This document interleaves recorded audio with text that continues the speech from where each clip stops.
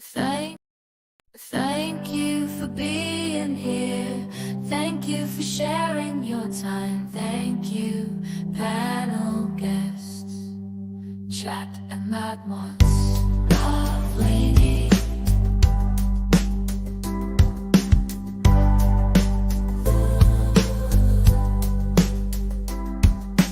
Love Lady.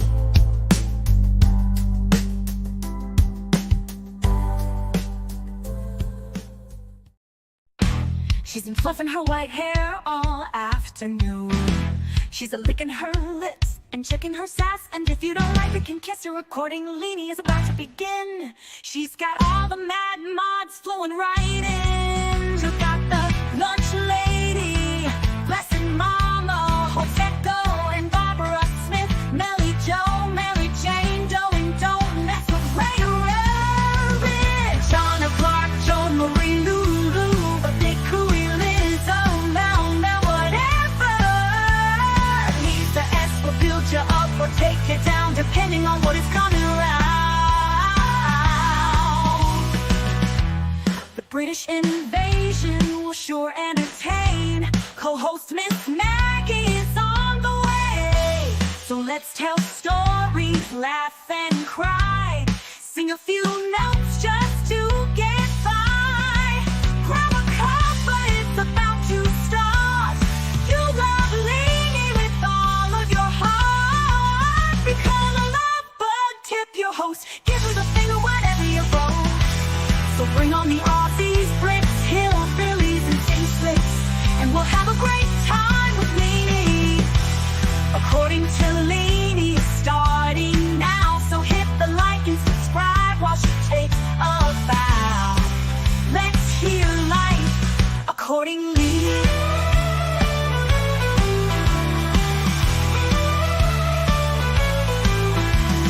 According to Lainey, it's starting now. So hit the like and subscribe while she takes a bow. Let's hear life according to Lainey.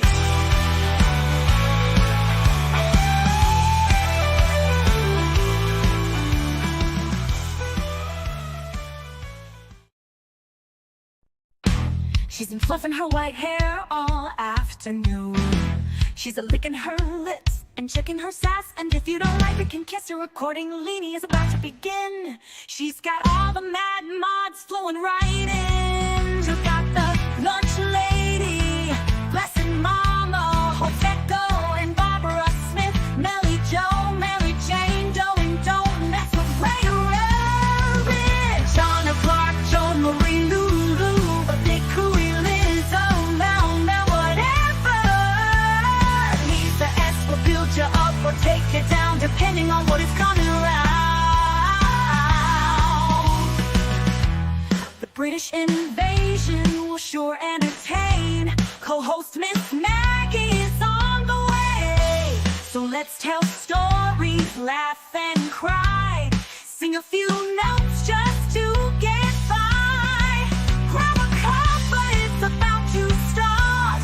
You love Lainey with all of your heart. Become a love bug, tip your host, give her the finger whenever you roll.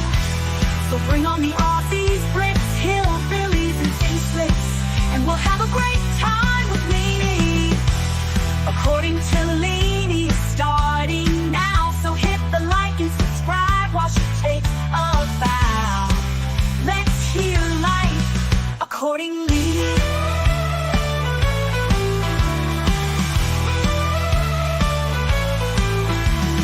According to Lainey, it's starting now. So hit the like and subscribe while she takes a bow. Let's hear life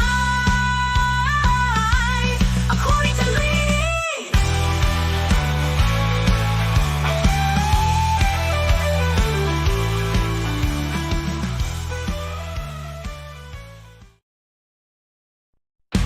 She's been fluffing her white hair. No,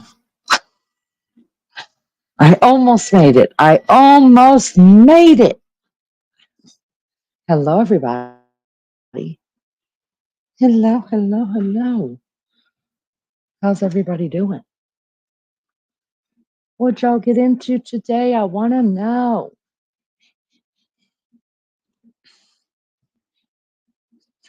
Hi, everybody. Thank you for being here. I appreciate it so much. Did you hit the like? Y'all hit that like. Don't be missing any steps here. Those in the naked bushes, hello, welcome, welcome. Careful where you sit up there, so I've been told. And come on down and say hello. You can go back up. If you don't feel like chatting, you can go back up. But make sure you hit the like. That's a really important step here. We try to get 50 every time we go live. We do a pretty good job at that.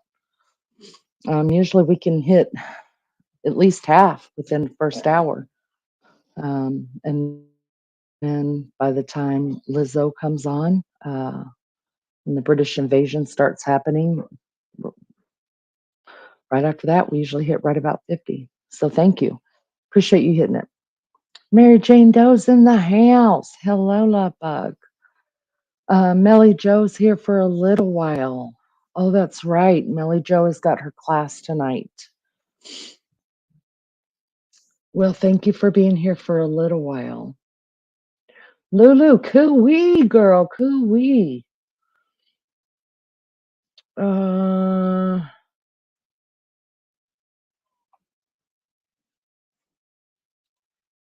You have to leave early today, sister? Melly Joe says, yeah, I do, Lulu. I have my class tonight, which I'm sad. I have to watch the replay. Oh, well, send me some pictures so I could put up some stuff.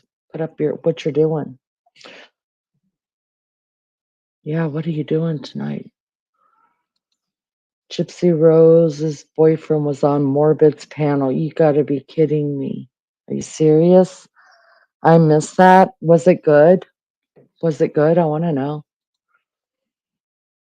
I worked this week, Monday through Thursday, with Stupid Moon Boot. Off today, and I'm so enjoying the rest. Good for you, Lulu. Good for you, honey. That would be interesting. The boyfriend she is having a baby with, she's looking to be sent back if she doesn't slim her down, girl. Oh my goodness. I'm teaching card class once a month, and tonight it is. But we picked a good night, didn't we, Melly?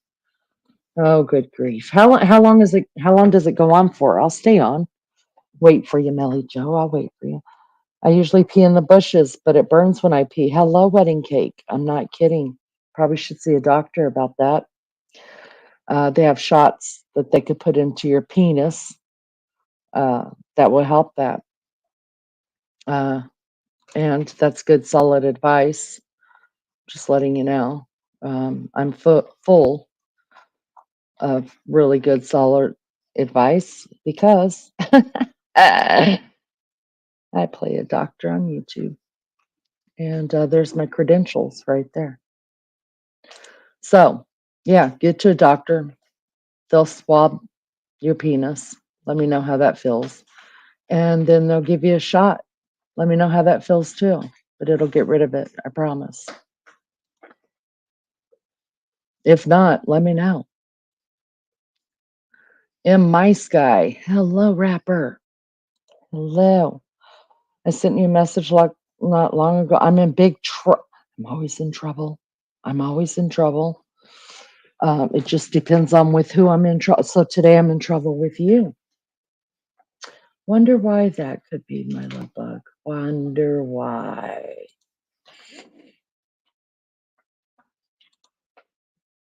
It is. I'm on antibiotics. Send me a picture. Drink a tablespoon of apple cider and a liter of water in the morning. Yeah, do that too. Starts around 7:30. I could go anywhere from 2 to 3 hours. I'll wait for you, Melly Joe. I'll stay on this thing and wait for you. I don't know if Rose Petal is working tonight. If she's working, we're going to get her through the night too. Spill the tea, Melly Joe. What'd she do? What'd I do? I can guarantee you whatever I did, I had help doing. I ain't going down alone. I ain't going down alone. Let me just put it that way. Hello, everybody. Hello. Welcome in. Let me refresh this really, really quick.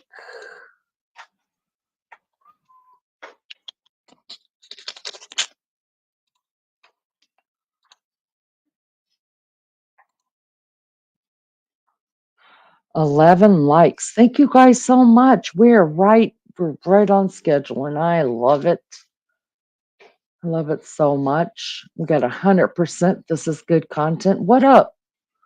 What up? Pink fan. Hey, hey, hey. Good to see you. Leanie, Mary Jane, Doe, Melly Joe, Lulu, Wedding Cake, Rapper. Hope you're all doing well. Pink fan, I was thinking about you today. Girl, I'd heard a song. Pink came on the radio, and I was like, where's my girl? I don't think I'll ever be able to listen to another Pink song again without thinking of you, and that's okay. I love it. How much for the photo?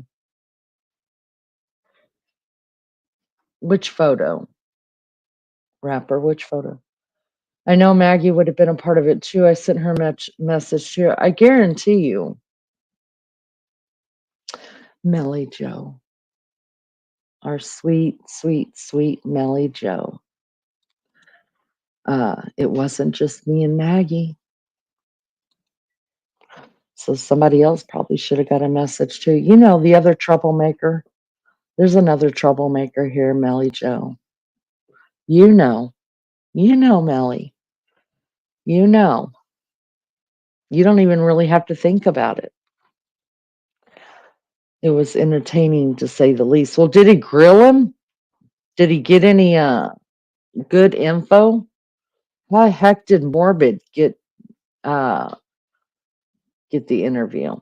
Morbid owes me an interview, the brat.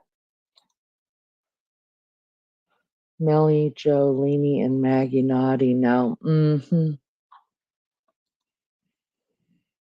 Thanks for thinking of me. It's kind of hard not to now, Pink.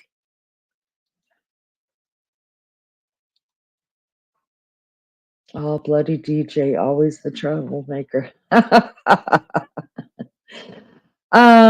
Lulu. Don't think it would be DJ this time, would it, Melly?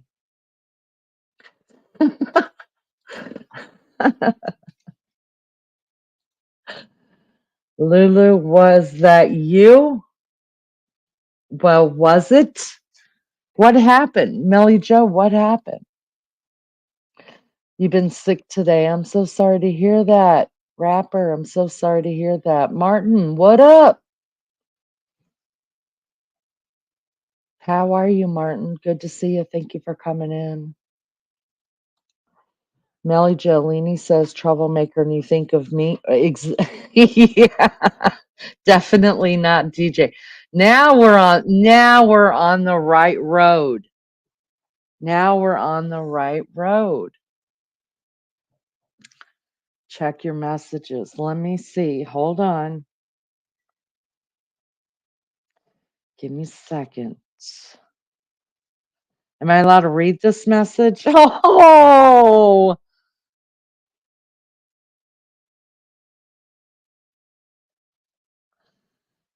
well, Melly, the Lord provided a whole different way. That's what happened.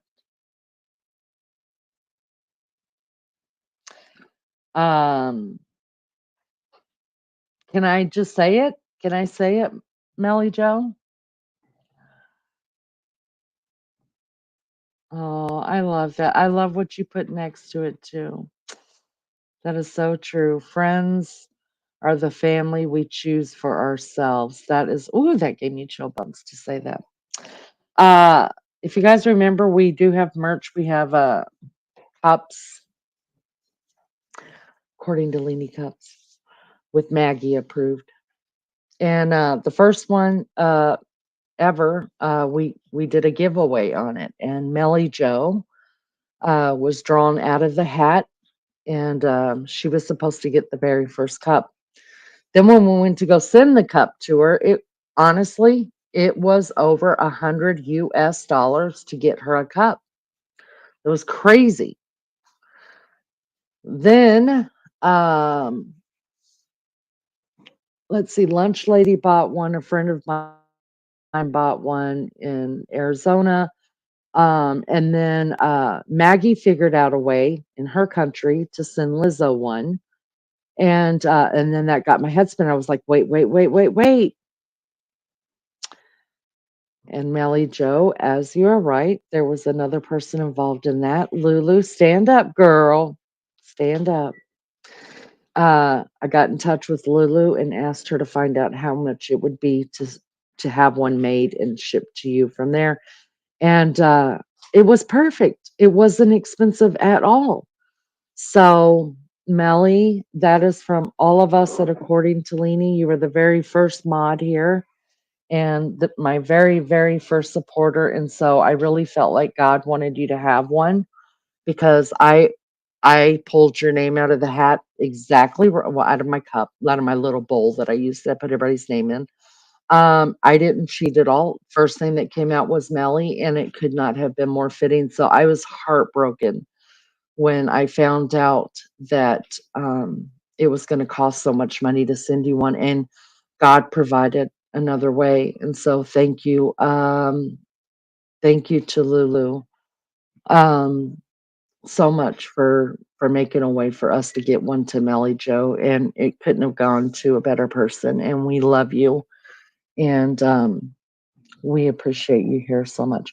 If Melly doesn't mind, I am going to download the picture that she sent to me and show you guys that she got her cup and the beautiful little heart that she put next to it. I love it. Adam, hello. Hello. So, God provides, that's for sure. Mary Jane Doe, he's supposed to come and let Morbid do another interview with him. Just him. Morbid had like 6 other people on panel and everyone was asking a lot of questions. Yeah, I'll bet. Yeah, those kind of things I would never have other people up on panel for. It just gets too much.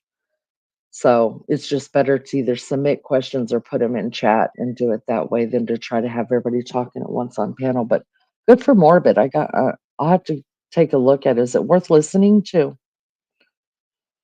Um,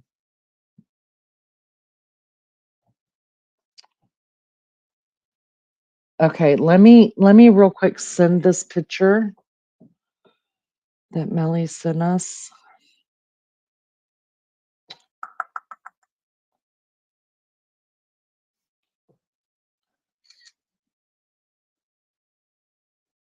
Were you surprised, Melly Joe?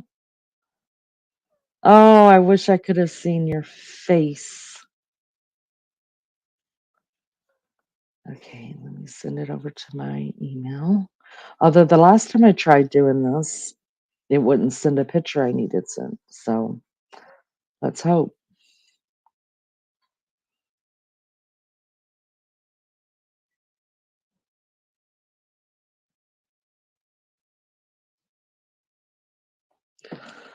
Hold on just a minute. Let me see if I can pull this up. Please have sent to this one. Oh, it did. Yippee. Wonder why those other ones didn't send. Um,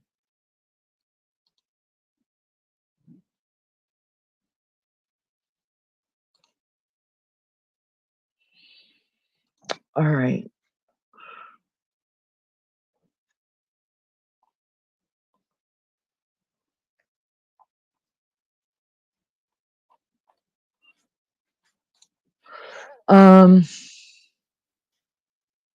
Put it right here. Let me see. Overlay. Let's find it.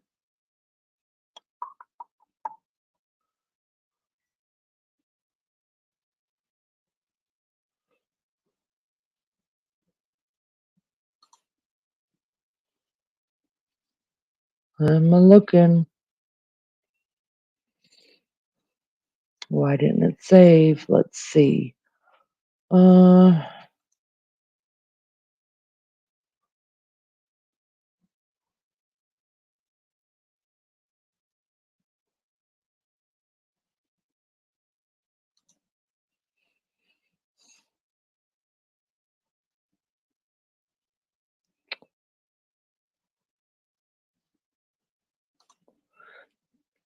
I'm looking. Hold on, give me just a second, you guys. Let me find this picture. Thank you for bearing with me a minute. Maybe documents? No. No.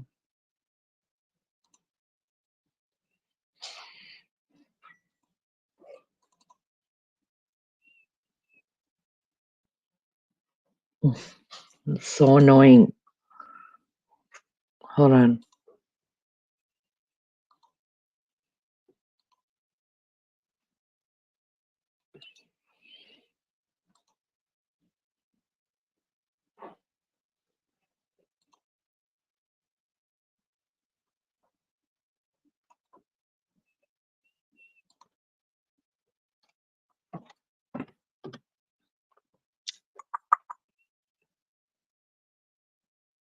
Oh, and downloads. Oop.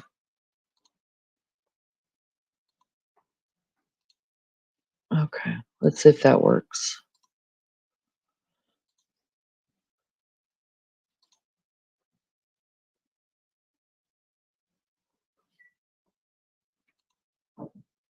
There it is.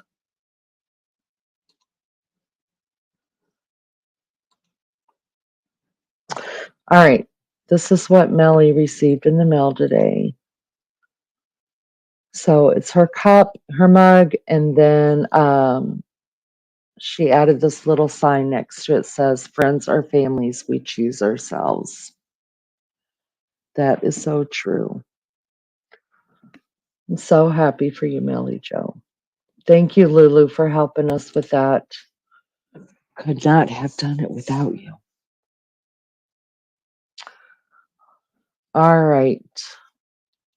Let me see where I'm at, and then we're going to get started on this. You guys, I'm so excited about this live. Let me tell you, I've been wanting to do this, and I know there are other people in chat that have wanted to talk about this for a while. And we finally pinned Lulu down to being able to come up on panel and discuss her faith. And I'm super excited about it. Let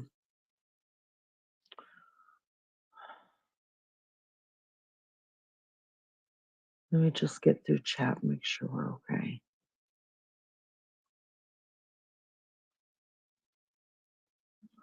Now, Lulu, I need you to go repent for saying you know nothing.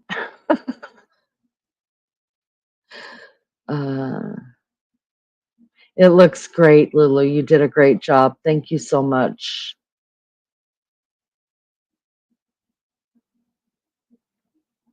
I don't know anything about this Gypsy Rose. Oh, I got curious and looked in on Morbid Show last time you were all talking about her. Oh, Gypsy Rose. I can only do her in increments of maybe 3 minutes at a time because I can't stand her voice. It's fake.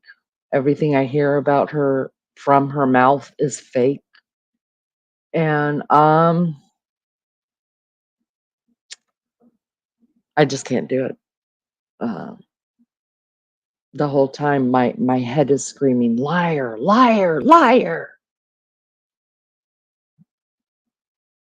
Oh, Melly, a few tears streaming down. Oh, Melly, you are so loved here. You're so loved. Ken said he's bartending, but not telling where because of people on the. Yeah, I I don't blame him for that one.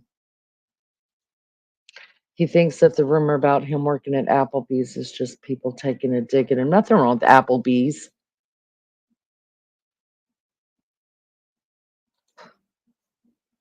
You are so precious to us. I'm so glad you liked it and made you happy. We're just one big soul family, aren't we? Amen to that. He wasn't paid for it. He just showed up in the chat because a bunch of people were up on panel talking about them. Wow. I love every single one on this channel. Me too. Me too. We got a great thing going here. Any updates on Donna? Hope she's feeling better. She sent me a video of something. I can't remember what it was. She goes, I get quite a bit of mail and messages. And so at the moment, right off the top of my head, uh, she just sent me, it was just something cute, like a video of something. I don't remember. And I thanked her for it. And then I asked her how she was doing and hope she was well and on the road to recovery. And I don't think I've heard anything back yet, but I can check. No news sometimes is, most of the time is good news. That's what I say. He needs to stay in the bushes. YouTube can be a harsh place, can chew you up and spit you out. I do wish them the best. Oh yeah, did it have the Maggie's approved stamp on the back of it? Oh, good, good, good. Does anybody else have a belief system they would like to yarn about? For you people that are not Aussies as myself, yarn means to have a chat. Am I a dauber or duber? Is that dauber or duber? And what is that? Is it a good thing?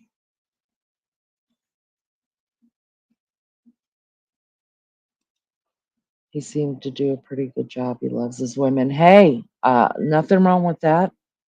Nothing wrong with that, Mary Jane Doe, because I love men. Do you all know her because she's a YouTube creator? Oh no, Martin. Gypsy Rose. She's the celebrity that became a celebrity because her mother had Munchausen syndrome, and she made her everybody in her world believe that Gypsy Rose was sick with all these different illnesses or whatever. Well, long story short, um, they ended up getting, I don't know how many thousands of dollars off of people or whatever. I mean, seriously, like Make a Wish Foundation here in the States did stuff for them. Homes for Habitat gave them a home for free. Anyways, make a long story short, Gypsy happened to be older than what her mother portrayed her to be. And Gypsy ended up getting a boyfriend, and they ended up red rumming her mother. Terrible red rum. Um, and they went to jail. The boyfriend and Gypsy Rose went to jail. Well, because supposedly Gypsy Rose is not the one who red rummed her. She just um, put it out there for him to do, you know. I think she only got 8 years, and boyfriend is sitting the rest of his life in jail. And so it's a big, so she just got out, what, year and a half, 2 years ago, you guys, maybe not even that long. I don't remember.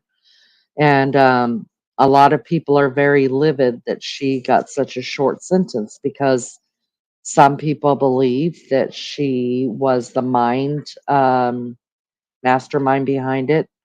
And some people believe that she actually um, unalived her mother before the boyfriend ever came over, or did enough damage where the boyfriend came over and finished it off. Who knows? Regardless of what you believe, she should have done more time.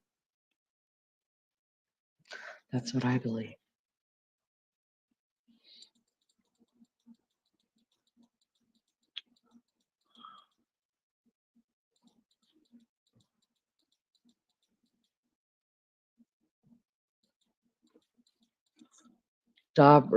A dauber is a snitch, a grass, a tattletale. Well, I'm not, I can't take the credit for all of that. What kind of a person would that be that would take the credit for all of that? Oh, I'm glad, Millie Joe. I'm so glad it's like the ones that and whoever did it did a good job, and also on Lizzo's too. because they look just the same. She was 23 during the crime, right? And wasn't she supposed to only be like 15 during the crime or something? It was crazy. Hiking with Jack. Hi, Kevin. How are you? Good to see you. Thank you for coming in. Nick got life though, and Gypsy got out in 8.5 years. Yeah, it was crazy. It's crazy.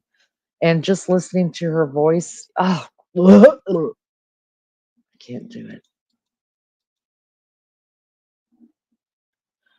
She should have got a life sentence in Melly Joe's opinion, at least 15 to 20 at Mary Jane Doe.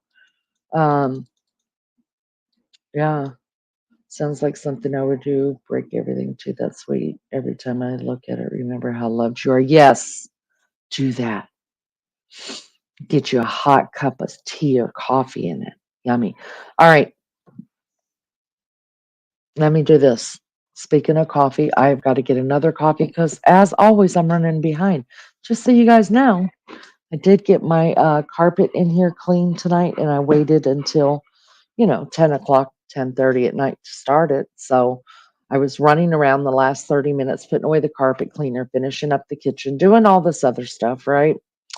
And I didn't have time to make a cup of coffee, so I just had what was left in there. So if you guys will give me a little bit of grace, let me get a cup of coffee really quick, grab a quick durry, then we will get started on this and invite Lulu up here, which I'm super excited about.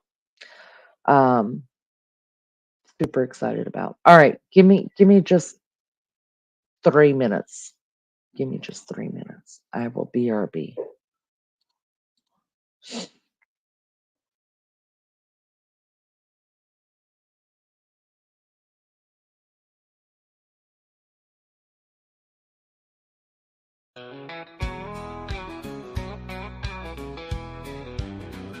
Leanie leans back, puffing slow in the sunspots glow.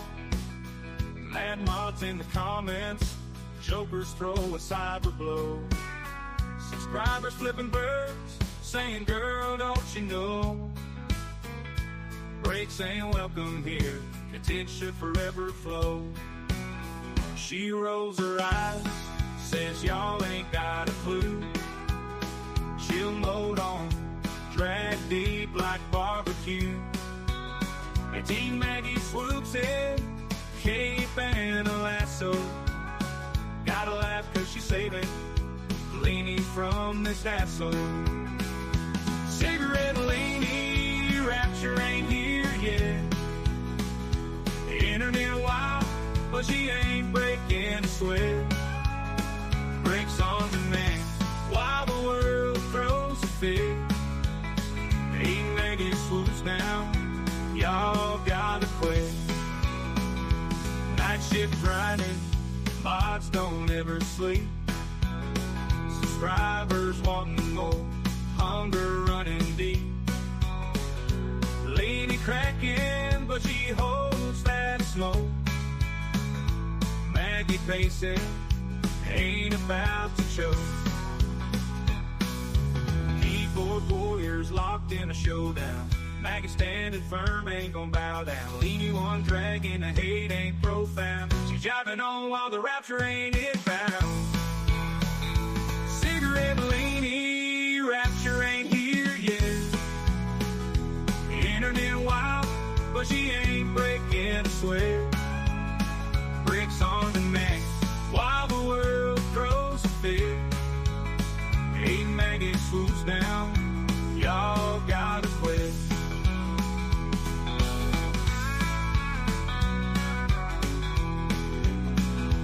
Keyboard warriors locked in a showdown. Maggie standing firm, ain't gon' bow down. Leanie one dragging, the hate ain't profound. She's jiving on while the rapture ain't inbound. Cigarette Leanie, rapture ain't here yet. Internet wild, but she ain't breaking the sweat. Breaks on demand, while the world throws a fit. Hey, Maggie swoops down, y'all gotta quit.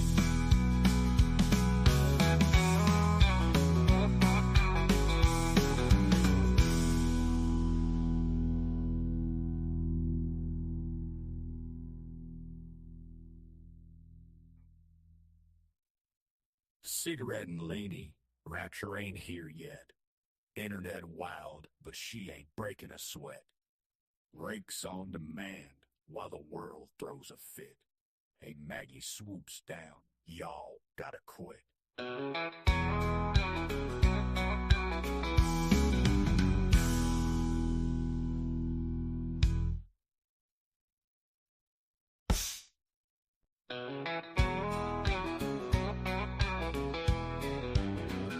Leanie leans back, puffing slow in the sunspots glow. Mad mods in the comments, jokers throw a cyber blow. Subscribers flipping birds, saying, girl, don't you know? Breaks ain't welcome here, content should forever flow. She rolls her eyes, says y'all ain't got a clue. She'll load on, drag deep like barbecue. And Team Maggie swoops in, cape and a lasso. Gotta laugh cause she's saving Leanie from this hassle. Cigarette Leanie, rapture ain't here yet. The internet wild, but she ain't breaking a sweat. Breaks on demand while the world throws a fit. Hey, Maggie swoops down, y'all gotta quit. Night shift grinding, mods don't ever sleep. Subscribers wanting more, hunger running deep. Lady cracking, but she holds that smoke. Maggie pacing, ain't about to choke. Keyboard warriors locked in a showdown. Maggie standing firm, ain't gon' bow down. Leanie one dragging, the hate ain't profound. She's jiving on while the rapture ain't inbound. Cigarette Leanie, rapture ain't here yet.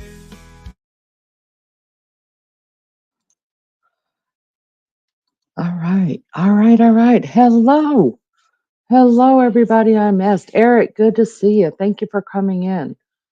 I hope you guys have hit the like. Thank you, Lunch Lady, for our music. I guess you've just got to be around for a while to understand, but it's kind of all funny.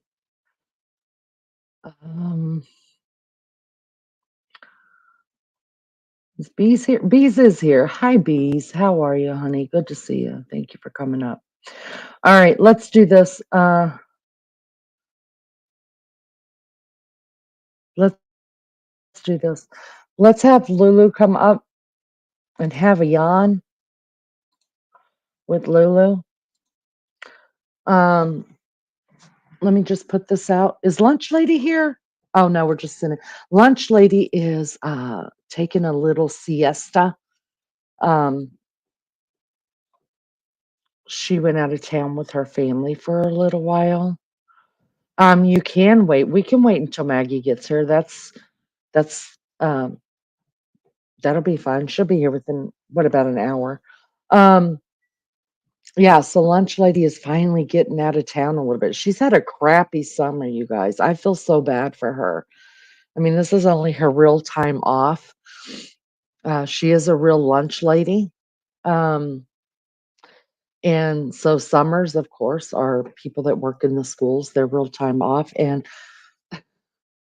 we know she's had surgery on her hand, y'all. She got poison ivy real bad. I mean, she's had it. She's been taking her mama-in-law back and forth to the doctor, which her mom doesn't live next door, you guys. She lives a little ways away. So it's a whole day for her whenever she has to do the hospital visits with her mother-in-law. And I my heart just breaks for her, you guys. So she's getting a few days in with her family, and I'm so grateful for that. But I still feel like I ought to send her to Savannah, Georgia. That's one of her favorite places to go, is Savannah, Georgia. But we love our Lunch Lady. We love her here, and hope she's having a relaxed, great time. Yeah, and Donna Clark. Let me check really quick. Hold on, let me check Donna.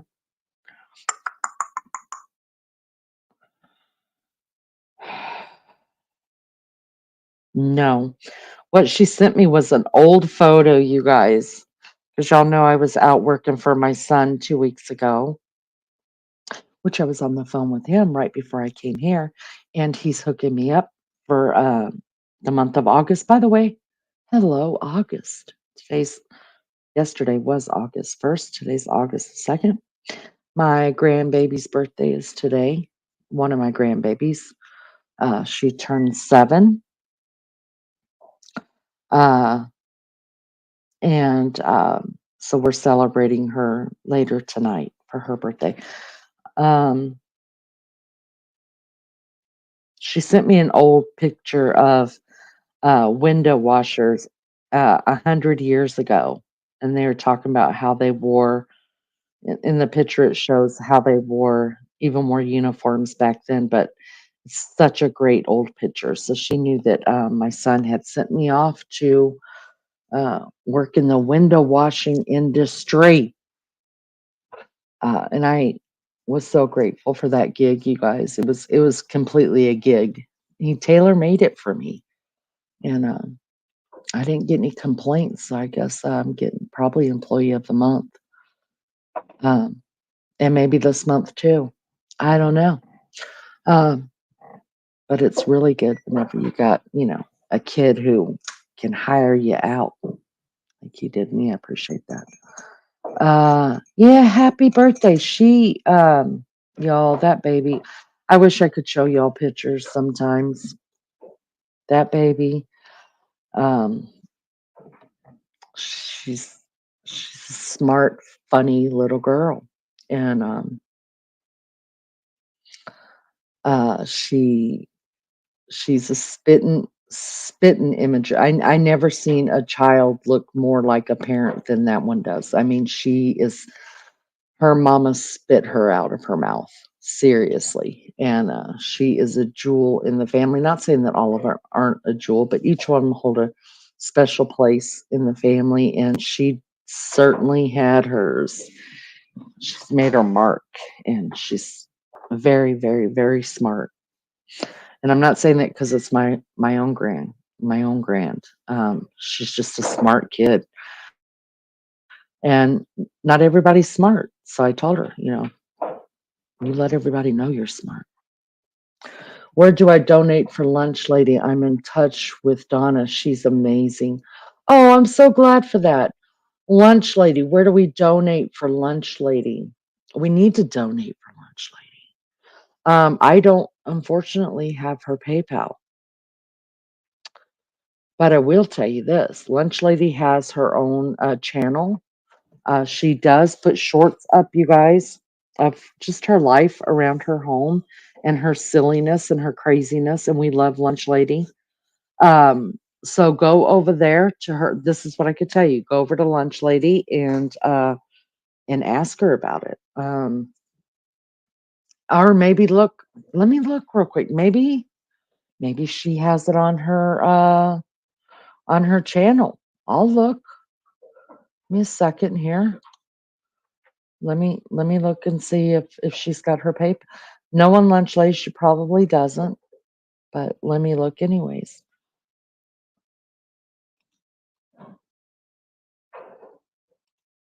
She has another video up that I haven't seen yet.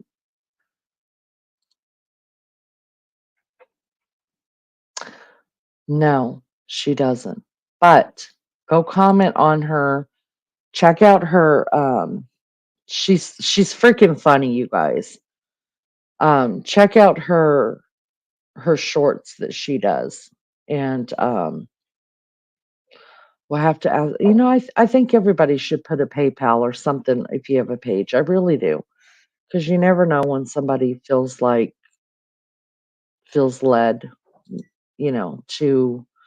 to donate, or if we feel like there's something that we really would like to give somebody. I think you should put something up. So if you have only one person put, I wish you the best, Lainey. I'm not gonna be hitting that like. Um, I love honesty. Thank you so much. There's 18 likes. Thank you guys. I appreciate that so much.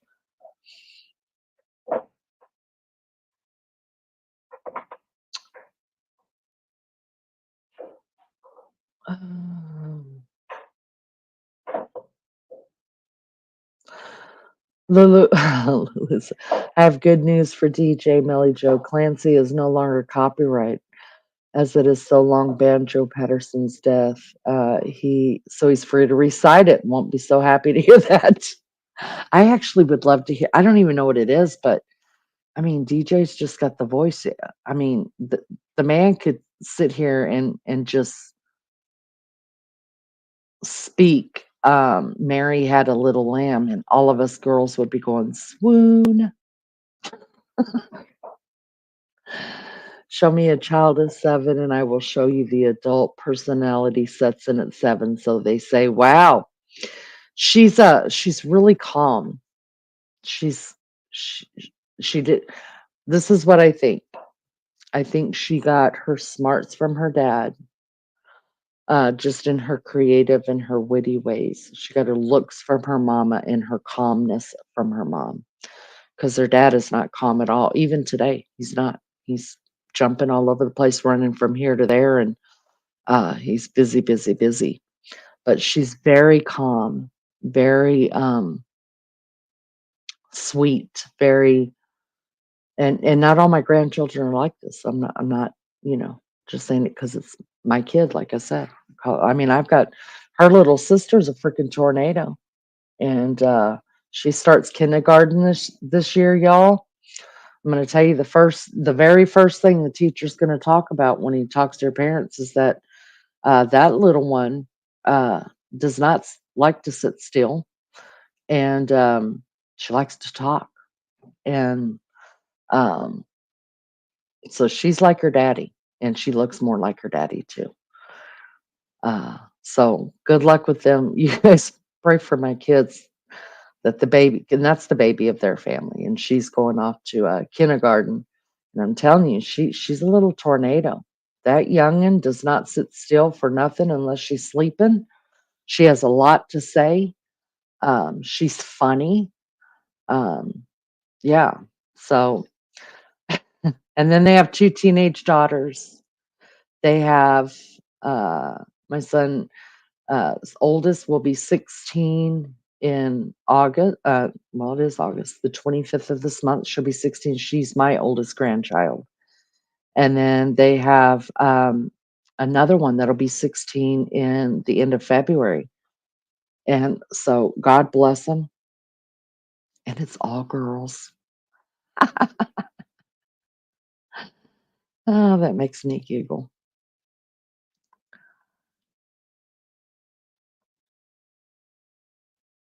Uh, we just had a popular restaurant burn down this week. That's terrible. California's having some really bad fires as well. Thank you, Melly Joe. I think she's gonna. I got to see her actually yesterday, and she was like, "Mammy, you come on my birthday?" I said, "Yeah, girl. Yeah, girl." And then she told me about a friend of hers from school that's coming. So, um, Mel Mel whatever has been. She was here at the last live. She wasn't here that long, but I think she's doing okay. Have you been to her page, Adam? She gave her story of her surgery on um on her channel. She does like short lives. Yeah, if you don't mind jumping poop, dropping lunch ladies link, that'll be great. DJ, talk to us. I don't know if DJ's here. I haven't seen him in a while. Um, yeah, I'd listen to DJ read the dictionary too. I really would. Good night, Kevin. Thank you for coming in, honey. I hope you have a great evening, great sleep, and then good day tomorrow. Just Grammy. Just stopped in to say hello and see if anybody needs a cup of coffee. We do intravenously. How are you, Just Grammy? Good to see you, honey. Thank you for coming in. Fires in the U.S. are usually a precursor of what Australia will experience next summer. We will be holding our britches. I think yeah, the fires. We've had a lot of fires this year. California's always on fire. It seems like this time of year. Thank you for dropping lunch, ladies. Link. Y'all hit her up. Hit her up. Um. Good morning, Maria. Yeah, Adam. She's so funny. Mel, whatever. She's so damn funny. We say her name enough, she'll drop in. If we keep saying DJ, we can manifest him into our lives tonight. Well, just keep saying his name, he'll come. DJ, DJ. There, I've said it twice. DJ. There, I've said it 3 times. Maybe he'll come. According to Leanie, DJ promised to read Clancy to me. He said it was copyrighted. I just found out it's no longer. He will be delighted. Yeah, he could read it on panel. Would love it. I'm with y'all. I would listen to DJ read the dictionary, and I don't think that's copyrighted. I think he can do it. Mel and DJ, Mel and DJ. Yeah, hit it a couple times. They'll come. They'll come. Usually, it doesn't take them this long. Once you start talking about them, somehow, some way, it just happens. They'll come in here. They'll come in. If you build it, they will come. Doing okay. I'm having a hip replacement because my hubby did not buy that darn extended warranty on my body. Just Grammy.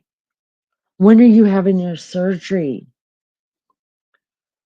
And tell hubby he is in trouble. See, now he's stuck because he did not buy the warranty. Now he's stuck making dinner for what, the next couple of weeks until you get back on your feet. When are you having surgery?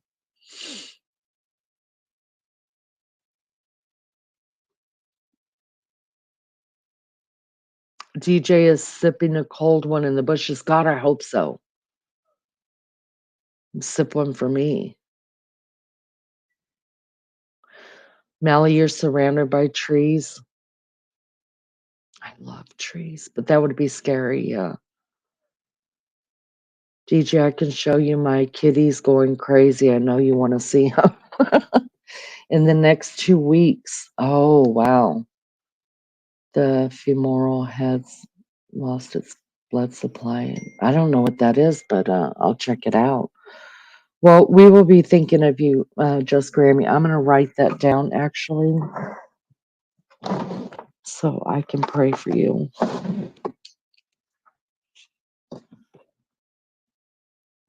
Just Grammy.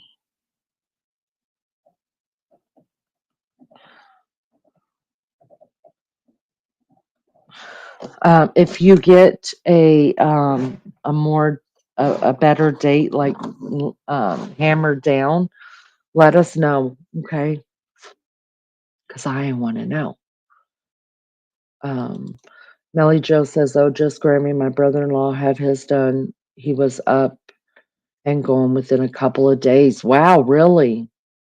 Wishing the best for you and your surgery, Just Grammy. Yes, I bet he is. I can see him in the bushes. DJ seems like a bushes type of guy." I got nothing, and I won't go there with you because we are in Shabbat. Are we in Shabbat yet?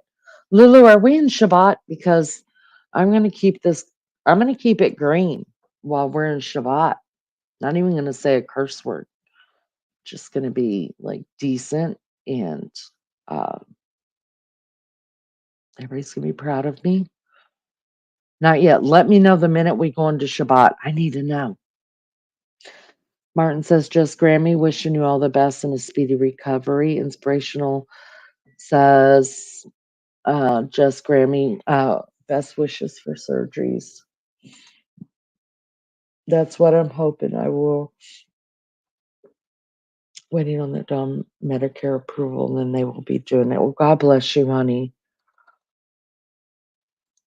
I hope you're not too nervous.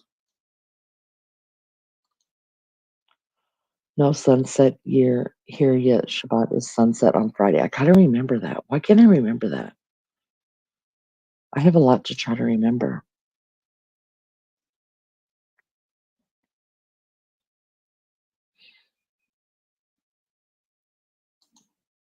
Wonder if he sits in the bushes with his undress me eyes.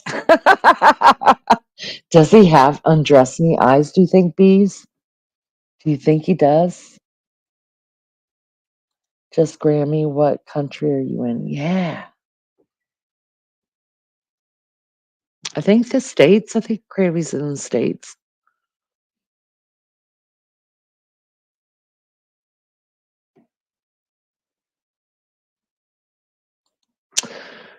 Uh, uh, Gina Diamond, you guys sent me a video on this lady. I don't know who she is. I didn't even look at her name. I was just, oh my goodness, where did that come from? Grammy's in Wyoming. I love Wyoming, except for y'all didn't really have any cowboys there. I was looking. I was disappointed.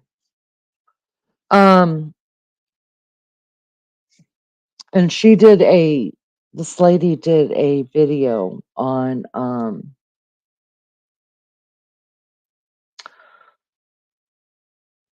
the opening ceremonies for the Olympics.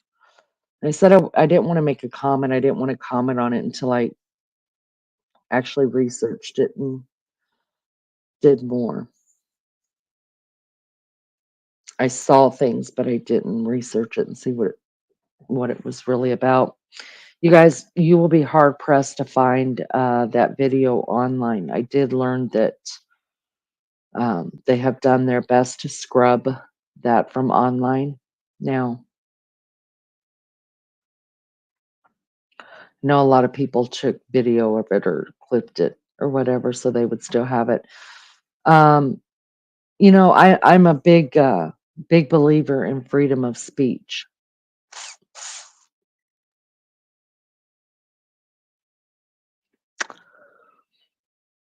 Even in here, I try to let people, unless it's vile or unless it's bullying or unless it's just being mean to someone, I try to let freedom of speech happen.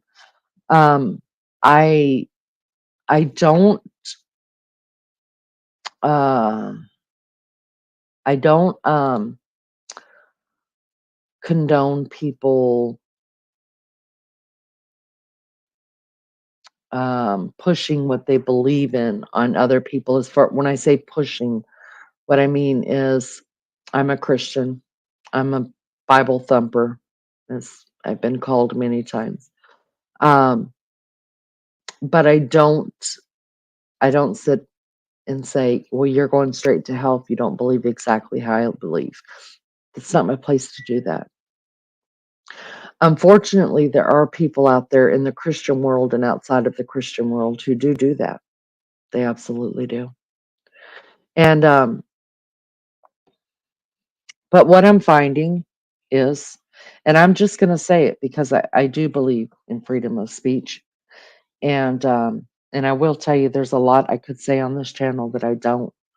There's a lot that I do, but there's a lot that I don't.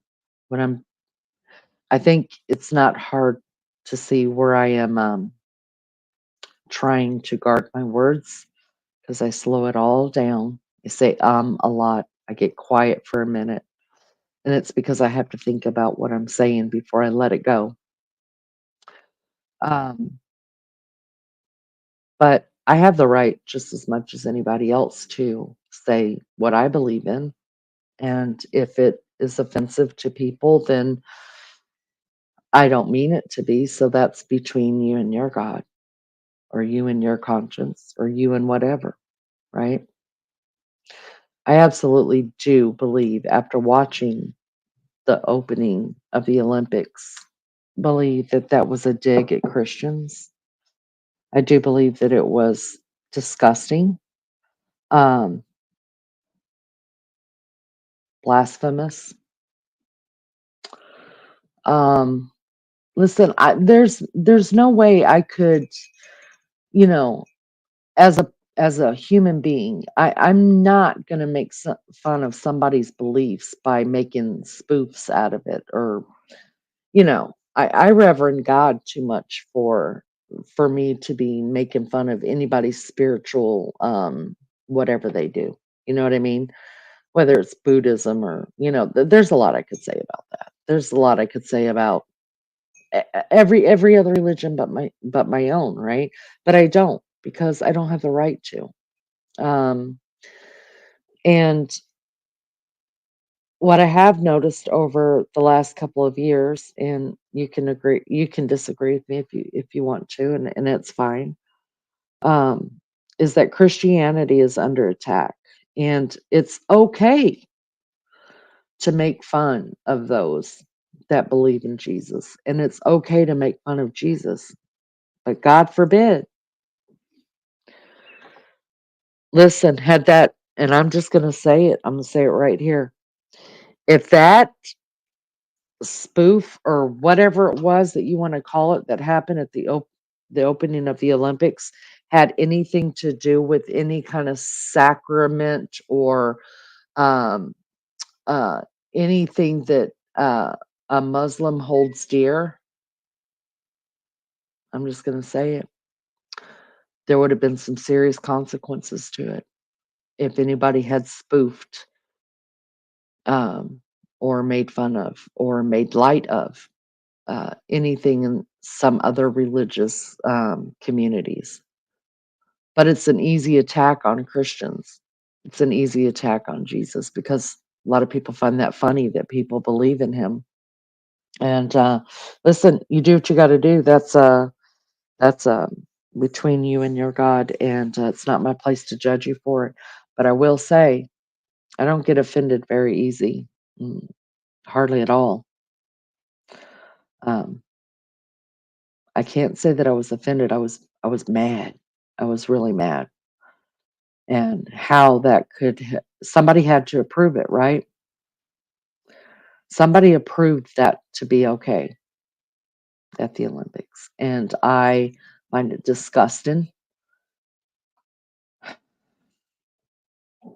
I didn't like it, and then I heard another guy say, somebody had said this to me. He said, trying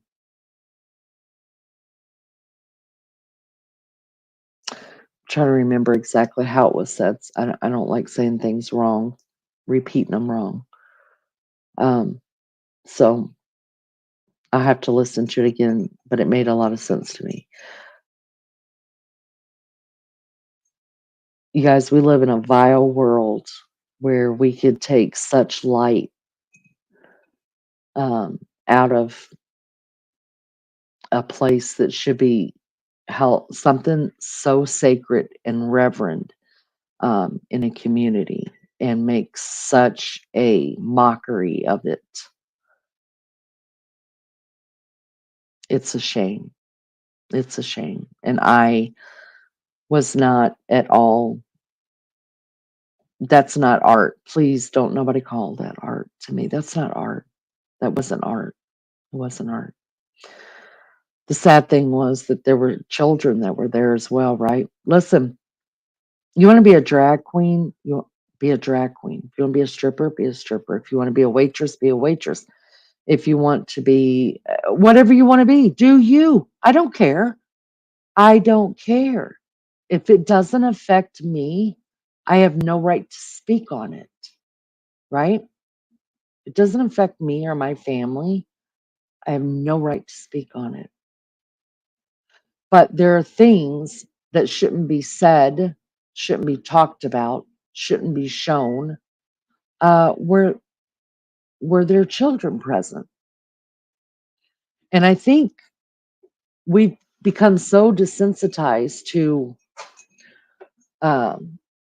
making sure nobody's offended and making sure that we accept everybody for who they are, and we just do this and do that and everybody's offended. And that's, I mean, I don't know what you guys face in other countries, but the United States has taken offense and acceptance way too far, way too far. Listen, you don't have to accept me. You don't have to. The door swings both ways. If you don't like it, go. If you do, stay. I'm happy to have you. Because I'm not going to sit around and listen to trash from anybody I don't like, right? So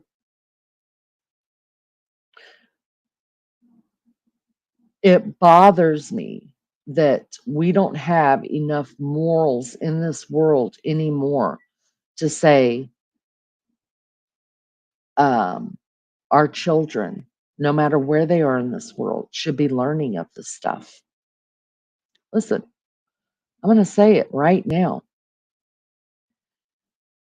A child does not need to know if you're in that bedroom having sex with a man, a female, 50 females, if you've become a female or if you've become a man, whatever's happened, a child, no, we don't need to teach our children acceptance of that stuff as children. We don't. They're not, their little minds are being crowded already with such junk. That we're putting actually too much stuff in there in the name of we need to teach children to be accepting of these people and of this stuff. No, you give that kid a car, a spoon, a doll baby, send him out in the dirt, get him off of this internet, send him out in the dirt, send him outside, give him a jar to go catch freaking lightning bugs. Are you kidding me?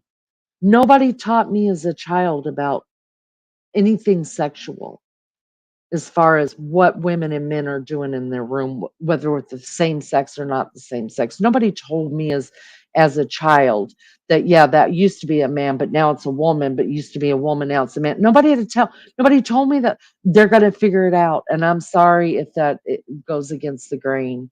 I'm real sorry. Good morning, RC. Godfather, good to see you. I'm sorry if that goes against the way that you think about it. I'm real sorry about that. I just think that in the name of we need to teach our children acceptance, you guys, they aren't born, kids are not born without acceptance. Kids aren't born to see, like, sure, they could see that we all look different. I have white hair, somebody else has brown hair, someone else has black hair. They see that. They see you're white, you're black, you're brown. They see that. Of course they see it. They're supposed to see it. If they didn't see it, there's a problem. Got to get to the doctor. But do they think any differently of no, they're just a boy or a girl. That's all they see is a boy or a girl. That's the only difference that children are born with. It's a boy or it's a girl. Not that that's a black person, that's a white person. You know what I mean? And they should be in different sections. So no, there's no need to teach them acceptance. No, no, no. There's a time and a place for everything. And for those kids to be standing in that place where they did the opening ceremonies and see all this sexually hyped stuff, and also see something that is held so reverent to the Christian community and made a mockery of, shame on them. Shame on them.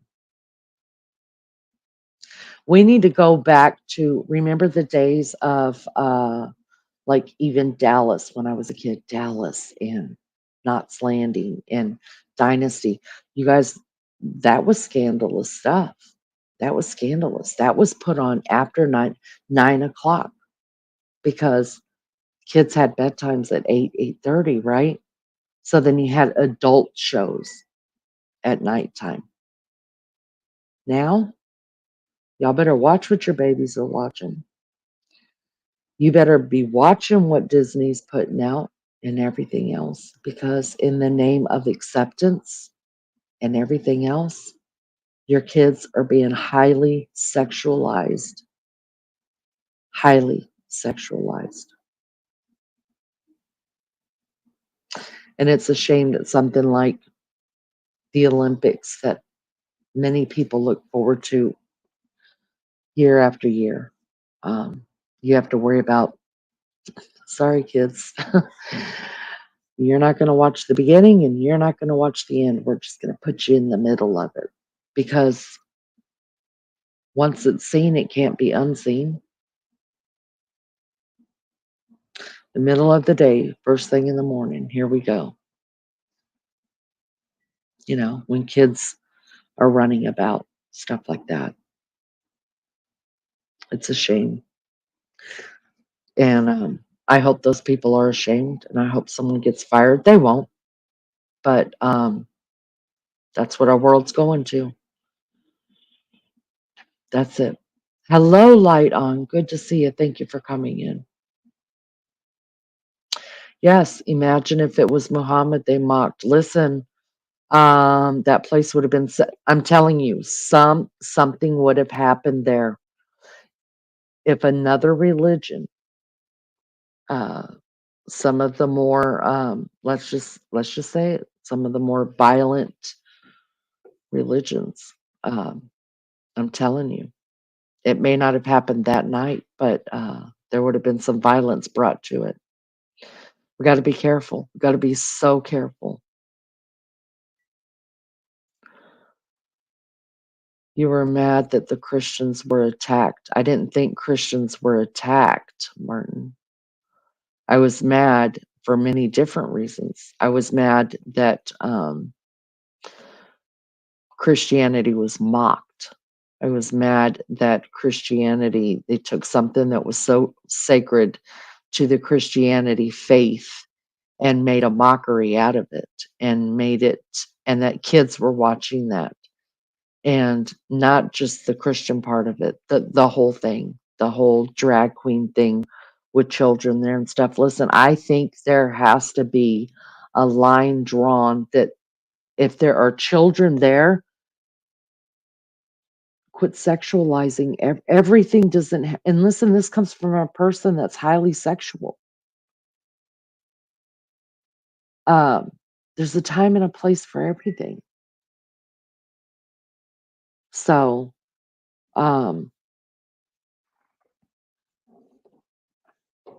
yeah, I didn't like it, and it's a shame.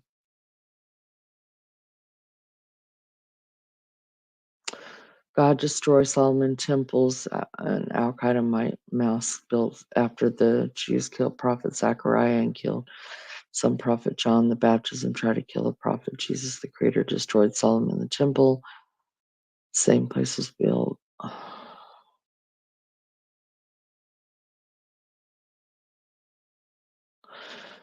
Religion aside, about what about respect for feelings of your human man? That's right, your fellow man. That's right. It just, there are some things that it's just not funny. It's not funny. I would never mock someone's faith, and thank goodness my belief system doesn't call for it. Right.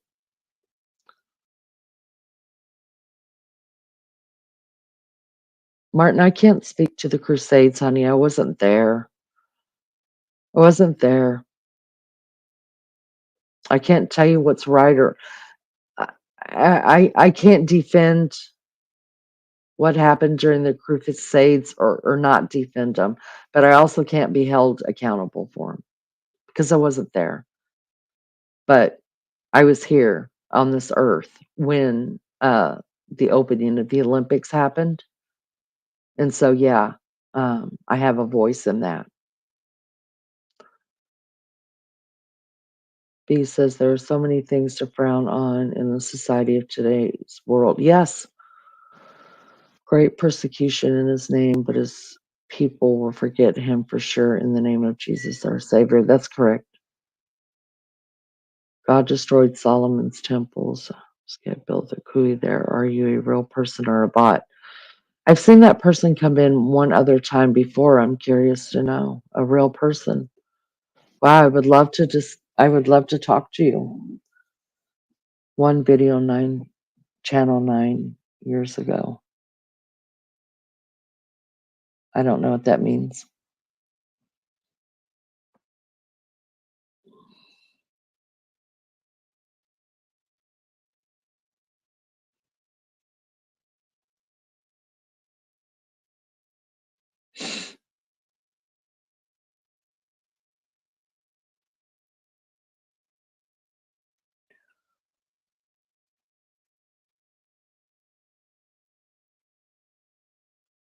Sorry, I'm just reading.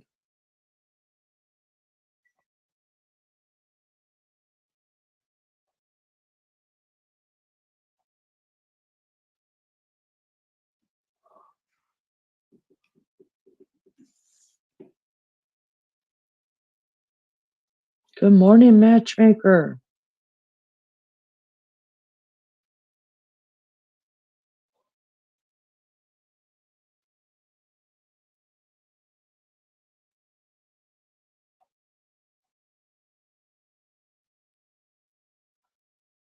Okay, God destroyed the temple. Um, do me a favor. If you are a true person, don't spam the chat with the same things over and over and over again, okay? Or you won't be here.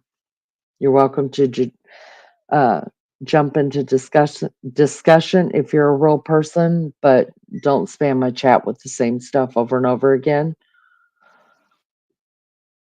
We got it the first time.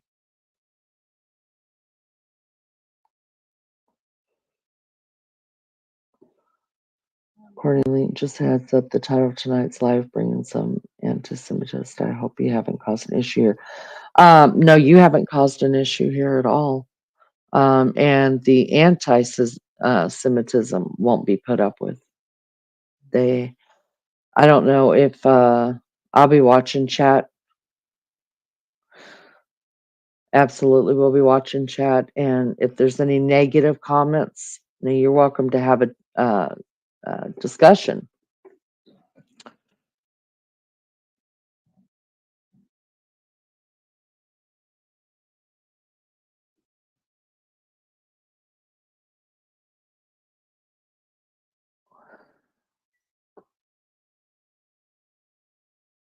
Free side, hello.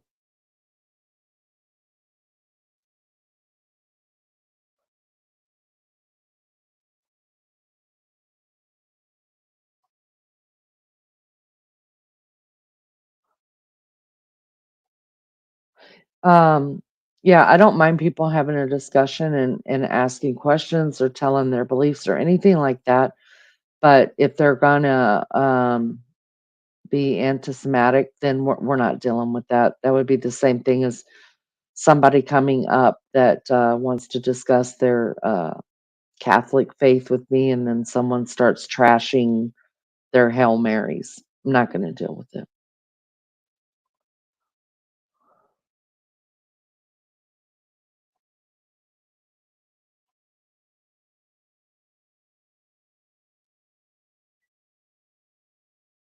The thing is, I think Christians are a little sensitive about the religion being targeted in any way. Christian terrorized the world during the Crusades. Martin, like I said, I can't, and not a,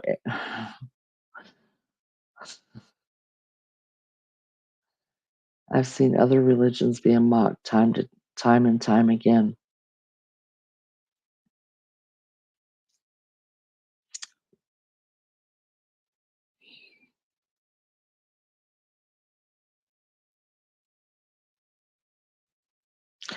According, they're a believer of the faith and can do some with Judaism by tolerating faith. I expect said, as well. You should, Lulu. Absolutely.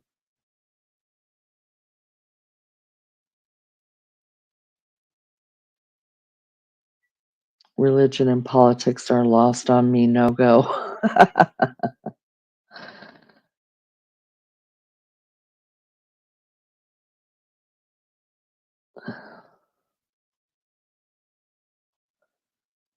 I am very open to hearing and discussing mine and other beliefs. I follow Galatians 1 and 6, and am very careful to be kind and gentle. I think altogether people having faith is a good thing. I can't say I've studied them, but they do interest me. Martin Rowe crusades were thousands of years ago. It was political and nothing to do with the belief system of the Bible.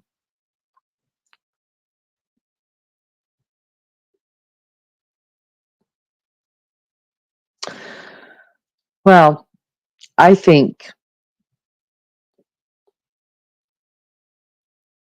it doesn't matter who you put up or who talks about it. It doesn't matter what faith they come from. And I don't like to use the term religion so much because I think that's so freaking broad and dispersonal. For me, my faith is very personal, and um,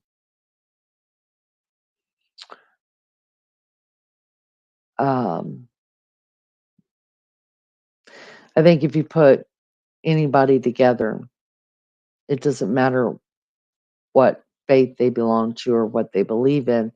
If you're trashing their faith, then they do become sensitive to it, and rightfully so. Now, if you're coming to it as a way of understanding and um, with a heart of wanting just to know why that's the way I am. I want to know why people believe the way that they believe, and um, because let's just face it, you guys, almost every faith um, has a dimension of the Word of God in it, according to how it is interpreted, right?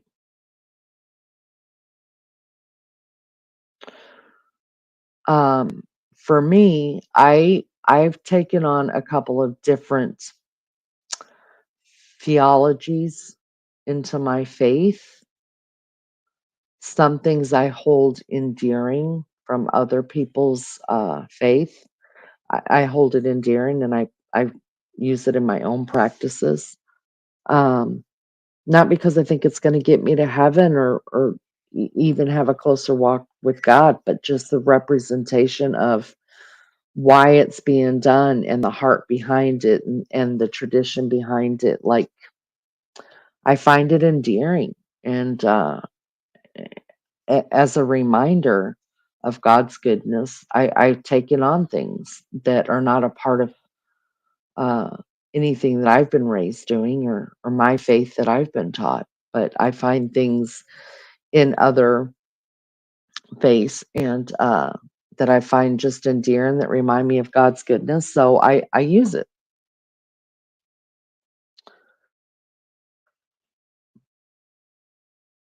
I was attached to religion as a reason through Lulu targeting non-believers.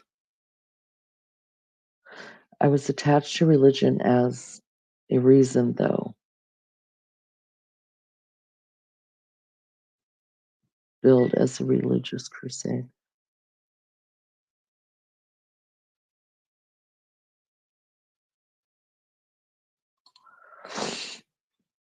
It was said to be in the name of religion, but like most wars, was really just political. Most wars are in the name of religion. Terrible, sad. Yes.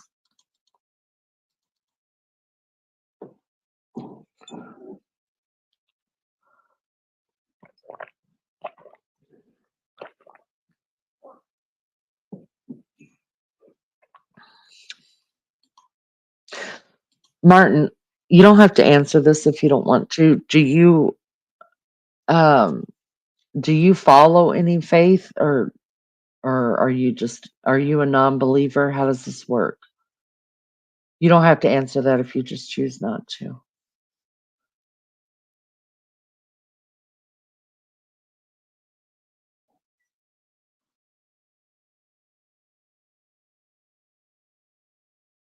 I did see one time, Martin, where you said, I forget what we were talking about, and you said I think we were talking about the afterlife, and some people believed, reincarnation, and and some people believe in heaven or hell, and you said that you think that this life is like preparing you for the next one. Am I right?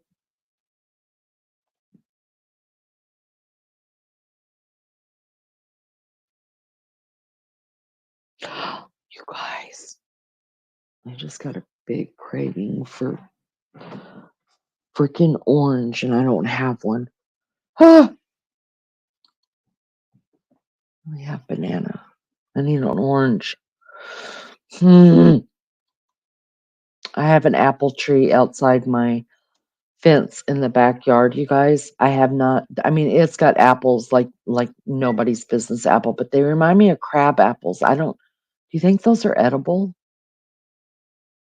They're not like the red pretty apples or the like green apples or not like that. It's just got these smaller apples on them.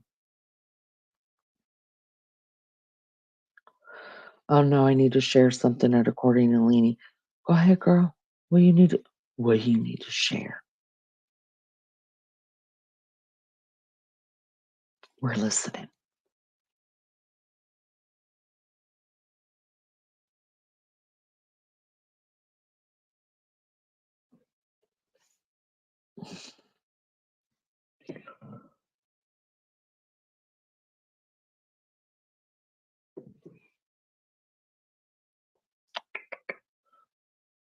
If y'all hit the like,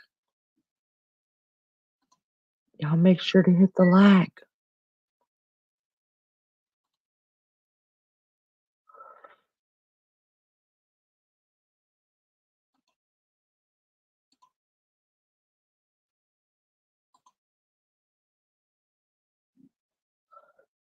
$26 likes. Thank you guys so much. I am not religious. No. Okay. Thank you, Martin. Polly bought me a bought you Whitaker's caramelized white chocolate with mango. It will be disgustingly good and needs to be banned or I will become 2-ton Tessie. Oh my God, that sounds so good. You know what my favorite ones? Oh, my mouth is watering. I think I know which ones you're talking about. I absolutely love the Whitaker ones, but they have the molasses in they're chocolate covered molasses. I can't get enough of that. I always eat them first out of any chocolate because we always get those kind of chocolates like at Christmas too, like the big box of chocolates that have the creams and the nuts and all of that stuff in them. And I always get the molasses. Oh my God. Lou, I wish you hadn't have said that. I don't think there's anything in there that's going to fix this problem that I've got. Religion interests me, but I'm not religious myself. I got you, Martin. It was so good. Oh my, oh my, oh my, so good. Ugh.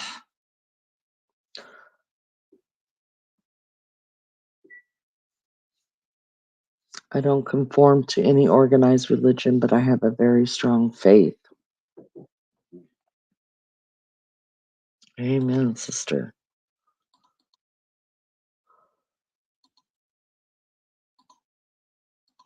I struggle. I do. I'm not going to lie.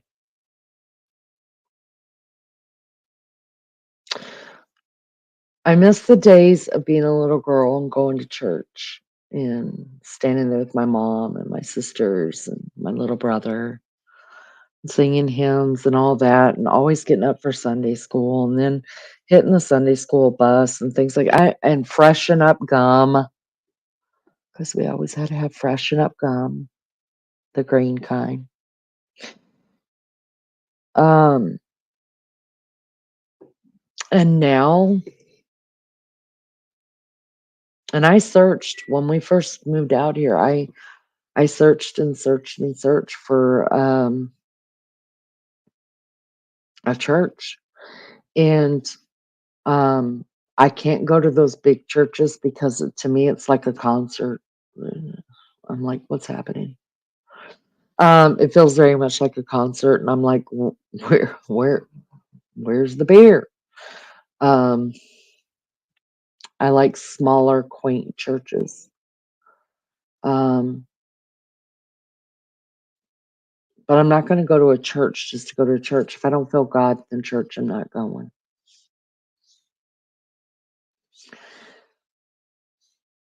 And there are so many churches in today's world, I think, that don't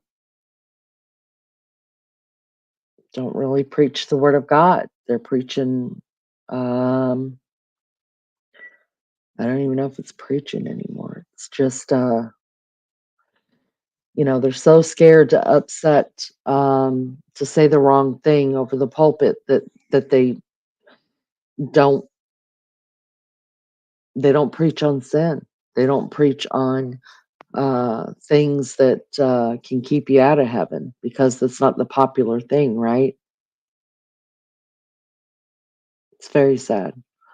And so I don't dig it.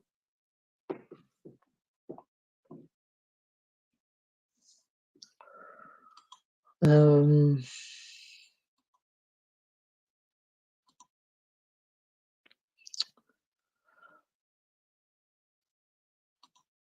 I love hearing about religions, beliefs, and systems you find they all stem from the same place at the end of the day. Right. That's right. Well, I didn't. So do you pray or anything? I had my first chocolate bar last night, which was so good since I haven't had any in months. Um, I have gotten off the chocolate kick. I haven't been on it in months. I haven't really wanted it, but like fruit, like oranges, ice, oranges. Like I would just be so happy right now if I had a creamsicle. Do you guys know what those are? It's like the orange sherbet stuff on the outside and the vanilla on the inside. And I used to hate them when I was a kid because it wasn't chocolate, but those are the ones my mom liked. I believe them to all be the same in principle. It's the difference in people that argue, disagree, that cause the problems. It's not my gift, but I pray without season. I have very strong faith, keep Shabbat, follow Torah, and the feast. I will explain when I'm on panel. DJ, where are you? Martin is going to be her favorite now. Just kidding. Love you both. DJ, where are you, DJ? Hey, Mr. DJ. So basically, I think you're telling me you live according to the beliefs, which is fantastic. I think you're not being told to do it. You just do it. I'm in pain. Is there a doctor in that? Why, yes, there is. Yes, there is a doctor in this house. How can I help you? How can I help you? Dr. Laney is in the house, and I will be glad to help you. What kind of chocolate is your favorite? Oh, say something with nuts. I love it with nuts. Yes. What is your issue? We will help you out there. I just found these chocolate covered cheese. What? Now that sounds good. You know what else I'm starting to like is caramel. Really. It was Snickers bar. It was so good. Oh, that does sound good. Salty caramel and nuts. Yes.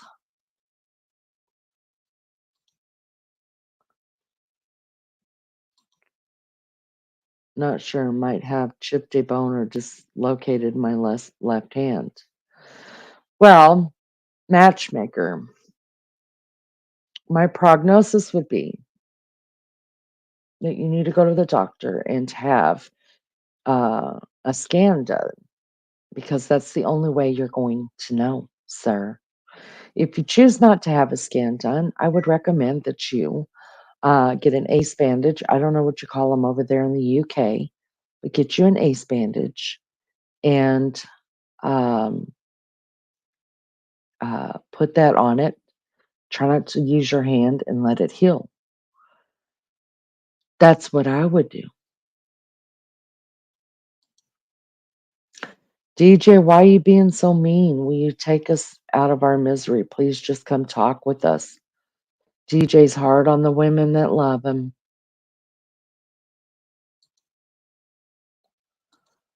RC, I would love for you to come up. The Bible tells me how to live my life. I follow it and it protects and guides me.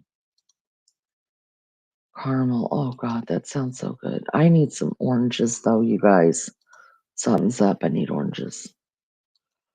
RC, I would love to talk to you. I would love to talk to you. I'd like to pour some caramel all over these men. Wow. Okay. Let's do that. Send me a picture. If dislocated, it needs putting back into place. I would love to put it back in place for you. I'll just pull it out and shove it back in. I made an AI picture. Oh, Mary Jane Doe, I love it. I love it. I love your pink hair too. Leanie loves it with nuts. Oh, well, yeah.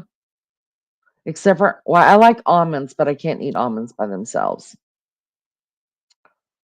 On Snapchatter. I tried doing that Snapchatter thing. It didn't work out for me. Mercy, are you Catholic, Bird? Do you have a faith?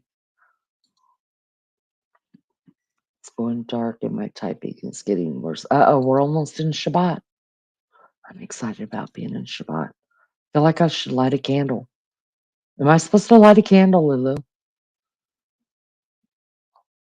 All right, let me take, are we done with my doctoring? I will take my doctoring back off. Let me know.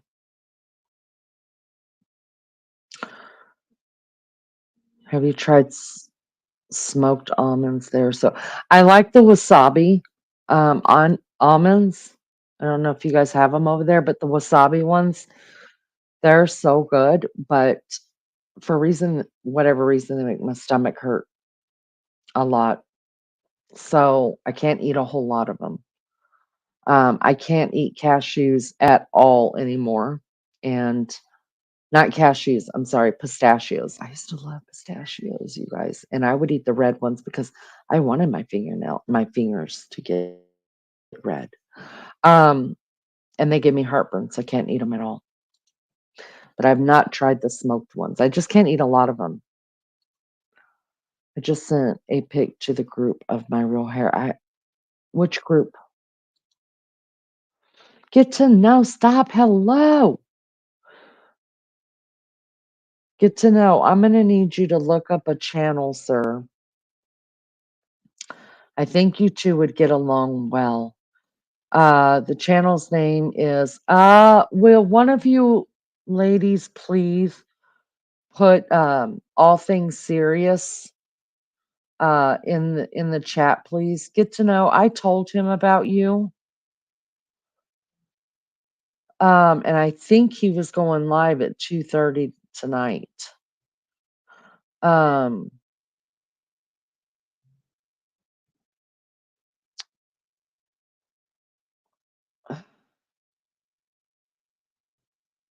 So I don't know if he said he was on my panel last week or something. I talked to him.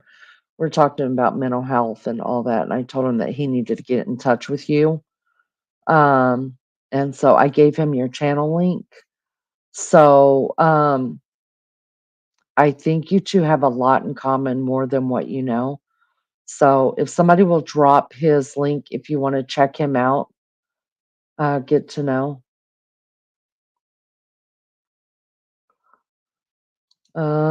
Yes, light a candle and pray in Shabbat. I sing the Shema and pray in Shabbat at according to Leni.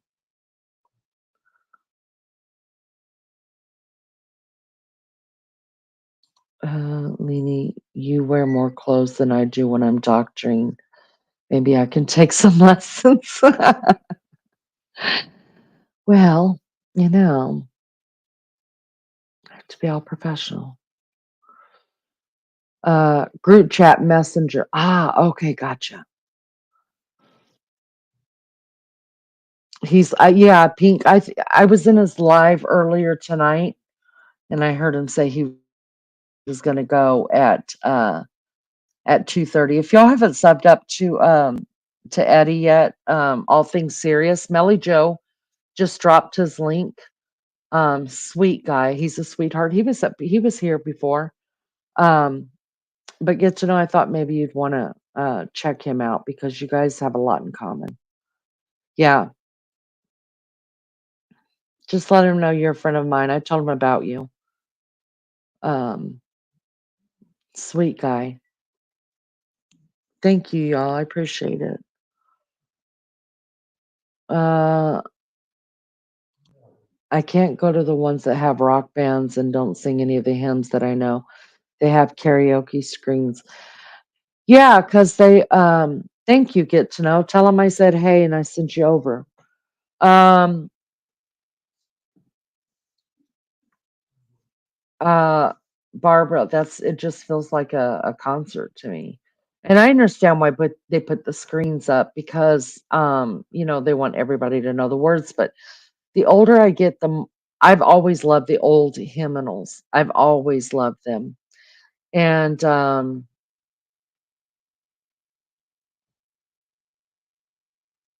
the older I get, that's what I want to hear in church. Um,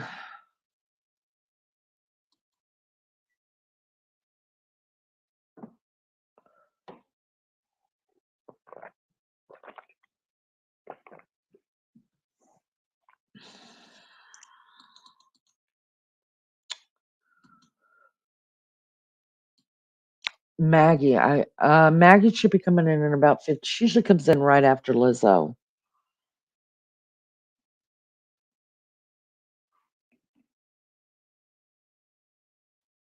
Oh.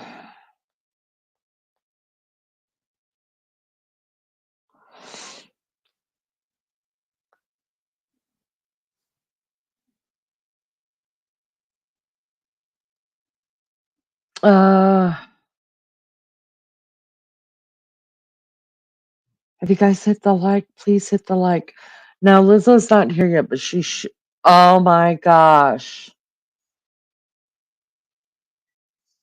Thank you so you hit the thumbs down. DJ. There he is, you guys. There he is. DJ, were your ears burning? Lazar. Laser. Chill. Hello. Um, I appreciate that. Appreciate it.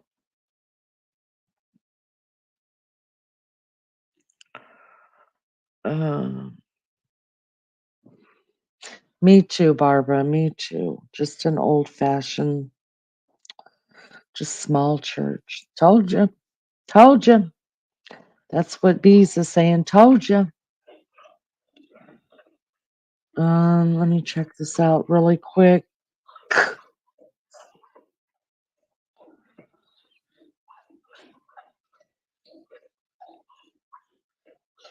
Let me see. Oh, Jim's on his panel right now too. I love him. He's got a good panel going. That's good. Um,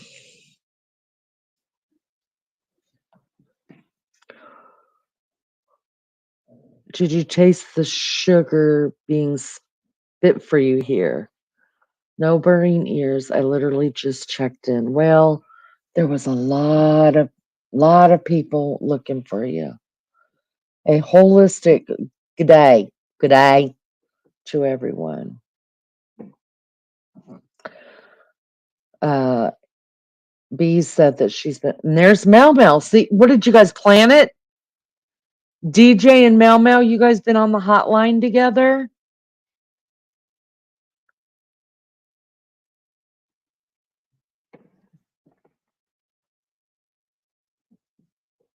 You guys have been on the hotline together. I've been on hold to Medicare for 40 minutes and they wonder why people rage at them. Right. Hi. Mel, were your ears burning? Oh, so you seen that people were asking about you too. Um, oh, DJ, she has wonderful news too.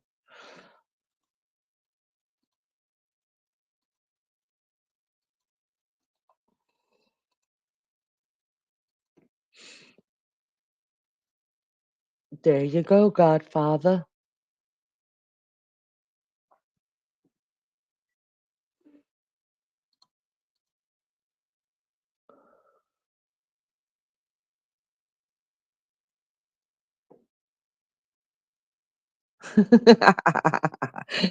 Lulu. Yeah, Mel, you must have come in after that because who was it? Was it Adam? Might have been Adam that was asking how you were since your surgery. So I told him to get over on your page and listen to it. RC, Leonie, how's it going? Good morning. good morning. How are you? So what's up? How's it going? Hello, ladies and gentlemen. Good to see y'all. Been Uh, missing you. well, I don't miss you at all, but anyway, I'm waiting for Maggie. Is it Shabbat yet? So I could. Okay, real quick, Lulu, don't listen. RC, fuck off. I'm Okay. trying to be good. It's almost Shabbat. We got Yeah, to light a well, candle. uh, RC, do you so, practice any faith? do I practice what? I faith. Do you are you Catholic? I thought you'd said one time you're Catholic. No, never said that. I Um, was wrong. I read the Bible. I make it my business to do research, especially when people talk about it or talk about Hmm. their individual faith, life perspectives. There's a God, right? I believe there's a God. Absolutely. There's no way in whatever that we can replicate, invent, create us. It's not happening. We've been trying, and those are people who basically believe in God sometimes, but the majority of them don't. So they Hmm. want to know, well, how does RC and Leanie and Lulu and you know anybody else, how do they actually function? Let me open up their brain. Let me cut their bodies open. Let me donate a corpse to science so they can figure it out. Guess what? The jury's still out. They haven't been able to figure it out. Or they can tell us things, this and that, whatever. But half of them, I refuse to believe that Mm. they know what makes you function or I. I just, now, they don't have a clue. Because if they did, they would have been created. Or they like to talk about, well, we can build a robot. Oh, but I thought you guys were trying to rebuild the human. What happened to that? Right. Because it's impossible. How about that? Yeah, you are right. I'm right there with you on that. People are talking about AI and how they're going to be human. No, you're not human. You're not human if you don't have a beating heart, blood flowing through your body. Isn't that what life is? Exactly. And again, uh, for people who live in a place where you have at least 2 seasons, or especially four, you ever notice that when you look at those trees during the winter time, after a good snowstorm and whatever, there's nothing on that tree at all. Right. And if you looked at that same tree in the summertime, we would say that tree is dead. There's no doubts, no ifs, ands, or buts. But to watch a tree in the fourth season, when spring pops up, and you see that green stuff coming out little by little out of the trees, and you're looking down, let's say in my case, I'm on the 11th floor. When I look down, and some of these trees, uh, they're like at level ninth floor, nine and a half. A few of them have reached up to the 10th floor.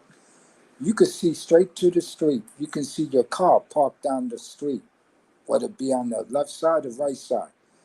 But when that spring comes and it does its business naturally, all of a sudden you can't even see your car parked. Why?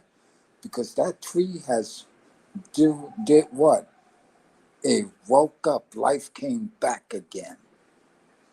And now it's a tree with leaves and this and that. You can't see through it. I think about how whoever created this place was able to make that happen. And we still can. We Mm, can't keep a rose that we give to a female. Hey, I got brought you some roses. Take it home. They mostly most of the time they just die. Oh, I didn't water it enough. This and that. No, maybe we don't know what it is to really keep it alive. Ever think about that? I'm just saying. yeah. No, it makes a lot of sense. Good morning, Lizzo. Hello, honey. Thank you for coming in. Um, yeah, you can't be, I mean, you can't be alive. You cannot be alive without a beating heart and blood flowing through your brain and your brain keeping you alive. It just doesn't happen.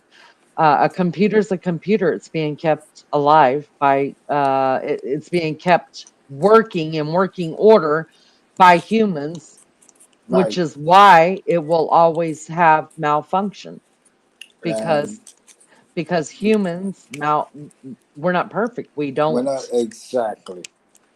So we're And we gonna make mistakes. and we programmed them. See, that's why I tell people. I said, first of all, you guys didn't see the commercials on YouTube or sometimes on Facebook. We're looking for people uh, to work on AI.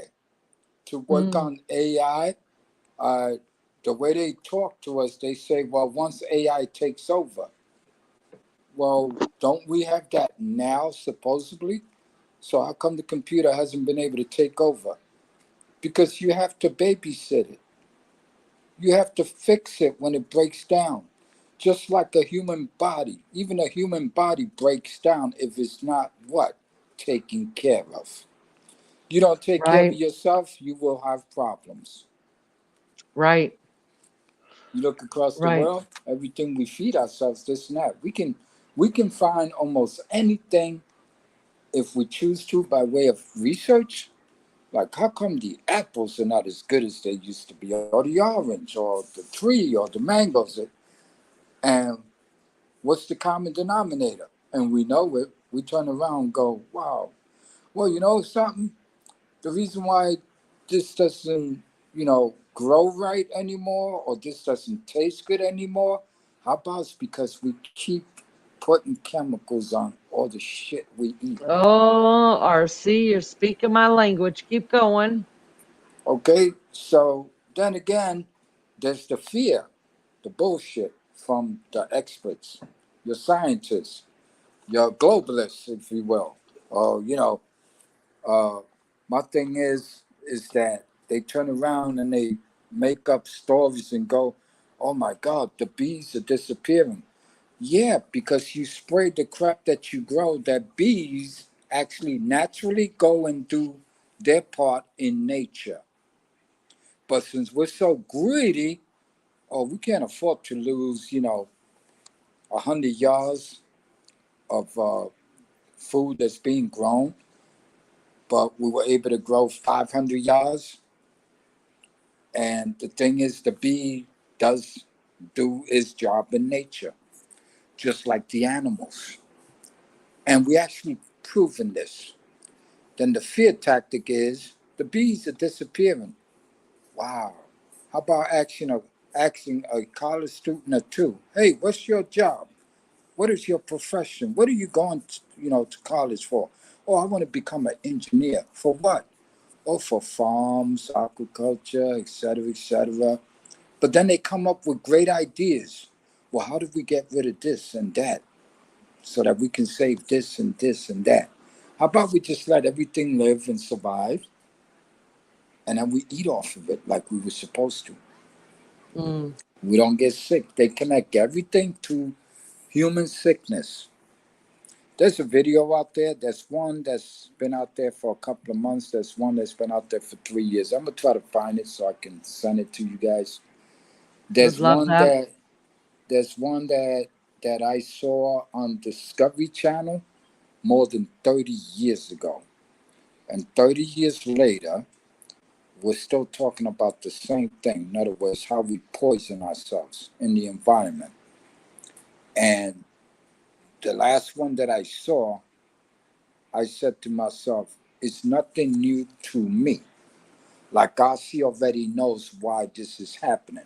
It's because most humans are stupid. Let's not deny that humans can be stupid. Why the reason they're stupid is because pride, you get that from religion. Greed, you also get that from religion. Taking care of ourselves properly or not, you can also get that from religion, which is teaches us how to live, survive, plant our crops, etc., etc. We have good seasons, we have bad seasons. It is mistakes from humans. Oh, I'm going to try this new seed and this and that. And then when nothing happened, you go, oh, crap. I got taken for a ride, this and that. Guess what? Too late. You tried something new, it didn't work. Was there anything wrong with the way you was always doing it? Chances are, no. But greed comes into the equation. You want more, this and that, et cetera, et cetera. When you start to alter the ecosystem to benefit you as an individual or man, then that's when the chaos starts. That's when the sickness comes out, et cetera, et cetera. But anyway, getting to my point. My point is, when I watched this last video, they found DNA, uh, corrupt DNA in humans in places where they don't even mess with chemicals, where they don't spray their crops, where they don't introduce anything to make the food better or abundant. No, they were just fishing, Mm. planting, etc., in parts of the world where there is absolutely no industrialized stuff happening at all. No factories, no chemicals being made, no manufacturers, nothing. And yet the DNA in the human was just as corrupt in places in the United States, parts of Europe, and other places where they take a blood test, they study you, and they go, "Wow, you got all kinds of chemicals inside of your body." What I'm saying, we use so much junk crap. Mm. Eventually made it to places where people never even heard of such cancers, sickness, etc., etc. And then they found out, where did they get it from? They figure, well, let's check out the food. And basically, they couldn't find nothing wrong with the food. So they went to the ocean. Why? It's a fishing village. What did they find in the fish? Contamination. All over the seas, all over the oceans. Now I have fish with a certain amount of poison that we consume. The more we consume, the sicker we get. And that's been proven. They even have a talking point when they say, well, we have, you ever heard the term cancer bed? Yeah. Well, we got a cancer bed over here. People don't even Hey, bother. Army vet. I'm sorry. People won't even go do some research. Well, what does that mean? Or they say cancer cluster. People won't even look up the, what did he mean by that? They'll listen to the video. They'll find out that, well, a lot of people are coming down with cancer, et cetera, et cetera. But they don't do research to find out why. Why do they think that? This and that. And most of Mm. these doctors and scientists will do something that pisses me off. My thing is, it is so simple. Okay, I saw one story California where they built these fantastic $1 million mansions all up and down some place over there in California. And people moved in there, of course. High income, couple of rich people bought these $1 million houses, 1.5 million, 3 million. And then all of a sudden, all the kids and some of the mothers that didn't work, all of a sudden, all these wicked cancers are coming out of nowhere. And Mm, they're dying. And then they said they mm, found it less than the men. But they check the individual and they check the kids and they go, wow, this is like, what's going on here? Because everybody in this community is coming down with the same cancer or similar cancers. But see, nobody bothers to say, well, okay, we know it's happening, but now we're going to check everybody. How about them trying to figure out who was there before? What was there before? And then at the end of the day, what did they find out what was there before? Before they decided to come up with a bright idea. We're going to build some $1 million homes here so people can come and live in their own community, well off people, et cetera, et cetera. And what did they find out? That the entire neighborhood going for miles was contaminated. Why? Because nobody bothered to say, well, what used to be here before you built these houses? Paint factories, light factories, pipe, plumbing, anything they can produce. And everything they name makes us sick. Lead, paint, okay? Plastics, chemicals they use. You name it, they used to create it there. And when it was all torn down, nobody said a word about what used to be here before. And that's how we poison ourselves. And I say it's because of greed. But it took them years to figure out. And all these intelligent experts, scientists, whatever you want to call them, nobody thought and sat back and go, hey, does anybody know what used to be here before? Nobody asked that question. They did a research for almost 16 years to figure out that, oh, it was because we had manufacturers and they poured all that shit into the ground and they left and they walked away. But when they knocked it down, nobody remembers that? Of course not. mm, mm. And that's the sickness. We're killing ourselves. And I say it's Absolutely. because we're dumb, we're stupid, and we're greedy. And I look at it in a biblical sense, man will destroy themselves because of the lack of knowledge. Oh, how many people do you know you go, I wish I could just smack them upside the head that they don't know what the hell they're talking about, doing, supporting, et cetera, et cetera. See how that works? Yes, sir. Let me jump in chat really quick. Barbara Smith said you have to have a soul as well. You take the soul away and you might as well have a rubber doll. I agree with that as well. I absolutely agree with that. Hopefully Maggie will be here soon and then we can get Lulu up here and discuss that. We're in Shabbat now, so I'm going to behave myself. So Lulu can stay in chat. Um, Hello, Army vet. Good to see ya. Good to see ya.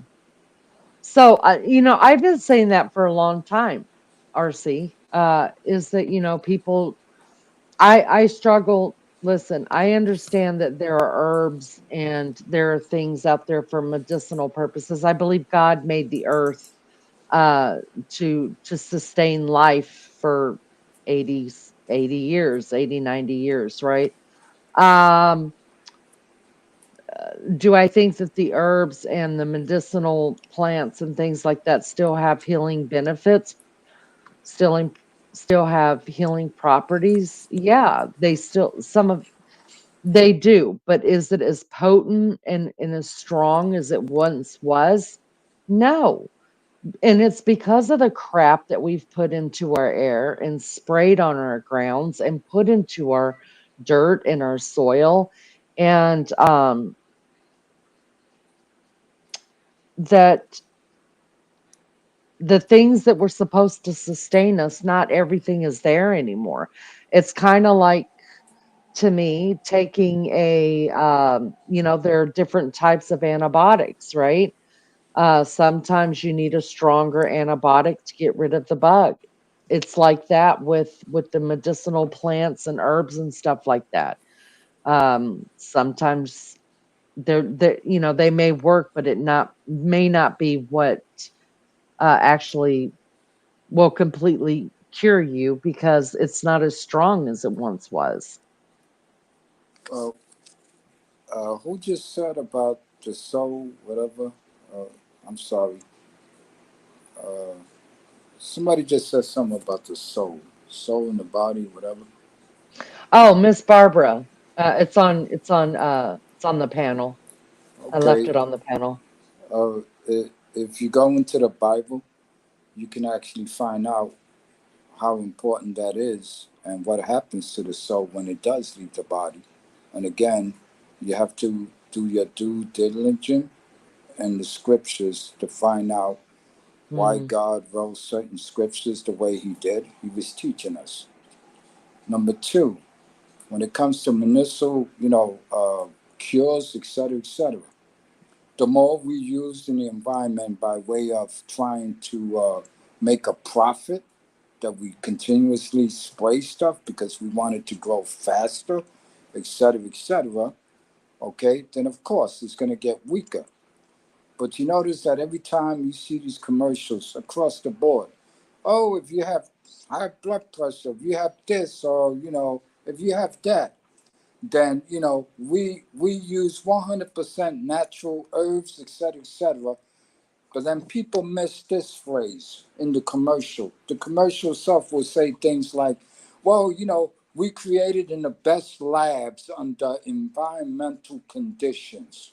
ah, I'm sorry. What the hell does that mean? It's what natural. just What you're telling me you need a lab. And when I tell people, when you hear the phrase lab, understand this. These labs are run by who? Engineers who went to college, etc., whether it be medication, medicine, natural herbs, etc. The thing is, they actually process the natural herbs into what? My question would be, what do they utilize to make this change happen? Once they turn it into a pill, guess what? I'm sorry. How did you do that? How was you able to stick 40 plants, different 40 different cures, etc., or different, the green earth stuff, the good stuff grown naturally? How did you put that all in a pill? What was the process? I'd like to know. What chemical did you use to make it happen? See, this is what right? they leave out. My thing is, when do they do that with broccoli? I mean, you go to the Mm. store, you eat broccoli, even though even the broccoli gets sprayed sometimes, depending. And then you got organic farmers. If they're greedy, guess what? They're lying too, just like the rest of society. Oh, we grow all organic, this and that, whatever. Let, How do I know that? let me Every answer this real quick, and then Lulu has a question for you. Bees. Pesticides have been used since the 60s, but we actually peaked in the United States around 1981 with it. Now they're saying that it's water soluble. I don't know, girl. I just know we've been doing it a dang long time. Lulu says, "Where do you believe the soul goes at the moment of death? RC. Do you believe it is instant judgment, heaven or hell?" no, not till Jesus returns. Your soul goes to heaven. At one time, your soul went to a place called paradise. That's also in the Bible. There's also a place called Hades, which is hell. And before Jesus fulfilled what he had to do to save us, right? He had to accomplish all that had to do with death. So at one time, guess what? There was no salvation for humans. We either went to paradise, the good people, or we went to hell, called Hades. When Jesus fulfilled what he had to fulfill, he went down into the paradise. Okay, he gathered his people. From what they say in the Bible says, when you died before Jesus was here, they have scriptures in the Bible that says that you was taken to Abraham's bosom, and that's where you remained. Mm, But mm. you was good if you believe in God. If you was good, if you was faithful. Once Jesus did what he did was to wash all our sins. But it doesn't say that if you're still a sinner, you're not going to hell. You're still going to hell if you don't follow God, if you don't follow morals, if you're not respectful to one another, if you don't love one another, then you're going to hell. And I feel sorry for those people who just blasphemy against God. I don't believe in God. God is like, give me a break, this and that, Mm. whatever. That's your downfall.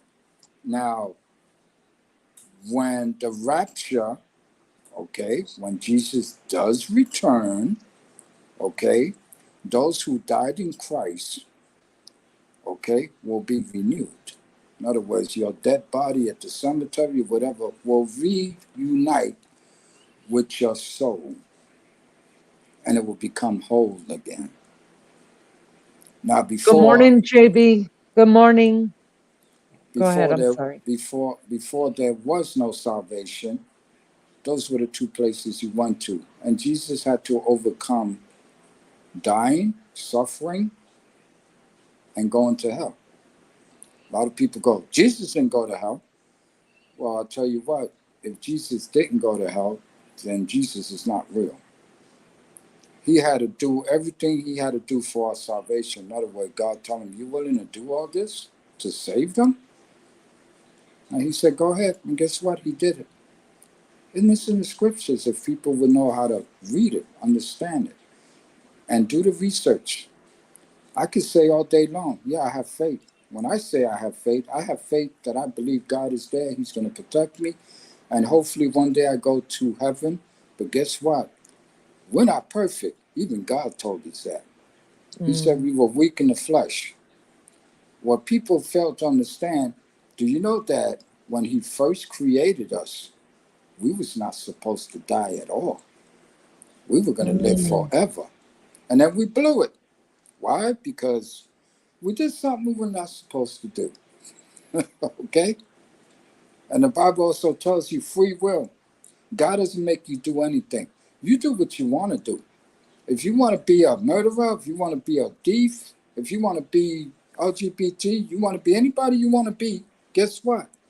The Bible actually tells you certain behaviors are not acceptable.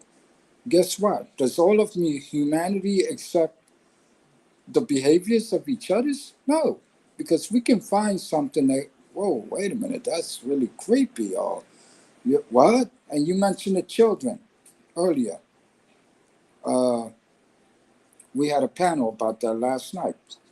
A couple of Christians, and you know what we were able to do? We were able to sit down, calm and collective, and we were able to, pull it out the Bible or think about the behaviors. When it comes to this Olympic crap, I actually laugh. And you know who I was laughing at, Nene? I Who's was that? laughing. I was laughing at a lot of Christians because they felt for it. You know what they fell for? Evil. Straight Yeah. up. And you know why they fell for it? Because God tells us that the devil is the liars of all liars. He's the Mm. manipulator. And he's trying to kill us. How does he kill us or take us away from God? By making sure that we don't pay attention to God or denounce him. Oh, my choice, my body. Yeah, you better be careful with the words that you use. The sharpest organ in your entire body is your tongue. And Mm. that's what That's the true. Bible says. Okay? So my thing is, when I saw that, the first thought that I had, I said, wow, Satan, that was a good one.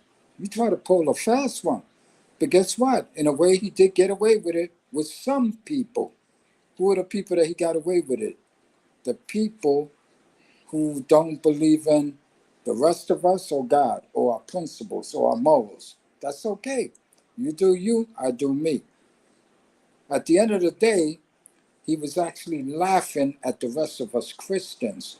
You know why?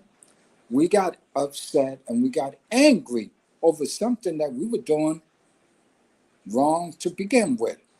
And we got mad at something that some of us do that is actually against God. And what did God tell us? God said simply, do not create any images and likeness of him. So I'm sorry, when somebody has a picture of Jesus on their wall, and you're saying you consider Mm-hmm. that Jesus or you consider that the Last Supper, this, and that, whatever, guess what? You're looking at an image, and you put That's that right. image on your wall. So the thing is, Satan knew that, but Satan also knew he was going to get a response from certain Christians. These Christians, you believe in idols, you believe in likeness, you believe in this, this, and that. If it makes you feel good, then how come you don't know that in the same scripture, same Bible that you do read, it tells you that's not acceptable? And at the end of the day, come on, let's be real. Does anybody really know what Jesus looked like? No. And you could say, well, he had hair, wool, and this and that. I'm sorry. Are we talking about his hair? Or are we talking about his Mm, likeness? Do we know what mm. he looked like? Did he have a driver's license? Give me a break. After the fact that God says, hey, don't bother to do that. You're wasting your time. And there was a reason for it. Guess what? Move forward to 2024. And what are we doing when we have conversations about Jesus? We argue. Oh, no, I think he was black. Oh, I think he was Latino. I think, and I'm going like, oh my God, what's wrong with these people? You see how easy we can be manipulated or manipulate ourselves. Mm-hmm. What's Yeah. wrong with just doing what you're supposed to do or we're supposed to do? Hey, God, thank you for creating us, etc., etc.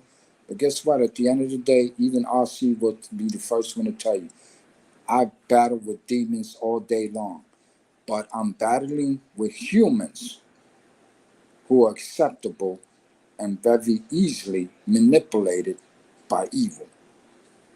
That's where the anger comes out with. That's where the threats come out with. That's where I do what I want to do, etc., etc. Do these people know what they're doing at the end of the day? No, because they're lost.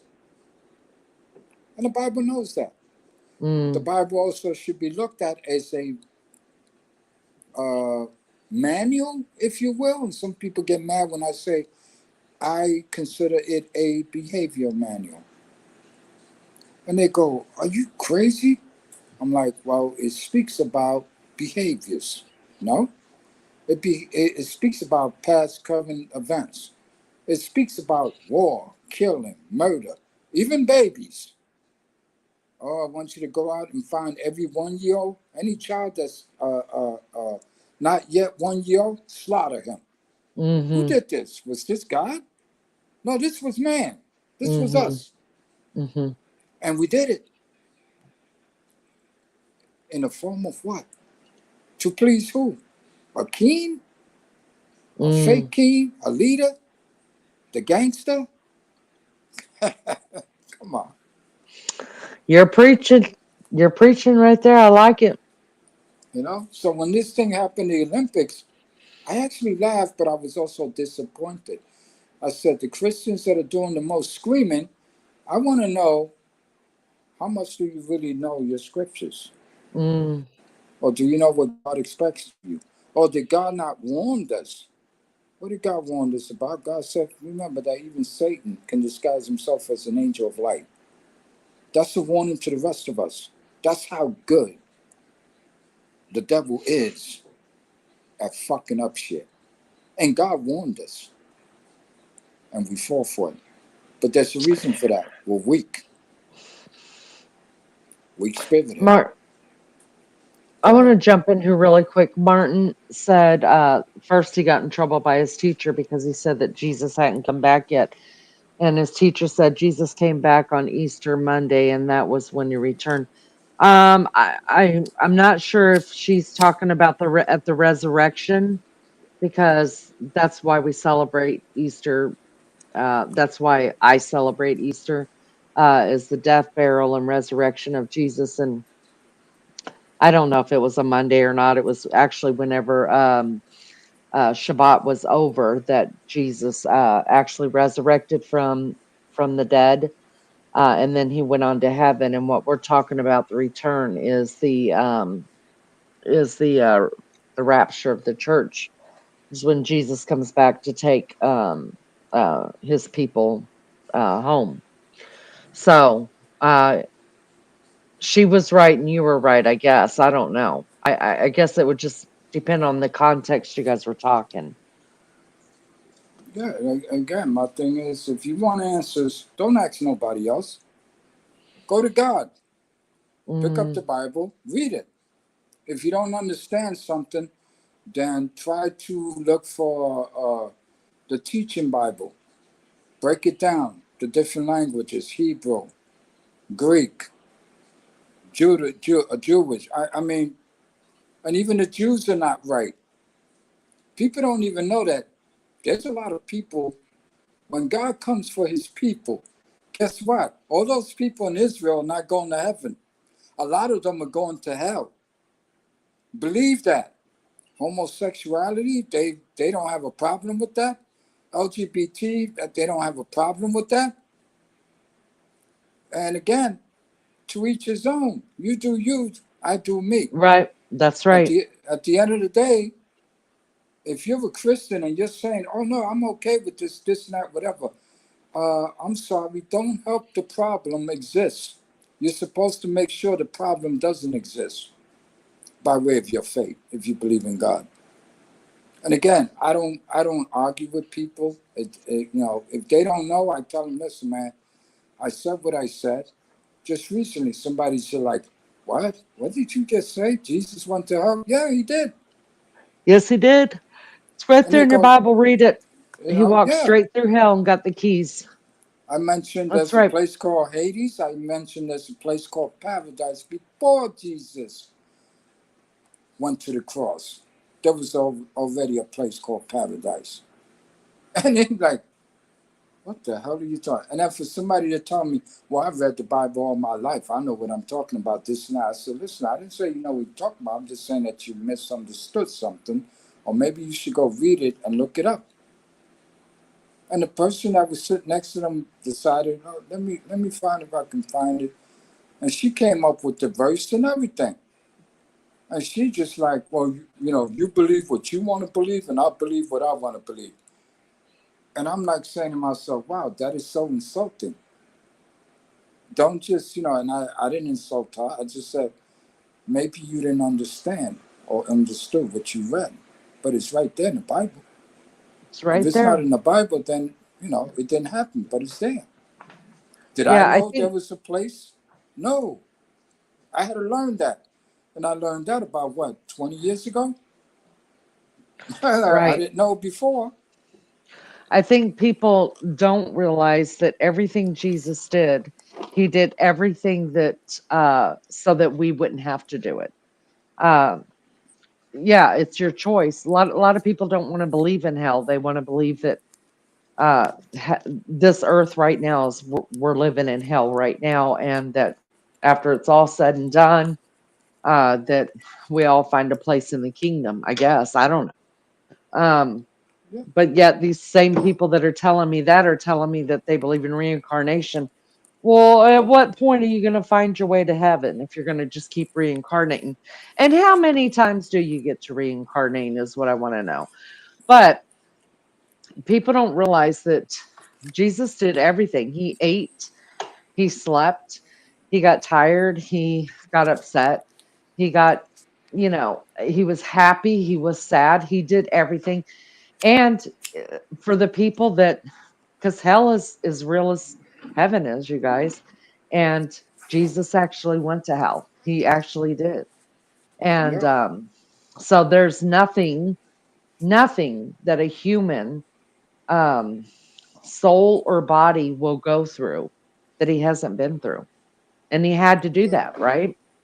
Yeah. And the So, only way you're going to hell if you again blasphemy against God, not believing in God, etc., then you're going to experience hell. You're going to stay there forever. I mean, come on. Forever. Good morning, Mags. Good morning, dear. I'm having a few technical difficulties. Give me a second. Yeah, You're okay. it's usual. Can you hear me? We can hear What's you. what's up, Okay, Maggie? I'll tell you in a minute. I'll tell you in a minute. Okay, I'm just going to do this and I'll be right back with you. Okay. Um, let me just say hello to those that are here. Thank you for being here, the ones that have stuck around for this. Lulu's going to come up here in about 5 minutes. And we're going to have a discussion with her. I hope you stick around for it. Um, and if you guys hit the like for me, we need to get 50 if possible. And listen, if you, for whatever reason, if you have not subbed up, we need 2 subs to get to something, somewhere. I don't know, somewhere we got to get. Oh, we need 1 sub. Excuse me, somebody just subbed up. Let me see who that was real quick because I can actually see sometimes. Sonics Ghost. Thank you so much for subbing up. We just need 1 more, you guys, and we're at 800. 800 in less than 6 months. That's incredible. So thank you for that. So if we could get 1 more sub by the time we end this live, that would be great. We'll be at 800, and I'm so thankful for all of you for that. Um, so RC, what did you grow up in any faith? Did you go to church when you were younger or anything like that? Like what gave you wh- My my what put that in your heart? my grandma took us to church when we were little ones, and since I didn't have a fantastic upbringing with my mother, didn't have a father to speak of, never saw my father growing up.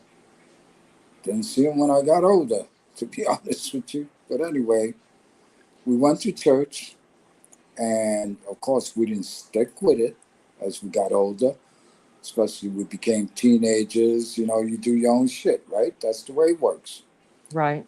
And over the years, you know, before my grandma passed away, she would always, you know, every time she saw me, she saw I was well, and she got to meet her great grand uh, uh, uh, twin daughters, so she got to experience them. So she was a great grandmother before she Oh, passed, what a and blessing. exactly that is a blessing. And she would tell me time from time, you know, RC, you need to go back to church, this and that, whatever.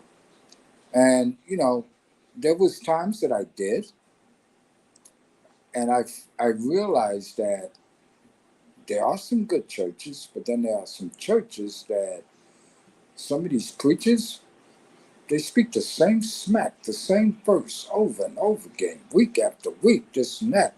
They don't teach. Most churches won't even teach you about revelation. They put fear into your hearts about revelation. Oh, the end times, if you don't straighten up, you're going to hell. Can you give me, you know, some ins and out of why I may go there or not?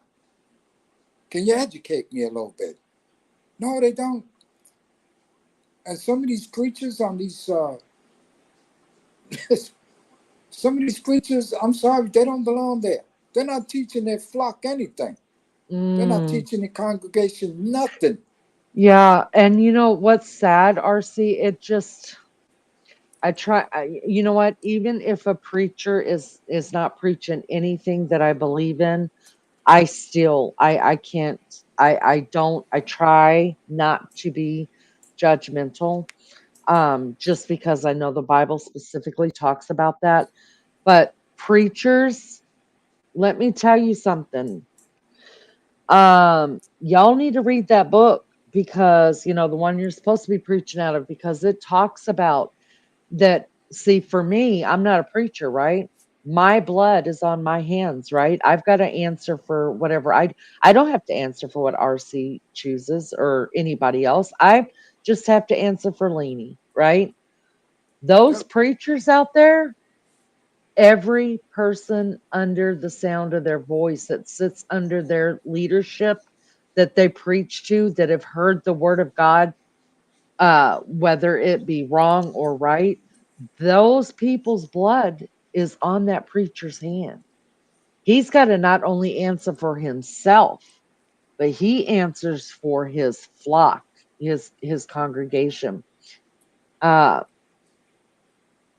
Well, so if you're thinking about getting an online little preaching, well, that's a whole nother story. I'm not even going to discuss that right now. I think it's just gross. But go ahead, RC. yeah, the scripture says, for those who preach the word, if you add or you take away, you will be judged harshly. So, in other That's words, right. if you're telling somebody to do something in a certain way, but you're leaving out something that actually would make them fix their problems or maybe even save them, and you're leaving that part out and you just come out with That your is own scenario, that's then guess correct. what? You're wrong, and God's going to hold you accountable. Yes. He's not going to For take it out on the congregation per se. Like he can't force them to, how you say, make them believe or not believe. But that's why he says they should all worship. They should all study. They should all read the word. You can't just depend on one person to, and again, it's okay to go to a church and you feel comfortable, etc., etc. But is that church actually teaching you? And this is what some people don't get. They just show up, go, oh, I like the crowd, people are nice, this and that. You're not there to see if the crowd is nice, etc., etc. You're there to find out what God expects of you and what He expects in your behavior. And guess what? Again, nobody can tell you what to do. We do it to each other as humans, right? We tell our mm, kids, hey, man, I don't want you doing this, this, and that. And they reject our opinion, our authority, if you will, and they walk away, etc., etc. Okay? Is there anything we can do about it? Not really. And that's the way God looks at us. He says, I give you free will. If God didn't give us free will, we all be robots, worship one God. Is that what's mm, happening? No, we don't do that. But the Bible gives you enough material to teach you what is wrong and right. If you don't get it, that's on you. You can't blame that's right. God. That's right. Excuse me. What? Maggie, what's up? Hello. How are you, dear? I'm good. You got a cold or It's something? nice. No, no. Listen, I'm on a new mic. Does it sound okay? I think it sounds good. Yeah, okay. Does it sound like I've got a cold? Sounds like I a don't. little distance. Like It's your a. voice sounded better before. Oh, Why did you I'm get a gonna new have to go. mic? Oh, I'm gonna have to go back to another mic then. If it sounded better before. I can turn you up. No, stay there because Yeah, I'm turn scared I'm going to turn it get up. crackling. I'll Yeah, turn you turn it. up. All right, now talk. Hello, hello, hello. There. There you go. No, well, this, right, okay, so yesterday, Alex said, yeah, that's yours, and he passed me the package. I says, what is it? I've never had a parcel, so I went, what's going on? What are you up to? Oh, I was instantly on guard. So he opens it and I went, oh my God, oh my God, will I sound like Leanie? And he went, you should say, you should sound perfect now. I went, oh my God, thank God, because I'm crackling away every time I'm on. So he uses these for work, for meetings and stuff.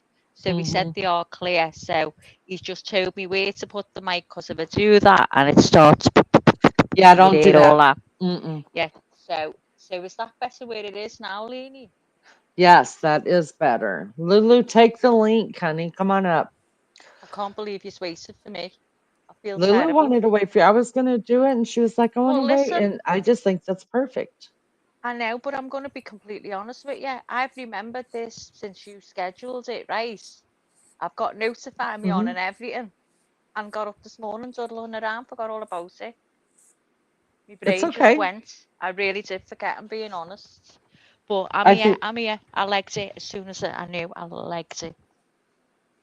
I think we're in the perfect will of God. I just want to read a prayer that Bees put out. Dear Lord, will you please hold Lulu's hand and keep her calm and relaxed to give her strength she needs and more. We release her from her nerves in Jesus' name. Amen. And everybody says amen. Amen. Lulu, Amen. why are you acting so silly, girl? It's just us. Nobody's going to know. Nobody knows. Hello, hello, hello. Um, Hello, Maggie, darling. we've been waiting for you, and RC, you've blown me away. Um, yeah, you sure you're Italian? You're not Jew? What? It's really unusual for me to hear from someone that has such strong biblical beliefs and not religious beliefs, RC. So it's really yeah, you've enamored me tonight. Yeah, well, I do my best to speak the truth that God gives me to speak. I don't try to dilute it, etc. I When I speak to other people, I do try to use an explanation point. By that, I come up with what we do today, and then look at the scriptures and find out what did they do Mhm. back then. It's the same crap. Ah, It's the same crap. correct. We were Yeah, killing back yeah. then. We're doing the same thing today. We got pride back then. Christianity is very Yeah, different to the biblical ways, though, yeah, and what Yeshua did. yeah. They boast back Very then. We're different. boasting today. We we're fornicating. We're bearing false witness with each other's. They did it back then. Yeah, Isn't God amazing that He actually wrote the Bible so that we would know about our Mm, behaviors and what we can do to correct it.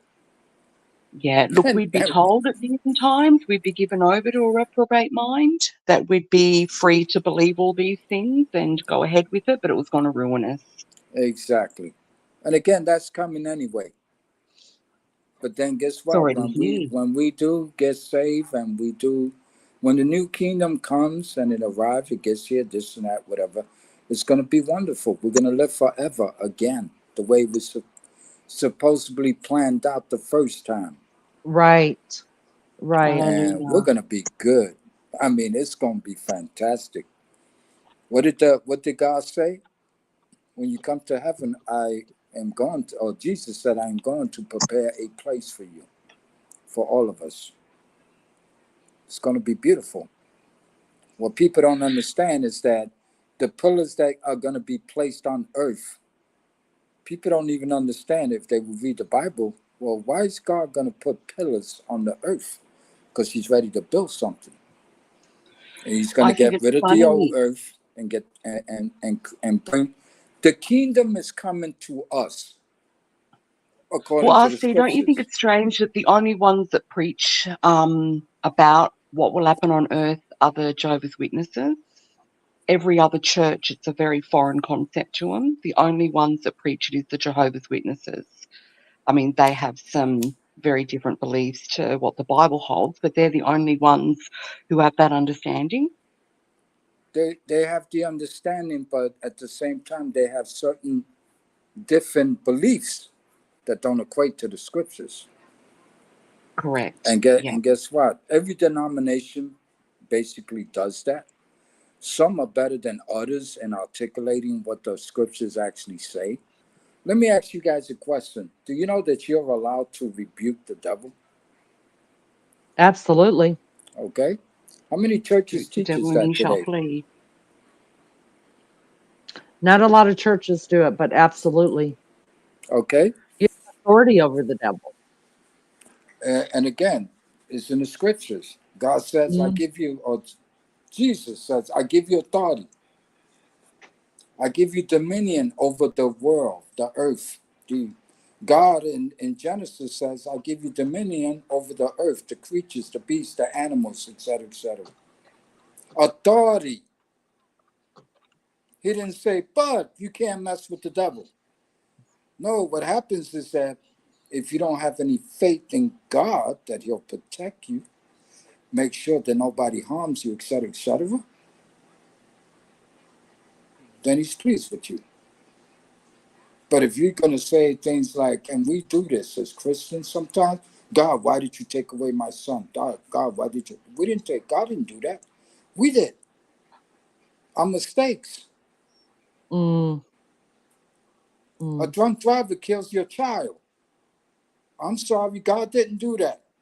It was a drunken driver who had no damn brains or responsibilities in his heart or didn't care or could care less. Right. And he had That's free right. will. He had free will. If he wants to get drunk and get behind the wheel, guess what? He has free will. Now we got laws that say you shouldn't do that because repercussions. Somebody could die or kill somebody, etc. So it's us. Mm.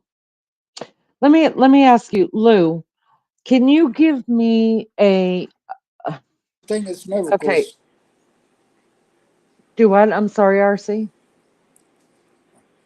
about that God intervenes at times. Those are miracles. Right. Scriptures That's has right. given us multiple examples of miracles. And yeah, we blame God. I mean, yeah. You're right, RC. Maggie, let me ask you, I mean, Lulu, let me ask you this. So I have never, honestly, I'm not going to lie to you. I have never heard of the term Messianic Jew. I've only heard of Judaism or the Jewish faith. What is the difference in a Messianic Jew or just, I don't, a Jewish or an Orthodox Jew? What's the difference in it? So just like Um, Christianity, there are lots of different parts of Judaism. So you've got Orthodox Jews, you've got modern Jews. There's lots of different factions of it. So Messianic Judaism is basically people of the lineage of Judaism. So my mother was of a Jewish background. Um, she had no belief though. She was agnostic. She had some belief, but wasn't sure what it was. But she was of the lineage of Jews, so she had on both sides Jewish heritage. Messianic Judaism is having Jewish descent, but believing in Yeshua that he was the Messiah. So Jews don't believe that Yeshua, who people know as Jesus, that he was the Messiah. You know that they crucified him. They did not believe that he was the seed of David that was supposed to come. Messianic Jews, we hold Torah. Now, the Jews also hold Talmud, which is the oral history laws. So the rabbis will interpret the Bible and they will give laws that the Jews are to uphold. We don't hold on to those beliefs. We just hold on to the Torah, which is the Old Testament, the Ten Commandments, and the laws in Leviticus. We hold on to them, and we believe that Yeshua came. He was born as a man. He died in the flesh. He died for our sins, just as Christians believe. so uh, do you believe that Jesus was God, um, Oh, clothed in absolutely. flesh, God in the clothed flesh, in flesh? absolutely. Yeah. Well, that's what his name means. God is with us. Right. Emmanuel. Okay. So, do you, okay. So I don't, so what do you believe is the way, to get to heaven? Because that was a question that was asked of Jesus in the Bible. How do we get to heaven? So what is the And answer? how did Yeshua answer? I Um, am. the way, the truth, and the life. No Mm. one gets to the Father yet through me. And what does that mean? So that means that we need to have a belief and be saved by the blood of Yeshua, that his dying on the cross is the only way that we can face Yahweh with a clean slate. That when he died for us, our sins died. That when it comes to the time of judgment and we're before God, he doesn't see us and our sins. He sees the blood of Yeshua, the cleansed blood of Yeshua. So I want to get back to your parents really quick. I just wanted to clarify that because that was burning a hole in my mind. Um, what about your father and his religion? How? So my father, he was an Aboriginal Australian. Um, and when I've looked back on the ancestry, there's a little bit of Catholicism, and then the Aboriginal side seemed to baptise their children at the Anglican Church.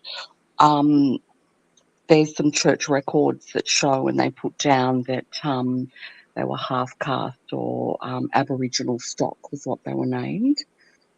So I think they were the only church that would accept them. I'm not sure that the Catholics did, but they did have Catholic funerals. So that side there was Anglican and Catholic. So basically, you had to decipher what the difference was and what your belief was for yourself. How did you come to it? What happened? Look, as a child, I remember Sunday mornings, my mother used to give me 50 cents for the plate and send me off down to Sunday school and church. I think it just got me out of her hair.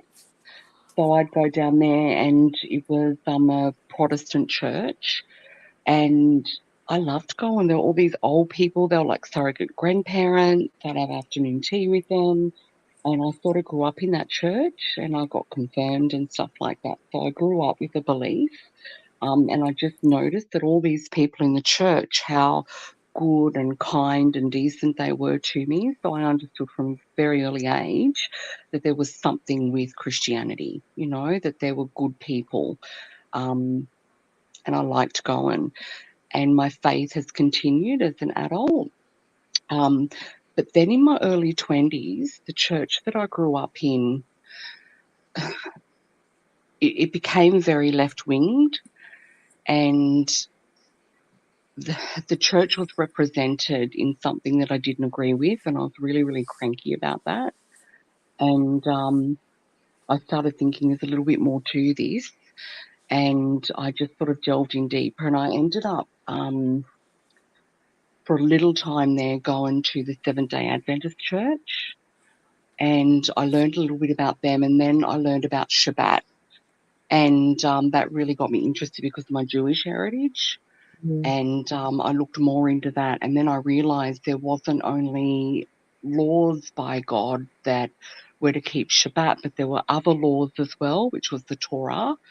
And I just sort of got into that, found like-minded believers, and found that really what I should be doing was what Yeshua was doing, and that he needed to be my example. So I just researched what Yeshua did and what the early church at the time did, and that's where I am today.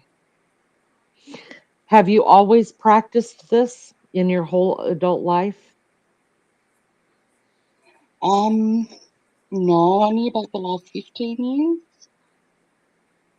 Wow. Listen, if you guys have anything for Lulu, put it in chat for me. Or for RC, you guys put it in chat for me. I'm gonna keep talking to them about this. Um, Let me just ask you before I forget and I get off topic. DJ says, Lulu, what, if any, records exist with the regard to Aboriginal faith? Do they have their own beliefs or religions? Yeah, so the funny thing about that, DJ, is there is the dream time. Um, I'm a little bit nervous about delving too much into that. I think there's a lot of spiritualism in that. However, a lot of the stories, especially around creation, so we have a flood story. We also have like a bit of a Tower of Babel story in Aboriginal history. So it's quite funny how there are stories about that could have come from the Bible that are in Aboriginal history, and there's rock paintings about that as well.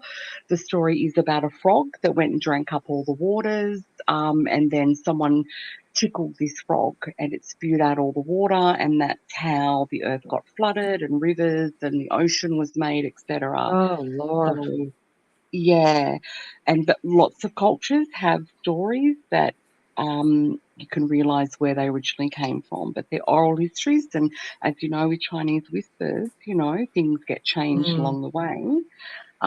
But you can realise that where the origin of the story came from when you read the Bible. So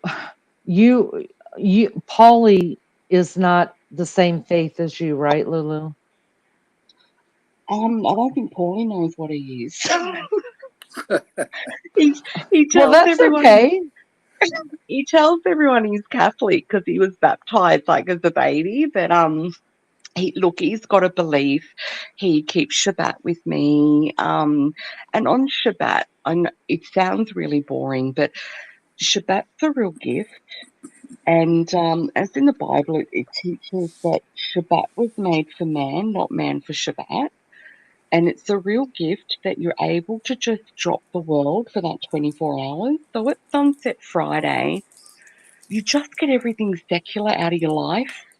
You know, there are times you have to work and things like that, but you just switch off the television to secular things and the radio and stuff like that. And you just really focus on your relationship with God. You know, like I'll listen to Christian music, I'll light candles, I'll pray. I wake up on the Saturday morning. I like to have a bit of a lie-in. I read the Bible. We've got what's called Torah portions, so we study a piece of the Old Testament each week. And then, being a Messianic, I also study a portion of the New Testament.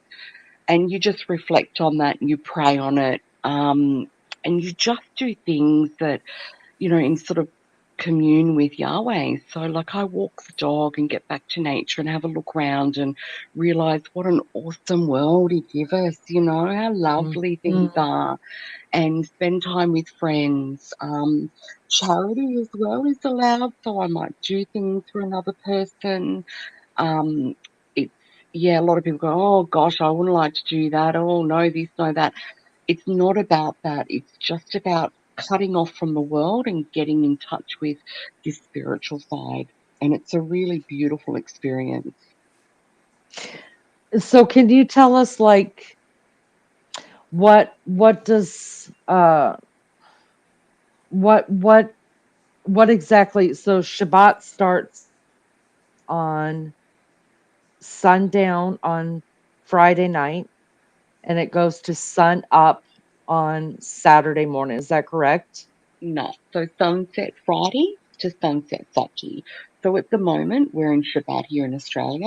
I don't know, her sun may have not set over there yet because she's on the other side. It's sunset Friday to sunset Saturday. And So it's that's a full Shabbat. 24 hours. Yep. It can be, yeah, yeah.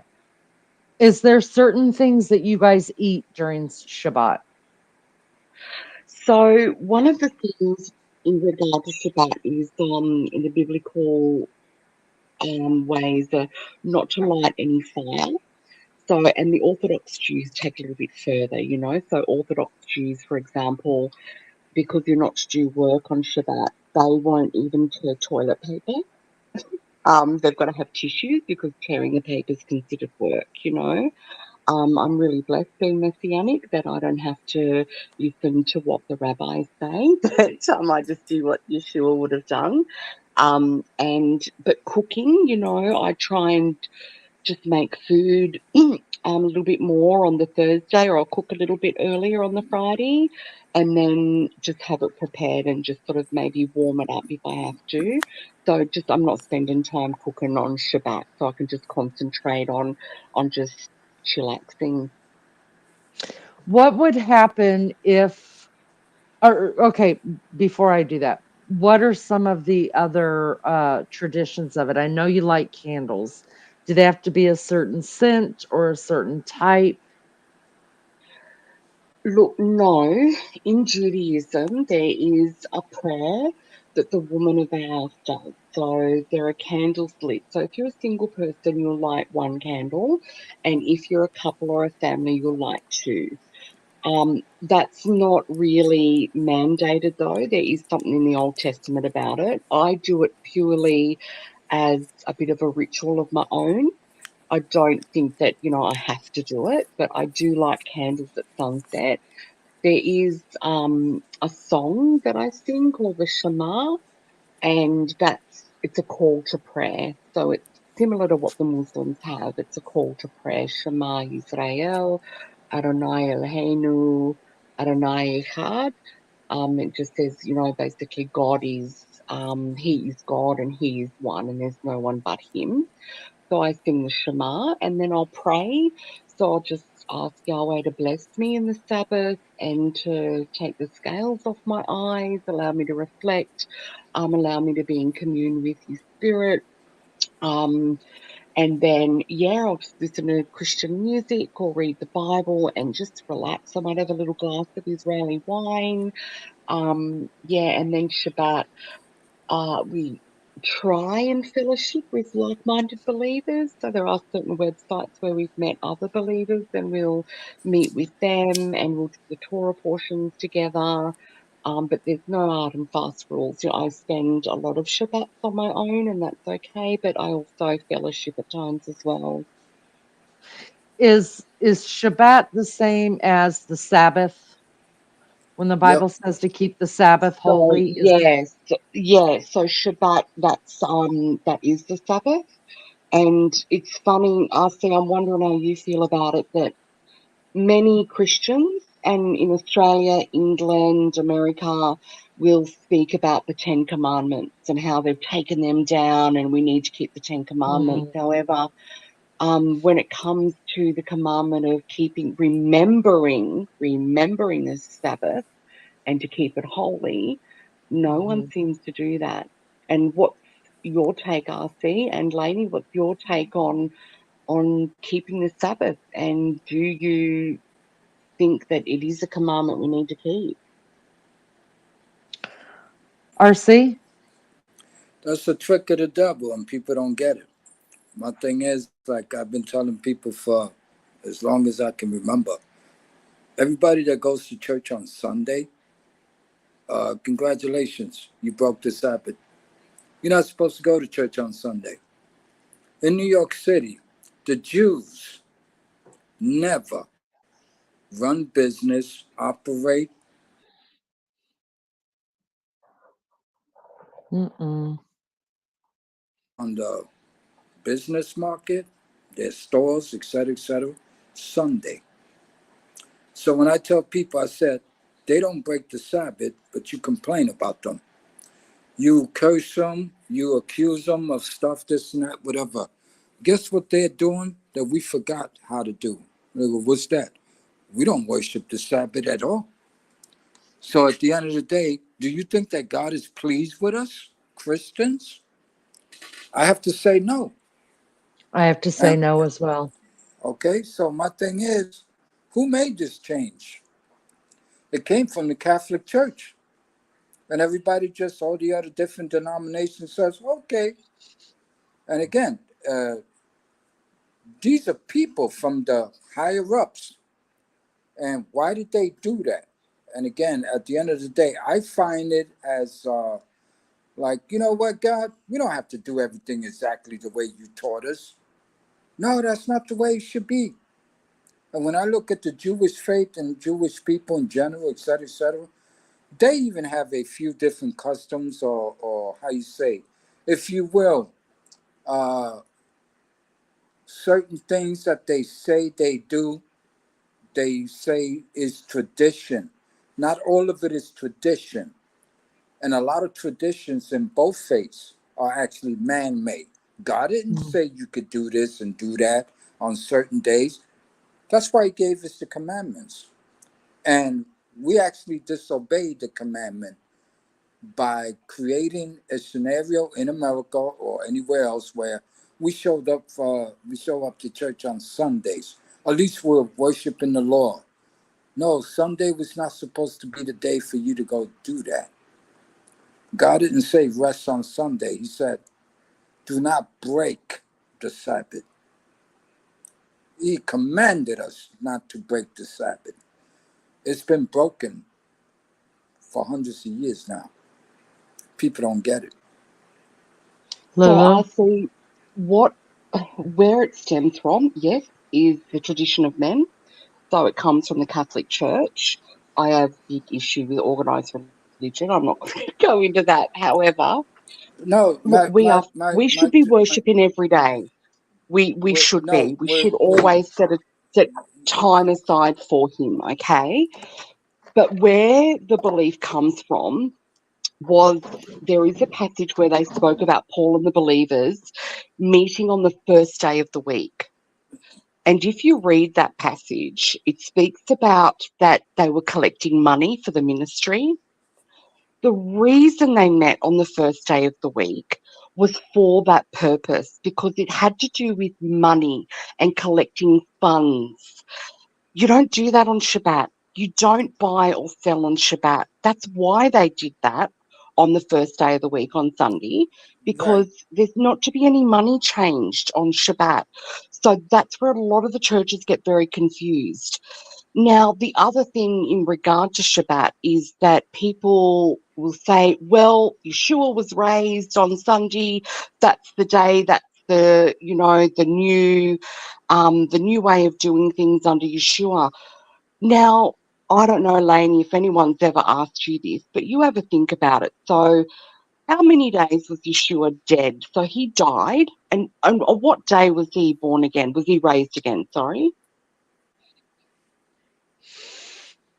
He was raised on the third day. On the third day. Is that Okay. correct? Yeah. Correct. Yep. So that's what it says in the Bible. So 3 days and 3 nights, just like Jonah in the belly of the fish, he was 3 days, 3 nights, and Yeshua was 3 days, 3 nights. Count how many days and nights there is. If Yeshua died on the Friday, how many days what day would it be? 3 days and 3 nights from then. Monday. There you go. So Because it'd be do you Friday think night, Yeshua, Saturday night, Sunday night. He would be alive on Monday. there you go. So do you think there might be a bit of inaccuracy where the churches are headed in regard to Easter? Oh, sure. I think, yeah. I mean, I think we've got it. How we came upon this calendar of when we celebrate the death and the burial, and even how we celebrate Shabbat. Or I do think that it's screwy, but I also think it comes down to what the world is like, right? Like on the weekends. It used to be that most people didn't work on the weekends. Nowadays, most people do work on the weekends and take Monday or Tuesday off. So I think that maybe that's how we got around it. Um, what says you, Lulu? Um, Look, I think it occurred a long time before then. I think it all happened with Constantine. If people understand the history that it there were pagans on the earth, and there was this new sect that came out after Yeshua and his disciples went out, and Constantine wanted the people to believe in this new belief, so he mixed it, and there was a lot of toing and froing, and a lot of paganism thrown in, and it made up Christianity. but certainly God ordained that we keep and honour and remember the Sabbath, and the Sabbath is Friday night to Saturday night, and Yep, it's not Sunday. exactly. We I can still agree. worship on Sunday. We should worship every day. And it's a really good idea to follow the Bible and worry about monies, funds for the church and alms and things on Sunday. But absolutely, Shabbat's never changed. The calendars have changed, but the 7-week cycle has never changed. Shabbat is Friday night to Saturday night. And remember, Saturday always lands after Friday. So there's no such thing as speeding it out or moving it, no matter what the calendar says. You're going to find a Saturday every what week. It's there. Yeah, the 7-day cycle's never changed. The months have changed, the years have changed. 7-day cycle has never changed. And if you have a look at the Jews, they're not going to get it wrong. The Jews know their Shabbat. They've always kept it for millennia. They're not going to get it wrong. So if you need any confirmation, you just look at the Jews. Yep. And Lainey, sorry, but Maggie, I think are you still there, Maggie? I'm up here now. Can you hear me okay? I can Yes, hear ma'am. you, sister. I'm sorry. I saw your question before. I was putting questions in and then I thought, oh, no one can see me. And then I seen you I saying, I thought you'd ask one about death, Maggie. no, I Mm, I have been actually I'm sitting here with a pen and paper and I'm writing everybody's questions down to get to them, but I I was wasn't just letting them sure. I didn't want to stop yeah, I didn't want to Yeah, stop yeah. the train of thought from going before, but I'm No, I writing agree. everybody's questions down. I am totally Let me agree, go but I've ahead missed and bits. it's okay. Let me do some of the questions. Hello to those that are here. We appreciate you so much. Y'all hit the like, please. We have Maggie, Lulu, RC on panel. Um, take your shoes off and sit back. If you got any questions, put them in chat. I'm not ignoring you. I'm writing them down. I promise you. Um, let's get to Maggie's question first. It said, what do you do on Shabbat as far as your rituals go? We know that you light candles. The woman of the house says a prayer. Um, and that's at the beginning of Shabbat, I think, right?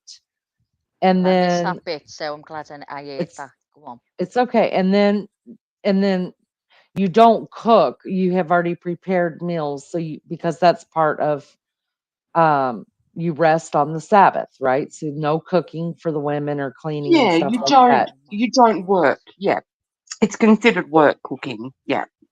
Oh, it is work. I Oh, it consider it is. It work. is. Yeah. Oh, I'm liking this more and more. Carry on, Lou. Carry on. so, I can't wait to tell Beefcake and everybody that I think I'm going into Shabbat on Yeah. Thanksgiving Day. Yeah.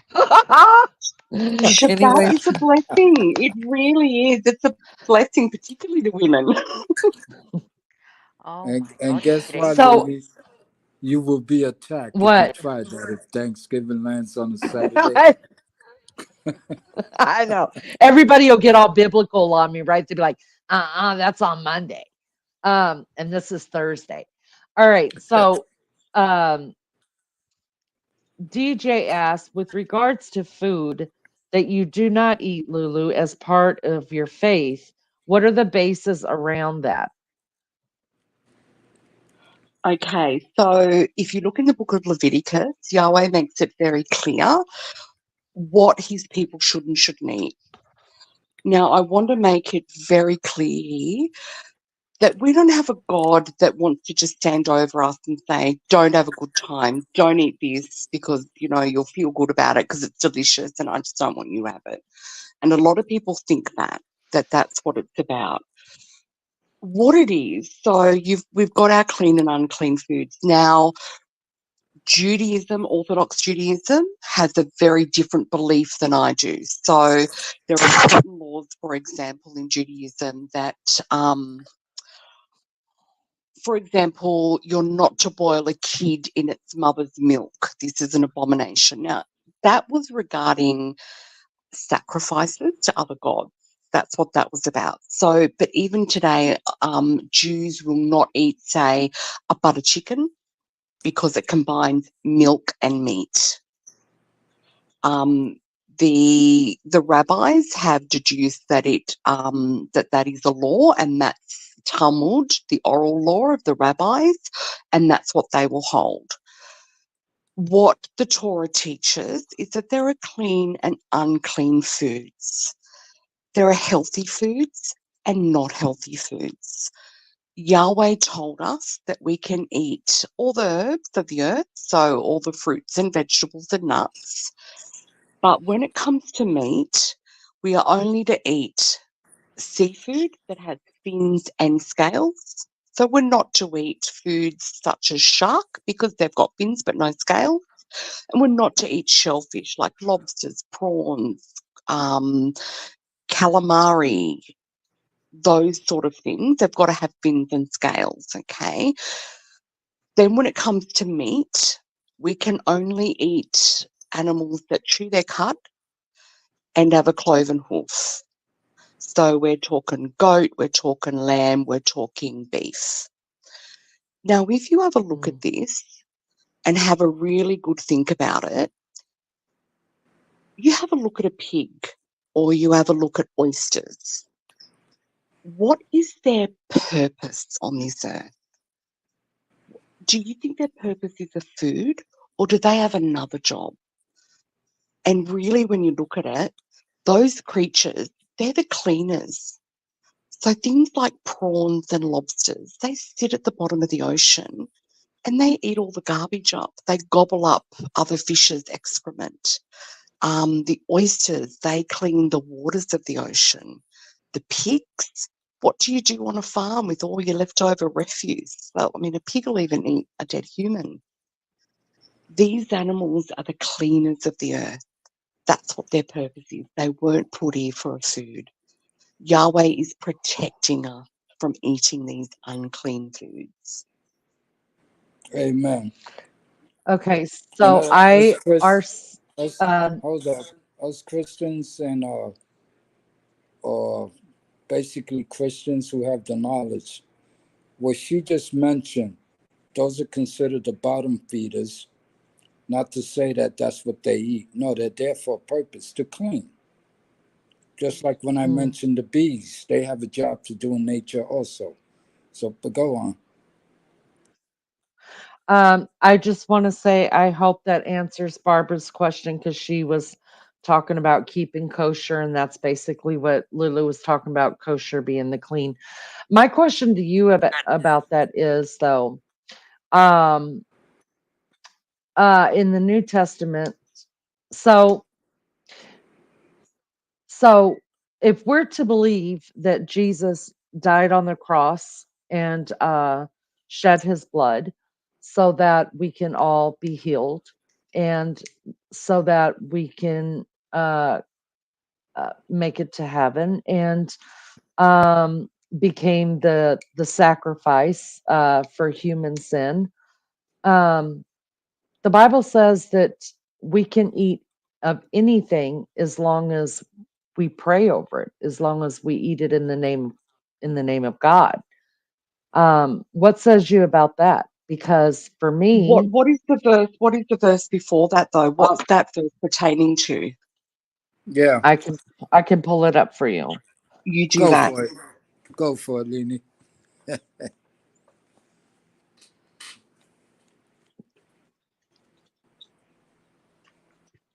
Well, give me a second.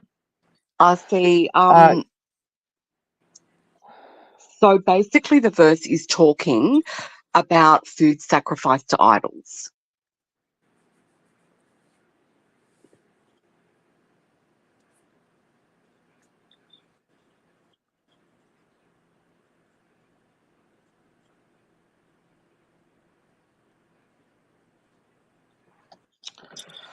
it's in Corinthians, and it What, says, 1 Corinthians 8? Yep. do I? Is it 1 Corinthians 8? Um, 1 Corinthians 10:27 through 31. That's the New King James Version, though, and I don't dig that. Hold on, let me Yeah, find the it's a King little bit James difficult, Version. isn't it? Are you, If are it, you, what? sorry, Lainey, I'm thinking that you're talking about 1 Corinthians 8, about food sacrificed to idols, and then it goes into talking about praying over them. So you read me the verse that you're talking about. 1 Corinthians 10:27 through 31 says, If any of them that believe not bid you to feast, and ye be disposed to go, whatsoever is set before you, eat. Ask no questions for conscience sake.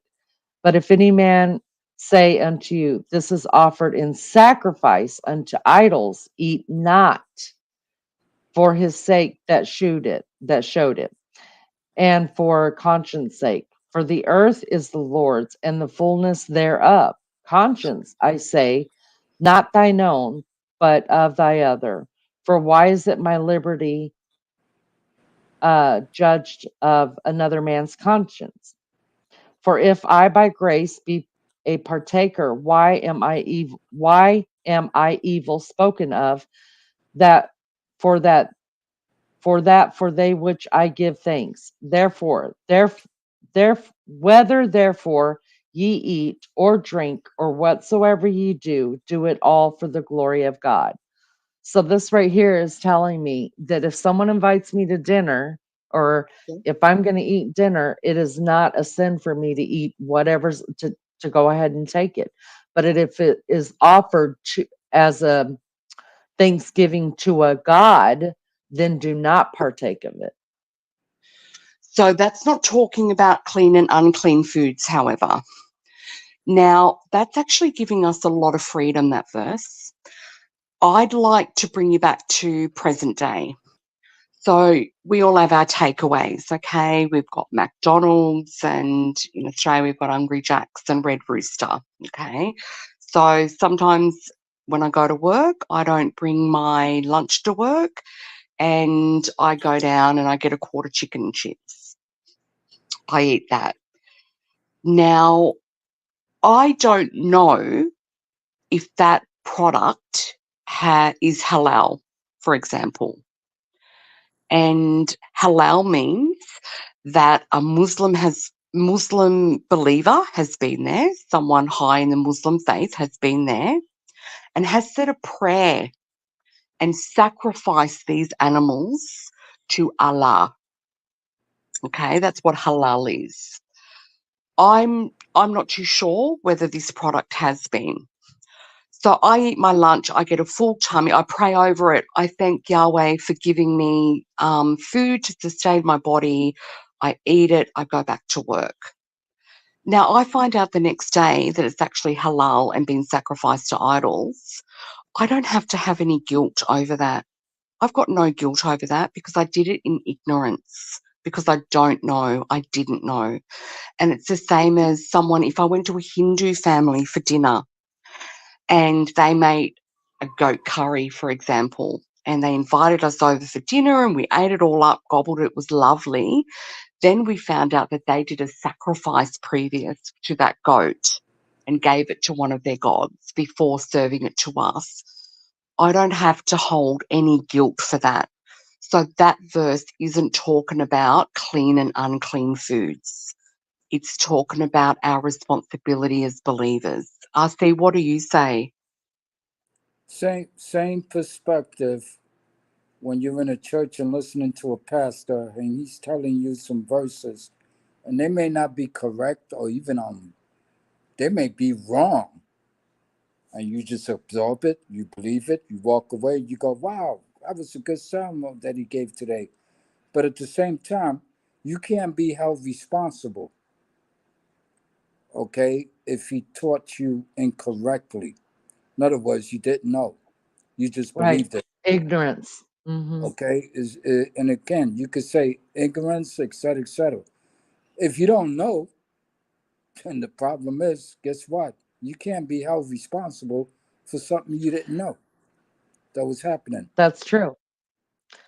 Well, that's, there's a scripture in the Bible that says ignorance is not a sin. Ignorance doesn't mean stupid or dumb. It means unlearned. The unlearned is not a Exactly. sin. Yeah.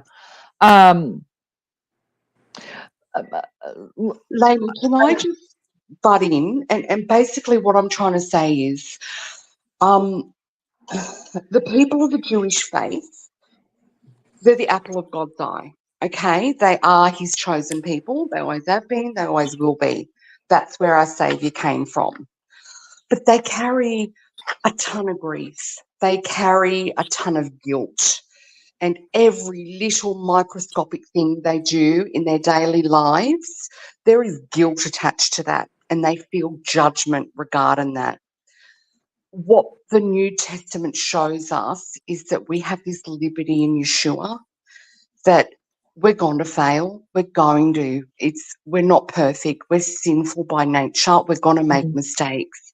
But do you know what? It's okay if we're not willingly going out and doing that. If we're Right. not willingly going to, go and eat these sacrificed meals and, like, I mean, you look today, there's that Abramovich woman, with that spirit cooking and stuff like, if we go and partake in that, yeah, there's an issue. But if we eat something that's halal, or we make a mistake, or we listen to something that's not truthful, we're not condemned for that. We're not condemned. This is giving us the freedom. So it's Judaism without the Talmud. It's freedom in Yeshua. Not freedom to sin, but freedom to make mistakes. Okay. Bees, good night, honey. Thank you for coming in. I think that answers pretty much well all of there's so much to get to, guys. There's so much we could talk about. There's so much. I mean, Lulu is so knowledgeable, and RC, I just appreciate you guys being here and doing this with us. So we can break this down to smaller topics if you guys want to continue doing this. If not, we're going to move on to the next question that we have for Lulu. I think that answers pretty much the question of kosher, not kosher, what she eats um, as part of her faith, or you know, we know now that there are different, just like there's different types of Christianity. You've got Protestant, Pentecostal, Baptist, all that. It's the same thing with Jewish people and their beliefs. So I think we've covered that. I hope Martin got that, because he said, I missed DJ's food question. Did anybody ask Lulu why they don't eat pork? Because pork is considered an unclean animal. All right, so we're going to move on to the next one, if you don't mind. Um, Let me go ahead and take DJ's question that I saw here. I didn't get it written down yet. DJ says, Lulu, moon cycles and modern calendar historically don't align, particularly when we introduce leap years extra. In your opinion, does this affect Shabbat falling on Fridays? No, because I follow the Jewish calendar, so we have high Shabbats as well, and we follow the Jewish calendar and the Jewish moon, and the 7-day cycle's never changed. So the 7 days have always been the same. The months have changed, the years have changed. Probably the true calendar is the Ethiopian calendar, but no, because I follow the Jewish calendar and the 7-day cycle's never changed. Thank you for that. All right, now let's jump into Maggie's. These are a little bit heavier, but I think we're all interested in it. First, Maggie says, well, I wrote this one down. Hold on, I got that one. What is well? Let's ask this question first, because I think this will lead up to it. Maggie says, so in Lulu's religion, what's going to happen to me when I die as a non-believer of any God? I just believe there's something out there, but not individuals. I would like Lulu to start this, and then I want RC to jump into this one as well. What happens to an unbeliever? So Lulu, let's start there, and then RC, if you could jump in after Lulu's done. Can you repeat the question, please? Sure. Maggie says, what's going to happen to me when I die as a non-believer of any God? I just believe there's something out there, but not individuals. Okay, gotcha. Yeah. This is really heavy. It is tough. Listen, Oh, tell none me of the this. truth, Lou. Listen, I believe we need to tell the truth.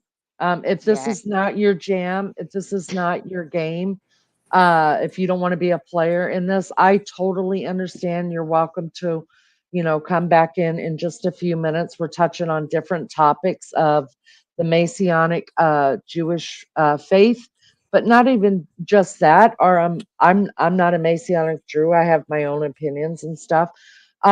This is not meant to offend anybody. The word of God is not meant to confuse anybody or offend anybody. If this is not the way you believe, we're not telling you that you have to believe this way. This is a personal experience, a personal belief, and we're not asking you to believe the way that any of us up here believe. Any of us. You work it out for yourself and do your own research. Okay.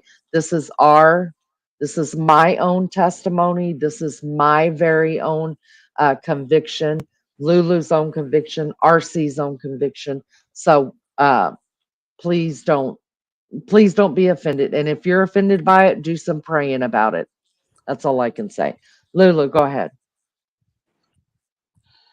I'm very thankful that firstly I don't know, because I don't know how God will judge each person.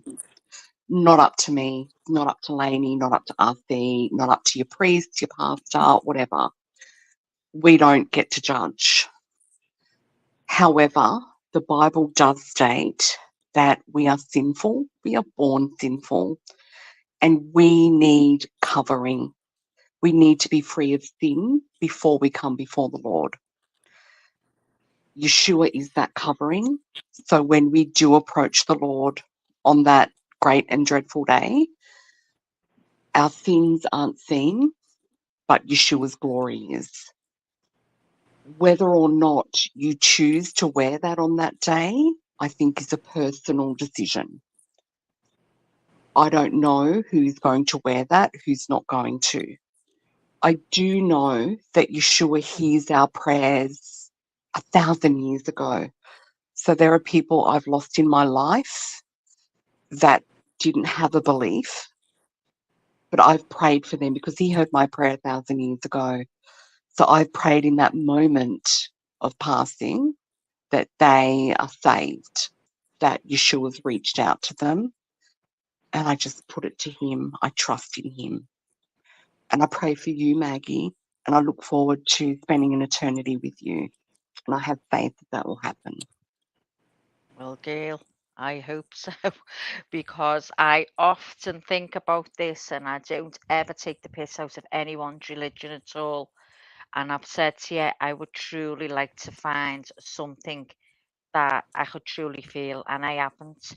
But when you say there, Lou, you believe, like I don't believe that a baby is born with sin.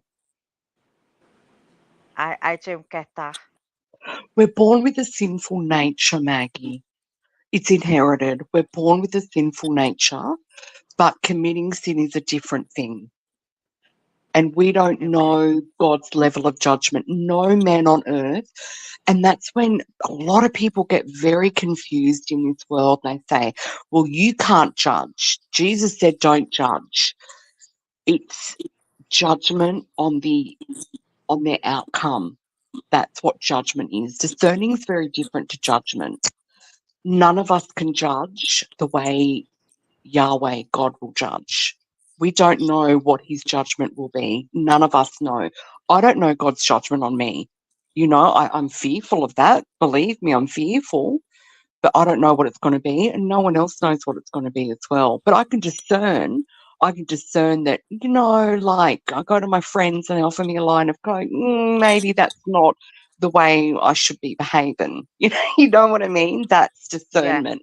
That as a believer, I shouldn't be doing those things. And sometimes I fail, sometimes I'm strong. But judgment is God's. Judgment is God's.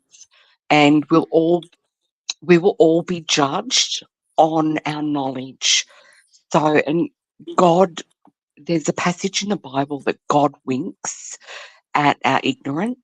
I forget, RC might know the verse, but he winks at our ignorance of things we don't know. So if we never had an opportunity, if we never truly knew, if no one really told us, he's going to wink at that, and Yeshua will step in place. Okay, Lou. Thanks, love. That's interesting question. But let's do it this way. The fact that you think about it, the fact that you say to yourself, I know there's something out there. Remember, you have free will. What's stopping you from seeking out what's out there, whether it be God or something else? So you see and you hear a lot of different denominations, religion, perspectives worldwide. At the end of the day, you have to say to yourself, why do I think this way? I'm convinced there's something out there. It's up to you to go find it. And if you believe there's a creator, you can say, Creator, can you help me out here? I pray that you give me wisdom. I want to understand more. What is this? What are we? Who are we? Where do we Mm. go from here? At the end of the I, day, I would say that you're searching, but you're not making it your business to search for what you're really searching for, if that makes any sense. Yeah, it does make sense. And I also think, RC, and I'm being totally honest when I say this, am I searching because I'm scared to die? And Not again, being part of something, if you understand what I mean. right. We're all Well, scared to die, Maggie. Even those with strong beliefs, we're all scared. I think personally, just from the yarns that you and I have had, I think Yeshua is knocking at your door. I really do. I think prayers have been heard and that you've got ministering spirits around you. I really believe that. And that's setting up, flicking on light bulbs for you. And I just praise Yahweh that you are seeking, you are searching, are asking the questions. That to me, that is a real answer to prayer. Oh, thanks, Lou. I want to just jump in here, and then I'm going to let RC finish this one up before we move on to the next one, because Mel asked a good question. I want to get to that as well. I'm going to echo what Lulu said. I am so impressed, and oh, y'all, I'm going to tell you, y'all know I'm an emotional girl. I hate being emotional, but I am. But it just brings tears to my eyes and joy to my heart, because what I know is this. Um, uh, God, there's no mistakes. God doesn't make mistakes. We as humans make the mistakes. God doesn't make any mistakes. There's not one person in this chat tonight that isn't here because God ordained it. There's plenty of them going on right now. You can join whatever one you want to. There's a reason why we're all here together. There's a reason why we're all listening in. There's a reason we all have questions, right? And I'm telling you right now, I'm going to echo what Lulu says. The Bible says, "Seek and you shall find." And you know that God, when you don't care what's going to happen to you in for eternity, and you don't give it any thought, then God's done. He's done all he's going to do. As long as you're still searching, God is pulling you, and that is a great thing. That's a great thing uh, that you can be confused all you want. I don't know all the answers. I don't. I'm learning as well. I don't have all the answers. Well, none of us will ever have all of the answers, but as long as we are still so curious about having God in our lives and doing what's right, living the way He wants us to live, no matter what, we're going to fail. But and we still feel that it's a calling. And I'm telling you, as long as you feel that way, it's never ever too late. So I'm so grateful that everybody is here, and because Jesus isn't going to return until every person on this earth has had a way to hear the gospel and know the way to get to heaven. And that's why we had to have the internet, right? I just believe that. um so as long as you feel that, Maggie, all is not lost. Hope is never gone, never gone. So RC, I'm going to let you finish up this one. But Honestly, I will say this, Maggie. I feel like I am bound as a Christian to say this. I will tell you things that some ministers are too scared to tell you because maybe you won't be my friend after this. I don't know. But there's a heaven and a hell, and they're both very real. And I believe in that if you too. believe in one, you have to believe in the other. I believe And in both of them yes, too. and you will spend eternity in one of those two places. Oh, dear And God.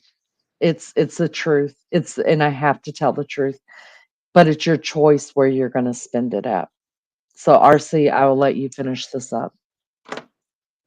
I think what you have to understand is that at the end of the day, guess what? When Jesus, uh, the day of judgment, nobody's going to be able to say that they didn't hear. Trust me, you've heard it. I've heard it. It depends on what are we going to do with it. Is it about trust? Is it about faith? And again, the Bible speaks about faith. Do you trust man? I don't trust man. I don't trust man for nothing. I mean, because I see what man is capable of.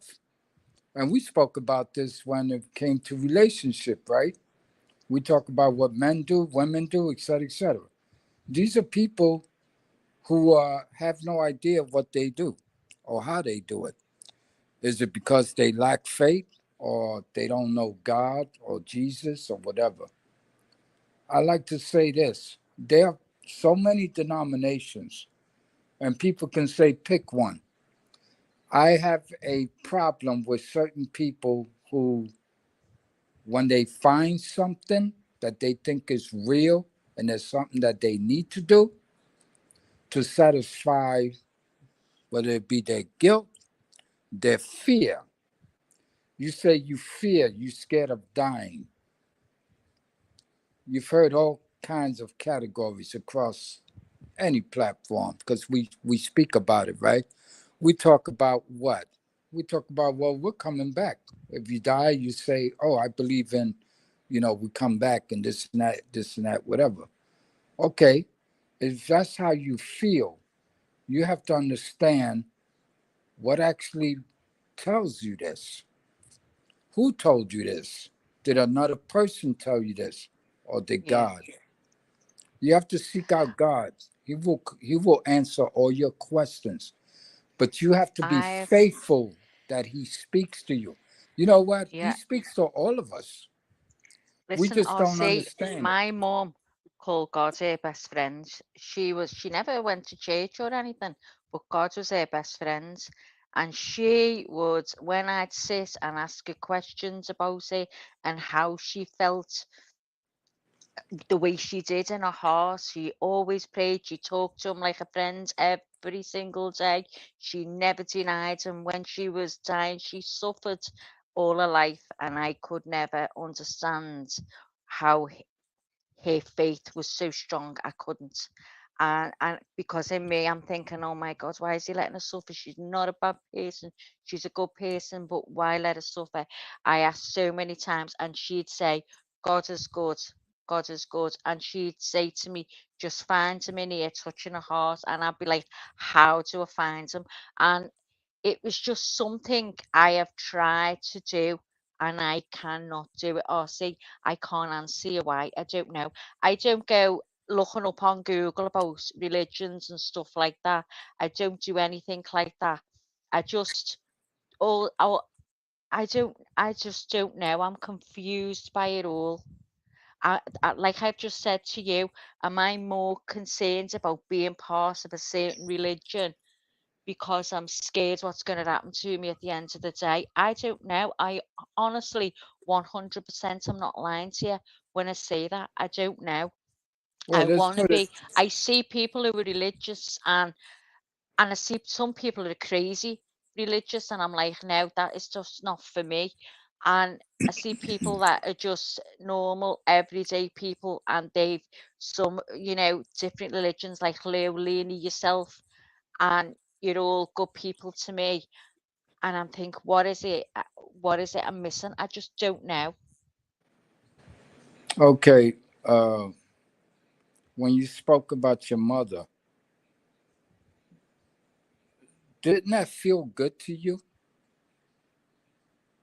Like you didn't get Um. anything out of her talking point. Oh, God is good. God is good. Oh, when God when is I was good. younger, Yes. yeah.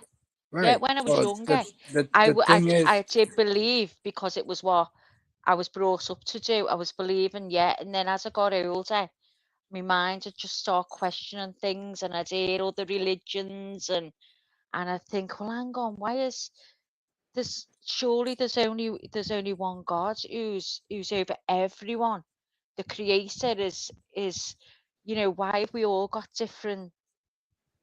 Do you understand different religions, and yeah. why isn't it If an entire? It's so hard for me to understand. I can't grasp it, RC. I just May, can't. may I just interject on that, Maggie? Sorry, say that My, again. can I just answer that question or just give a response to that question you asked? As a believer, I truly believe that we are born with a God shaped hole, and that everyone that is ever born is looking to fill that. Some people feel it with idols. Some people feel it with paganism or with a false god. But we are all born wanting that connection with the spiritual form that we were born with. We weren't meant to be separated from God. When God created Adam and Eve in the garden, we were meant to have a relationship with him. And every child since then has been born with a God shaped hole in them. And we're all seeking. Not everyone is blessed enough to be able to find that. Um, and I think that's what it is. That's why you got these questions. That's why a lot of people have got these questions, because we are born with that God shaped hole in us that needs filling. Oh, see how you do it, Lou. You make me feel okay for feeling this way. Because sometimes I get scared feeling this way. I think, am I supposed to supposed to feel like other people who've got their religion, and I just don't. Not yet, anyway. I just don't, and I'm scared. I'm wanting to feel it for the wrong reasons. So I need clarity of. Sorry, of. I just need clarity. Yeah. you said that you check or you look at other religions, Hmm. let's be clear. A religion is not going to save you. No, it Okay. wasn't about that. What was going to save me? I just looked at their beliefs to see if I felt close to that belief. Like there's certain parts of lose religion that I think, oh yeah, that's really nice. That's really nice, and I think, yeah, I feel that that's nice. Part of Leanie's and yours that I think is nice, but I want the whole thing. I want to feel like you stick to being that religion because that is your total belief. Losing a total religion because that's her total belief. I want to have I that don't too. have a real religion. I put a label on it, Maggie. I label myself as a Messianic Jew because it's easy for the world to understand. But honestly, I subscribe to no religion, no organized belief. I subscribe to what the Bible tells me, and I live. Remember the old bracelets people used to wear? What would Jesus do? I subscribe to that. And I look into the ancient ways of doing things and what Yahweh wrote in the Bible, what he expects us to do, what Yeshua freed us from, and the example of him. I don't prescribe to any form of religion. I subscribe to the Bible only, and it's such a Brilliant. blessing. Let me jump in your chat really, really quick here. Good night, Bees. Thank you for being here. I appreciate it so much. Mel, I'm going to answer that question in just a minute. But I do want to answer this one down here. You asked if Lulu was born into this religion or married into it. She doesn't have to answer. Lulu actually answered that question when she very first came up here. Her mother was raised in the had a background in the Jewish faith, and Lulu was sent off to. She used to go to Sunday school, and God marked her heart very, very early. And it wasn't until a couple years later she started in her mother's faith and began her walk with God there. I hope I said that right, Lulu. Um, Mel also said, okay, so before we continue on, Maggie, do you feel like we've answered that? I think the Bible says that faith comes by hearing and hearing by the word of God.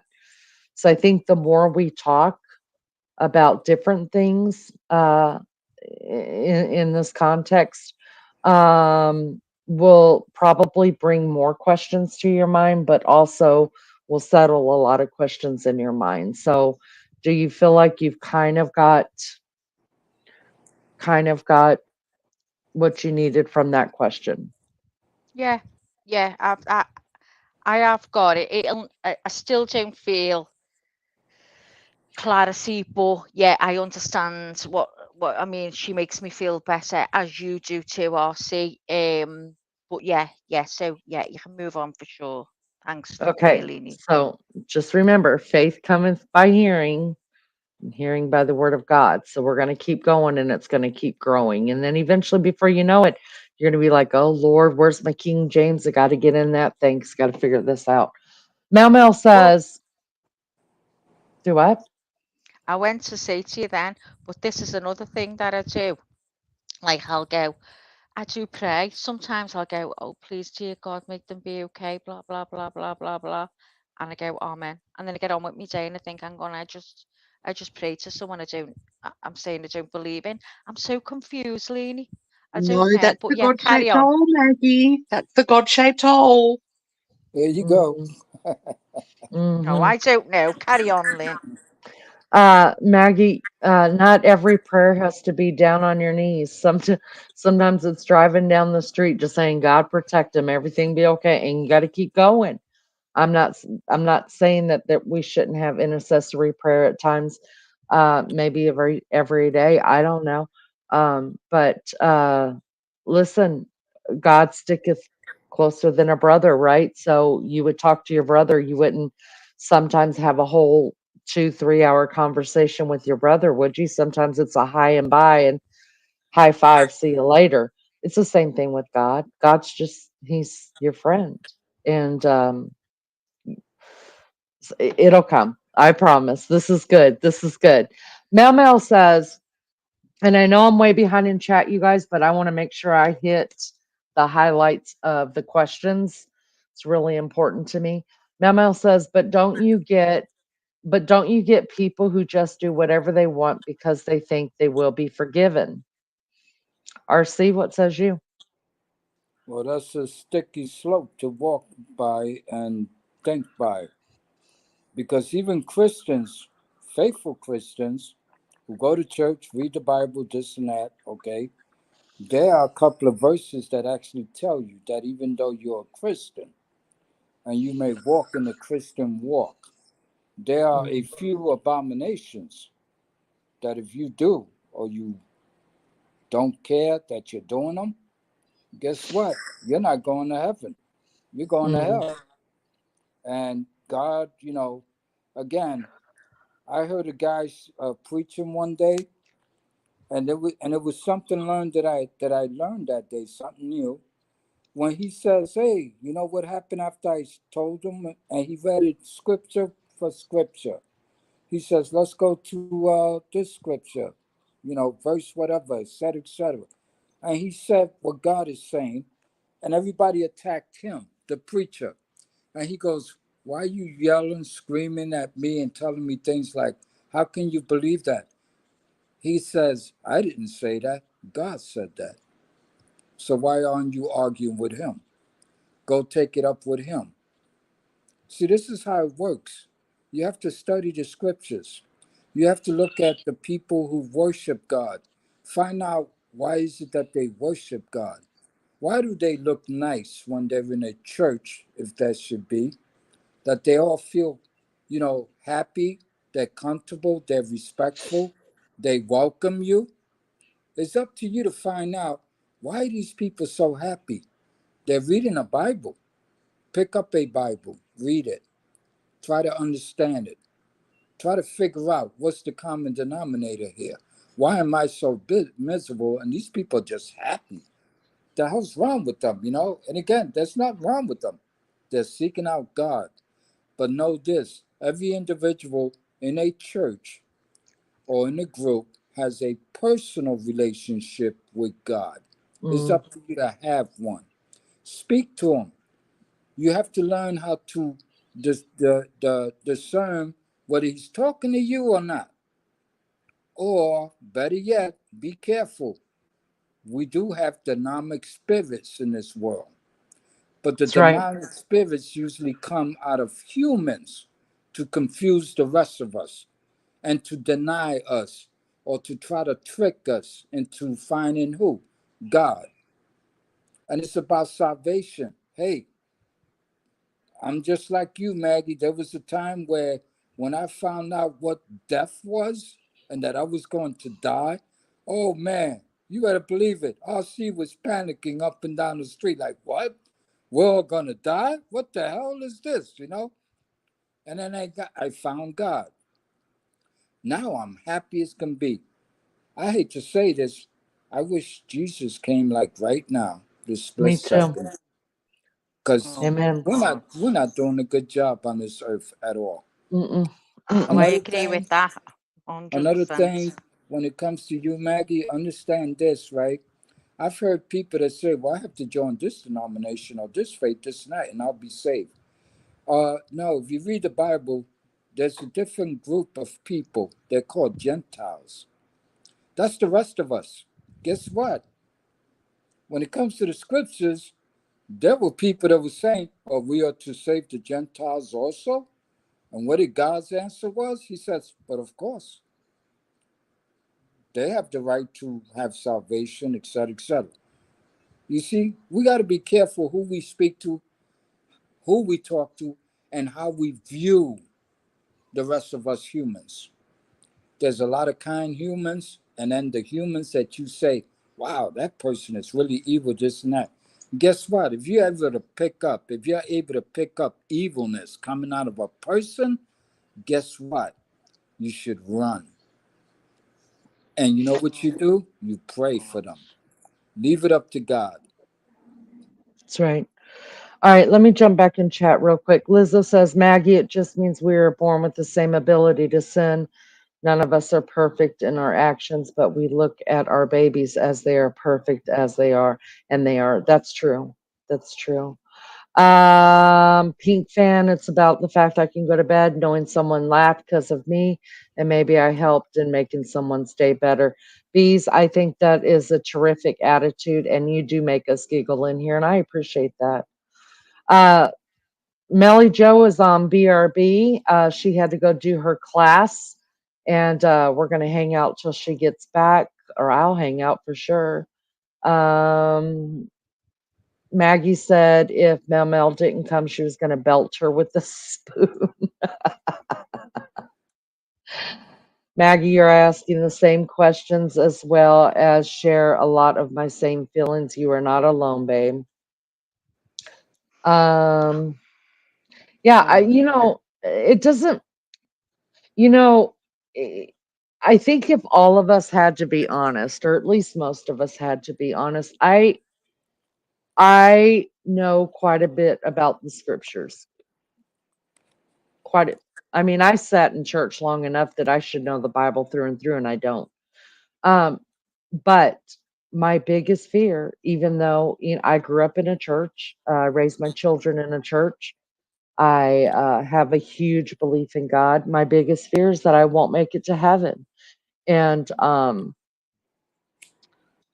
so I have to work on that constantly. And I think most most believers, they do worry about it, and that's about pleasing God, like wanting to please God. That's what I think. For me, it's that way. Like I want to please God, and I want to stand before God someday, and and um, hear those words.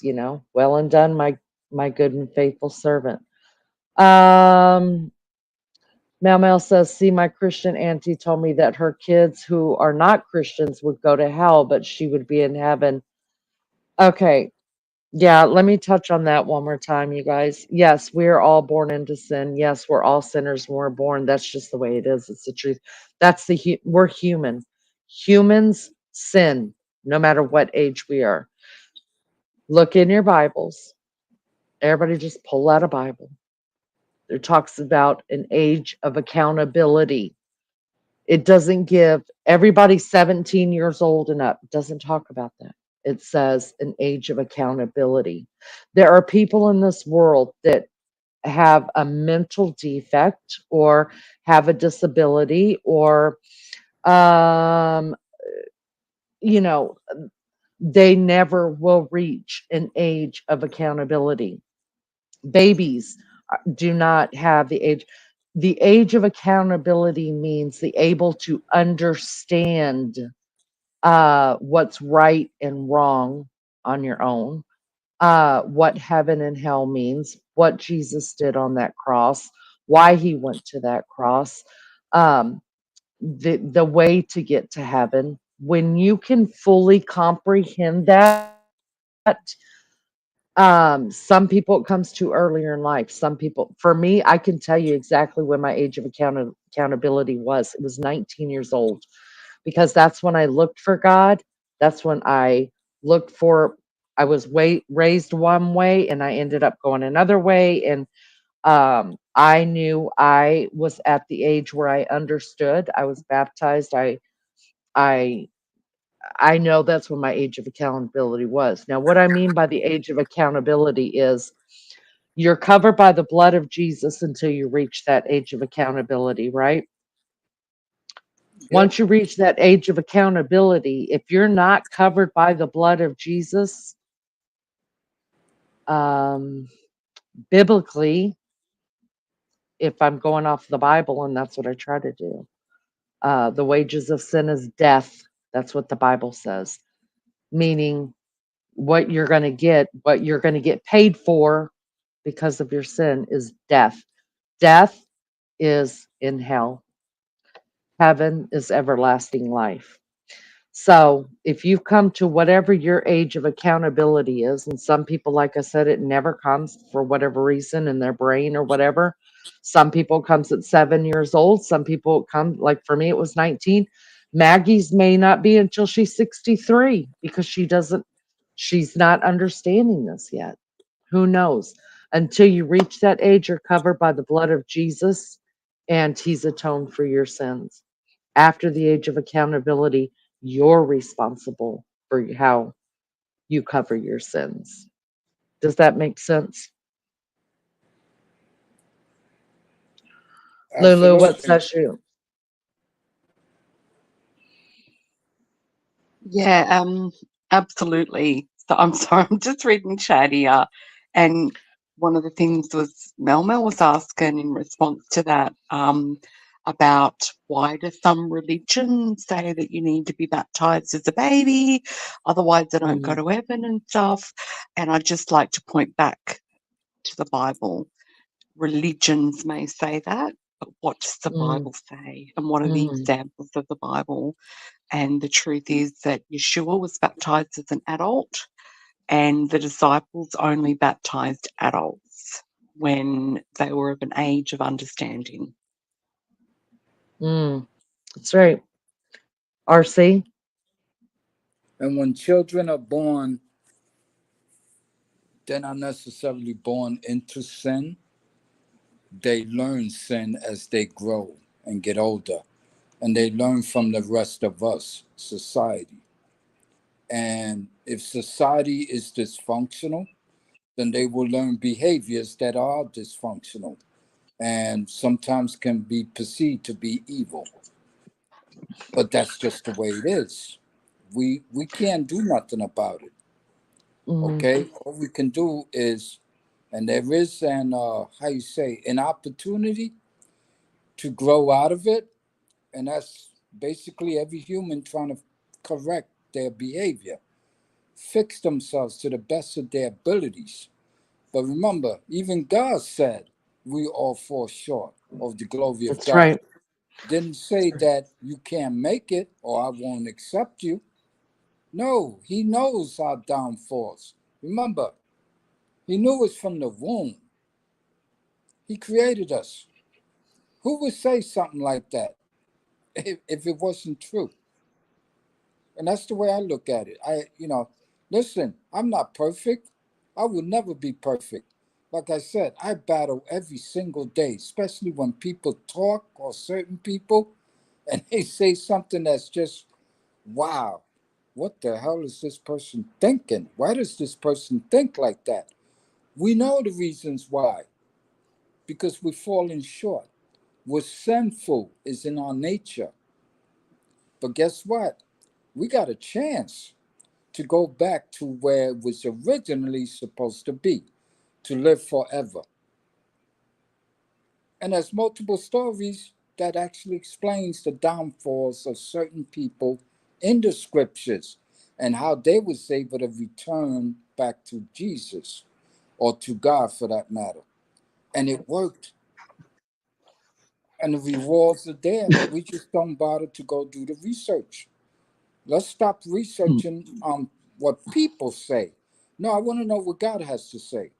Right. Because people will take you for a ride and they'll leave you at the end of the road, and then they could care less if you drop dead or not.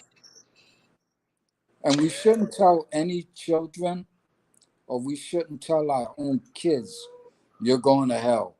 You're going to hell. That's No, right. we should teach them.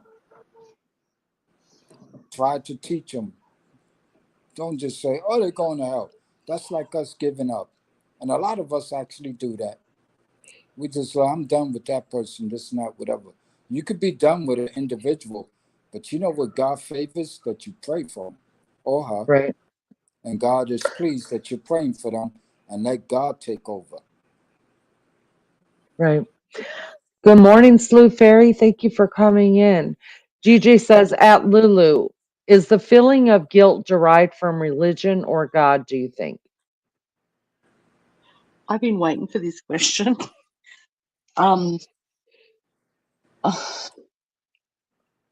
Personally, I think it's from a mixture of things.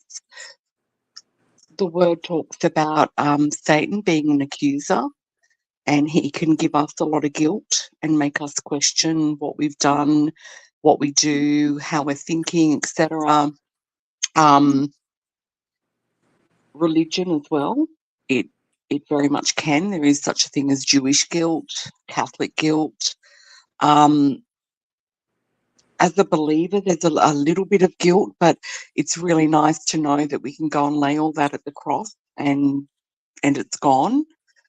But I do think it's more of a human quality. That's my belief anyway.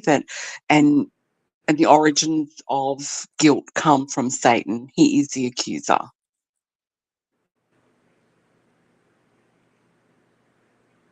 Also, the manipulator, the liar, the con artist. He's the one that presents as the con job in order to do what? To make you feel guilty. No, you should be asking God, hey, God, I'm sorry, forgive me, this and that. I know this was wrong, etc., etc. People like to point at different denominations and say, I feel guilty because I'm a Catholic. No, you should say to yourself, I feel guilty because I'm a child of God and I disappointed him. That's what we should be saying, but we don't. Again, do not trust man, trust God. Mm. Mel Mel says, I don't think religious people I've met are happy or nice from my life experiences. Wow. I don't think all religious people I've met are happy or nice from my life experiences. I will agree with that. Some I wouldn't say all of them, and I don't think you are either, Mel Mel, but yeah, for whatever reason. For whatever reason. Um Maggie said, also, I believe in purgatory. I know Lulu doesn't. Lulu, can you speak on that? Purgatory is a made-up, man-made belief system. There's nothing biblical in regard to purgatory. There's either paradise or Hades, and in the future there will be heaven and hell. There is nothing biblical in regard to purgatory. And Lainey, may I just say, Paulie's walking in and out of this conversation, and he's saying how incredible you are at choosing your words wisely. He thinks that you have a real gift from Yahweh. Yeah, you're not treading on toes. You're being very genteel. Yeah, you're an absolute blessing to everyone listening. And That's so kind. Thank you. that came from Satan himself. RC. No, I'm saying, again, it's like think about Hollywood, think about movies, think about actors. I mean, truly, they make scary movies. They make movies that have to do with the devil, etc., etc. This is how Satan presents his fear. But it's not really fear, it's really deception and confusing the rest of us. What makes people watch a movie and go, holy shit, I kind of believe that when you haven't experienced it? Think about some of these movies that were created over our lifetime. Uh, uh, what was that movie when the chick was turning her head 360 degrees The with the Catholic? Exorcist. Yeah, remember The Exorcist? How Hmm. many exorcists have us humans actually experienced? I have to say, coming from me, none. I never heard of none in my neighborhood, in this state, this and that. It's what Satan does best to make you do what? Feel guilty? Think about what? Everything else other than God? This is Mm. how he gets you. And then he got you like a puppet on a string. Just, hey, I do what I want with this one here. So confused. I can make a do or make him do anything I want whenever I want. And it's because we don't understand. We don't trust God. Trust God. It's easy. Used to be hard. It's easy now. DJ says, at inspirational, it's very uncomfortable topic for me as well for multiple reasons, but I hate to be dismissive or disrespectful to others in faith. And I appreciate that so much. Lulu says, Mel, Mel, whatever, religious people have issues. Most religious people have issues. Thank God they're forgiven. And they can be very hurtful to other people. That's true. That's true. I mean, I think I think sometimes we without meaning to can judge a group, and I'm not saying you did this, Mel Mel, but I know I can, right? I can look at someone and say, oh God, but you're supposed to be a Christian. You're not allowed to have a bad day or cuss or say that or ask a guy to take his shirt off. Oh my God, you're a Christian. Yeah, I'm a Christian, but listen, I'm saved by grace, and Um, every day it's a struggle. I mean, the Bible says I, I I struggle against flesh, right? It's my battle between the holy, the holy part of me, the part that God is busy sculpting, and the flesh. And Jesus suffered that too. Jesus suffered between flesh and his spirit as well. And his spirit overcame, and that's what I believe is going to happen for the believers as well. Our spirits will overcome. We're always going to struggle with that. Do thou agreest with me, brothers and sisters? No, I'm just kidding. Can I just give a shout out to everyone on or in chat? So DJ's put down that, I've asked him to come up and have a yarn with us about, just being a human in the world without any belief system. He didn't feel as though he had anything objective to sort of say, but he was willing to stay here and support me. And most people in the chat are the same. They don't have beliefs, but they're interested in learning about other people's beliefs and hearing what we've got to say. I just, this is a really special place, and thank you everyone, because that's really special to me. The fact that people are hanging around just to support me, wow, yeah, to me that's God moving. That's really, really special. So thank you to each and every person in the chat. You're very precious to me. Thank you so much. Mel, I appreciate all the questions. We all do on panel. I think I kind of answered that. I'll let panel talk about it a little bit if they wish to. Mel says, why do some religions say babies need to be christened or they will go to hell? I think I've already touched on that with the age of accountability for myself. Panel, if you want to jump into that one, that'd be great. I asked that one before, didn't I, to Lou? Sorry, Paulie's yarning to me in the background. He's not a big believer, but he's like, tell him about this, tell him about that. Come on, Paulie. Get over, Paulie. We want to hear you. Tell Paulie to pull up. Let's go. I'm very shy. You're doing a very great job. Everyone's talking about a very good subject. It's very sensitive, but it's okay. Everyone do some homework on Mount Sinai and where the chariots are in the sea.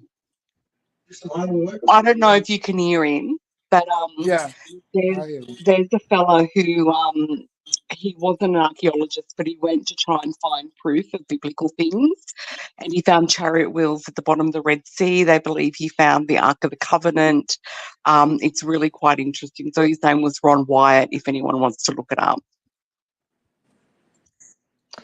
I have heard almost my whole life of people finding the Ark of the Covenant. I've heard that England's got it. I've heard. I would be very curious about those chariot. I wouldn't be surprised at the bottom of the sea that there was a chariot wheels. He did find chariot wheels at the bottom of the Red Sea, the burnt mountain in Sinai, and I think there's a pretty good chance he found the Ark of the Covenant. I think the Jews know it's there, and it's all sort of hush hush. So, just if anyone's interested, look up Ron Wyatt. It is controversial, but I think there's a pretty good chance that he was on the money. He did find Noah's Ark. I've got no disputing that. So, if anyone's interested, Ron Wyatt, WYATT. So look that up. It's interesting.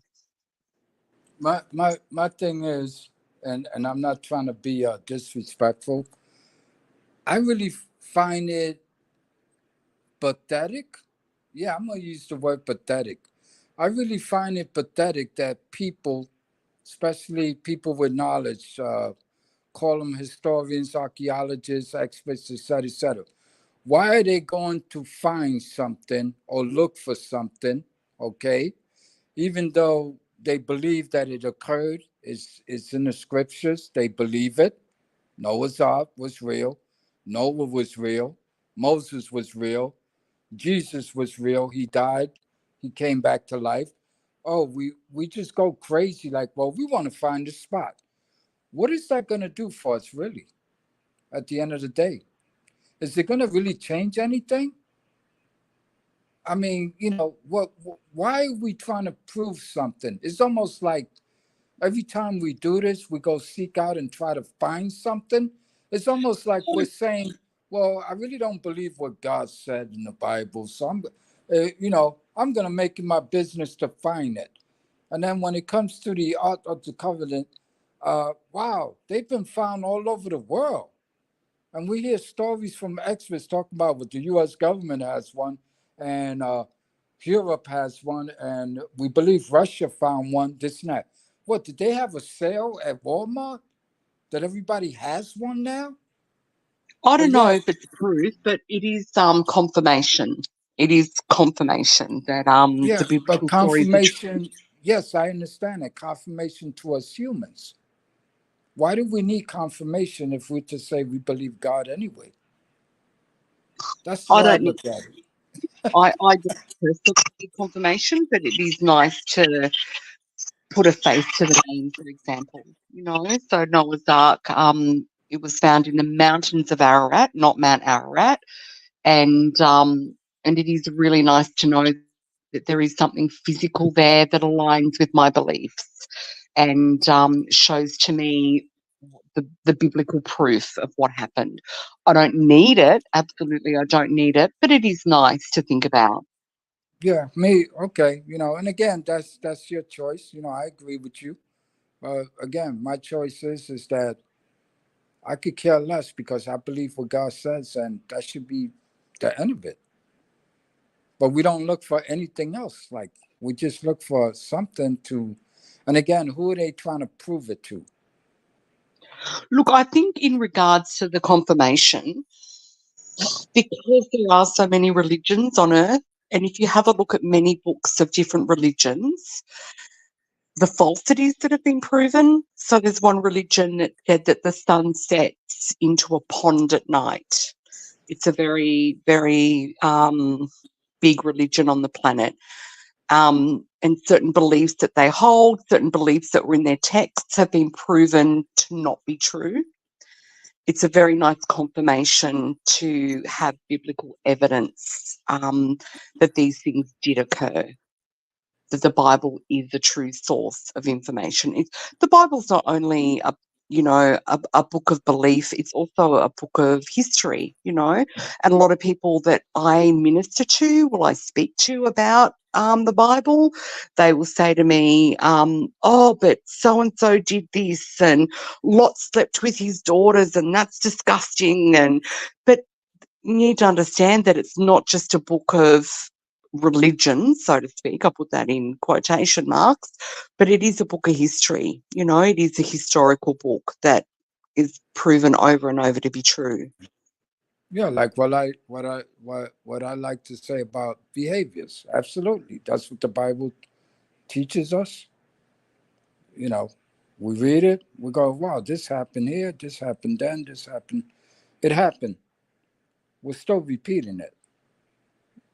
The only difference, the only difference that I can come up with that change is clothes, music, and attitude. But the same behaviors are still there. We're just we're sinful, I guess. Is the where I'm going with. Let me say hi really quick to people that joined chat. Good morning, Hopes. Good to see ya. TJ, a work in progress. Thank you for being here. Appreciate it so much. I also saw, who did I see come in? Y'all help me out here. Who did I see? Oh, Raider. Hello, welcome back. And then I saw Tales Told in the Dark. Hello. Thank you for coming in. Let's see. There was something else I was going to say. Oh, Martin, this has been asked a couple of times. Like Jewish Hades of the like is Jewish Hades the land of the dead like in the ancient Greek beliefs? And is Hades the entity there? Lulu. He said he was surprised you believe in Hades. Yeah, so Hades is the land of the dead. So if we have a look in the New Testament, it talks about Lazarus. He passed away. He was a believer, and he was taken to Abraham's bosom, which RC spoke about earlier. And there was a call out from a man in Hades that someone be sent to warn his brothers about the impending doom that they would face in Hades when they died if they didn't convert. And the tale there basically is they said to him, look, he's got Moses and the prophets. If he didn't listen, if they don't listen to that, then they're never going to believe. In other words, they are all pointing to Yeshua as being the saviour, and Yeshua has come, and Yeshua,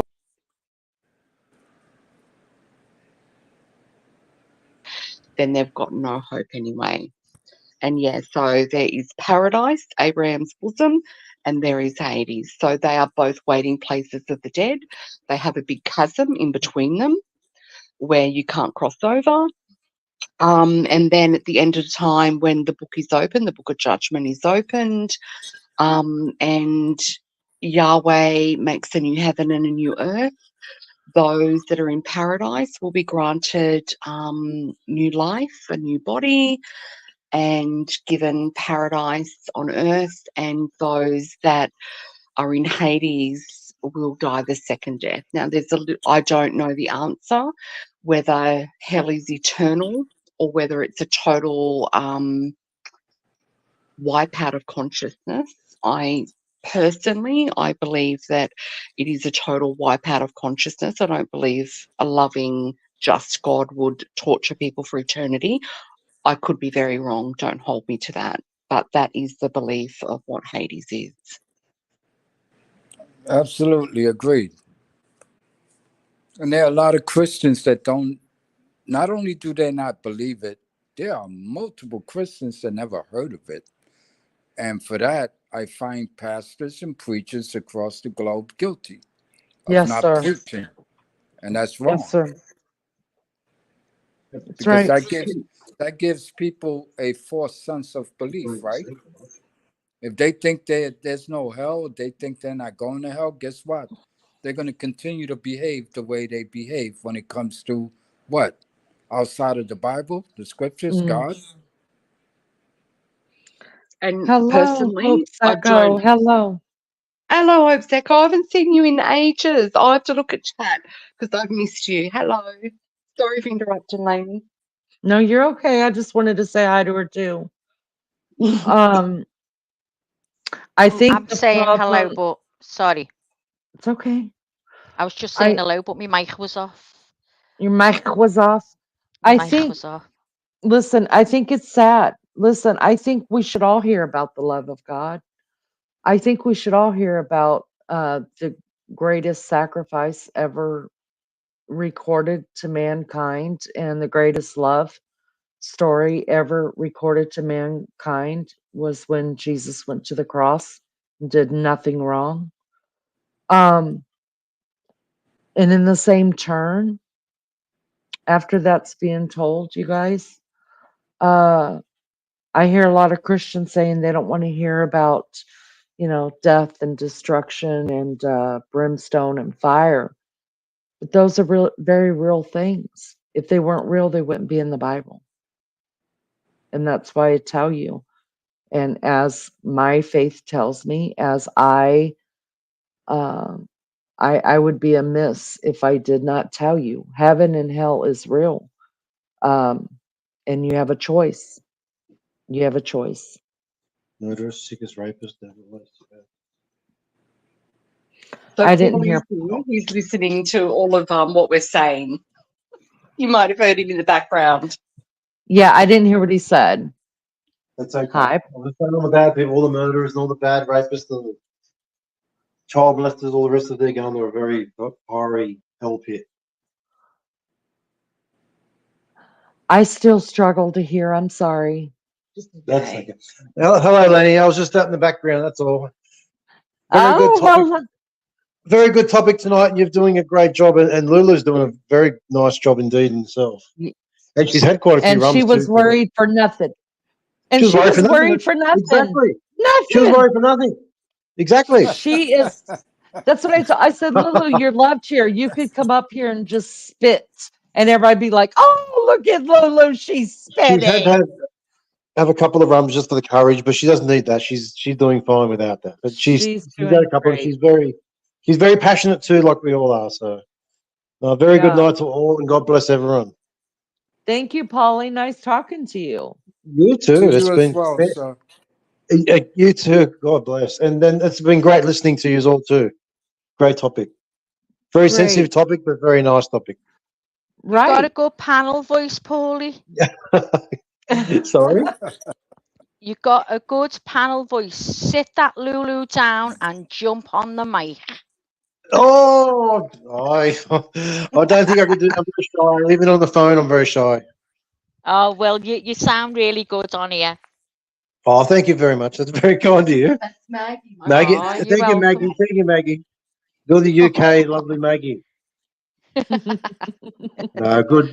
Been a lovely night. I've been listening in and out during the night. It's been very nice. It has. It has. Beautiful.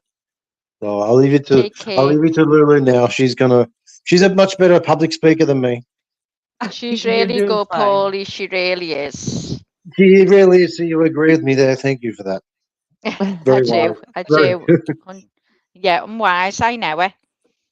all All right, good. No let me. worries. You have a lovely night. Thank you. Are we still listening? But yeah, thank you. Thank you, Polly. Speak soon. Okay, Bye, love. good. Good to talk to you. Oh, how All good right, are you? He says he's shy. RC and Lulu, we have a couple questions to get to before chat gets away from me. Martin says, and when the new world and heaven are built, who populates the new earth? The people in Hades or the new ones? God's people. This is for Martin. Stop playing with us, okay? I think he's messing with us. My thing is, Martin, go read the scriptures. I asked the question, RC. If he was able, what about the new earth and the new heaven? I asked the question if all the different religions have different Bibles with different beliefs in. So I noticed, RC, that you agree with a lot about Lulu's religion. But what is different in her Bible? No. What is in her Bible that you don't believe in? I don't agree with Lulu's religion. I agree with her knowledge of God. Okay. So what is in her Bible that you wouldn't feel was right into what you believe because you all have a different Bible, yeah? No, Maggie, the No, Bible. no. There are different. They're written somewhat differently, but they're interpreted. They're interpreted from the Hebrew texts. So the Bibles are the same, but the difference with our belief is no matter what Bible you read from, so there may be the King James, the New King James, New International Version. I mean, there are tons of them. Yeah. However, we as, and I put in quotation mark Christians, we as believers, we have something called the Holy Spirit who leads us to all truth. So he will lead us. We will read the Bible and we will come to all truth. So I think that's what, because I've been really blown away by RC tonight, his understanding. I thought, wow, I thought he was Catholic, Yeah, he's yeah. Italian. Like, wow, how does he know all this stuff? Because it is very Hebrew centered, his belief system, and it's very biblical, his beliefs, and I was really surprised at it. But certainly if we strip back the layers of the Bible and we look at it Judeo-centric, that's where the biblical belief comes from. But it's all taken from the same text. There are different interpretations. However, we have that little gift of the Holy Spirit that will lead us to all truth.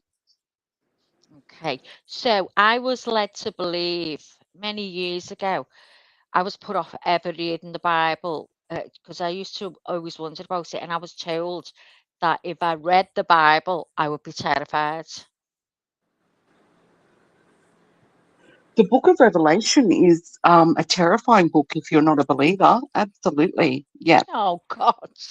Yeah. Oh, It can be very, okay. very scary. I remember as a teenager reading it and closing it. I didn't want to know. It can be a very Mm, scary book, but yeah. the truth. And if It's somebody told you, Maggie, if you walk through that forest at night, there is a monster there and it's going to grab you and eat you, and they were warning you and telling you the truth, wouldn't you want to know? Wouldn't you yeah, want to but I'm know still not to walk terrified. down that path and walk through Oh that? yeah, yeah, yeah. Yeah, so that's what the Bible is. Okay, okay. It's interesting. I don't know. I might have a go. I don't know, Lou. Watch this space. There's I remember years ago, back in the early 90s, and I think it'd be really good for you to access because I'd really like my Paulie to do it. There's a course, Maggie. I don't know whether they'd still do it, but you should be able to find it. It's called the Alpha Course, and it was an Englishman named Nicky Gumbel, Nicky Gumbel, and he did that, and it just gives the basic foundations of Christianity, and it gives it in really plain, no nonsense sort of understanding. I think you'd That's what really I'd have to benefit have. from it. It Completely, honestly, cause I think, yeah. because it really cemented things for me, and then I built my faith on that. So I have a look at the Alpha Course, the Alpha Study, ALPHA, by Nicky Gumbel. Yeah, he really just lays it flat and just gives you them basic biblical beliefs that you can then build on, because it is overwhelming. If you're not read in it and you don't understand it, it Mhm. can be overwhelming. You know, like the book of Revelation, it is a bloody scary book. However, it is truth, it is truth. But the Alpha course is a really good starting point. So I really encourage you to have a look into that. Okay, Lou. Thanks, love. Let me jump into chat really quick. Again, it's getting away from me, but there's a lot of great questions here. DJ says, "What is it that gives so many people faith, regardless of actual religion or faith they choose? If you can't see it or touch it, what is so convincing?" I'm going to give mine real quick, and then I would like to hear from both Lulu and RC on this, because I think it's a personal experience. I think it's different for everybody. For me, of course, I grew up in it, and so um, I was taught faith from a very young age. That faith is the substance of things not seen, things that are hoped for. Right. So you can't see faith. It's Faith is not something that for me, faith is not something that everybody that you um okay, let me redo it. Faith is something that everybody's born with. You were born with faith, and let me prove it to you. When you sat down in the chair that you're sitting on right now, you didn't look at that chair and say, God, are you going to be able to hold my weight? Are you going to fall apart the minute I sit in you? You thought nothing of it. You just sat down, knowing it was going to be comfortable, knowing that you were going to be okay. You just sat down and just expected it to do its job. That's what faith is. Faith is, um, we were all born with a measure of faith. The more you walk with God, now you can have faith in all different things, just like the chair you sat in, just like the car you got into today to drive and got you to wherever it is you were going. You didn't give a thought to it. You just knew it was going to happen. It's faith. Um, Faith in God grows as you grow. So as you grow in God, your faith gets bigger and bigger and bigger. And then you're actually able to um, see the works of your faith, right? Meaning, I remember one time, this is just a small little testimony, and then I'm going to turn it back over to panel. I was teaching this girl how to drive, God forbid. Oh, Lord, that was terrible.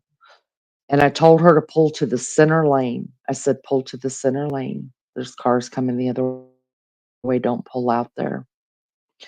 Y'all, she went all the way across and she went right out into traffic. And I knew, and I said it out loud twice. I will never forget it. We're going to be hit. We're going to be hit. I turned around and looked, and that car was not there anymore. It was in front of us. And now some may say, well, it probably passed you while you're looking. I don't know how it happened. But I believe that my faith, that I believe just in all good things come from God, and God gets us through the bad things. I can see my faith in works because I do believe that was, and even though I can't see angels all the time, I feel like an angel moved that car so that we were not harmed, right? So, um, faith grows. We're all born with a measure of faith. You just don't realize that you use faith every day, every day. Um, and it grows.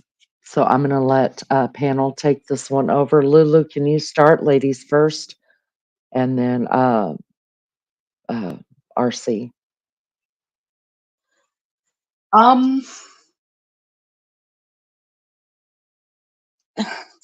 I guess I struggle with this because faith, I hate to say I was born with it, but I think I was. I remember being 2 or 3 years of age and praying. I always somehow knew that there was not only Yahweh, but there was Yeshua, Jesus. Always knew it, always. Maybe I was more attached to that God-shaped doll I talk about, but I always knew it. And my faith has just grown over the years. I think we, as you said, we all have faith. It's just what direction that goes in. So other people may not have faith in Yeshua. They may have faith in other things, whether that's, faith in science or whatever it is. But I think we're all born with faith. It's just a matter of where we place that faith.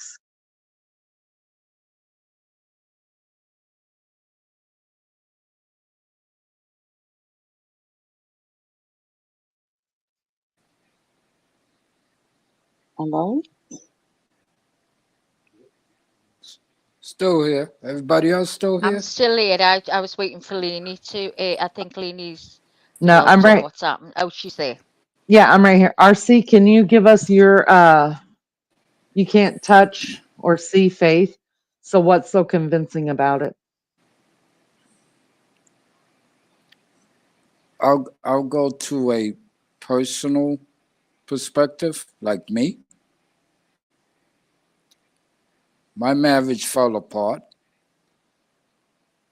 and the kids refused to stay with their mother. Then I went into a court and says, "Hey, where do I fill out an application? Because I want to get custody of my children." And that's when I experienced a little bit of evil, which was in other people. Sometimes the court systems are run by evil people, or people with different beliefs, or people who think they know what's better for us, our children, etc. So it began with the woman was telling me, "You want to fill out what?" I said, "An application because I want custody of my children." And she says, immediately she comes out and says, "Well, that's never going to happen." And I just looked at her, and then she just sat there looking at me with this stern look.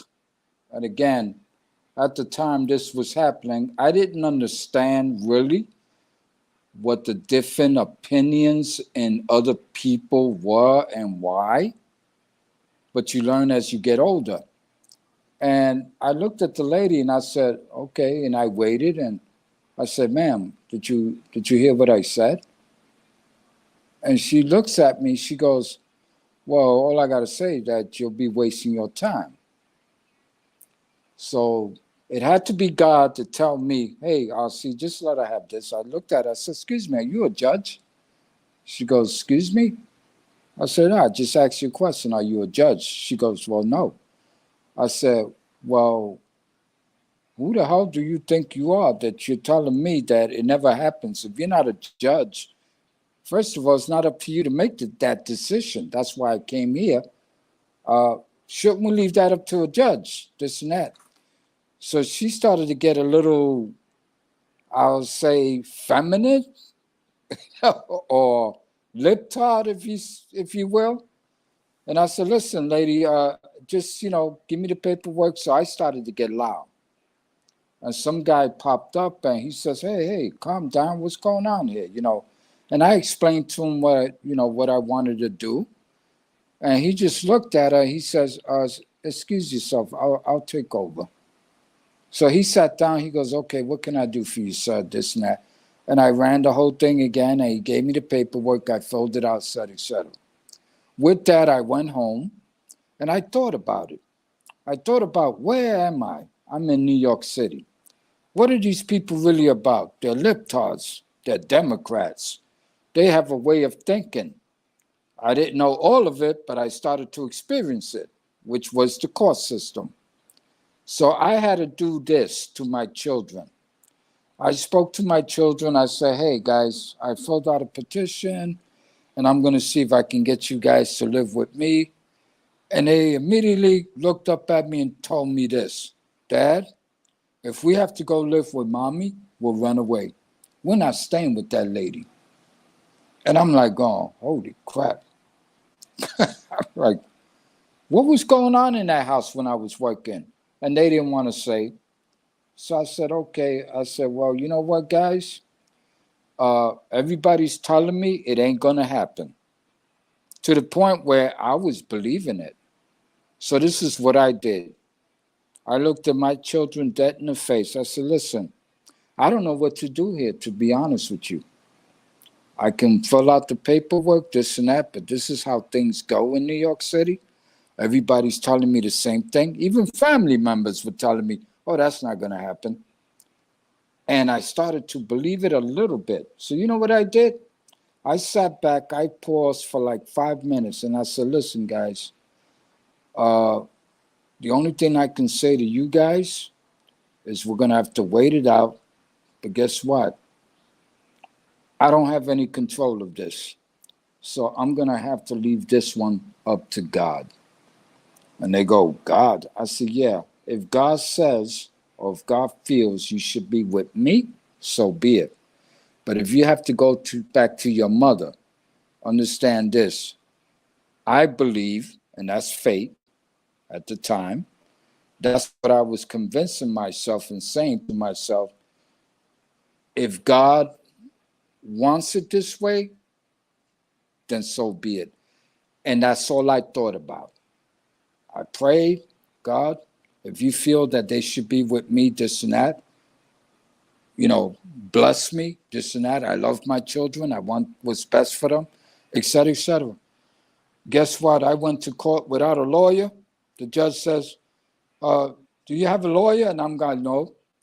He goes, well, I think you should get one. So I turned around and said, well, she got a free lawyer. Can I get a free lawyer? He goes, well, no, that doesn't. And again, this is what I'm looking at, a liberal system. She gets to get a free lawyer, but I got to go get one. And I said, well, no, Your Honor. I'll be okay, Your Honor. Oh, so you're going to just defend yourself? Yes, Your Honor.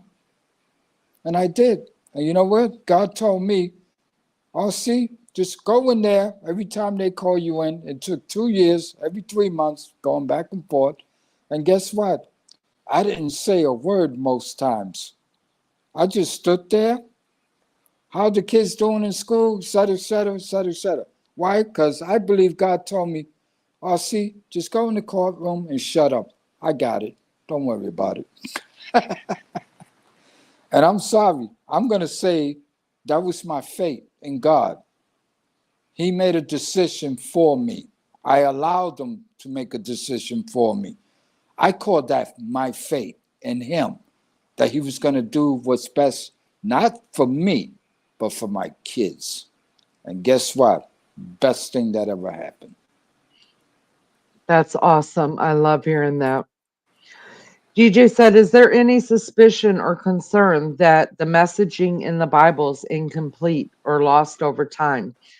A little like Chinese whisperers. Whispers. Lulu, what says you?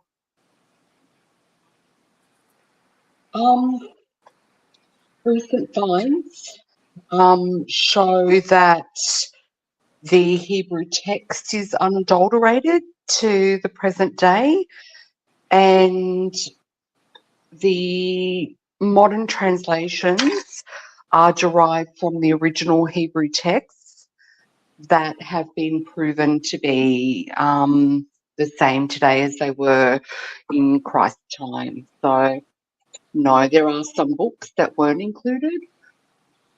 They were proven not to be inspirational from the Word of God. So there are Gnostic Gospels that are considered heretical, that aren't included in today's Bible. But no, what today's Bible is exactly what God wants us to listen to.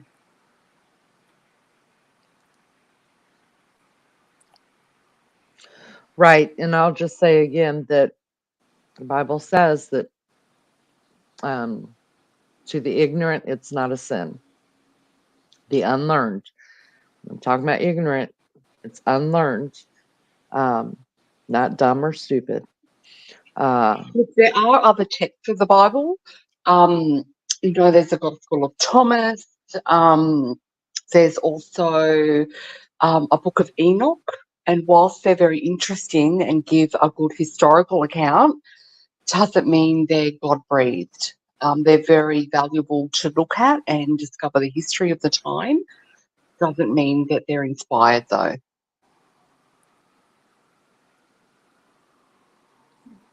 Yep, agreed.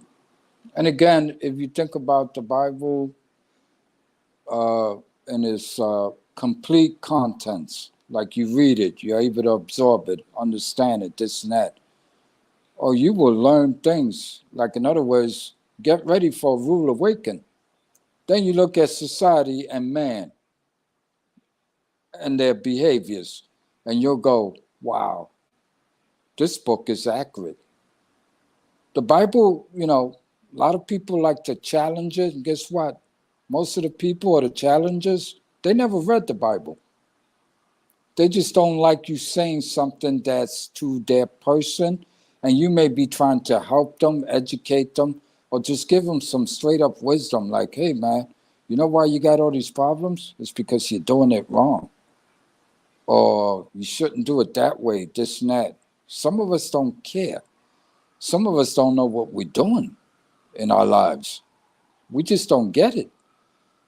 At the same time, we're harming people as well as ourselves. If that makes any Lane, have sense. you ever read any of the Gnostic Gospels? Have you ever read Enoch or the Gospel of Thomas or anything like that? I read it all, and when you read it, guess what? It talks about the downfall of man, the fallen angels, why the fallen angels did what they did, etc., etc. But if you go to the regular Bible, guess what? It's there also. So my thing is, I don't need to go outside to try to confirm something that I already read. And it's there, and it's biblical. See, my thing is, it's like when people look at each other, we should understand reaction. Reactions sometimes come by the way of anger, trying to stick it to the next person, or trying to bear false witness, or trying to make them look bad because they're saying something that's truthful about them, and they can't take it. And that's how the devil operates too. You can't tell me nothing. You can't judge me, this and that, whatever, etc., etc. Oh, you're telling me what you're doing, like you don't feed your children, and that's bad? Or you don't do this, and that's good? Give me a break. That's where the phrase of seek out wisdom. You have to seek out the wisdom. What is the wisdom? The wisdom is knowing what's right and what's wrong and applying it to ourselves. If that makes any sense. Yeah, I agree. Good morning, Wild Angels. Thanks for coming in. I appreciate it so much. Liza Morning, says, I've had Chicken. situations that were dire and I could see no way out, and I prayed, and at the last moment, a situation was provided that I could not have done for myself. It was God testing my faith. I think if you look over your life, for those questioning faith and whatever, every one of us has had a time and experience a something happen that you can't explain it. You just can't explain it. It it seems to be nothing but a miracle. Um, and then you're not even sure if you believe in miracles, but it's the only way to explain it, that it had to be a miracle, and you may not even believe in God. I don't know.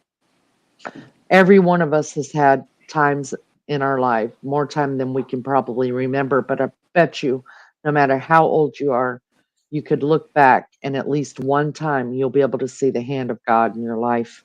And you may not realize it until just now when you look back over it and go, yeah, there's no answers. There's no answers because it's God.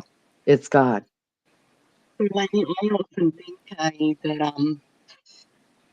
when that day of judgment comes and our life's rolled out before us, and I think, so that was you. I think it'll be really interesting.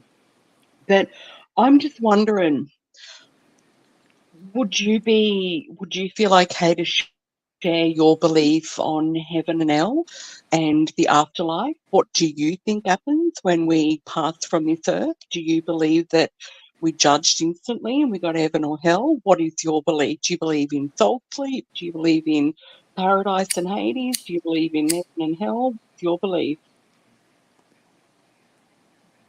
Who are we talking? RC, I'll let you go with that. What, everything that she just said? Yeah, what do you believe in as far as what happens after the passing of this life? When you leave this life? Well, after I leave this life, I guess what? You know what? The Bible tells me, you know what? There's rewards coming that we can't even imagine from a God that is so merciful. We can't even imagine the mercy he has for us. It would have been a done deal if God decided to say, you know what? I created these people. I gave them a garden. I created man. I created Eve. And they messed it up. Okay, I'm done. Just imagine. But we don't get that. We get multiple stories of people who experience, like you said, Leni, we don't even know if it was fake. We don't even know if it was a miracle. But the fact that it happened and we convince ourselves, oh, God, I'm not going to be able to get out of this. Oh, God, I need help. Oh, God, this and that. And sometimes God waits patiently to see how faithful are you. Do you believe you're going to hell? That's an out. Do you believe me? Do you believe I'm going to save you? Do you believe I sent my son to sacrifice for your sins? This can't all just be a story. It's got to be real. And then when you talk about certain parts of the Bible, like Jonah and Moses, okay, and some of the apostles, and the blind man, and the rich man, the poor man, in Hades, in paradise, I mean, when you look at it, it was the behaviors. And why did one wind up in hell? Because he could care less about God. And he proved that. He thought money and riches was going to get him to heaven. Some people actually think that way. And the Right. Bible tells you that no riches will get you into heaven. I mean, it's just a fact. I mean, we've had people in our history that buried themselves or had gotten buried with their gold, with their money. I mean, wow. And the list goes on. But I believe there's a heaven. I believe God is going to make it all brand new again. And to me, I can only look at it as compassion, mercy, and the second chance that we almost didn't get. So that tells me there's nothing in the Bible that says we wasn't getting a second chance. He actually made it happen. So why should I question anything else? I'm not. Like I said, I wish he comes this second. And you know what? At the end of the day, I struggle every single day. And by the way, Lulu, my kids believe there's a God, this and that, whatever. And every chance I get, I try to talk to them. They work hard, they're responsible, they're respectful ladies. Uh, they take care of their puppy. Oh, they do everything possible for me because I'm still single. They make sure I'm alive. They make sure I'm fed. They stop by, they visit, they make sure, they check my whole apartment. Okay, looks like you need this and need that. They buy it, they go out and buy it. They'll take a list, come back a week later. They visit me once a week for the last 15 years now. And they make it their business to make sure I'm well. That's God sent. I don't care what anybody says. Most people go, you have wonderful daughters, this and that, whatever. How did you do it? That irritates me sometimes. Be a parent. Be the best parent you can. Love them. Love them to death if you have to. Yes, Maggie. Leanie, RC, and Lou. Ethan Allen has just been saying about deja vu. What's your belief with deja vu?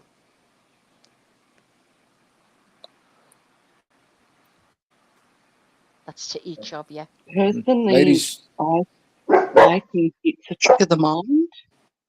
Sorry, Lou. Can you say that I again, please? I think it's probably a trick of the mind. It happens to me quite frequently. I think it's something that happens that your brain is trying to recalibrate. I think it's just a trick of the mind. It could also be something from spiritual aspects trying to lead you astray. So, believers, Maggie, we not only believe in the Holy Spirit and a God of all control, we also believe in a realm that is unseen and unholy. So I think that could have a lot to do with it as well. That's Okay, just Lou, my personal belief. thanks, love. What about you, Leanie? I think the mind is just something that well, I mean, I believe we only use part of the mind. And look, we're all made from dirt.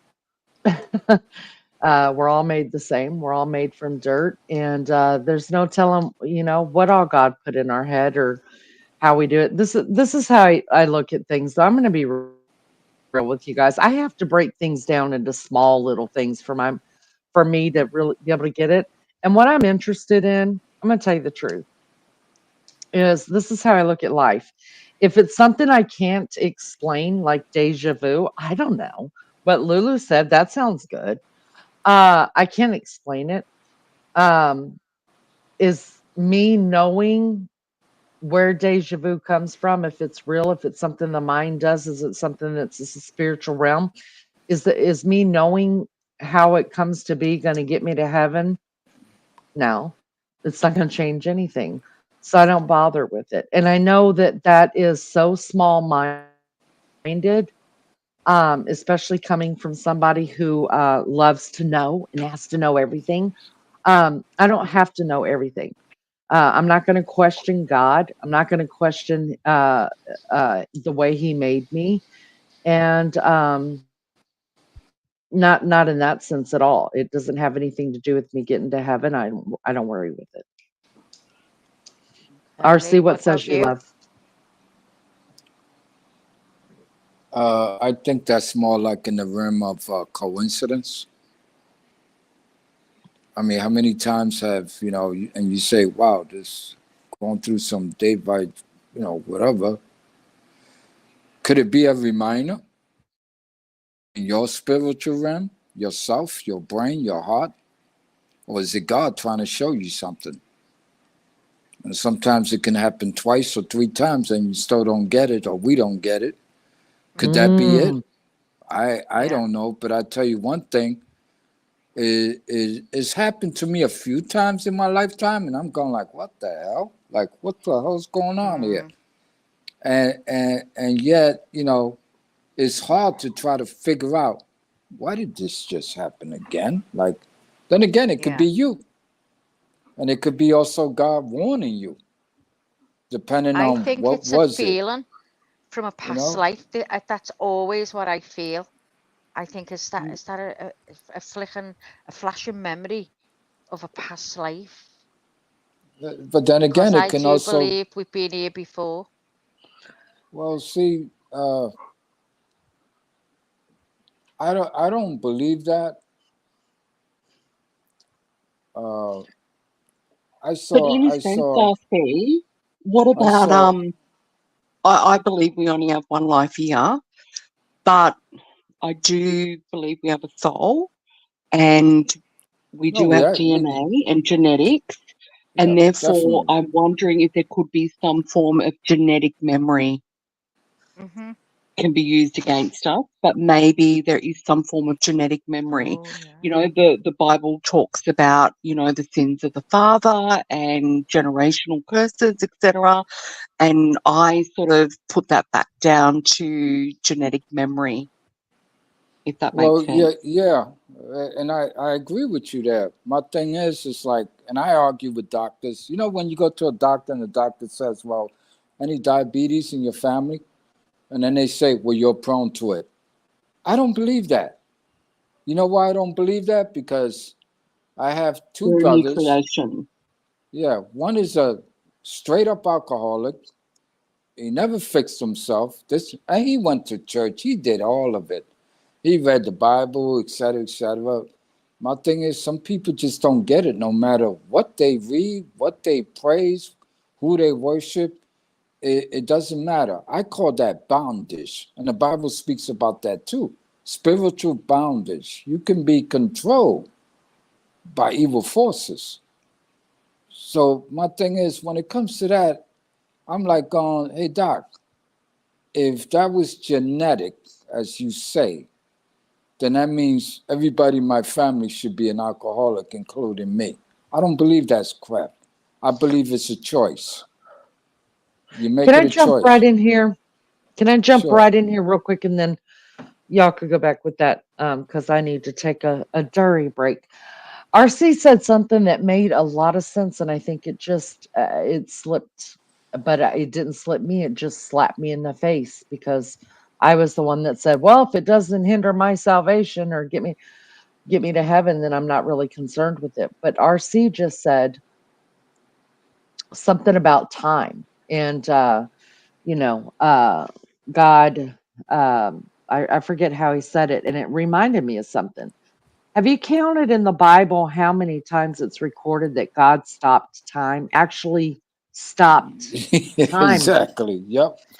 So could it be just y'all do with this whatever you want to while I go out and smoke and then, think on it. Could it be that at that very moment that you're experiencing deja vu, that God has actually stopped time? Boom.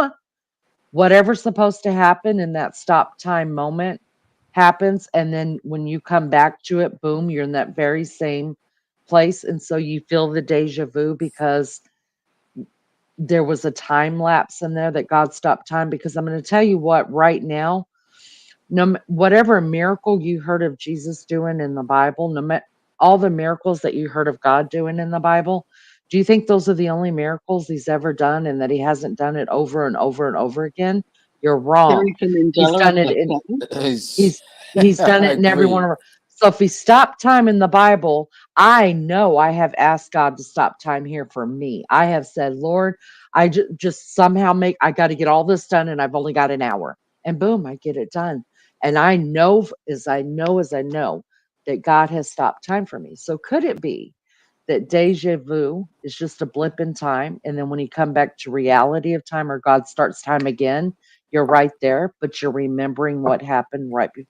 You're like, oh my God, I've already been here. Well, yeah, because God stopped time for however long it was. It could be years, it could be minutes, it could be an hour, and you're right back to where you were. Think on that. I'll BRB.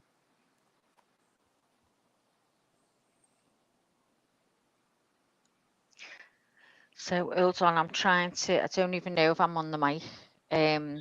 I can hear Second. you, Maggie. Can you hear me? I was typing something then about deja vu. Lizzo said it could be a lesson that we're to learn from it. But what if it's a deja vu where it's just you see something like you walk into a room, a person sitting a certain way, doing a certain thing, whatever, and you walk in, you think, oh my God, I've seen that before. This person's not doing anything bad or anything. So what would Yeah. be that lesson we're learning I from read that?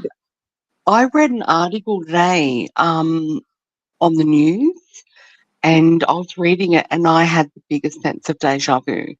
And it was a strange article. It was about a woman being found deceased after she went out on her lawnmower. Like, it was a really weird thing, but I had a really big sense of deja vu. So I'm just going to give that over to prayer and ask to learn from it. Yeah, but it definitely is a real phenomena, and so is Yeah. things like sleep phenomena. But we just got to be real careful where it's coming from. We've always got to give it back to God. That's my belief anyway. That we've always got to give it back to God. What do you want me to learn from this? Is this something that's from you? Is it something that's from the enemy? I think Exactly. it's something spiritual or God-like to me. It does feel Yeah, like that, definitely that I'm something being, spiritual. it's an insight into something.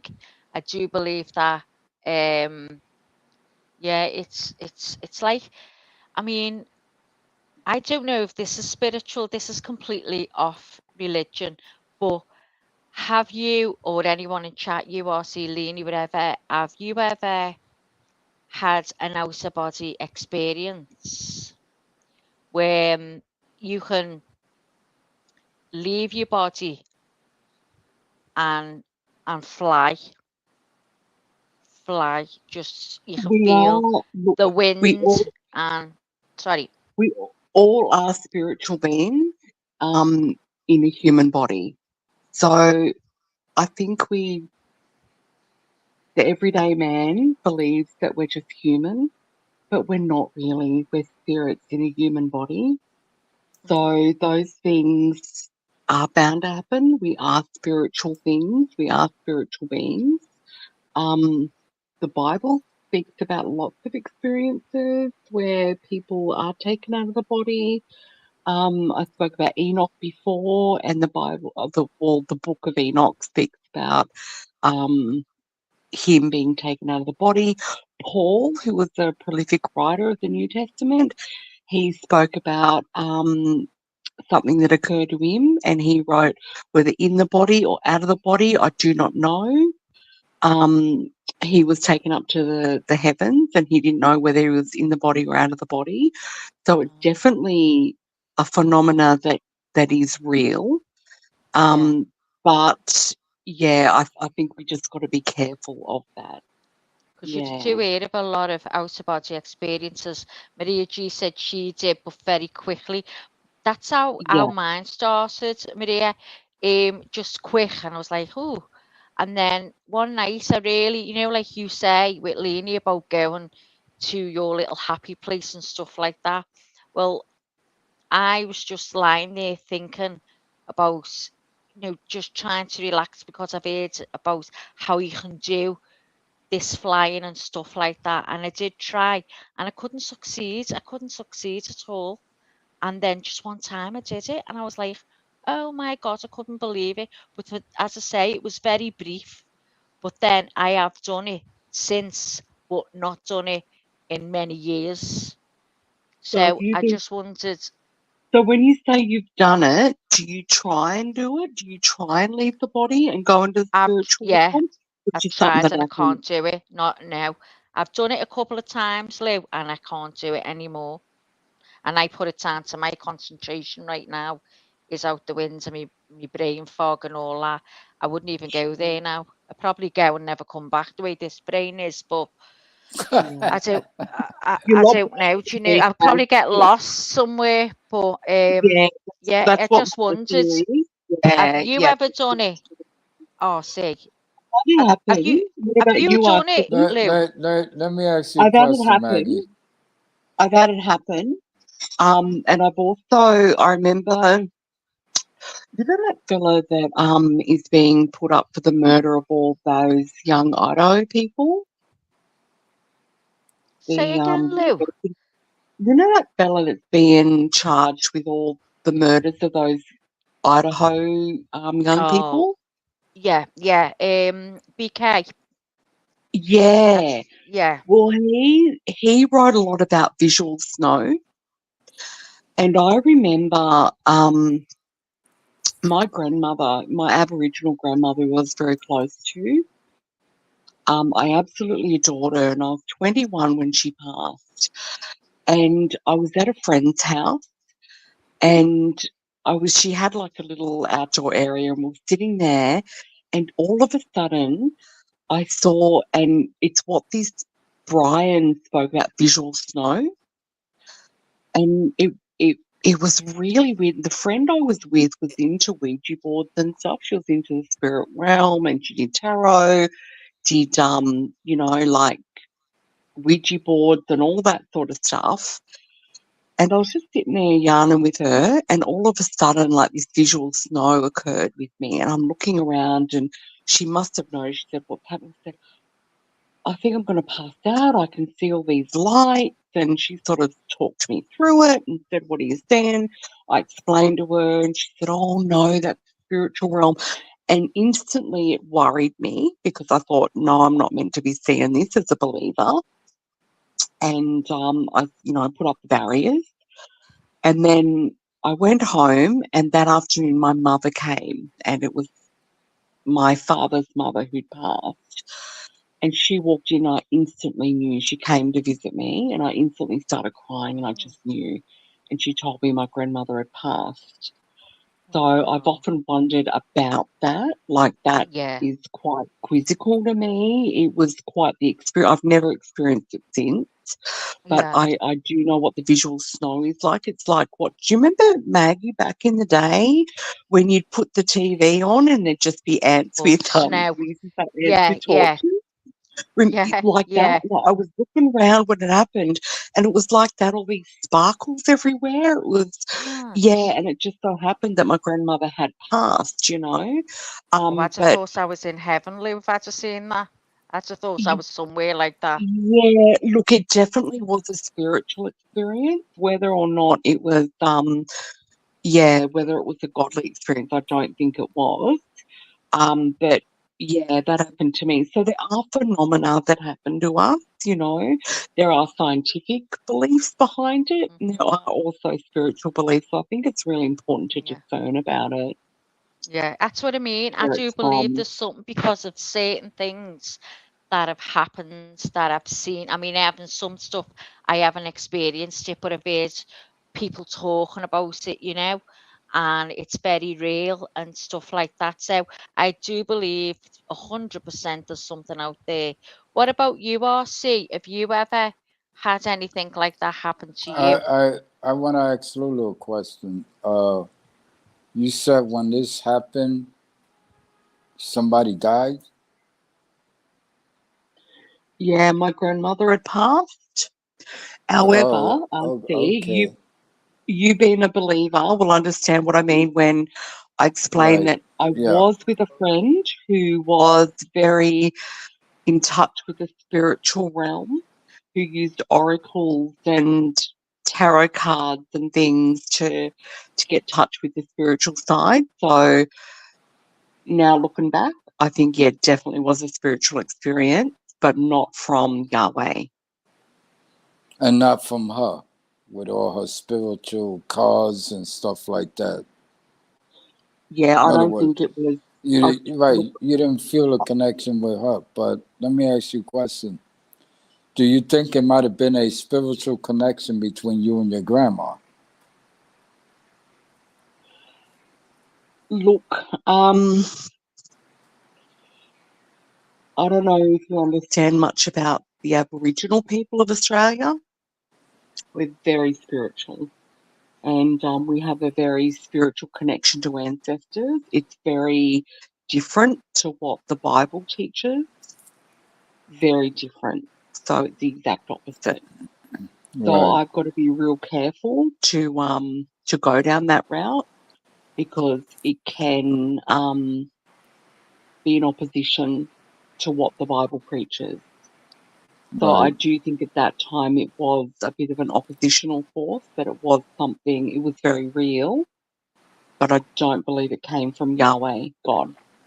Okay, I got you. So we, Okay, the Aboriginal people believe very similar to the Native American people is the Aboriginal belief. We believe in, well, Aboriginal people believe in the spirit of ancestors and ancestral spirit, the rainbow serpent. It's all very, yeah, it's very opposite to what the Bible teaches. right, agreed. Because my grandma, she was very religious. She actually went to church basically all week. They would go to church on Saturdays. She would cook for all of them. And grandma had this thing. And again, some people think that, when we speak about certain things that happens to us, a lot of people don't believe it. Sometimes the person who's speaking says, I don't know why that happened. Why did it happen? Why did I say something? How I said it to someone or to a group of people. My grandma, when she finished doing her job, raising her family, she moved to Puerto Rico with grandpa. God blessed them with 2 houses. And then they decided to move back to the United States. They moved to Florida.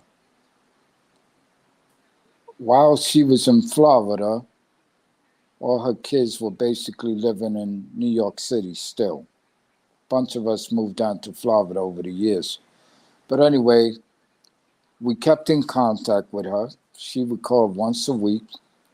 One day she calls and she says, hey, how's it going? Oh, it's grandma, this and that. And then she goes, well, who's there? How you doing? How's everything? How's the twins? Everybody's fine. Miss you, grandma, this and that. Going on vacation next July. I'll be visiting you. She turns around. She goes, can you put your aunt on? I'm like, sure. So I gave the phone to one of her daughters, and her daughter's eyes just opened up wide, like she saw a ghost or something. And I'm looking at her, and I'm like, what's wrong?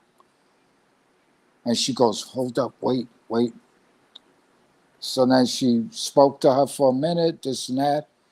She told her, no, everything is fine, this and that, whatever, et cetera, et cetera. And I'm like, what's going on? What was that about? She goes, I got to tell you, this grandma, my mother, she goes, she's got some kind of spiritual thing going on with her because you know what she asked me? And I'm like, no, but I guess you're going to tell me. She asked me, is Eli all right? That was her son.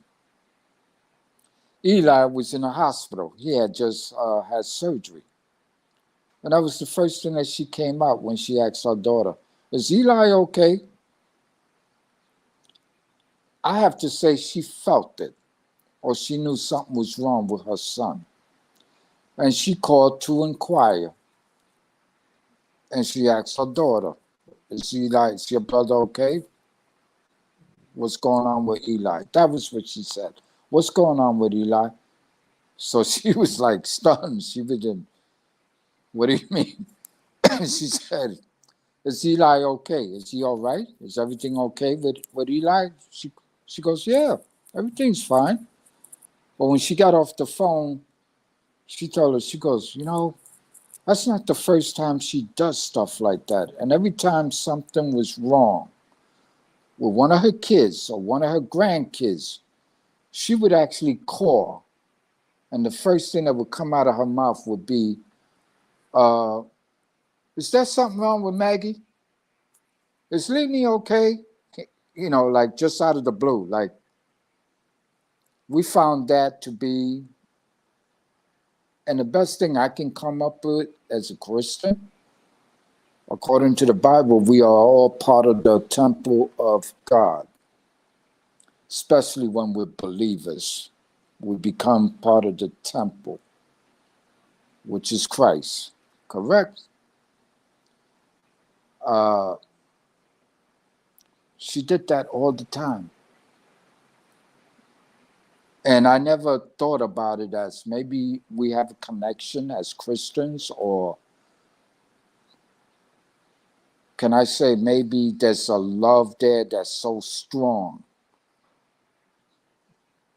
that they just feel something and they'll just call or they inquire or whatever. I've been told that I have a little bit of grandma. I'm like, what do you mean? We heard about what you told this was my ex-wife, right? I'm in the living room. I'm minding my own damn business. We're watching a movie, me and my son at the time.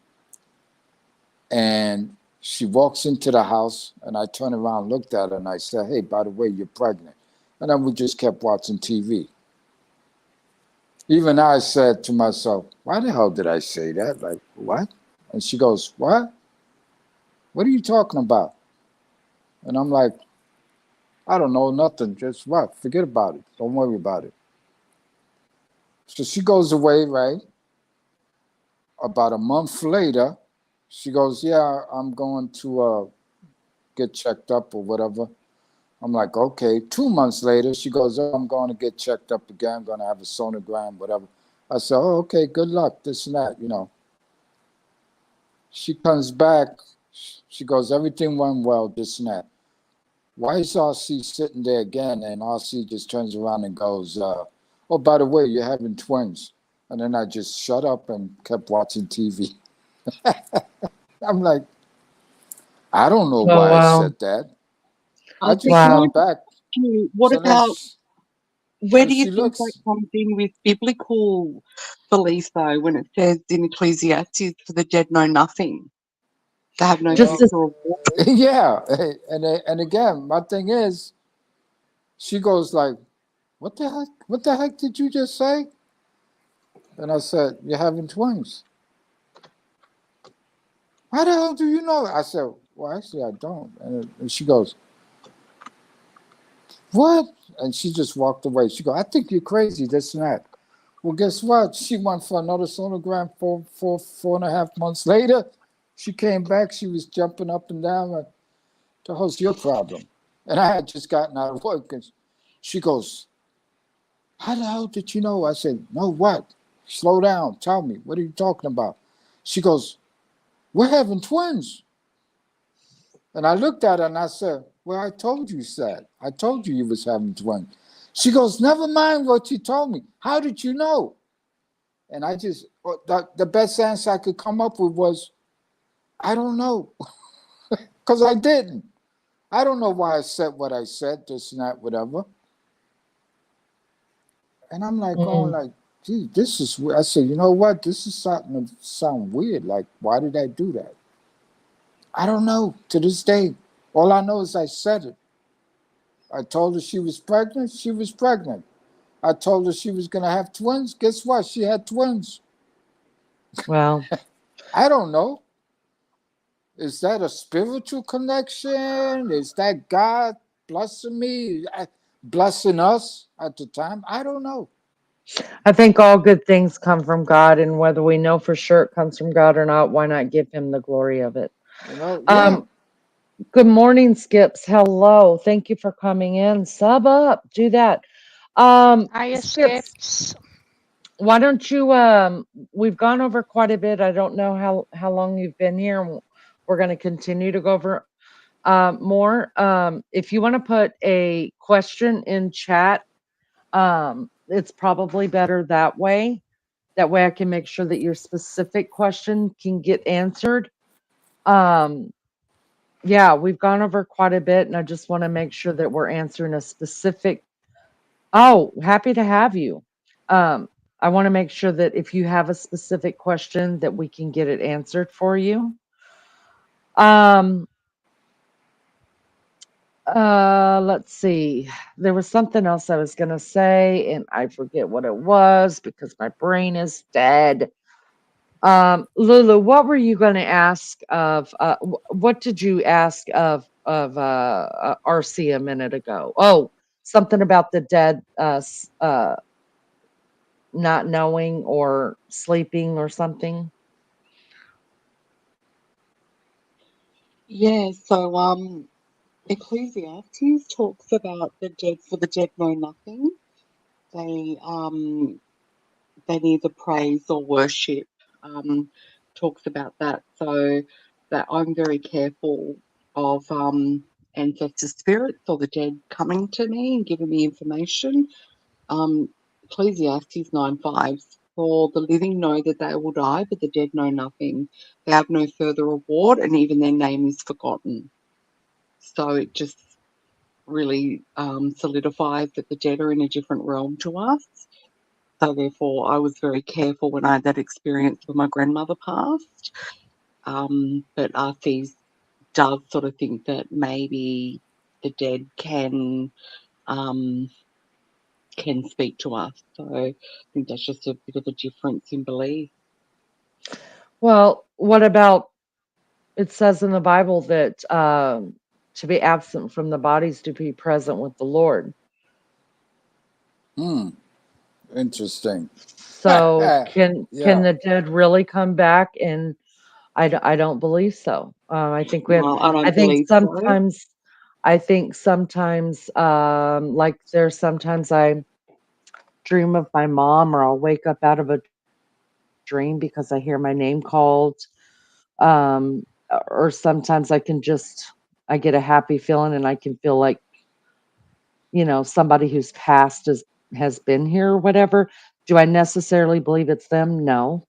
Do I believe that that's something that comes from God, and just to bring me comfort, to say that they love you, um, and it's a comforting thing, right? That's why for me, and talking about spirituality and things like that, and spirits and people contacting the dead, and things like that. All I'm going to say to that is you have to be very careful, because the scriptures are very, very clear about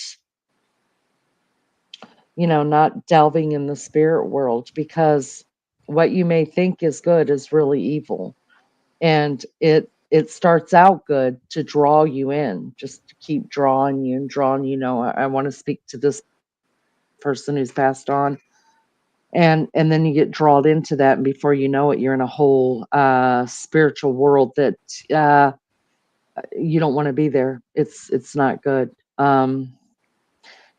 So no, I don't believe the dead come back and talk to us. I don't believe my mom was ever here. And I don't want my mom to be here. No. My mom would just be a mess. But I don't believe that. Um Lane, Lulu. I'd hate for my dear Nan to see my life. I would hate for anyone I've loved to be still sitting around here and watching me as I make mistakes and I grieve and I suffer. Um, yeah, that's awful. I'm glad to think that they are in another realm and not watching stuff that's going on in this earth. mm, How Mm-hmm. about this? How about that is actually, that's why I love having these conversations because it helps me to connect the dots, even though I've always believed in this verse, which is, what do they say about Satan? Be wary of Satan, for he can disguise himself as an angel in light. So that means he can disguise himself as a dead relative. That's correct. Okay, That so is, and that's what I'm That's what I talking about. believe. right, Yes. and I've heard people, a couple of people over my lifetime talking about, hey, y'all, see, you don't know what the hell happened to me the other night. I'm going, well, shit, I guess you're gonna tell me, right? I had a conversation with my dead uncle for like 3 hours, and I went, whoa, whoa, whoa, whoa. I'm sorry, that wasn't your uncle. And they go, no, he was, man. I know what my uncle looked like. No, that was the devil. That was the devil. He was That's able to right. get to you, and he was messing with you, and this and that. And he refused to believe what I was trying to tell him. And I gave it Well, to him. I said, listen, you got to be careful with that, bro. And he was the like, oh, Bible well, talks about seducing spirits, and these things have been exactly. around since the beginning of time. They've been around. They've seen our lives, they've seen our parents' lives, they've seen our grandparents' lives, and they can come and mimic that. They saw them, they witnessed it, they knew exactly Mm-hmm. how they spoke, how they acted, Mm-hmm. how they looked. They can mimic that. The spiritual realm is real, and we've got to be really wary of that. So Mm-hmm. ghosts and spirits and things, they're not fake, they're not false. It's a real phenomena, but we've got to be realistic about where this comes from and who it comes from. That's right. That's right. Because if they, that's how it works. They're not gonna, the Bible says that, Satan doesn't always come to you as a rushing lion. Sometimes he comes to you as a gentle lamb. And if Yep. they could pull you into that spirit world, making you think that that's where your loved one lives in that spirit world and that you can contact them at any time, that's how they get you in there. And once you're in there, it's difficult to get away from. It's very difficult. It makes me very sad. I have a friend who lost her daughter a while back. It's been 7 or 8 years now, and she goes to psychics and she goes to all these different places because she hears from her daughter, supposedly. And I only told her once. That's it. That's all I'm going to do. The rest is on her. She feels comfort from that, but at the same time, she can't stop. I mean, she goes like every 2 or 3 days, and it's very sad. It's very, very sad to watch. It's very sad because Lainey, Yeah. she's being. sorry to butt Do in, it. It's did okay. you hear my story about my grandmother and when she passed? When you were just So talking about it, yeah, I had an experience just before I found out she'd passed, and I do believe that that was a seducing spirit to try and get Right. me into that. And the woman I was Yep. with during mm, that episode of what happened, she recognised that something was happening to me, and I think it was because of who I was with, and that it was a seducing spirit. I don't believe it was anything. I don't believe it was my grandmother. I believe she was gone. She was in paradise. She was not reaching out to me. She was not giving me a visual of her. That it was because I could have been seduced. It was definitely a seducing spirit, and that's a very sad, sad thing.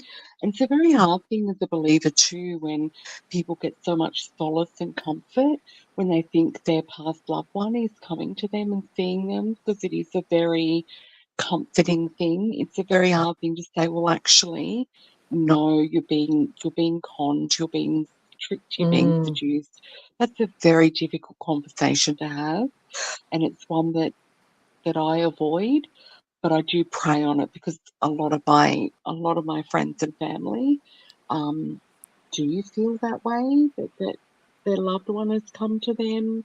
And that's where I always turn back on Galatians 6:1, and I'm very genteel in regard to that. But mm. yeah, I know the truth. And Lainey, can I ask you? It's Yes. probably too late in the night now, but I'm wondering. what your belief is. So I've asked your belief a few times tonight, and you've shoved over to RC. But your belief, Lainey, according to Lainey, what is your belief on I like what she said, according. Lainey according to Lainey? What- no shoving over to RC now. What is your belief or your interpretation, whatever way you'd like to answer it, on the phenomena or the gift or the belief of speaking in tongues, the biblical belief of speaking in tongues? How do you interpret that? Now, the reason why I believe that you were like, according to Leni, do not push this over on RC, is because I believe God wants me to answer this question. And the reason why, let me say good morning to Lady O. Thank you for coming in. Skips, if you're still here after we get through with this one, then Lulu will answer that question. I've spoken tongues before many times, many times. I raised my kids in a Pentecostal church. My grandmother was Pentecostal. So my thought on it is it's very real. In the right context, in the right setting. Um, I do believe that a lot of it is used and it's not very real. But I believe that there are people today that do have that gift, and it's a specific. There's a couple specific reasons for it. One being that it is a something being given to the church, or when I talk a church, I'm not talking about the building. I'm talking to the people. Um, that there's something that needs to come from God specifically, that is given to the church, and there has to be an interpreter there, someone who can interpret what was said. If there was no interpreter there, it probably didn't come from God. Now, when I'm talking about, May I just ask, sorry to butt in, but I'm just wondering, when you say an interpreter, do you believe it's an angelic language, or do you believe it's someone given the gift of a language they haven't studied before to speak to those people who are of a different race or from a different country? Do you think speaking tongues is a spiritual tongue, or do you think it's a human tongue? it's a spiritual tongue. I don't think it can. I don't. In fact, I know it cannot be interpreted unless God gives the interpretation of it. So, in other words, if someone stood up in a church or in a gathering or whatever, and there was a tongue given, right? And you'll know. I think you can. I have felt false uh, tongue, and I have felt a very spiritual tongue. And if you're in the right mind, you'll know it. You can feel it. But also, if there is no interpretation, if someone doesn't stand, or the interpretation is not spoken out loudly for those to hear, then it's not of God. But then there's another context of speaking in tongues, and that is it's also a heavenly language that only God can understand. So there doesn't have to be an interpretation of it. It's the spirit. So when we pray, right, there's different prayers. There's praying where you're physically praying, your flesh is praying, right? And then the Bible talks about spiritual prayer, right? The spiritual prayer that I believe that they're talking about is the tongues. It's a prayer that that your heart, that your spirit is speaking to God, that can't even be said by the language that you were born into or any other language that you've learned. It's a prayer that comes from so deep within that the only way to speak it is through a heavenly language that only God can understand. Does that make sense? Yeah.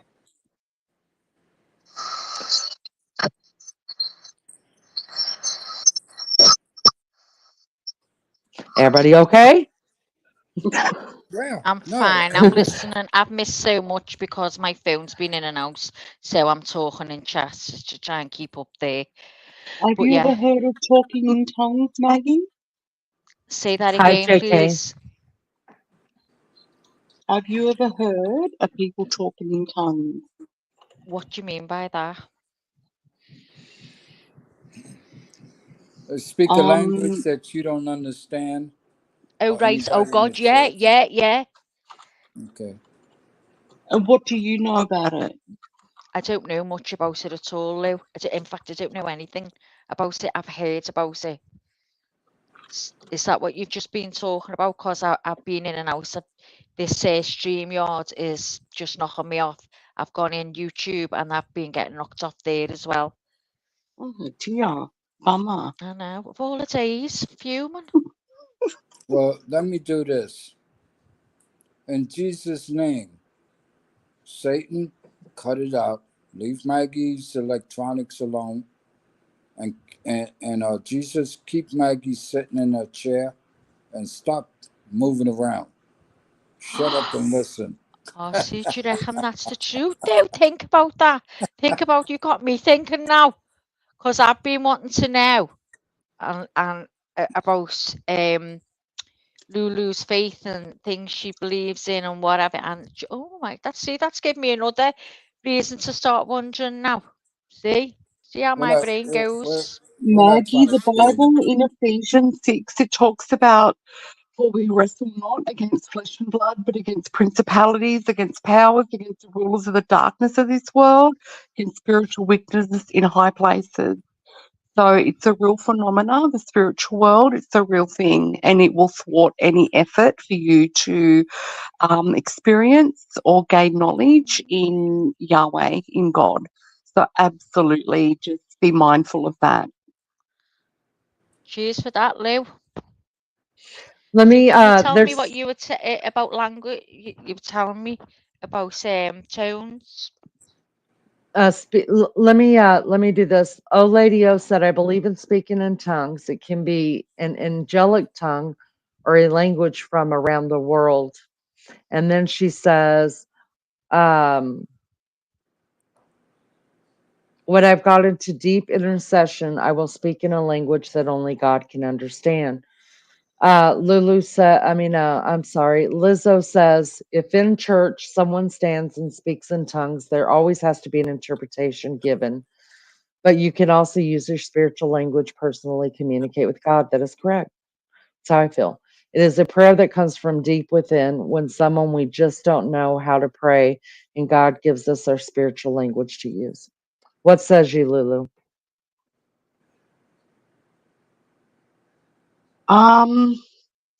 What Lizzo last said, that's a prayer that comes from deep within. So you look at Judaism, and a lot of the songs, they will sort of do a bit of a dee dee dee da da da, which is a bit of a spiritual song, and our spirit will say things that we don't really know. However, I do think what the Bible was pointing to were the disciples speaking to other members, perhaps the Greeks, the Italians, etc. I do think that they were speaking to them when their main language was Aramaic or Hebrew, that they were able to communicate in a different language. However, I don't want to limit Yahweh. I do think that he is a miraculous God and that he can do things outside of the realm. But I think it is something that is abused in these modern times. I see people such as Benny Hinn, for example, speaking in tongues, and I realise that it's not a tongue of angels that he's speaking, well, not of holy angels anyway. That's what I think.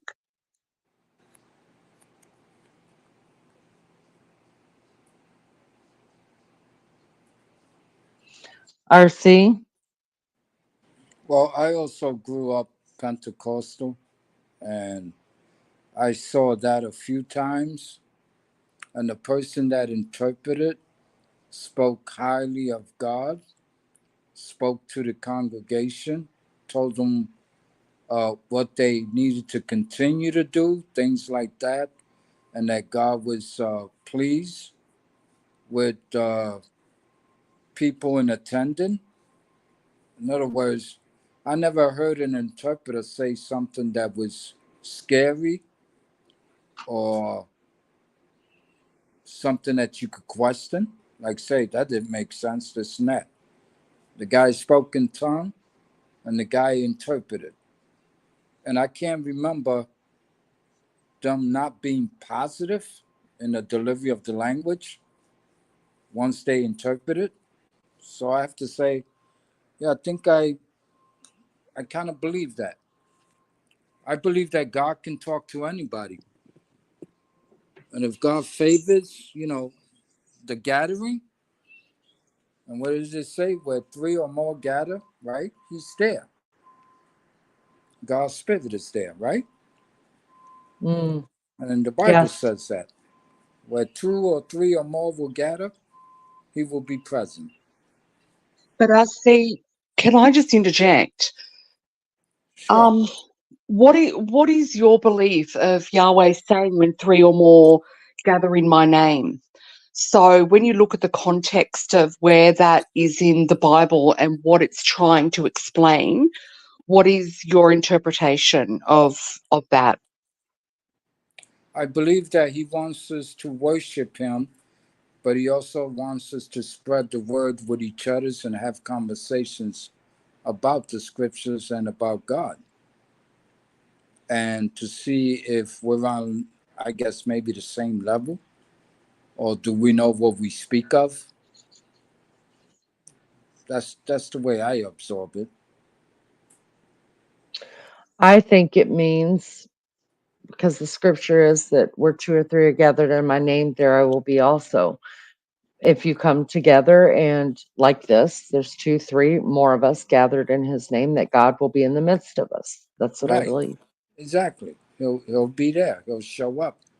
Hmm. Like he says, "Hey, man, I'm with you guys."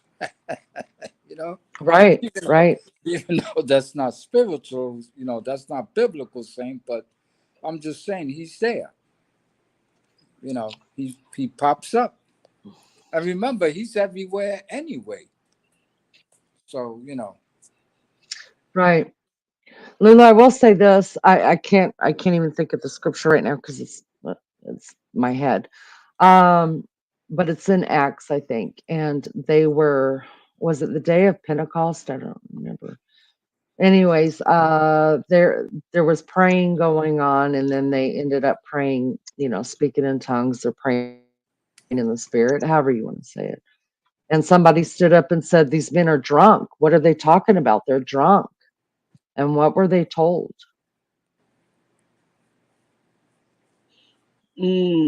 Yeah. But hearing another language, I suppose, may have been as though someone was drunk. I'm Right, not an but expert in that there's only field. two reasons given in the scriptures to speak in tongue. One is to talk to the church, talk to God's people, and the other one is to talk to God. So Mm, if even one person in that crowd could not understand what those people were uttering and what they were saying, then that's not God speaking to the church. That's people speaking to God. right. Yeah. yeah, And God I do said, believe, they're yeah, they're not drunk as ye suppose. Right. I agree. Yep. I do believe there is a spiritual language. I think maybe it could be Hebrew. And if you think about when Pentecost occurred, that they were Greeks and spoke Aramaic, that could have overcome them. Not an expert on tongues, but I am interested to hear what everyone else says. However, in regard to when it comes to the point of when it says, if 2 or 3 come in my name, I don't think that passage is used correctly when it comes to speaking in tongues. It's more of dealing with sin in the church. When 2 or 3 gather in my name to pray about that person, that he is there with them and agrees to disregard that member of the church. I get it. Ethan Allen says, I was watching a very known evangelist who I felt connected with, who said during his service that you if you did not have the gift of tongues, then you would not go to heaven.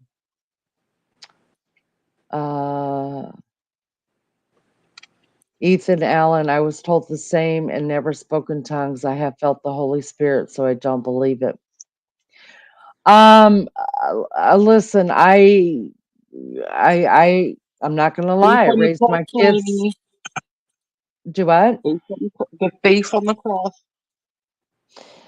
I'm not gonna lie. I raised my kids in a church that believed that very same thing, that you were not saved and you did not have the Holy Ghost if there wasn't any evidence of speaking in tongues, because they base their religion on Acts 2:38, right? When they asked Jesus what you must be do to be, when they asked Peter what you must do to be saved, right? And let me bring it up because I don't want to misquote something and have someone jump all over me. There are more than one gifts of the Spirit. Right, exactly true. But in Acts 2:38, I think I know who Ethan might be talking about. And they were filled with the Holy Spirit and began to speak with other tongues as the Spirit gave them utterance. And then they asked Peter, see how tired I'm getting, what they must do to be saved. And it says to repent and be baptized, every one of you, and you shall receive the gift of the Holy Ghost. Now, that religion believes that the gift of the Holy Ghost is evidence through speaking in tongues. So yes, that's true. Now, that has messed me up every day of my life since then. If It you has. read 1 Corinthians 12, it outlines it very, very clearly. There are different gifts of the Spirit, but they're all from the same Spirit.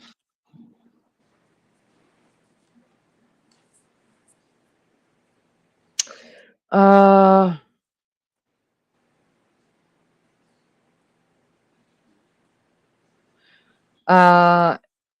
trying to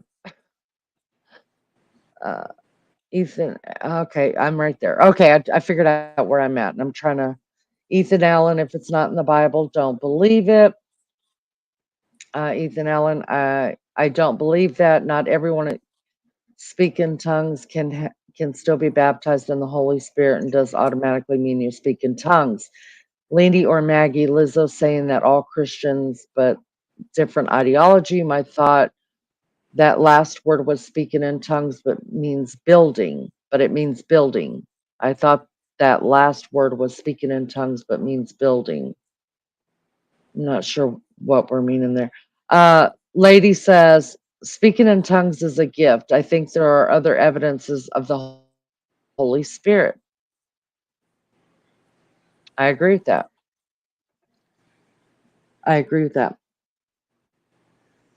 Corinthians 12, Why am I the 12.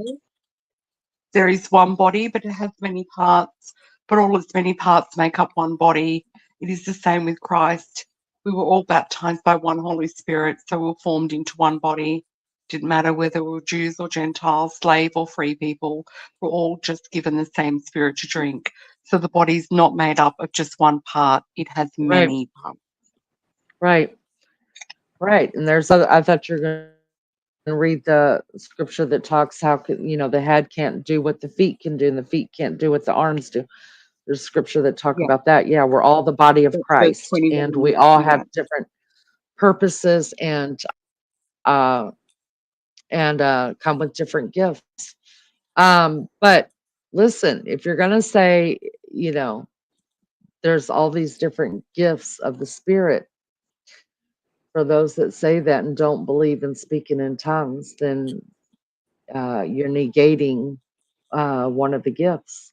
So you can't say you believe in the gifts of the Spirit and not believe in all of them. Is Skip still here? SKIPPZ.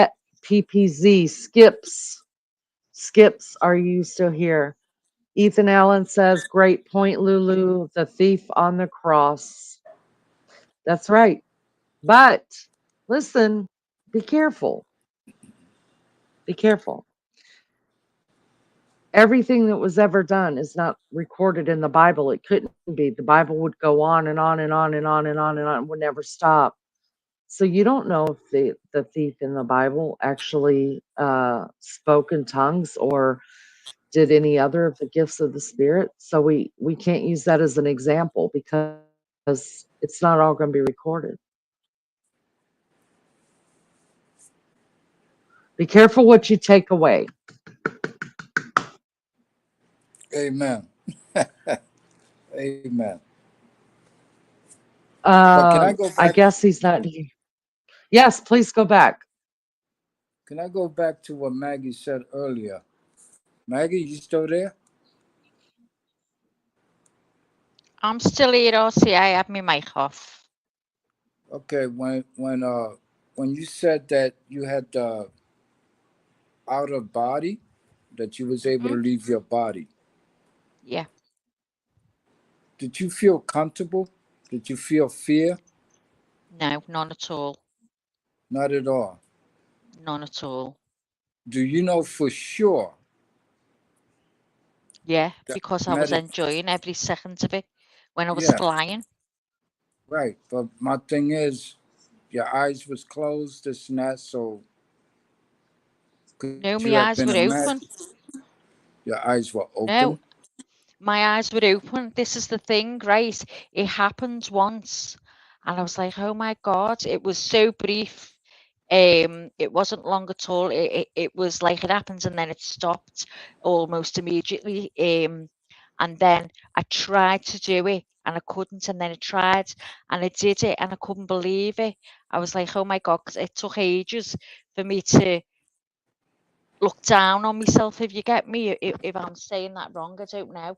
And then I thought about flying, and I could feel the wind. I could feel the wind against me, and I was looking around and everything like that. I wasn't aware how long it lasted, but I was flying. I was having a good fly around, and then obviously I'd come back and I tried to do it again, and it was very brief, and that was it. I've never done it ever since, but I was never scared. Did you ever try to do it again? I have tried to do it again, yeah, but I can't. But you just said the last word you said before you answered my question was that you were scared. I was scared. Did I say I was scared? When did I say?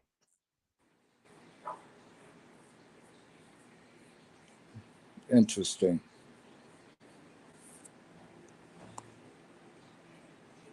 Maggie, how did you get back to your body? Can you remember?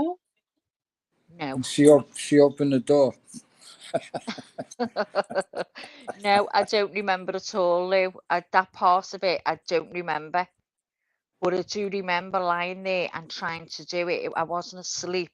I can 100% tell you I wasn't asleep. The first time it happened briefly, I don't know. But because I felt what I felt like, I thought, oh my God, I'd love to do that. Was that a dream or did it really happen? There So you go. because I've That's what I heard was about waiting for. That's what I was which waiting for. that I was dreaming. No, that you don't know if you was dreaming. Could have Oh, been that a was the first dream. time, RC. No, that was the first time. I was No, but thinking when it happened again, briefly. No, no, again, no, because I laid there like li- deliberately listen to trying to me. do it. It's always a first time.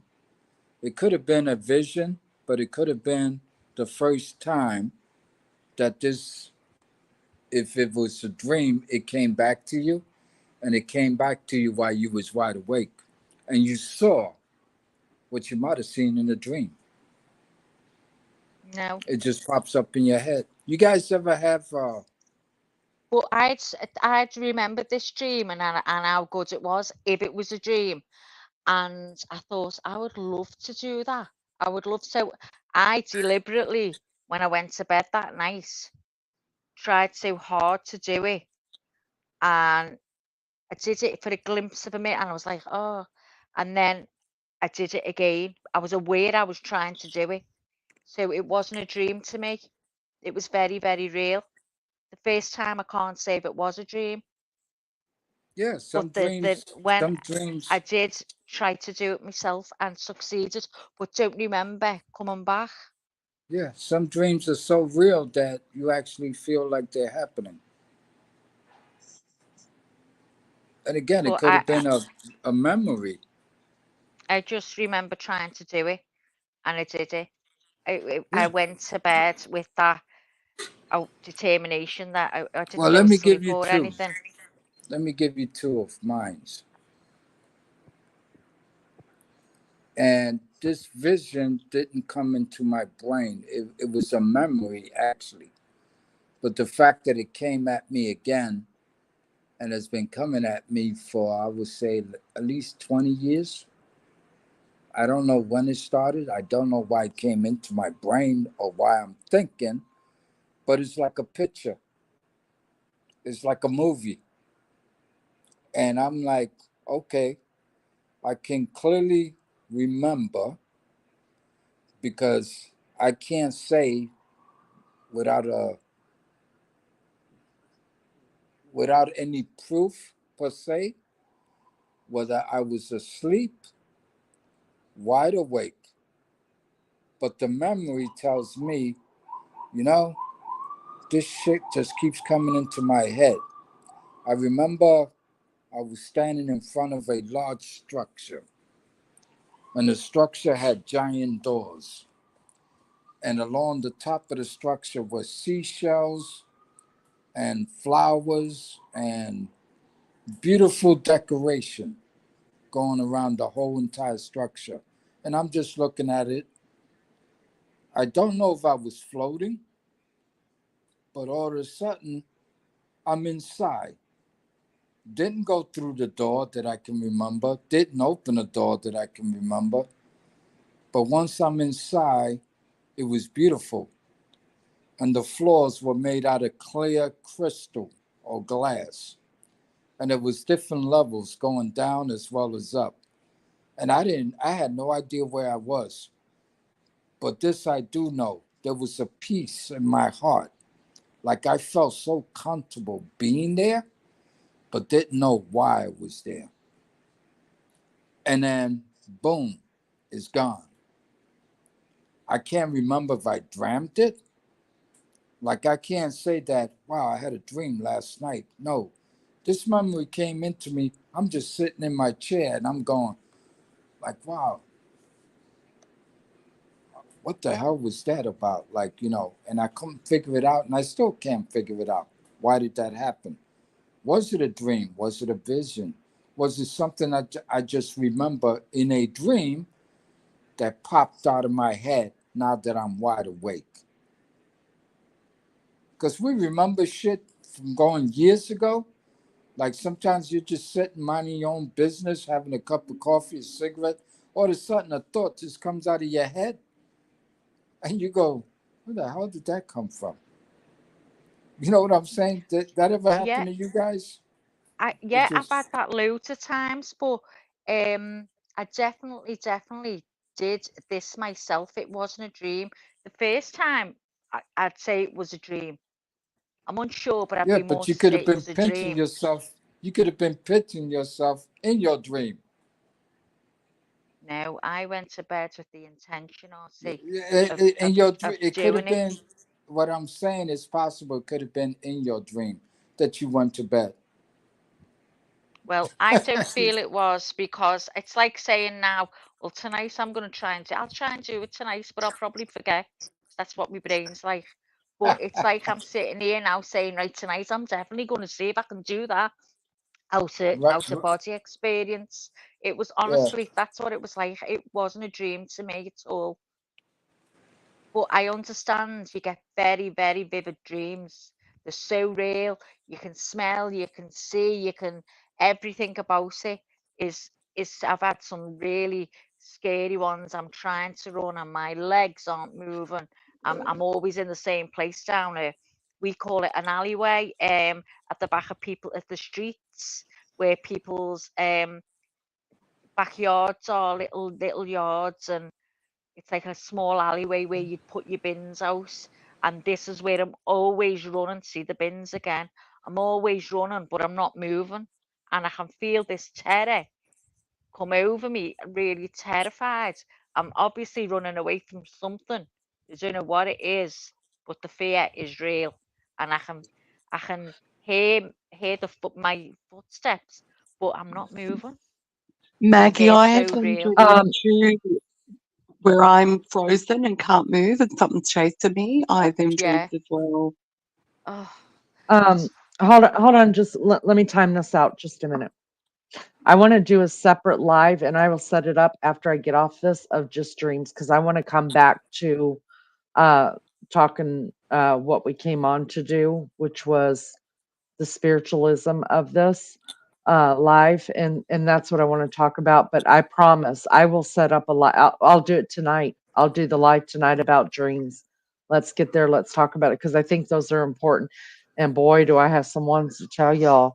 But ooh. anyway, so if you guys don't mind, I'm gonna set up a live tonight for dreams. I hope RC, I hope Lulu, Maggie, will come back and maybe we can get some other people on panel that have had some dreams. Yeah, Especially that'd what be I'm curious interesting, about is Looney. yeah, That'd because be. I have dream paralysis and it scares the hell Oh, out of me. So oh, I'm gonna put that on for tonight.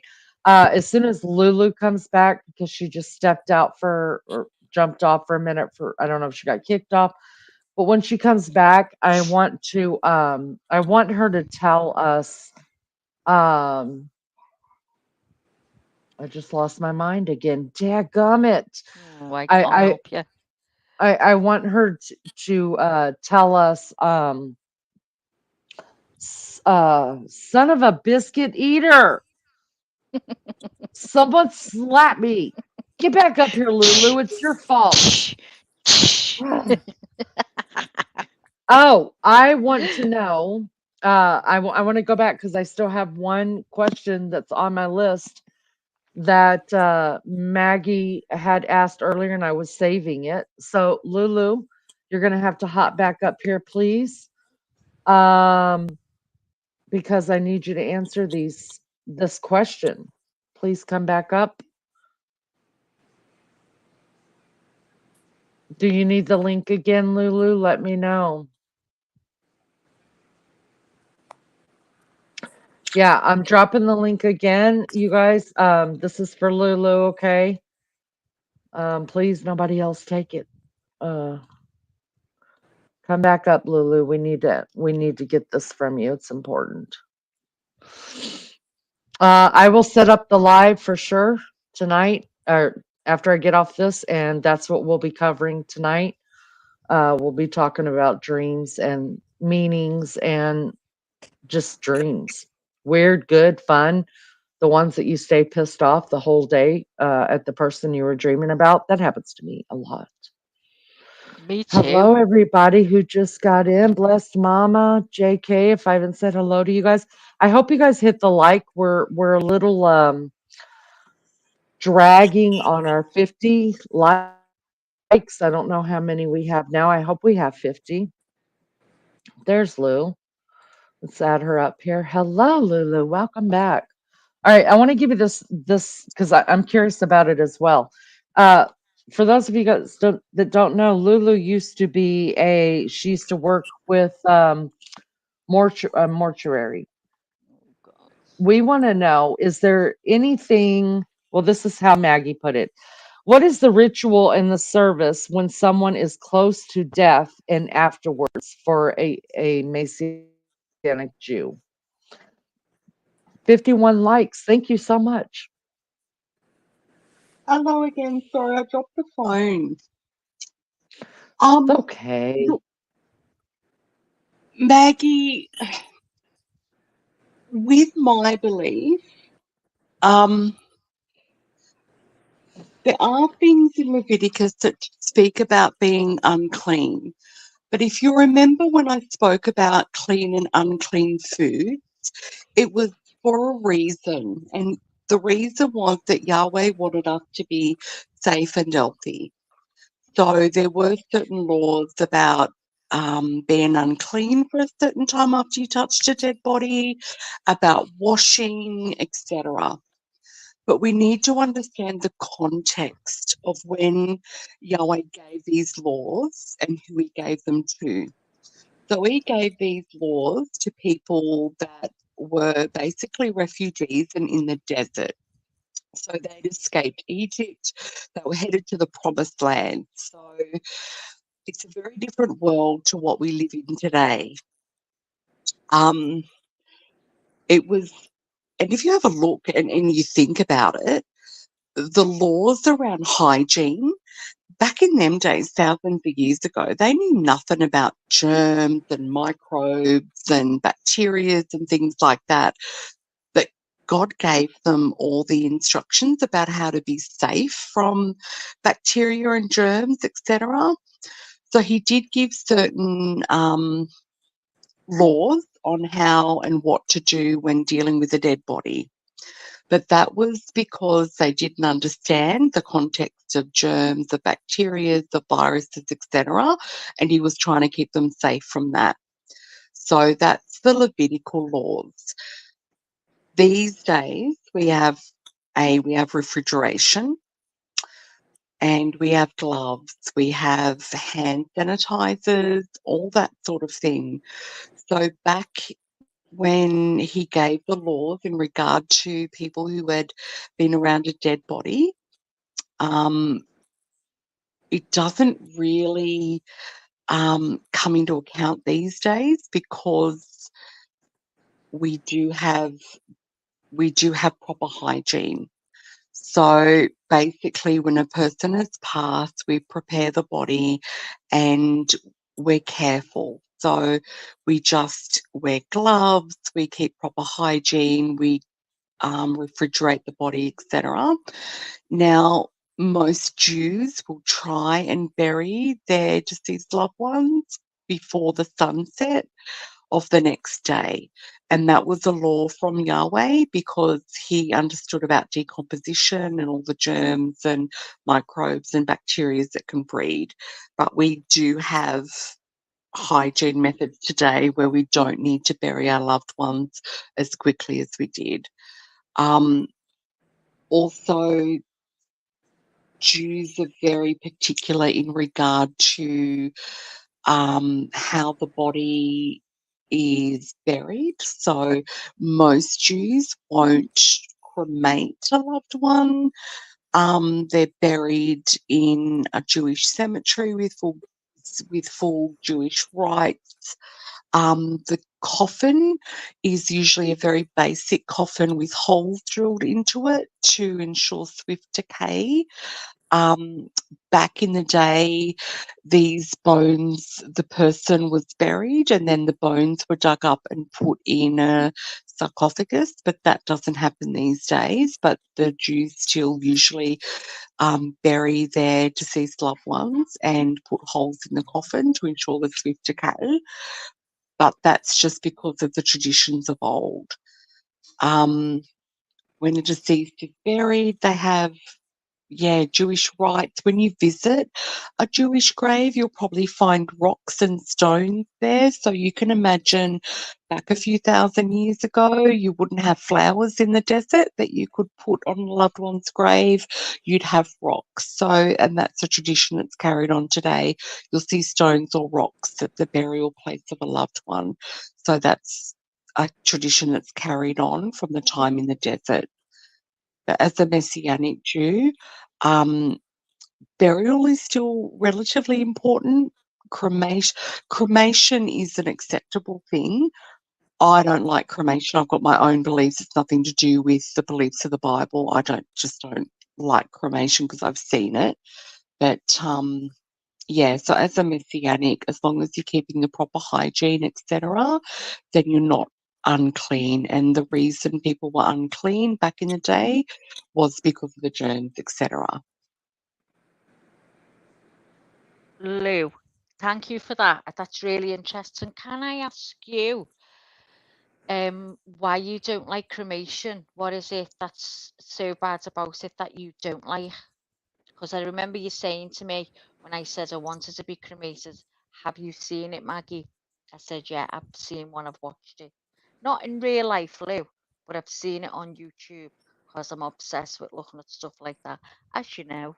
So why now I'm starting to think, oh, is there something I don't know? Because I know you know it all because of your past job as an undertaker. So I mean, I do.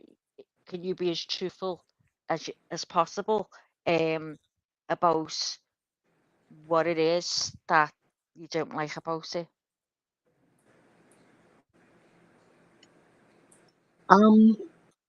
I'm really careful once at a Christmas party, which I shouldn't have attended, but I had a rum and started talking about this and really freaked someone out. So I'm really careful. Well, Emily, if trigger warning, if anyone's scared or Yeah, can we have leave now. I'll be very genteel. Oh Look, God, well you can't whip me. it, You're gonna have to. Yeah, don't be Message genteel. me. Like we need it. No, no, no. Yeah, If you guys message are me. sensitive, you if you guys are don't. sensitive about Trigger cremation warning, and what guys. happens, I here's your want the trigger raw. warning. I Yeah, want the the raw raw too. I truth. want to Listen, know. Mama, can you I want put to up know. Rita, can you put up a Yeah, trigger put it up. warning? All right, I've got it scrolling. Let's go. Go for it. Oh God, go on. Look, cremation is fire. I don't know whether I could say it. Oh, come on, say it. Say it. Say it. Go for Whisper it to me. I'll say it. Shoot. it. We, It's weird. I say I'm getting one, buried. Go on, Lou. look, even I'll say the thing in a minute when everyone's got their trigger warning and got time to move Oh, out. it's going to be bad. It's But going to be bad, even It's Lainey. gonna be so good. it's I like, love it. look, it is the bowels of hell, you know, like if you look into when we put a body in to be cremated, the gases turn on, etc., and it's a room of fire. So if you are a believer and you read about hell, it does look like Hades. It really does. It's a room of fire and everything is just on fire and it does look horrific. It really does. If you're a believer and it does. It just looks like, to me, it looks like the bowels of hell. I knew you were going to say Now, so yeah, trigger warning, just close your ears. I was told this and I didn't believe it, okay, Oh God, until I tell me. saw it. that. Maggie, do you Don't- really need to hear this? I really don't want I to say want it. to. I I want to want hear to. it. I need to. I was told, I remember when I first started funeral directing, I was told that the bodies scream. And I'm like, oh, they're trying to freak me out. What a load of crap. No, Screams. not true. When decomposition occurs, we build up with gases. Okay. Yeah. So if we're found, in a state of decomposition, we're built up with gases. So bodies bloat and yeah. when Please. cremation occurs, they're put into the cremator. The coffin burns away, and then the body gases heat up. The bodies I've only seen it once, but the gases can cause that person to lift up. And as the body gases are heated and released from the oral cavity, they can scream. And it is a very distressing sight. And it's very distressing to hear. It will be something that will never leave me, and I've never believed in cremation since. Was it a man or a woman? You seen? It was a woman. Okay. Now I'm going to ask you stupid questions, but I need to know.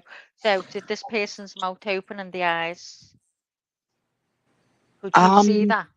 You Or was couldn't that? see the eyes. It's the bowels of hell, Maggie. It's just the entire cremator is just flames, and Is you it just quick, see Lou? it. No, it takes 45 minutes to 2 hours to cremate a body Depending on, yeah. on the So, level of fat, how quick is it until you don't recognise that body? Till you know if that person was alive, say for instance, how long after is she no longer alive? You get me? Oh, I'm sorry, everyone, but this is how I am. This is how I am. were to lie through the whole process, Maggie. Come I'm on, tell sorry, me, I'm not Lou. This trying is to what laugh I'm at like. you. I need to know Maggie, every little bit. Tell me, Maggie, Leanie. after this is over, we're gonna have a private party, and I'm gonna pull up cremation videos. It's I gonna need be to great. see it. Well, no one's told me the truth on YouTube. I'm going to inbox. I'm going to put a post on the comments. I want to see sitting up screaming, and I don't mean that horrible. But I've got to see everything there is. I've watched things that Maggie, I've looked out the sides of my eye. I look out the sides of my eye. I swear down. It's not My a good husband thing will to have tell in you. your sister. It really is I'm never not a going to good get thing to have there, in am your I? head. But listen, I still want to get Maggie will cremations. watch it. And if I scream, I want to scream loud. But I want to listen to this. You've got to tell me how long after all this fire comes at me, am I not going to feel it if I'm alive? How long am I going to be in there? Shit. Well, you're Oh, inside a come on. coffin, Maggie, and that's all got to burn away for you to heat Well, you up. don't And know. I People have ain't been been buried hot. You've alive. been through menopause, sister. You know how awful it is. No. I know. No, Is it put going to me be to sleep so I seconds can or get on the coffin minutes? and jump out and open the door if something happens. Come And on now. then if I'm in a crypt, and at least I know, like, that they're gonna embalm me, and the embalming will kill me if nothing else. So I'll be well Okay, and so with truly the dead. embalming, yeah, I'm not getting Yeah. that now. I've gone off that. I've gone off that embalming. That Oh, track you're but you going get right in, I'm not lovely having skin that. from embalming. Uh, No, Maggie, your skin's lovely and plump and no, but glossy. it's It's not that. It's lovely, what they and do you to don't get you embalmed. know. No, they Oh, drown out shite on all the that, Lou. crap and then put in lovely chemicals, plumps up your Yeah, but skin, make you listen, all glossy and lovely, and you don't stink. Look, I've been at a few exhumations. Believe me, you don't never want to smell like that. but Lou, listen. What worries me is what they do to embalm Oh, you, this is to hang your on, Messianic organs. Judaism Oh with my special guest God. Lulu.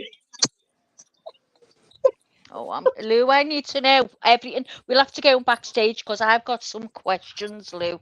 Mm-hmm. Now I'm going to raise more with you because I don't believe what I've been told I'm because on no your one's told me WhatsApp. anyone sits up and screams. So now, can't wait till I like that. So now I need to know the truth about everything now. So I've seen Maggie, people being embalmed and I've thought, oh my God, I had my mother and father embalmed. And now I feel shit because I've seen how it's Maggie, done. It's great after, but there you go. Yes, They RC. just put it in your freaking. They just drain out the blood, and in the other end, they're Yeah, shoving but that it's shit how up they into your do it. veins. It's that bloody metal. What's it Oh, called? come What's on. it called, Lou? Look, what if you're not dead, Leanie? Now, don't say, listen, You'll be just dead guide me by the time they're or done with show you. the. Exactly. But what I'm saying is, okay, so you've died in the hospital, you've been pronounced dead, but you're not really dead because it's happened. So you go to the funeral place, right, and you're lying on the table and they're getting all this machine ready to take the blood out of you and to put all the chemicals in, right? And the next thing, you are frozen, you can't open your eyes or nothing. Like Maria G had sleep paralysis, whatever it is. And the next thing, that's getting shoved into your jugular vein, your heart, your kidneys, your bowel, whatever. How long? Okay, Lou. So say that happens. When you where's the first place that you hit with that? What's it called? A trachea something? Oh, Lou's dropped down. As she dropped down, she run or is she? Is Maggie, it? Maggie, we'll kick everybody out and have a backstage, and we'll sit here and watch Yeah, videos of. definitely. I'll Oh, watch it'd one be with so you. good. I'll be looking out the sides of my eye because I'm terrified, but I want to see it, Leanie. I want to see. We're not going to show us, Leanie. They've never showed us on YouTube that. So where are we going to Oh, I'll see it? find one. I'll I'm find gonna. one, We'll girl. ask Lou where we'll find one. We'll ask That Lou. that's because they're all dead. I'm telling you now. I'm obsessed with it. Would you watch it, RC? Uh, I would I don't know why. I wouldn't get nothing out of it. I'm Oh not no, worried I about would. what they're sticking in my veins or taking No, out I my don't mean ass. that. I'm talking about would you watch a cremation where they sit up and scream? For what? Because I want to know what I'm going. Because I'm getting it. Yeah, but you'll be dead. Oh, You're you not don't gonna know. know Well, anything after that. no, because I'm not getting embalmed now. I've gone off. How do you do it? Lou's gonna have to tell me everything that is the truth, because what I've seen is, oh God, it's not gentle, RC.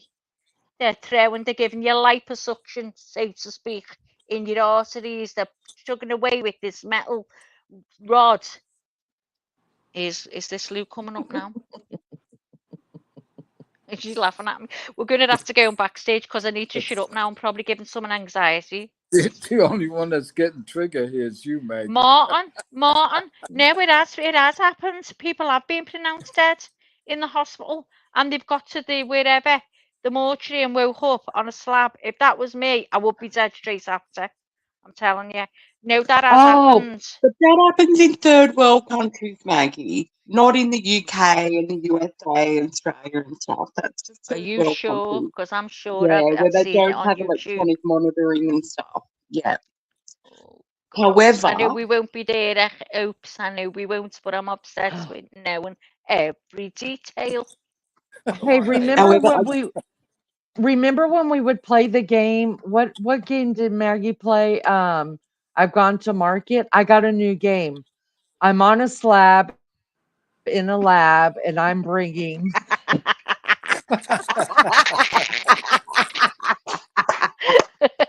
arsenic. Ah, the lab slab. Oh God, Lou, I wish you could fly over and do me. Do you know? I Huh? think I'd relax more then.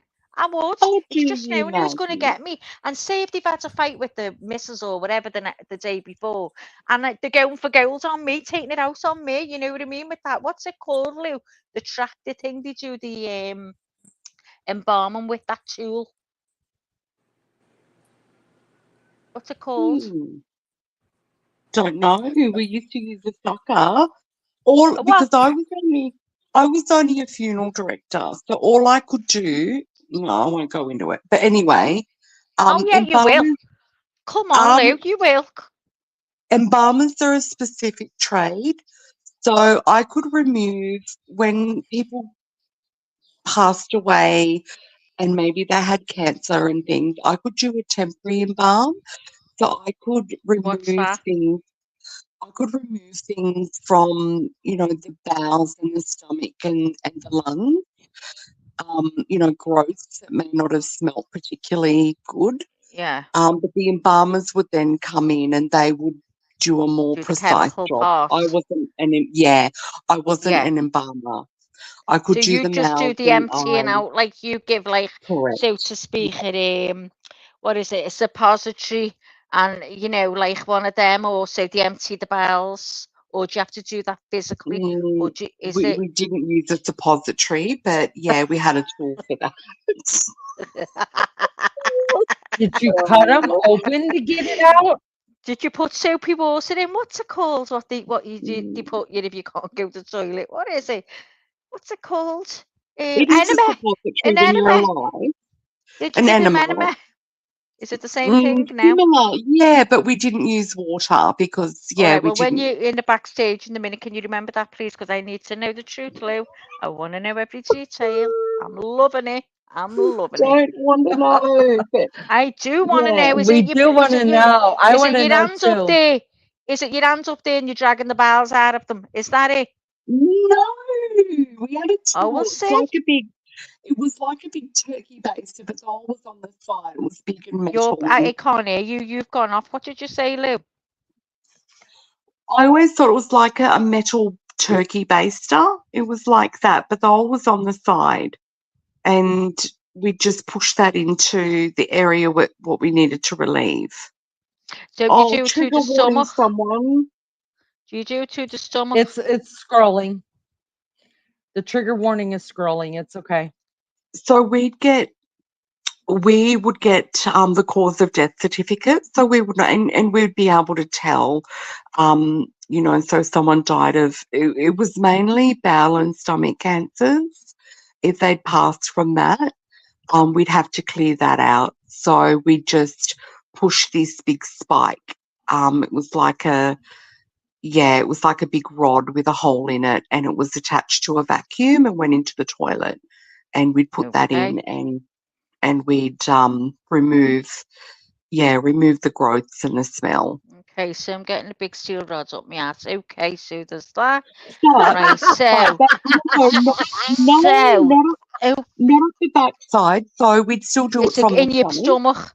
In the It'd still be So we'd go through the that's belly all right. button, Because and then but most people have a nappy on them, like an adult diaper.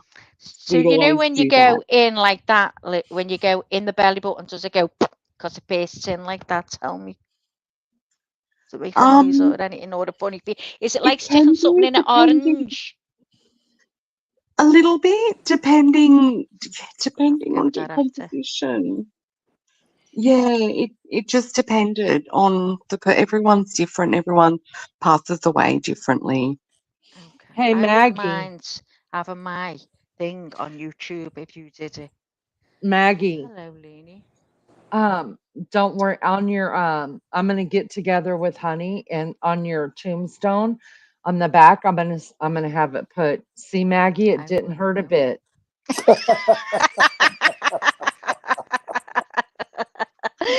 Well, and do you know what? Maggie, Honey has got so many things he's got to do, and he's promised me. And you know what he said to me last week? This is the first time he's ever said it. Must have totally soaked into his brain. I'm serious. And he went, "Okay, well, we're going to have to sit down and talk about this then," because I said, "Don't do this, don't do that. Do that, but do this." And he was like, "Oh." So he went, "Okay, we're going to have to sit down with this one." I went, "Fine." I was made up. And now Lou is here to answer all of my little questions and my concerns. Little questions, huh? My Wow. thoughts. Oh, Richie, listen, My I can thoughts, go huh? deep when it comes to death. But just Honestly. let it be known that different countries have different protocols. And I know my stepfather had family on the Isle of Wight. Is there an Isle of Wight or Wight in England? Wight. Yeah, so they had the funeral directing firm on, and I was really excited. I wanted to go over and work with them. But funeral directing in the UK, you actually need some form of certification for it. You can't just, in Australia, we just get a job in it and learn on the job. Whereas in Britain, and I know Maria G told me that her brother was cremated, but it was made that he had to be embalmed. It's a necessity over there. Well, So I'll tell you what every happens country, when you I'd go to go and talk arrange to your your local funeral. funeral Sorry, director. Lou. No, you When go, you go Maggie. to when you go to a funeral director to arrange a funeral, they they don't ask you, do you want the person embalmed? This is only I've realised this now, like talking to you, because I thought it was you just got to get it done. And they just say, they like put the paper over and you sign it all, and they go, and the flowers and this, that, and the embalming, how much things are. And then we were talking, I don't know who I was talking to, could be anyone. And I think I asked you, do you have to be embalmed? And you don't have to be embalmed. So why don't they ever ask us that it's just took for granted Well, that look, we're getting embalmed? in Australia, the only reason for embalming is if it's over. So just say I'm in England, right? And I'm there Hmm. for a month, and a loved one of mine passes away, and I can't get back for 6 weeks. Yeah, If they're in the care of the funeral director, they can only hold them for 2 weeks because of the refrigeration. They will need an embalming to keep hold of that person for that length of time with their refrigeration, yeah, right? So there's that. Then, if someone's going into a crypt or vault, they need to be embalmed for that, right? But if they're being buried or cremated, it's not a necessity. right. But I think in America, and I'm not an expert in American funerals, but I do think I was told in the USA, if a person is being viewed, it's not a common thing in Australia to view the body, but if someone in the USA is being viewed, they need to be embalmed first. So that goes back Yeah, to the germ sort of thing. And it may be a thing in the UK as well. So, I mean, different yeah. countries have different laws on that. Hmm. In Australia, like we can't let someone that is badly decomposed be viewed in a funeral home. They can do that at the coroner's. They can't do it Yeah, with us though, because there are, things that are escaping the body, and there are bacteria and things such as that that just aren't safe for people to be exposed to. And they need to be at a certain temperature for those things not to spread, that funeral directors don't have the ability to ensure. But so just check with your funeral director anyway. But it's yeah. worth going to them and asking the questions. Like, but Oh, I okay. being at some exhumations, I would like to be embalmed. I never want to smell that way. So Maria said her brother was embalmed and cremated. So Maria, was your brother on view? Was you able to go and see your brother? Because then I understand. But if he wasn't, I don't understand that at all. But Lou, can I say to you, I'm serious when I say this, right? If I paid for you to come over, see to me, and pay for you to go back Oh, home, would you do it? Yep, no, I'll put it on YouTube and show everyone. Shut up, shut up, shut up, shut up, carry on, Lou. you're missing the point, though, Maggie. You're missing the Shut up. point, though. All of you turn your You mic really are. off. Go on, Lou. You don't even don't know what you're saying. I do know what I'm saying, and Well, I'm 100% you're just honest, seeing and just I'm one being side to the truthful. coin, though. No, Maggie, all No, you no, need no, to Yes, no, do yes, you is are. no. Yes, you are. no, you go and see, you know what you go do? You go and see your independent funeral director, so Don't your little trust them. family owned one, and do a ladies' funeral director, because we're much more gentle than the Oh, men. The men can be rough and ready, and they can get, and when I say callous, I mean that, they've got to have a shell on them. They've just got to, for their own well-being, whereas women are just more. Women are different in the funeral directing world. I remember when doctors used to come in to give cremation certificates and stuff, and if I'd be working on the person, I'd put a towel over them for their dignity and stuff, Yeah. like. And I remember the doctor used to look at me. He's dead, like I know that, but like it's still his No, I'd dignity. be like So you. So if you just yeah, refuse me, Lou, can I just ask if you just refuse me? Are you telling me now go somewhere else? Just be honest.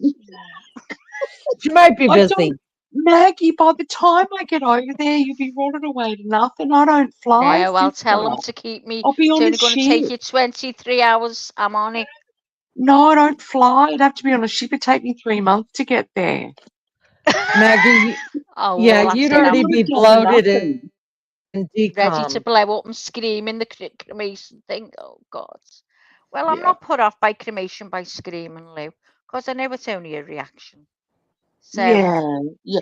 And that's just a personal thing with me after seeing yeah, cremations. It's but I a need room to of see fire one. to me. It's the bowels of hell. And I just think I how knew you were going to, to say that. It was like hell to you. But yeah. listen, can you point me and Leanie to a video we can watch that? There's heaps on Who's YouTube. Just YouTube of them it. sitting up screaming? Or Oh, hang on a minute then. Hold on a yeah, minute. maybe it's if not on YouTube, look up that Oh Daily my Motion god. or just Google it. There used to be sites, what was it? Not morbid.com. There used to Oh, be it used to be sites that morbid. had, Yeah. was it Morbid? Yeah. Morbid.com was so Yeah, there good. used to be sites like Oh, I that loved that it would so show it, much. and yeah, and look, not only is the fire really confronting, but then you've got to understand that bone will take a day or two to burn. So people think that they just become ashes when they're cremated, and you're not. You're pulled out, and you're still the full skeleton, and then all your bones are picked up and you put in, and it's like a front loader washing machine. You put in that with grinding stones and you ground down. So it's, yeah, I don't know. The process just isn't dignified to me. It's just, yeah, after being burnt like So that and then being let put me in a ask you tumble. this. If uh so if you're cremated, uh do they normally tell the family that they can't have any jewelry on? No, jewelry's okay. Does it just It'll burn just down? It'll just burn down, yeah.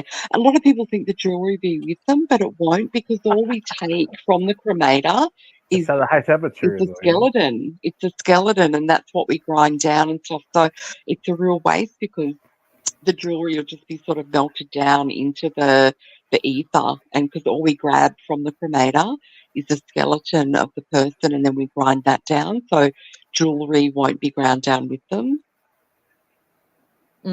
Okay. Okay.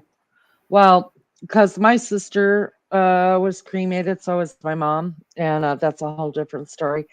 But they didn't have any jewelry on. But my sister, I put flowers, fake flowers, forget me nots in her hand, and they asked me if I wanted all that back, and I was like, no, I want it all to go with her. And so I wasn't sure if they just threw the flowers away or if they just put it all in there. No, they put it in there. They put it in there. So we've had like I've had Yarndy go in the coffin and bottles of bourbon and yeah, loads of different stuff. But it just burns up because the length of time it takes to Okay, cremate a body, everything else it just gets burned up and goes out the chimney stack. gotcha. But the Yeah, can ashes I that you get back, the ashes you get back really do come out of the crematorium, right? look? They really are, and there's no other people in that. As I explained, after the cremation is finalised, you're on like a big tray on a slab and you put into the cremator and the flesh and the hair burns off. When you pull out that tray, the skeleton remains, the bones remain. The bones then go into a grinder and are ground down to what you receive as ashes. They're not mixed with any other person. Each person is ground down on their own. Oh wait, So so there's no chance of the ashes so that you get is really just bones? They're not flesh? oh no flesh at all. No, it's just the bones and the teeth. That's all it is. The flesh is gone. It's up through the chimney. It's at a high Oh ass heat hell, though, I yo. didn't know that. Yeah, Yeah, the all the flesh I don't know flesh why I the didn't flesh is know that. disintegrates. is I Yeah, burned knew but up. that. You should have asked me. oh god. Well, Melly Joe, welcome back. I told you we wait on you, girl. We waited Well, for I you, guess I Melly. just They're didn't. asking me to talk real wicked stuff on Shabbat, Melly. It's really bad. Hey, well the floor is yours, girl, but So I've uh just been I just rooting. had a few questions, but you know what? Maybe Oh, tomorrow. go on, It's all Rich. right. No, that's not no, look, Maggie, look. It it is not what you think it is because look, just because, someone passes away, right? Whether, look, how can I say this? Like, look, say like it's somebody who is an older person or just a younger person, right? Who has all the limbs, right? Arms, legs, and everything, right? Okay, but there's times where these people, right, who have bodies, right, who are murdered, massacred, etc., right? So there's a process, or if these fucking bodies, right, they're found, right, in what, water and waste.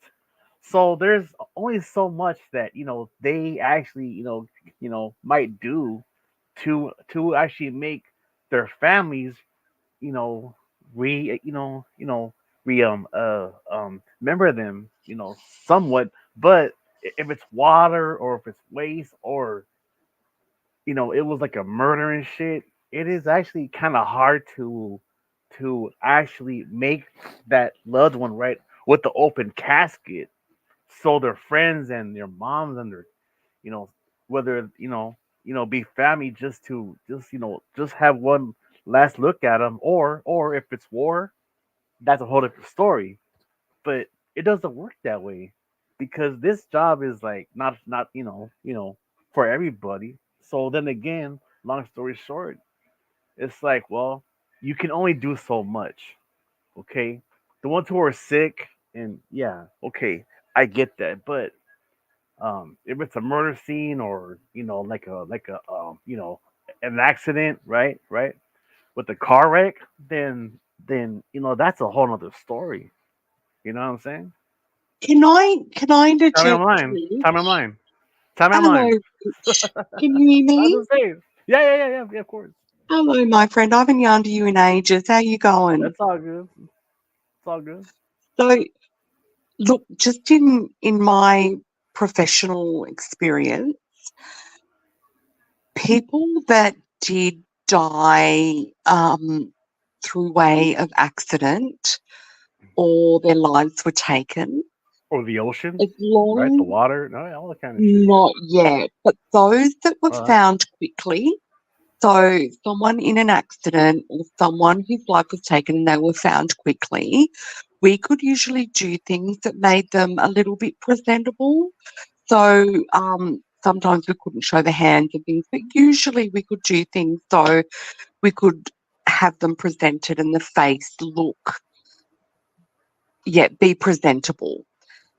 However, those that were in an advanced state of decomposition, that was the difficulty. So not only would it be unhealthy, so there are laws around that because it would be unhealthy with the bacteria and things that they're emitting, but also how they look. So I would have some, especially that went under radiotherapy with cancers. Sometimes they had radioactive pods, and that would, once death occurred, that would turn the body quite rancid. And even though they passed in hospital and were refrigerated right away, um, things would occur that wouldn't make them presentable.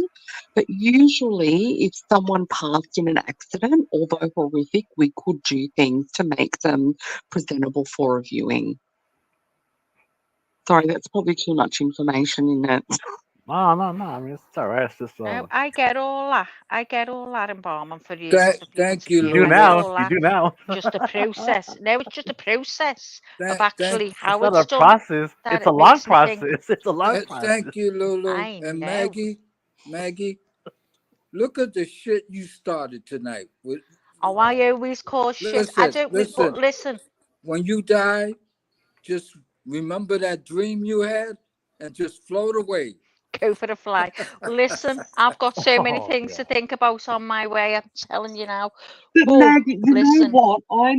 I freak out about cremation, right? And about being cremated. And I freak out about my body decomposing and smelling that way.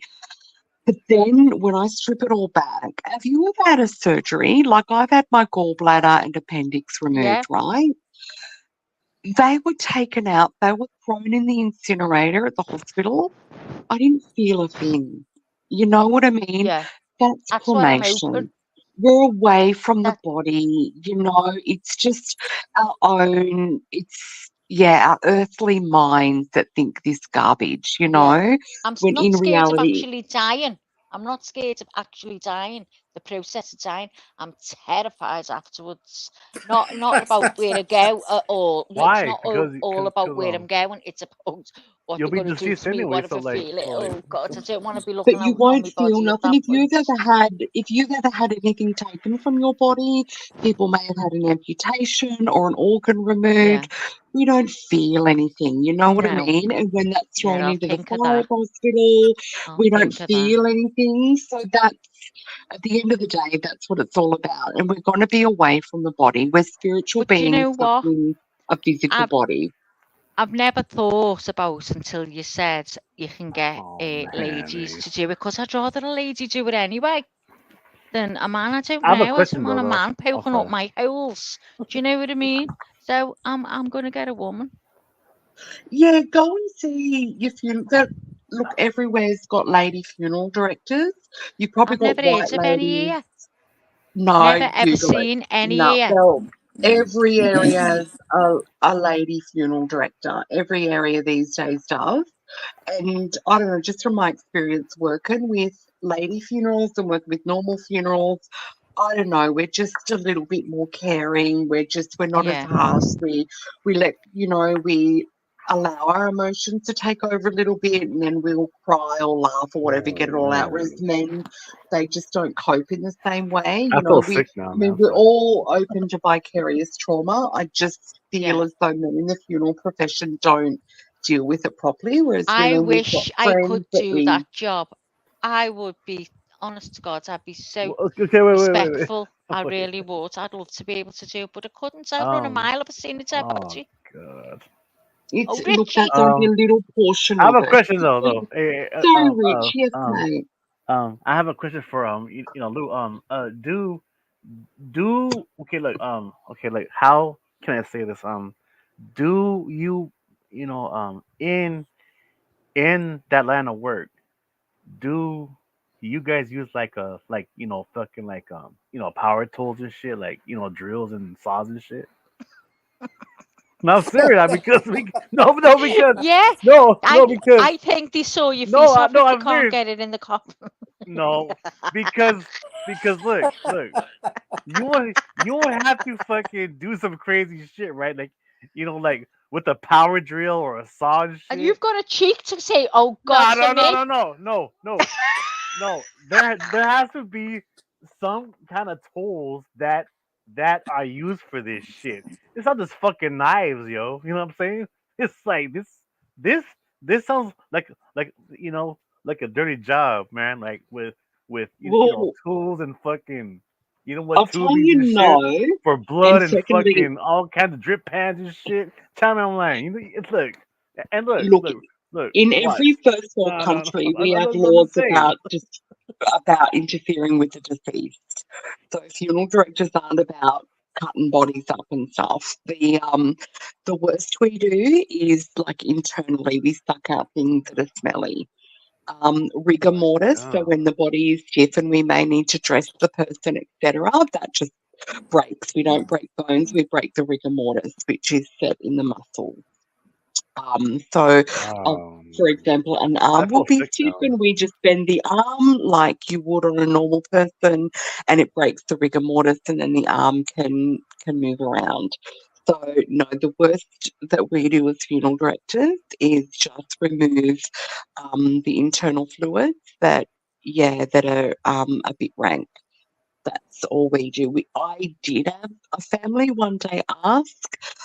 The mum had rings on her finger, and we said we would have to cut them off because they weren't coming off. And they did ask if we could cut her fingers off instead of cutting the jewellery. And we were absolutely horrified and said, absolutely no way can we do that. They either go with her or we cut the rings. But yeah, we don't do that sort of stuff. Okay, look. What if that whole person, right, was actually uh they were actually, murdered, right? And and look, I'm not laughing, but look, you had to actually put that head back on that body for like a viewing. How would you all do that shit? That's all I'm saying. I mean, right? Oh, I love that question, Richie. Go on. Yeah. So, so You know how look, I it's think, not man. I mean, shit. I'm all that very like, You two are that crazy. would be Both a of you are job crazy. for the embalmer, oh, okay, and okay. Why the we have embalmer though? If I Because because that's just how it understand, works, I guess. if he, yeah, but I understand he's they gonna embalm the heads, but because I would they just know sit it on how the to do the shoulders. stitching, etc. It's a very precise Oh, skill. like a So surgeon, they right? will do Right, right, stitching like right. Hold on, hold internal on, hold Like a on. stitching. Time surgeon, out. right? Time All right, I'm so sorry. out. Time Like a out. Time surgeon. out. Okay. Time out. Time out. Time out. I'm just sitting here being all quiet, being the host that's quiet, and then all y'all are talking over. If you ask her a question, let her answer it, and then come back. All the little talking in between. You think you're talking under your breath. You're not. I hear everything that's saying. I can't hear Lulu. She's the one I want to hear from. Ask her a question. Let her answer. Thank you. Carry on, Lulu. I don't know what the question was now. Girl, I know because they won't shut the Oh, hell up after they that's ask it. her. The head. Yeah, so that'd be something for a specialist embalmer. They had techniques of sewing and doing things that were internal that we just didn't have the skill to do. Our job as a funeral director was look, it was basically to look after the family and make sure that their needs were met. So that was the whole point of my role. I would do the very basics in body preparation. Anything out of the norm would go to the embalmer. So um, they would have to place body parts, etc., if that was the family's choice. Most of the time, um, that person was just in the coffin, and we had done the very best we could do. And um, we had linings in the coffins, and that person would usually be covered from the neck down. So there'd be a cloth lining that we would cover over, and you'd only see the person's face. So from the neck down, it would be covered, dependent on how that person passed away. Okay, long story short, right? So like somebody who would actually do that kind of work, besides you, they would ha- they would have to be like a surgeon, right? To actually make that happen, right? Like a No, just surgeon. No. an embalmer. Yeah, Okay. Well, qualified yeah, embalmer. So it's yeah. about a 2-year course that they do because there are certain chemicals and things that they've got to Wow, man. use that, a This is specialist so different. This that topic. All right. yeah, This is all and good. Richie, it's different in every country as well. So I'm only speaking about Yeah. Australia, Hmm. but yeah, as I said, my stepfather had family over in Britain, and they owned a funeral home, and it was an actual specialised field over there that you could not be a funeral director without certain qualifications. Whereas in Australia, you just learn it on the job. Don't know about the USA, but yeah, different countries have different Rules. laws and regulations. Yeah. Oh, of course. Yeah. Can I ask a question, please? Well, please no. I was kidding. Shut up. No, I'm mad. I was kidding. So, so if a mother dies in childbirth, do do they bury the both the mother and child together in the same coffin? Um, I've seen and that before. and the other question is attached, which is what if a mother dies and she's heavily pregnant? What happens then? Oh my And I know god. they say Jeez. they call it a coffin birth, don't they? That the body expels. Is that true? Can we just have a trigger warning? So this is really sensitive Wow. subject That You matter. one see what I sounds mean very with my sad. questions? I know, I know. Yeah.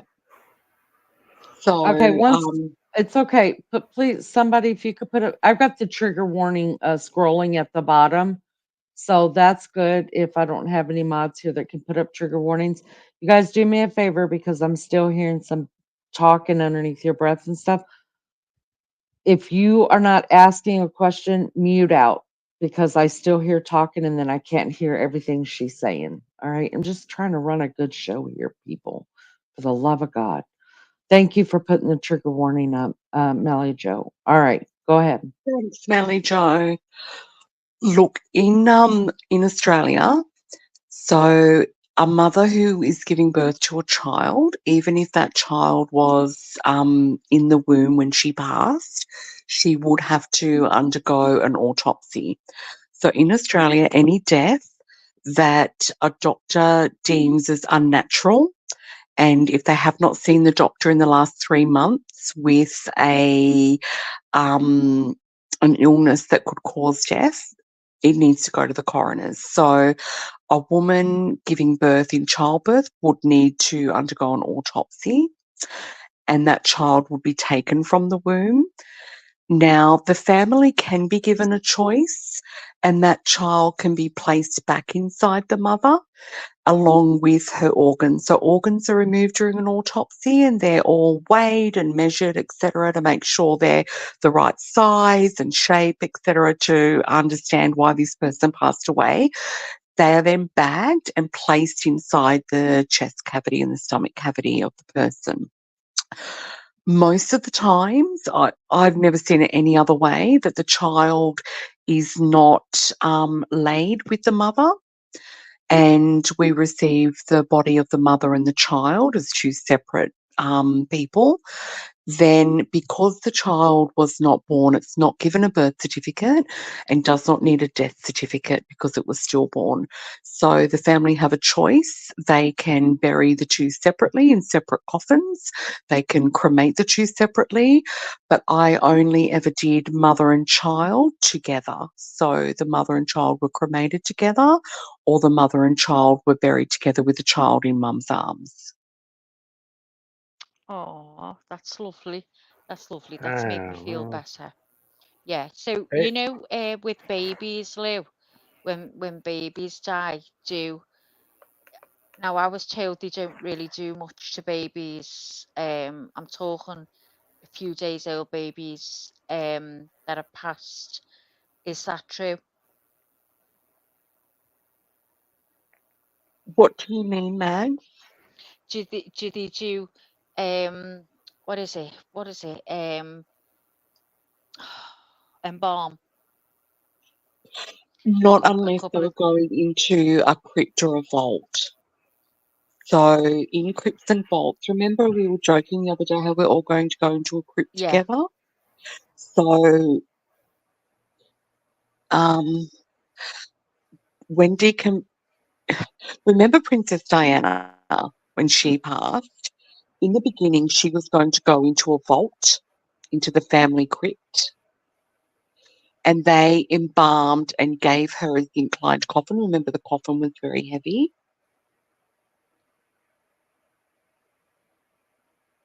Maggie, can you hear me? I'm so sorry, Lou. I had to shout my son to let the dog out. She needs away. Sorry. Yeah, I heard that. Yeah, I heard that, Lou. Yeah. Yeah, so if they're going into a crypt or vault, then the body needs to be preserved because it can't go through the natural decomposition. So if the baby was going into a crypt or vault, then that baby would be embalmed. Otherwise, there'd be no need for it. Okay. And what's the difference between a baby and a person, like an adult? Because the adult gets embalmed. In what way? Well, I'm told that a person is embalmed. Like here, everyone I know is embalmed. I think I know of once that wasn't. So how come a baby isn't embalmed when a baby passes? I don't know about the UK. Um, in Australia, the only time the baby would be, or any person would be embalmed, is if they're going into a crypt or vault. Babies do, because of their size, they do decompose a lot more quickly than an adult. But yeah, in Australia, the only time someone is embalmed is if they're going into a crypt or vault, or if they're being held for more than 2 weeks by the funeral home. So I did have a family once. The mum had passed away, and the family were on holiday in Europe, and the coroners were on us to get the body discharged. We had to give her a temporary embalm, which is a little bit less than the full embalm, and then we could keep her refrigerated. For, I think we kept her for about 5 weeks until the family could come back and we could give her a funeral. But usually a Lovely, baby thanks. doesn't need embalming, but it depends on the country and if it requires embalming for a crypt or a vault or being held for an extended period of time. But in Australia, like, yeah, I mean, a baby would be, yeah, I think the family would want to be handling that pretty quickly and it wouldn't be an extensive amount of time you'd have to keep that baby for. Yeah, so when my babies passed away, I couldn't barely have a funeral for them for 2 weeks because I was seriously ill in hospital. So when I came home and arranged the funeral, um, the babies come home then for 2 nights, and I was told nothing had been done to them, nothing at all. So they were dressed. Alec dressed them. I was still really ill. So, but I mean, when I looked at them, they didn't look like I'd seen people before. Do you know what I mean? They just looked like they were asleep. So I just wondered, did they do anything to them? Would they have had to tell me? Had I, because I asked, what's been done, and they told me they didn't have to do anything. And Look, I often think, well, they've had them for 2 weeks, and I start, it's just my mind. yeah, look, that's better off the funeral directors knowing. A mum doesn't need to know that sort of stuff. It's not something that you need to know. And I'm really grateful that they just said nothing and just be with your baby for the 2 week for the 2 days. Um, doesn't matter what was done to them, Maggie. They were at peace, they were okay. And what was important is you being okay and just treasuring them for those 2 days whilst you had them. And not that you were Okay. lied to or anything, but yeah, I just think they were trying to dignify your loss, and I'm grateful to them for that. Were you able to grieve for them properly over those 2 days? As for them 2 days, I was just completely numb. I was numb for a long time. I was numb for months. I lost 2 years of my memory that I'll never get back. I can't remember. And then that's the God's truth. I have people speaking to me like they've known me all my life, and I'm like so embarrassed. I'm like, where do I know you from? And they go, blah, blah, blah. You remember such and such? I go, when was that? And it's always the time, round that time of when 2 years after Yeah, I lost the babies. So apparently it's PTSD. My doctor said that I'd gone through a lot, but absolutely. Yeah, you would I have do. detached at that time in order to cope. Yeah, I mean, from what you're telling me now, I do believe they did do something now, but I'm not bothered by that. You haven't opened a can of worms for me or anything. I'm past that now. I understand things have to get done for that stage. Do you know what I mean? And yeah, it was nice that at the time I was made to believe that they didn't need anything, that they were That's fine. right. All the family need to know is that they can spend time with that person. That's all the family need to know. And it's not a matter of like, look, I remember one time, Maggie, I was doing a funeral and the man hadn't been released from the coroners as yet. And I said to the family that the son was organising it. And I said, look, I can't guarantee this funeral is going to go ahead. He's not been released from the coroners as yet. And he said, no, it's been organised. I've told everyone. And I said, look, all we can do is do a funeral with an empty coffin. Now, the son and the daughter in law were very aware of this. they did the full funeral, because a lot of memorial services are held without the person being there. And I said, basically, it'll be a memorial with that person's coffin there and the priest to bless the coffin. And that's what he decided, so that's what we did. And after the funeral, we got the person into our care, we placed him in that coffin. But, you know, as far as the rest of the family were concerned, that was the person's funeral. Yeah. And they were able to say their goodbyes and say their prayers and all of that sort of stuff. What they didn't know was of no consequence. Yeah. Yeah. I get that. Oh, thanks, Lou. Thanks for the Everyone's answer. gone very I know quiet my after Lainey's questions. reflection. I'm very Uh, worried I've upset everyone now. Is everyone okay? no, I'm I just think fine. I everyone is just wanted gone. to hear. No, I think we're I still here. I do want to know the truth. I do ask some very strange and deep questions when it comes to death. It's something that it's just the way I am. I have to know everything. It's a fear in me that you'd never understand, and I need to know every detail there is to know about it. And it just makes me feel better, Yeah, even if it's not nice. It just makes me feel better knowing the truth, if that yeah. makes sense. Yeah, I'm You know? noticing in the chat with Maria, and I've spoken with her a few times about it.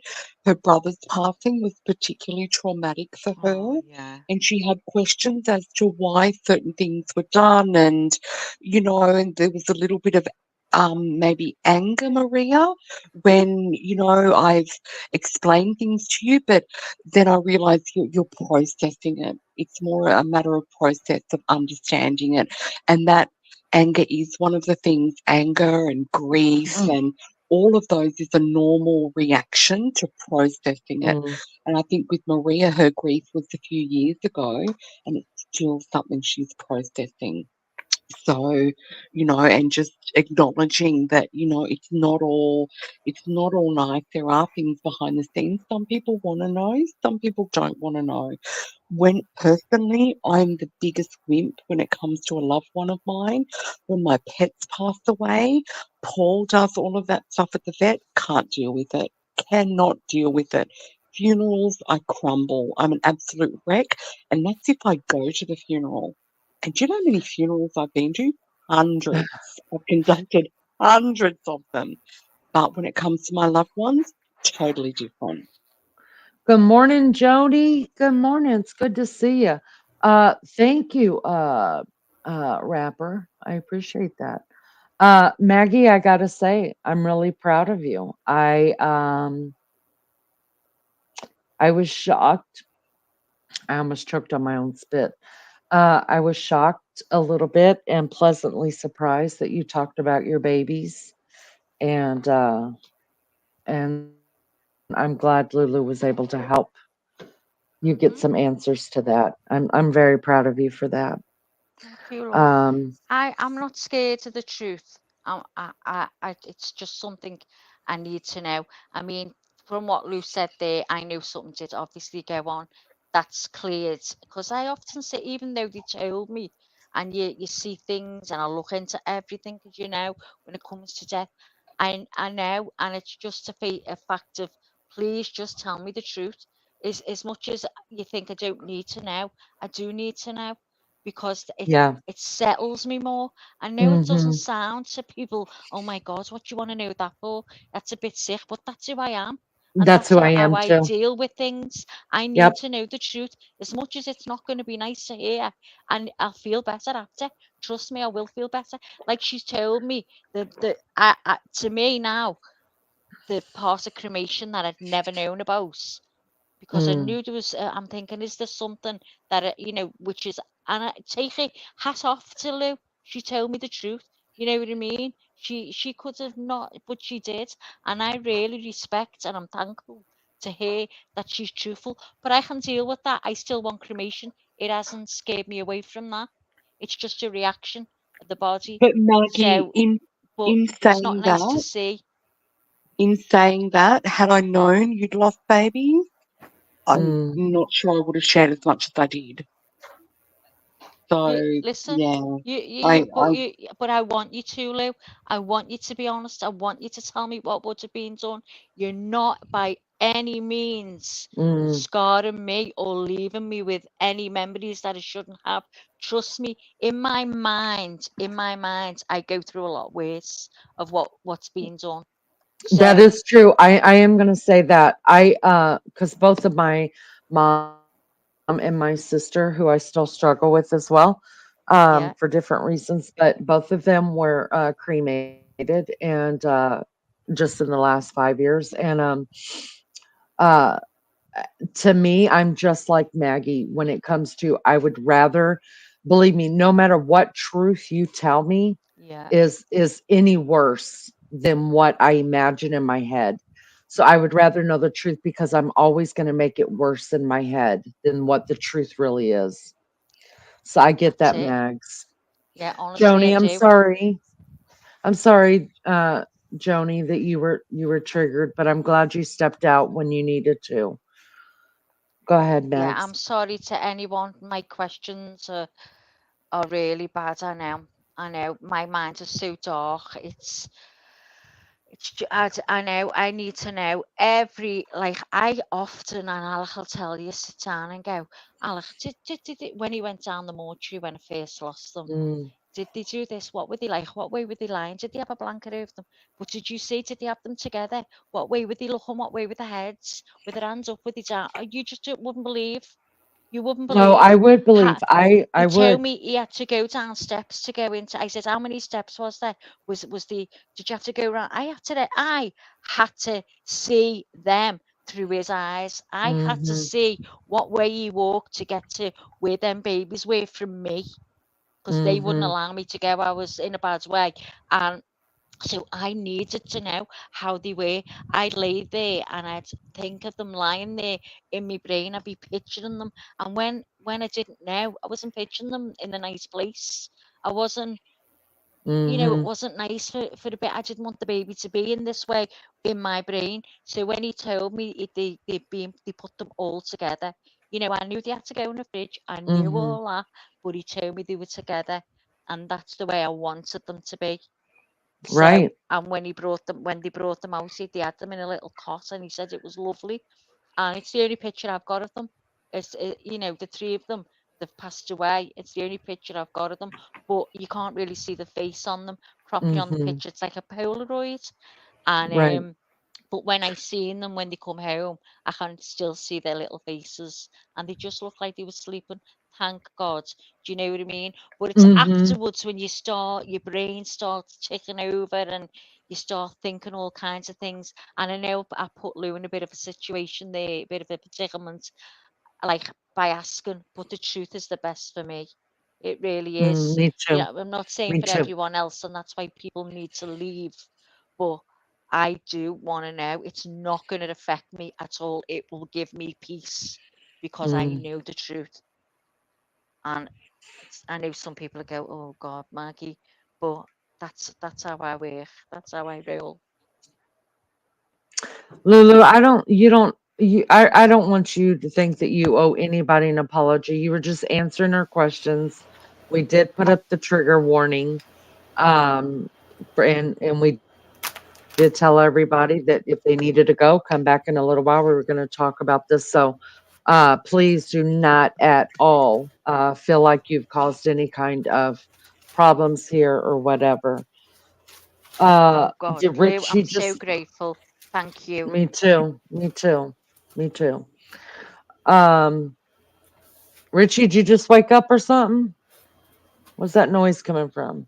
Nah, it's just a morning, bed. That's Rich. all. I'm out soon though, anyways. But I'll come back again. Can we just on the topic that we've been on and the topic that I about log off. I sharing log off. religious All right, it's all good. belief? I'm wondering Well, I mean, it, it's already if over anyone's here. got some. Sunrise over here. Can anyone hear me? I can hear you, I Lou. can Go hear ahead. you. Sorry, I'm just wondering how other people um say goodbye to their loved ones outside of the sort of Western culture. Is there anyone here that has funerals that are different. For example, I used to really feel honoured doing funerals for Chinese because a lot of their traditions and customs they could no longer do in China because it was considered religious. So they would burn money and do different good luck things and feng shui. They weren't allowed to be done in China, but they could do them in Australia. They'd have lucky money that they would burn at the gravesite and things. Has anyone got anything interesting about their culture and the way they do their funerals?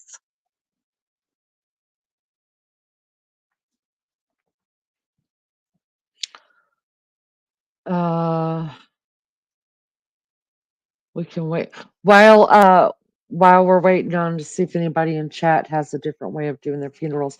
I used to watch funerals on YouTube, you guys, and the Indian culture from India and stuff, Pakistan, places like that. I thought they were so beautiful. I the way that they honor the people and their family or friends that have passed. I mean, it is amazing to me.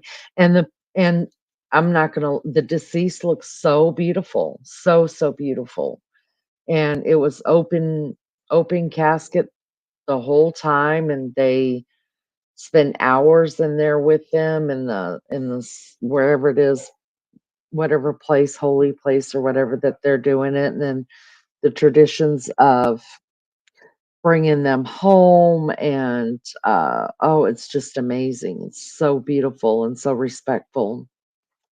So respectful. Uh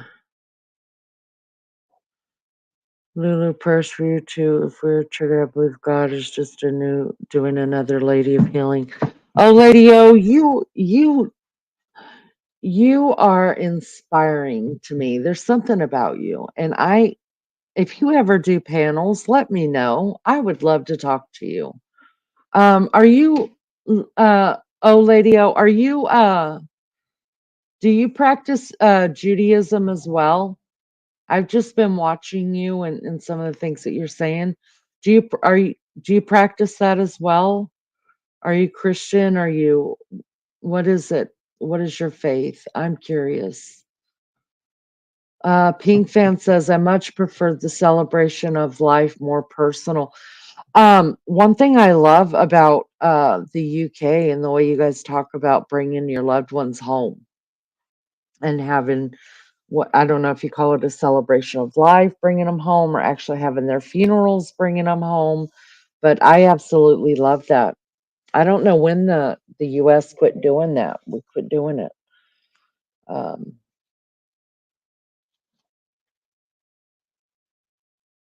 Maggie, went back to tell her never too late, my lovely.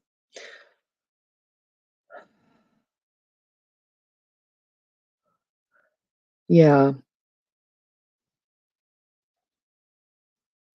just curious. I know different indigenous people groups have different ways for burials. Yeah. So Maggie, can I ask you, when your babies passed, they did get to come home and you had a funeral like what you had for your parents and you showed me? Is that how Yeah, you guys did it? yeah. I came home, arranged the funeral, and yeah, they were three of them were together in the little coffin. I had them home. I don't know. There's two. I think no. The first night they were in the chapel of rest. They kept them there, and then they let me bring them home the night before the funeral. And yeah, we had the funeral the next day. Alec carried them out and carried them into the little crematorium we had. Yeah, just a normal funeral. Oh, okay. Do they have a burial site or? They were cremated. I've got their ashes here. Oh, okay. Yeah. Okay. I know that bugs, I know some people want their ashes close to them. Do you have your moms and dads too? Right. So don't have me dads, and the reason I don't have me dads is because my mum didn't want to keep them here. She wanted to bury them He's got a grave, a proper grave, like it's like you'd have. It's not like just a little plaque or anything like that. A proper headstone. This is where he is. They have proper headstones, and they're buried, and it's for a family of 8, which is remains, cremated remains. So my mum didn't want him, so uh, we this is going to sound terrible. So we knew someone who worked in the crematorium, and I asked specifically because I have some of my dad's ashes, because my dad asked me to bury him in the garden as ashes. So my mum was like, no, no, Mm, no, I'd be terrified. No, it scares me. So I said, okay. So without my mum knowing, I got some ashes, some of my dad's, and I buried him in the middle of the garden. And I said my own little prayers. And so she used to say to me, she knows now, God, she's gone herself.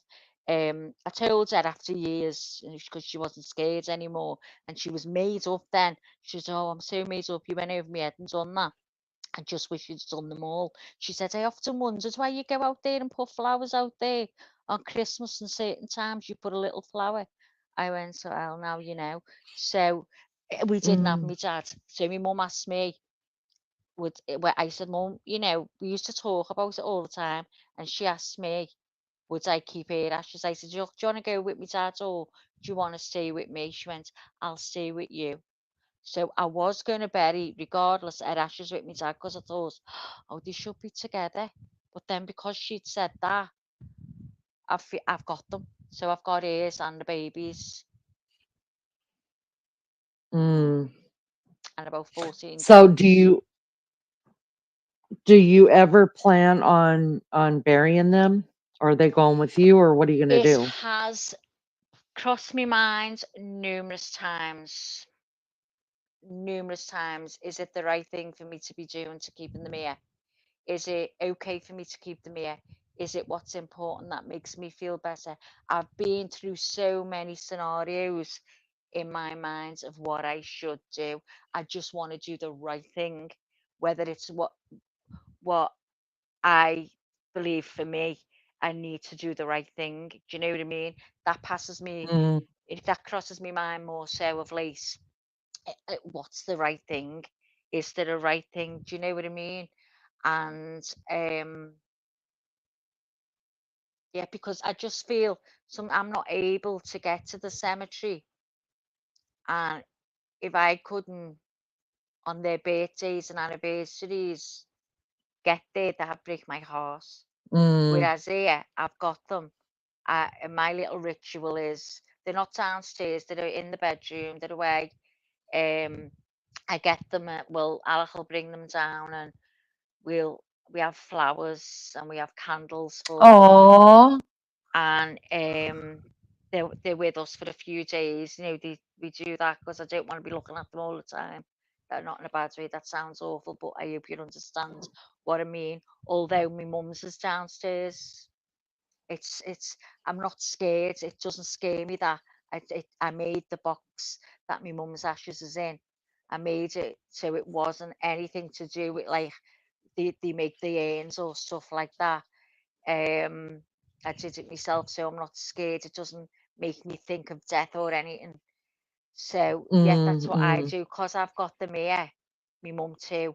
I can put flowers on birthdays, Mother's Day, and stuff like that, and light a Oh, candle.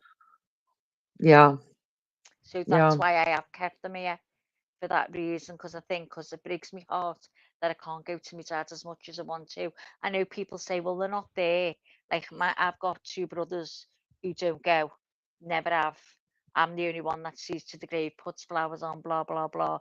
Alec too, and it's been a while since I've been there, because I can go there in the car and I can see down. There's like a slope, and I can see down the slope, and I see it, and it's Mm, looking grubby, and it does me in, because I yeah, can't get down there to do it. You know what I mean? yeah. So I rely on Allah, and sometimes He's not able to. So yeah, so I think, should I just do what I'm doing and keep them with me? Just, you know what, Maggie? Keep them with you. They're not hurting anything. You're No, comforted by it. Just keep it yeah, with you. And then no offense, but when it's yours and Alex's time to go, you Yeah, tell they're baby coming with me. Chow. Yeah, Yeah, you just tell baby Chow, look, you do what, because we can make plans. This is how I feel. I can make plans for a funeral, pay for my funeral, whatever. I don't mind paying for my funeral, but I'm not making my funeral plans because what I learned through my mom passing and my sister passing was death isn't about um, the dead. Death is about the living. The living have to stay here and have to deal with that, you know? And I think you should, my wishes are however my family can get through it, whether it be cremate me or put me in the ground or, whatever, however they can deal with it and feel okay doing it, that's what they should do, right? yeah. That's what I I, believe. And so oh, maybe I baby Chow. want, yeah. I mean, when it comes to my funeral, oh my God, I've got to look up the wall, do this, do that, do the other. But if I'm dead and I don't know about it, he can do what he wants. If that's, Right. I'm not bothered. But I want my babies with me. I want my mum with Mm, me, and I want my babies with me. And then if Alec dies after me, I want him with me as well. So we can. My vision is we're lying there together, and we've got the babies in our arms together. We're all snuggled. right. So Oh, I love that. that's the little picture I have, and my mum and I dad's there love that. too. So. The Polaroid you have, Maggie, you need to send it in or find a thing online. They could redo that picture for you. You're joking. No, you can have pictures restored. Oh And my you need God. to I know do you that can as have pictures restored, but it's, if it's there the was same like, there thing. was a little mark on them and stuff like that. But I mean, I've got No. pictures of them that I wouldn't share with soul. They're not nice. Right, Um, right, and that was the clearest ones as well. The one of the right. three of them together is, Uh-huh. I doubt that could be, honestly. Have you seen it, Lena? Have I showed you? You showed me one, yeah. Have I? Mhm. Yeah. I've got a little Mhm. picture of them. That's Polaroids. That's the one where she's still alive. That's Alex. She's still alive. Mhm. That's clear. But the one of them, three of them together, I doubt anything could be done with that. You never know though. I'm gonna look online for you as well. We'll see what we can come up with because I think all we gotta do is scan the picture, like scan it and then Hmm. somebody can restore it for you. And I think it'll be Yeah. great. Let's Because I'll look that up today for you. I've tried myself, and it just doesn't. It just doesn't. I'm not that good to do that. But if there was someone out there that could recreate that as real as it is, but clear, I'd love it. I would love it more than Mhm. anything. The Yeah, picture I've got they in can. my mind is of the last baby to be born, and I only seen her in a coffin. I only seen all my babies in a coffin. When I was too Mm, ill to go to the special care units. But so, um, the picture I've got is Hannah. It was her face mm, was the way she was, her little lips and nose. It was unbelievable. And I've mm, always got that picture. And in my mind, she would have been fair because she looked very fair, and the others were dark. So it's mm. her face that sticks with me. And when I look at I love that. Alex, then it all comes back to me, Alex's face. But it gets sad because it's just the one I remember, Yeah. and Lulu says, and on the Maggie, you can do an online memorial for on findagrave.com too. The memorial will be there forever and you can leave virtual flowers. That's true. Remember I showed you guys I did that one night we I were did it looking. on Gone Did you Too do one? Soon, and it got Oh, removed. okay. It's shut Oh, you down, could but there is a new one I've find been a grave shown is here. there forever. Find Yeah, a well, they grave has said been this there was there forever. It's forever, gonna be there Leonie, forever. and I put my story up from day one. It was so raw, everything, and I needed to put Yeah. it down. It Well, made you me don't feel have to so put good, all that. but it went. No, but at the time, I wanted to because I was reading all people's stories, and I was thinking, you know what? I'm going to do that too. And I did it. And I don't know, I feel better at the end of it. You know, where people say write things down, you feel better, and I've thought, what I did with that, I must admit. And then I got a message to say it was getting removed. So I was like, oh Ah, my God, the whole site shut down, gone too soon. It was called. uh, well, Find a Grave has been around forever and ever and ever. And I always I tell might people have a look at that. And then I'm thinking, if you're do I into want to? ancestry, go ahead. What do you mean? What do you mean if you're in Manchester? What's. Yeah, if you're into ancestry, like looking up your past relatives and stuff like that, you need to be on Oh, yeah. Find a Grave. I mean, that's got to be in your arsenal. I mean, Wow. so Well, my cousin does all that. She's absolutely mustard at it. So I'm good to go with anything like that. She's really good. She does it all here. For lots of yeah. people. And she's got like loads of links to all the people that she needs to for, for all the info and stuff. I wouldn't have a clue where to start. So what's that called? Is this the Find a first grave? time that Find a Grave? Yeah. Is this the first time you've ever talked about the babies online? I think I've mentioned them. I'm sure that I have mentioned them on here before, but Mm-mm. it's the first time I've gone in as deep as I have about them. Yeah. Well, you've You already know, said two of their names. Do you want to say the third one? Alex, come here. You said Alec. My first baby was Alex. Second baby was Georgia, Mm-hmm. and the third baby was Hannah. I'll just shut this dog up. Hold on.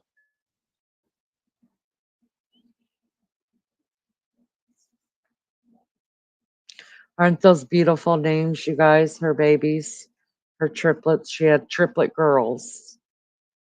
And Alex, Georgia, and Hannah were the names of her triplets. So there's a Hopes story we with will be in Hannah. prayer for you. Tell us about Hannah. Okay, so Are you going to be Hannah okay? was. Yeah, no, I'm absolutely fine talking about it now, honestly. Okay. I Okay. love people asking me questions. So Hannah was to be Anna, Anna, after my grandmother, Anne, Anne. So, being a Scouser and not using H's in words and stuff like that. So when the midwife delivered Hannah, she asked me what name, and I said, Hannah. I said Anna. Sorry, I forgot the H. I never said the H as we usually do. I said Anna, and she automatically thought I meant Hannah and put a H on.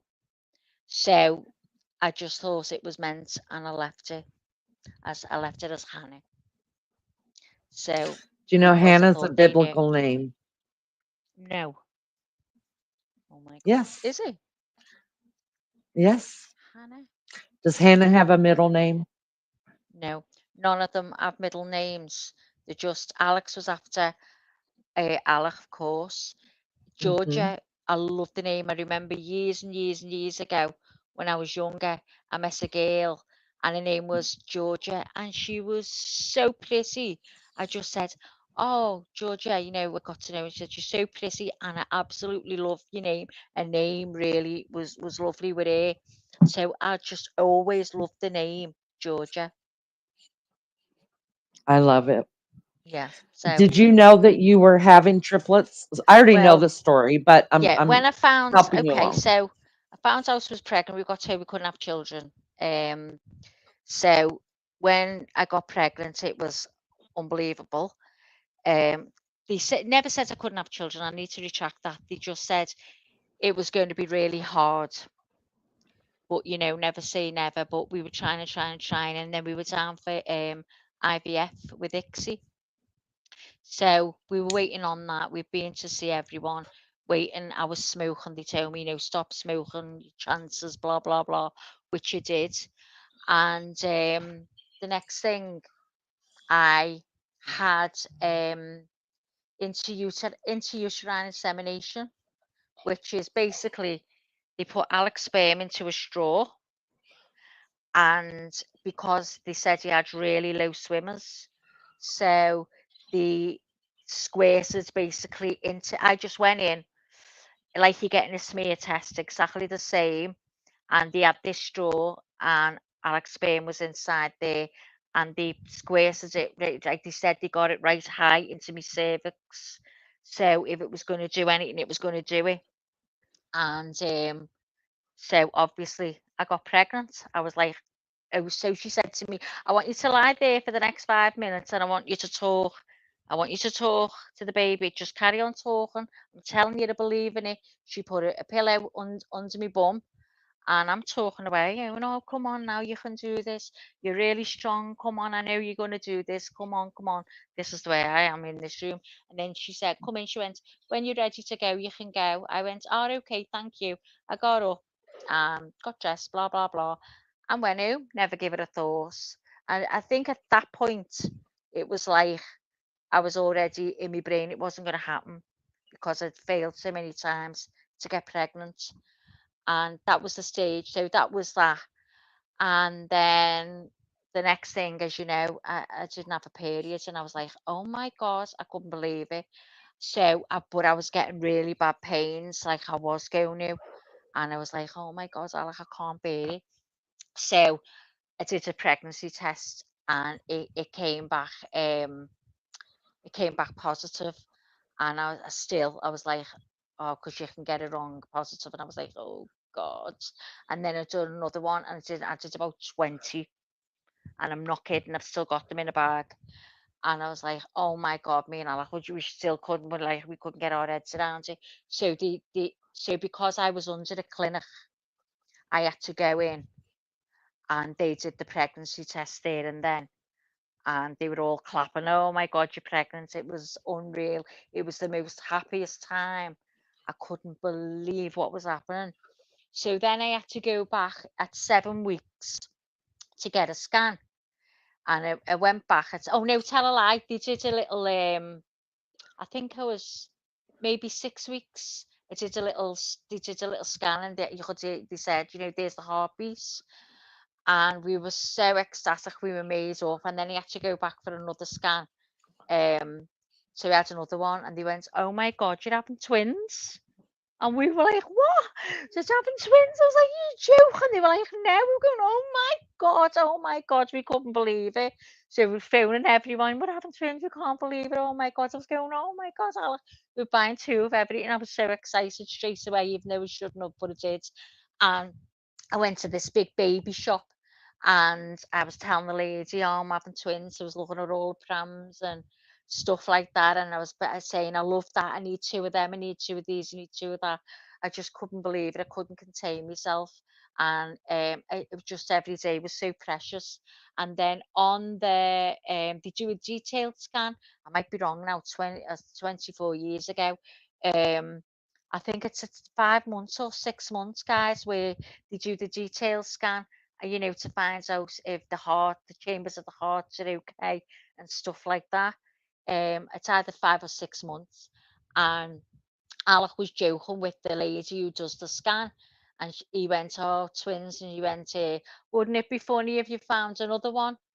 And she was quiet, she was doing what she was doing, and I just went, oh, imagine, like that. And she's doing the scan on my tummy, and she went, I wouldn't joke about that, you know.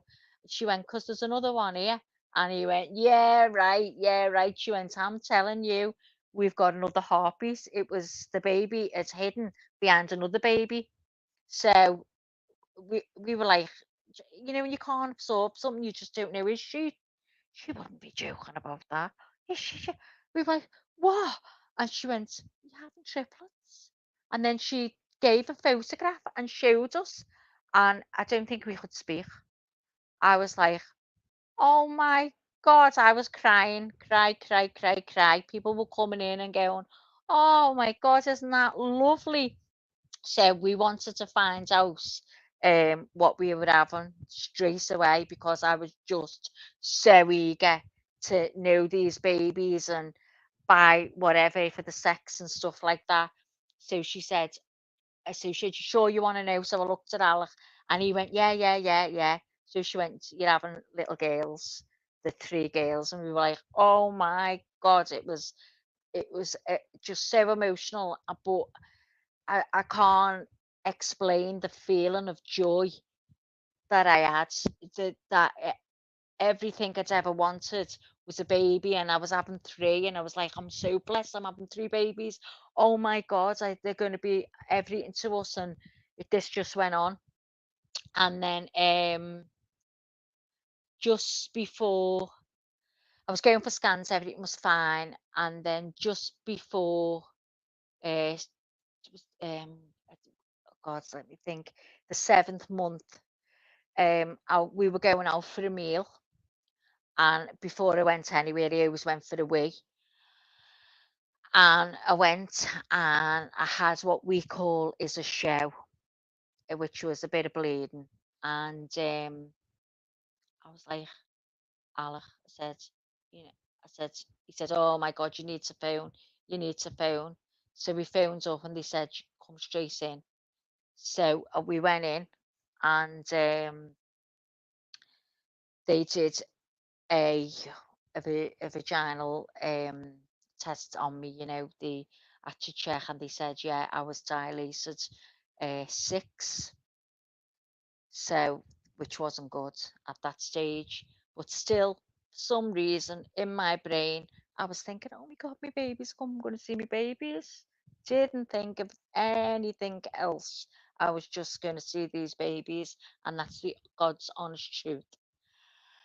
And then they said, we're going to have to send you to another hospital that has, better facilities for prems. So off I went in an ambulance. There was 3 midwives. Apparently, there had to be 3 midwives in case because there were 3 babies. So I'm going along and I'm getting these contractions and the blue lights are going. Alex behind the ambulance. We're flying through, going through town and everywhere to get to this other hospital. Gets me there. By the time I got there, it dilated to, I think it was 7. So instantly, I'm on a bed, and the bed at the bottom is lifted right up in the air. So do you know what I mean? Can you imagine me? My head's down there and my legs are up there. And I'm like, I need to go for a wee, I need to go for a wee. And they're like, oh, it might be, let us check, let us check. So they went, go on. And so I went for a wee, and I thought, oh my God, so I could feel the pressure. So they got me back on the bed. They ended up putting a catheter in then, because they didn't want me to move. So for 2 weeks they kept me like that. They kept stopping the labour. They were giving me all kinds of diamorphine and all kinds of pain because I was going through these, you know, my stomach was going hard. I was really having labour pains, and then they'd stop and things had cooled down again, and then it'd start. This went on for 2 weeks, but in this 2 weeks' time, I'd got an infection, which was Pseudomonas, and it was making me really, really sick. And then my ex-boyfriend came in, who I'm still good friends with, and him and Alec were talking, and he was sitting to my left, Alec was sitting to my right. We were talking, he was like, oh, how are you, and how you feeling? I was like, oh, I just don't believe this, I just don't believe it, but I'm glad that the babies are still inside. But as soon as I got this, they told me I had this infection, I was like, oh my God, this baby is going to be okay. And he was going, well, it's not good for them to be out of the womb now. And I was going, well, what chance do they stand in the womb if if I have an infection? That don't they have more of a chance outside of an infected womb? But they said they knew best, so that was that, and I trusted them. And then the next thing, pop, my waters went. And I just remember this was funny because I just remember the ex jumping up and the chair flying across the room because he near got soaked. So it's because I was sort of on my side towards Alec, and it was just the way it happened. But my waters broke, so it was all systems go. So they left for 2 days. They left me like that before I couldn't hold on to Alex anymore. So Alex was delivered by forceps. She was literally tiny. She was £1.5, £1.5, and teeny tiny thing, and they rushed her off. to the special care. And then obviously I was still pregnant with twins then. So it all calmed down. They were giving me all kinds again, all kinds of medication. I was on all kinds of drips to do this, to stop that, and whatever. By this time, I'm really, really ill now. I've got no energy. I've been lying there for 2 weeks. I was 375 hours in labour. I've got all my notes. And the next day, am I okay still talking, Leonie? Yep, you are, Because honey. I Keep feel like going. I'm just No, so no, talk. so anyway, so the next thing is I was 5 days in total with my waters broken when I said I just couldn't hold on anymore. I was telling them to stop because I needed to bring these babies. I tried my best as they asked me to keep these babies in, and they were coming and I couldn't stop it. So Georgia was born. And while Georgia, let me go back. So Alex, apparently they do tests on prem babies because prem babies tend to get bleeding on the brain. And she passed it. She had no bleeds. She was all the tests that they did. She was fine. She passed them all. So everything was great. We were made up. She was doing really well. They sent me pictures of her. Alec would go and sit with her and talk to her for a while. Then he'd come back to me, and this is how it went for 2 days. So eventually, I couldn't hold on anymore for the babies, and Georgia was born. And what did he whisked her away? And I never seen her, special care baby unit, or so I'm thinking. And as I turned to my left, within 4 minutes, Hannah came. It was 4 minutes between them. Hannah came and they were, they asked me the name and stuff like that. And off they took Hannah as well. So as I turns to my left, I'm doing the actions. As I turns to my left, Alex sitting there, and Alex got these tears dripping down his cheeks. So I just can't tell you at this moment how I was feeling because I was so ill. And it was like how it was in a dream that I just don't know. I can't even explain the anxiety. So as I turned and I seen Alec crying, and I'm trying to comprehend what's going on here. So I says, "Why are you crying?" And he says, when someone's finding it difficult to talk, to speak, to say something to you, and he shook his head and he said, "Baby Alex has died." And I said, "What?" He said, "Baby Alex has died." I said, "What do you mean she's died?" He said, "She got sick. She she died." At that moment, everything around me just crashed. And I was like, I didn't know, I couldn't speak. I lost my voice. It was the biggest shock. Everything, I just wanted to get off that bed. I wanted to go. I just wanted to walk out. I didn't want anything. It was like I was living a nightmare because everything it's ever wanted. And I'm like, well, where's Georgia and Hannah? Can you tell me to the nurse, where's Georgia and Hannah? I'm trying to speak, but I can't speak. And I'm making out to Alec, telling, where is the babies? Where are they? So this nurse, I always remember the voice. She was a Geordie from Newcastle. And I can still hear this accent in my brain. And she points over to the corner. I'm like, she's pointing over to the corner. So I'm going. She said, "I'm sorry." She said she was asleep. She was born sleeping. So I'm thinking, oh my God, what's happening?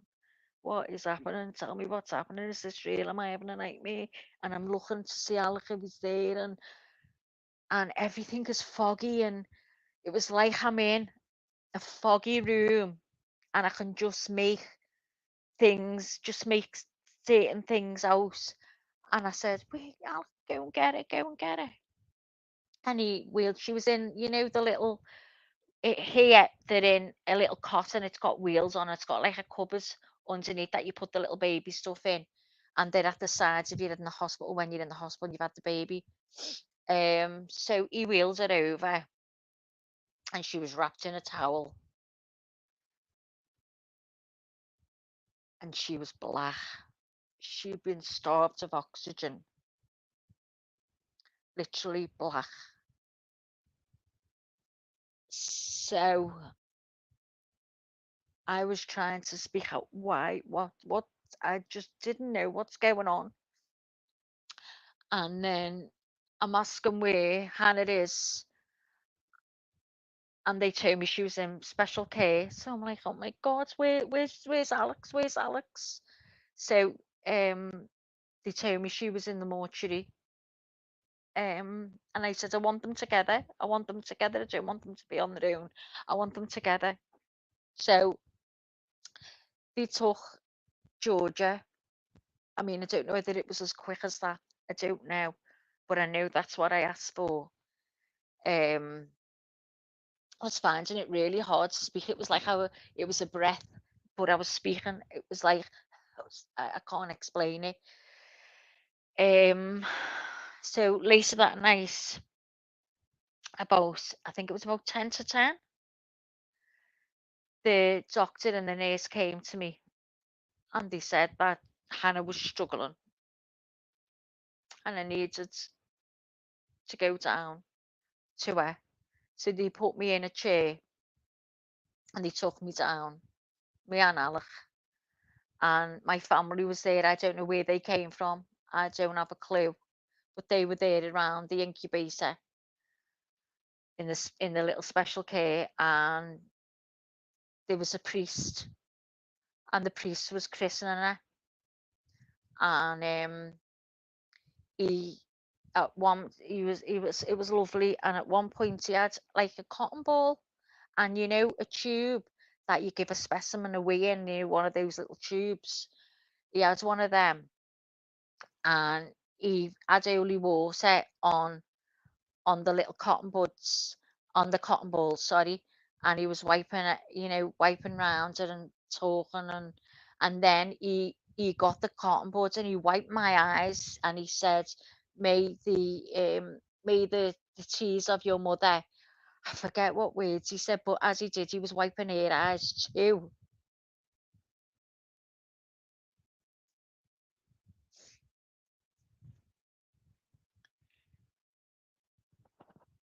And then the doctor came, and he said that she was really struggling. She was so tiny, and all the little tubes in it was massive, massive, and she had loads of bruises.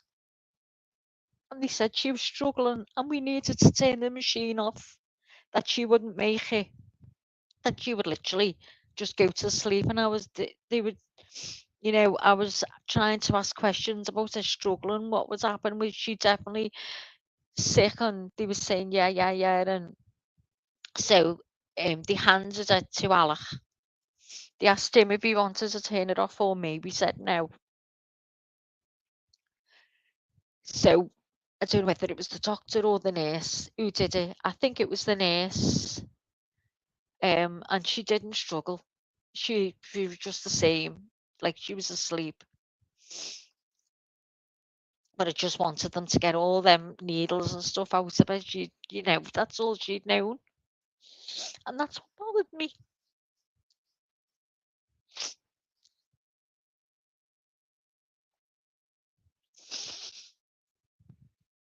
But anyway, so they took them all together. They were all together. I asked Alec to go straight down. They were giving me all kinds of drugs and stuff, and it was just black. It was just not nice. And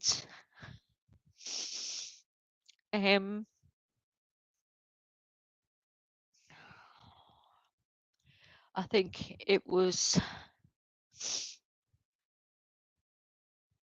the next day. They let me go home. I was on all kinds of medications and this, that, and the other. And then my friends from the streets came in to see me because they wouldn't have let a lot of people in to see me in the maternity part of the hospital. So she came in unannounced to me. I still couldn't speak and I was going on. I had a pain in my stomach. I was saying I've got a pain and I was pointing sort of by my breasts, underneath my breasts. And they were saying it's heartache, it's heartache. And I could feel this physical pain. And I'm trying to speak, and they were getting me windies tablets saying it was wind and this, that, and the other. And I was just like a zombie sitting on the chair. I couldn't even think. And she said to Alec, "You need to get her to a hospital immediately." Because he'd been with me, he hadn't seen how much I'd declined.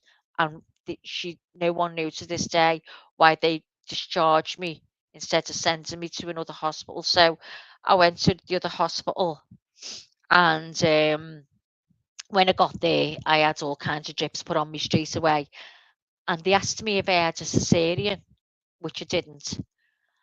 And because they said there was a pierce, I'd been pierced in my diaphragm. So we still to this day don't know how that got there. But anyway, so I was in hospital for 2 weeks. And then eventually I got, as best as I was going to be. I had the pseudomonas, and it turns out that the babies all died of septicemia through prolonged rupture of membranes, which is on the certificates. Georgia didn't have a birth certificate because she was stillborn, but that's what the cause of death on Alex and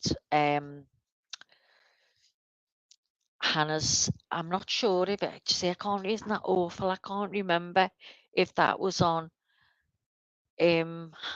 George's. I can't remember, but they died because of they left the babies in my womb and in an infected womb. So we found that out, and we was broken hearted that this could have been avoided. Could there have been a hope for them had they have been born earlier? Who knows?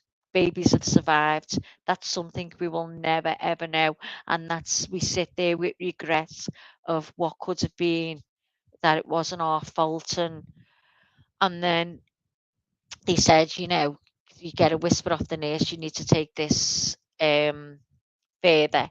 We went, we seen a solicitor, a lawyer, whatever, and they said, yeah, we would have a claim, and it wasn't about money. I just didn't want anyone else to go through what I'd gone through. And then they wanted £800 insurance a month because they said it could go on forever, to try and prove medical negligence. And we were like, it's not going to bring them back. We couldn't afford that anyway, and it could go on forever and ever. So we had to drop that. But we always wonder what would have been had they have been born before that had happened. It's something we're never going to know. But yeah, so I'm sorry I've gone on for like forever. I feel like I'm on my own speaking. But that's what happened, yeah. But that was a long time ago. And to be honest, I haven't cried. I haven't cried talking about that in a long time. And it hasn't, I just want to show anyone here now, it hasn't damaged me in any way. I'm sorry that I cried. I didn't think it was just a thought of little Hannah, with her little bruises all over it. All she ever knew was the pain, really, because she was so tiny. I mean, I don't like needles. Bloody hell, it hurts me when they go in. It doesn't hurt me as much as I make out. It's going to hurt me in my brain every single time. But still, she was a tiny little teeny thing. And Georgia was the biggest baby. She was £1.9.5. Alex was £1.5, and Hannah was £1.5.5, and yet she was £1.9. And yeah, but the little tiny, your little teeny tiny, I mean, you want to see the size of the feet is tiny. I used to have Alex demented saying, so see that baby grow there, because I got little Prem baby grow. See them baby grows there. Is that the size? Would you have said that the size of the baby go? Maybe it's a bit smaller. I go, it's impossible. It's impossible to be. And he says, I'm telling you, they were tiny, tiny, tiny, tiny. I mean, even they were seeing them in the coffin, they were wrapped up. I had shawls made and hats made to match the shawls. So when I bought the Prem stuff to get them dressed in, they were teeny and little tiny. Oh my God, little tiny Prem nappies, diapers. And because you can buy all these things for these teeny babies, I didn't even realise. And then they would, Alex said they were too big on them. So they were in little lemon cardigans, because at first I didn't know what we were having. So I got little tiny cardies made in lemon, and they were wrapped up in the white shawls that they had, and the little like bonnets, they were all in them. So I couldn't see the sides of them properly with them being so, all wrapped up, swaddled. But yeah, he said they were teeny, teeny. He said, but it was amazing how everything was there. Everything was so perfect. And like when I remember seeing Hannah's face and a little hair, the way it was sort of not combed over, but it was swiped over. I could see it was fair, and the others was so dark. So I'm thinking, oh, I think they would have been like, I think Alex was like Alec. But I always think that George and Hannah was going to be like me. But I don't know, because I never got to look in with my son either. But yeah, so that's my story. It's sad, but I know there's sadder stories out there, and I always think, always when I hear of children or even babies who've survived, longer than my babies did, how people get through it, how they get through it, because it's such a terrible time. If it, I lost them so early, and that's a blessing to have a child that is older is can't even think about it. Can't even think about it. But yeah, that's it. If there's Maggie, any questions you want to know, just ask me. your story is so beautiful and sad and beautiful, It's a and sweet. it's a sweet story. And not all stories end with a happy ending, right? No, no. Um, but that doesn't make them any less beautiful, and it doesn't make them any less sweet. Hmm. And I am very proud of you. I remember when we talked about it, and you said, "Don't you dare tell anybody." And I promised you I wouldn't. So when tonight you started talking about your babies, I was like, "Oh, Maggie's talking about her I know. babies." I've told Maria And G I, and Melly Joe now. They knew about it.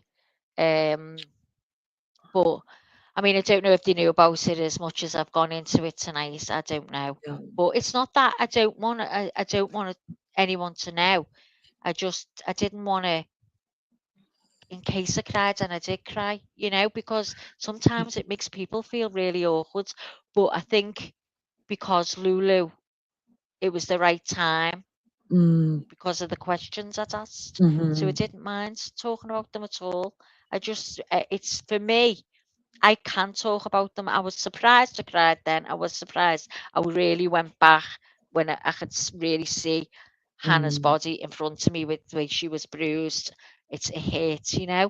And that's where I really went back that far, but to every detail basically. So that's why I got upset. But I don't want anyone thinking that they can never talk to me about it or ask me questions, because you know what? I love people asking me questions, because sometimes I think I don't want people not mentioning them like they weren't here. Like I know they only yeah, existed for a minute, but they did, they were here. The they were footprints were on here. this earth. do you know? And I do like people to mention it because people don't. Yeah. So it doesn't hurt me. It makes me feel tons better. So don't anyone in chat or on panel never think you can't ask me a question or talk to me about it because honestly, on my life on a plane, I would love nothing more. Even if it's a question you think, "Oh, should I ask? Shouldn't I?" Fine, ask. Just ask me. I'll never be offended by anything that anyone could ask me or hurt. And I'm sure there's people in chat who've gone through worse than that. I hope not. I hope not. But we all have our own pain for different reasons. Mm,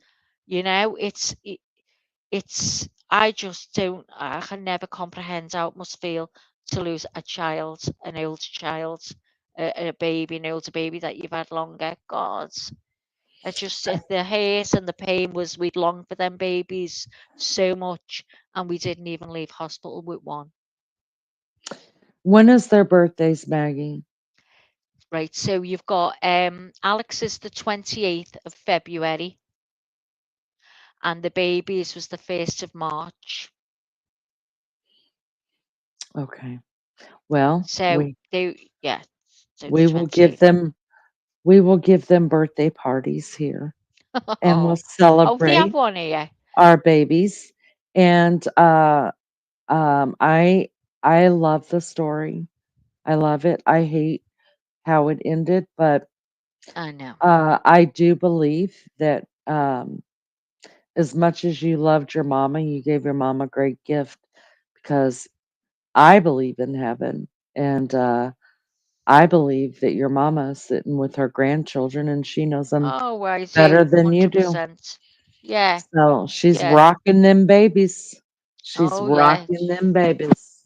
Well, I'm thinking now, they're going to be older now, so they'll be looking after there for me. Because that's what Yeah. they're going to be, they're 24 now. Would have been 24. So it's a long time ago, so I can honestly, hand on heart, talk about it. That was just a blip, because I was going a bit deep, right? I was getting back there, if you get me, and I don't want to go back there because it was just not nice. But I shouldn't have cried. I tried not to, You but should. Are you kidding me? no, but That's what love it's does. been such a long time, isn't it?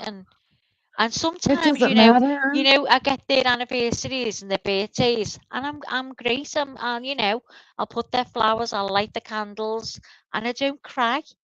I don't cry. I go years, and then next thing, Yeah. out of the blue, wham! I'm like on a complete downer for days before, and it's You, crazy how you are. It's like, I mean, do you get like that, Leanie? Is that normal? yeah. Yeah, but I've come to figure this out. It's the price of love.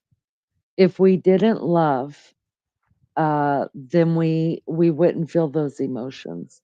So I would rather have known the love of those that I've been close to that I've lost and struggle with it from time to time, um, than to have never known, been loved by them and been able to give love back. So the fact that you still cry over the baby sometimes, that's the price of love. And Hmm. I'm so thankful that what little time you had with them, uh, Yeah. you knew that love and they knew that love. And it's worth every tear that you shed over them. It's Do you know what I'm guilty of as well is, when Alec brought Georgia over to me, this is what pains me, and I'm going to be totally honest. I didn't want to hold her. I didn't want to hold Mhm. her. I had this feeling of pure hell going on in Mhm. my brain. Like I was in a nightmare. This wasn't real. I didn't want to do that. I just, all I was saying was put them together, put them together, put them together. They've got to be put, please put them together, put them together. This was just like it was, when you see someone acting erratically, that's Mhm. how I perceive how I was. I was a rat. I needed them to be together. I didn't. I was rushing. It was like I was rushing. Okay, it's Mm, done now. Come on, let's go. Let's go. Okay, make sure they go together. Come on. That was it. I wanted to walk out that room and everything be crystal clear to me. And I was back to where it was. mm, Because in that room was full of grey clouds. Honestly, it was like I could just be, when you get fog and it's very, very dense fog and mhm. someone's coming towards you and you just about see them. That's how it was in that room to me. It just went like that in the flash of an eye, in the blink of an eye. So it was, I tried to put into words of how I felt that time at that minute in time. And now I regret. I think, why didn't I, now because I'm clearer, why didn't I hold her? Why didn't I hold her? She was my baby. Why didn't I hold her? I just didn't. I just wanted to Um, be real, Lainey. yeah. I was in And shock. you know what? You don't have to eh, oh, Maggie, honey, you did the right thing for the right time. You put the needs of your daughters before your own, which was, look, they came in together, they need to be together to go out. That must have been what it was. I just Yeah, wanted everything back to normal. So for it to be back to normal, they had to be together in my right. brain. Do you get me? And Yeah. that's all I was interested. I wasn't interested in anything else.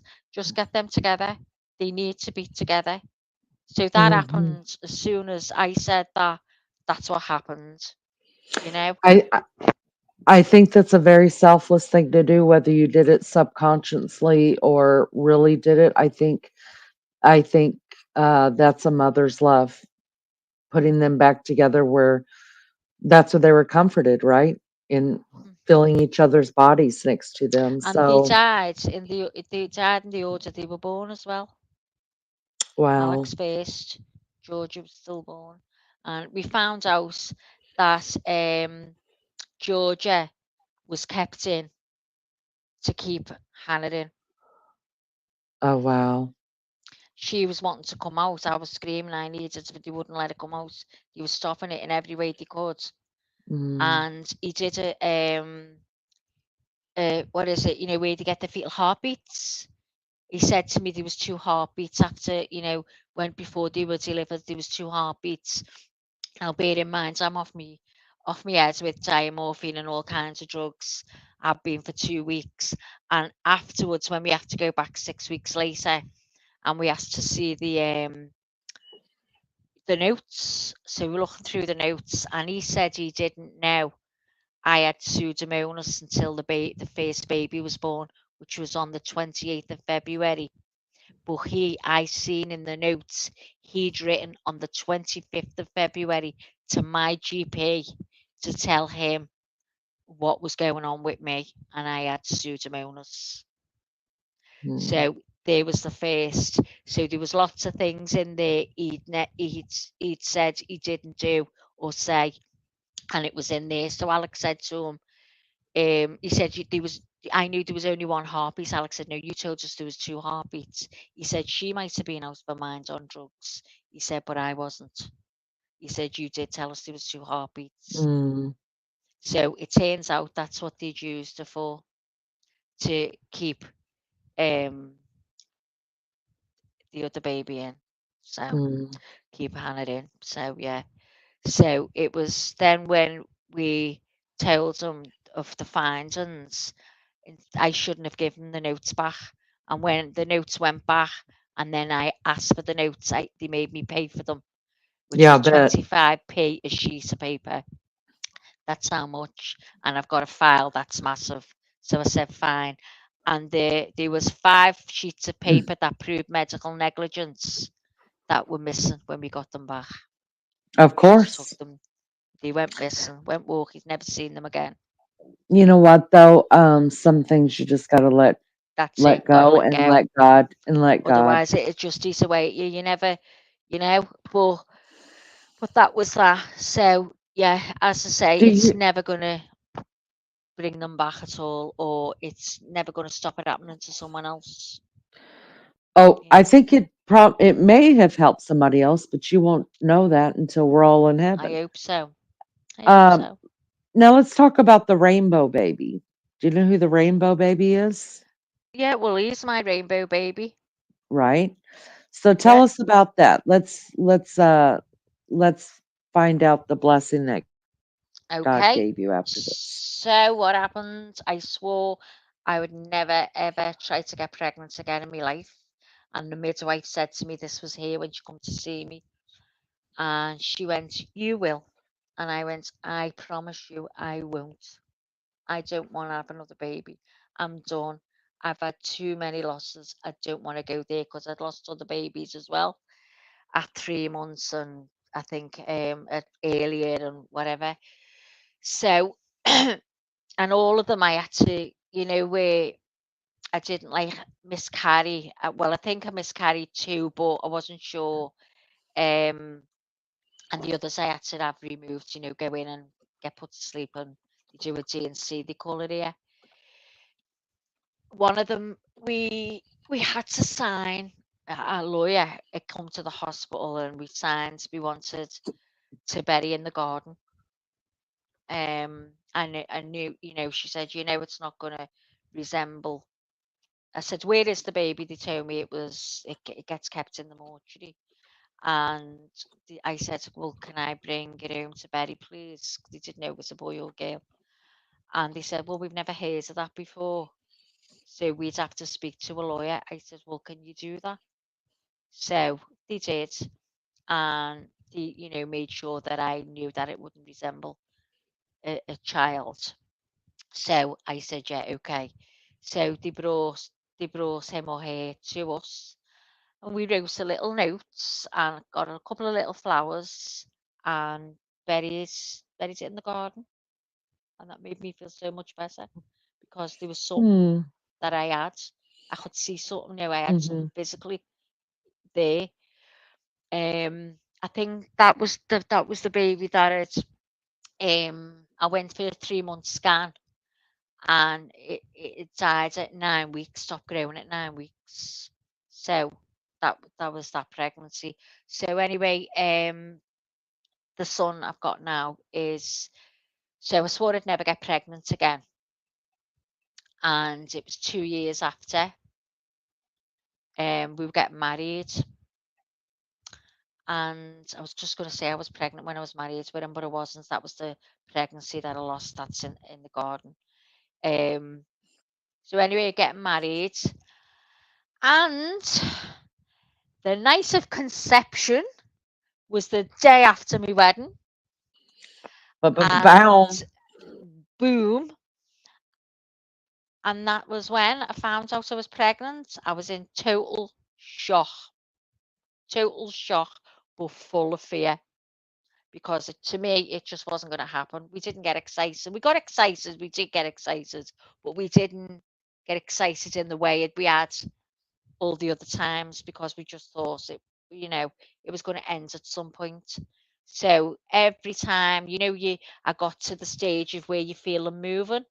I feel little butterflies at first, little movements, and I was like, oh, I'm sure I've just felt something. Oh my God, I'm sure I've just felt. And I was like, oh, feel that.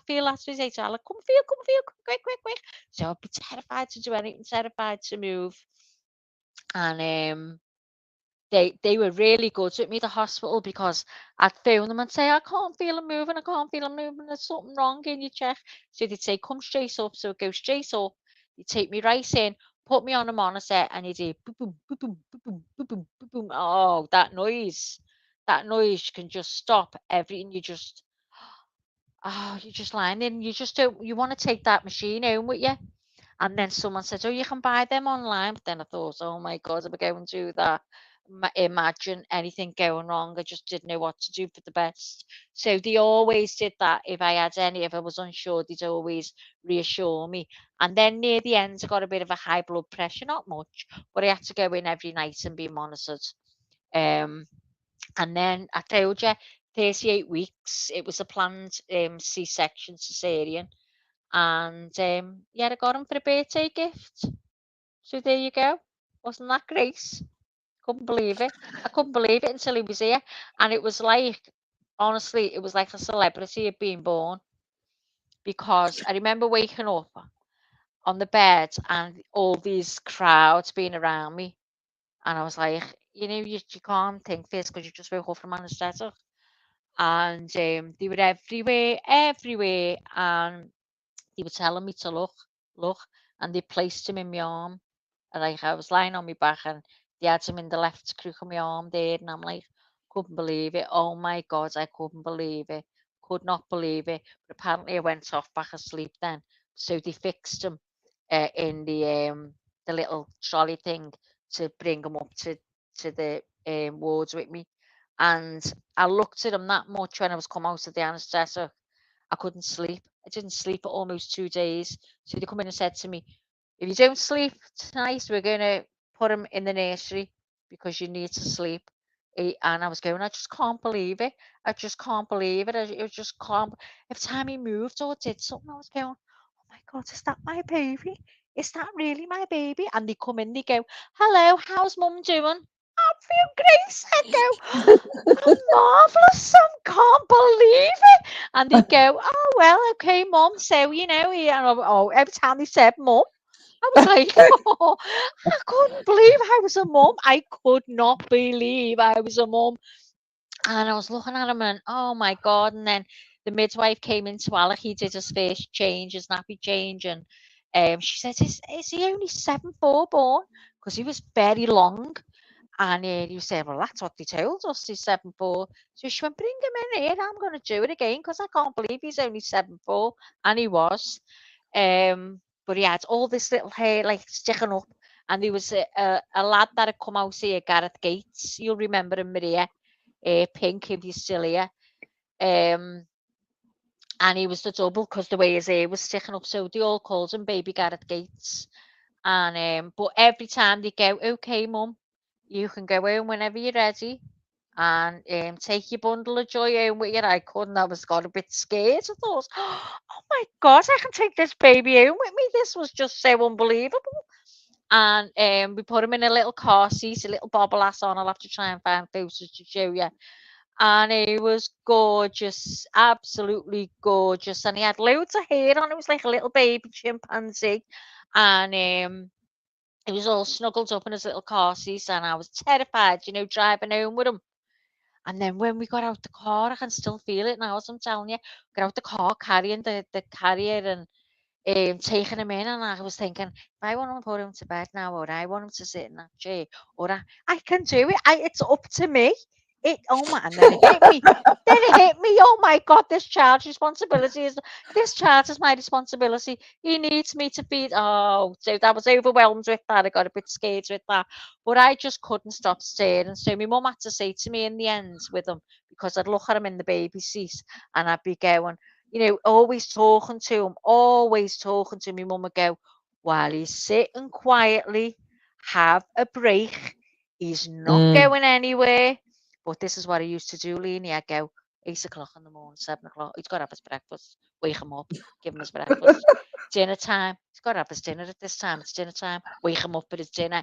Tea time. My mum would go, oh my God, let him sleep. He'll wake up. You don't have to be ritual with times. So I'd say, okay. He looked like he had elastic bands around his wrists and his feet because he was that chubby. So we had to stop. But I learned then to calm down. I learned he was all mine. No one was going to take him away from me. But then I developed a fear. I wouldn't let Alec take him out in the car. He was about 4 before I let him take him out in the car because I was terrified something was going to happen to him. And that was bad. To live with. At first I was anxious, worrying everything I did. Is he going to die if I do this? Will he die if I do that? That was probably the other part of the PTSD that came afterwards. It was a really worrying time for a few years. But yeah, Right. so it was lovely. He's my rainbow baby. And how old is your rainbow baby now? He's here now. He's waving in my face. He wants to speak to me. Can you give me 2 seconds? I will. Oh man, listen. God's good. We don't understand everything. never understand why those three beautiful little girls, live such a short life. But we have great hope, and our hope is in the Lord. And I truly believe that those little girls are being rocked by their grandma until their mama gets there. Um, and that's a great feeling. It's a great feeling. We're not going to be on here too much longer. As soon as Maggie gets back, we will start to say goodbye. 8.5 hour live. I think that's plenty of y'all to listen to my mouth. Let me just say congratulations to those that got memberships. Thank you to Wild Angel, and I think Wild Angel for the membership, and JK for the Cash App. Max, go ahead. Okay, so he's come to say hello. I've asked him to say hello so you can hear the rainbow baby. Hang on. Go on. Hi, Eleni. Hello, chat. She's laughing. Hello. Put them on. You're not sitting here, it's too bad. Hang on, Lily. He sounds like his dad, doesn't he? Hello. Hello, Baby Chow. Do you know why I call you Baby Chow? I have not the faintest idea. Well, because I call my youngest the baby child, my baby child. And your mom thought that I was saying Baby Chow the whole time. So now we call you Baby Chow and mine Baby Child. That sounds about right. And you graduated. You graduated from college. Yeah, it was. Congratulations. I'd Woo! say it was exciting, but it was mostly sitting down and waiting for my name to be called. I know. It's a long day, isn't it? No, I hate Oh being gosh. outside and dealing with people in general. I don't want I what don't people like are them like these either. I days. think yeah, I know. I like my dogs. Do you know what a rainbow baby is? Well, I believe I've heard the gist of it from my mum. Okay. So how does it feel to be a rainbow baby? Is that a lot of pressure to be a good kid, to spoil your mama, to get off your game more and help your Oh mama? yeah, absolutely. I mean, there's no better kid out there than me.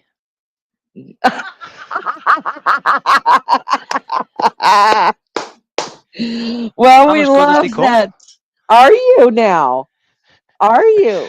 Aren't you coming to the Absolutely. States soon? I will, and he knows it. He gets off with shit with me. No, don't listen to her. She doesn't know what she's talking about. Honey, you use that every bit you can, okay, for as long as you can. Aren't you coming to the States soon? Well, I would like to come and visit at some point, but I don't know exactly when it's going to happen.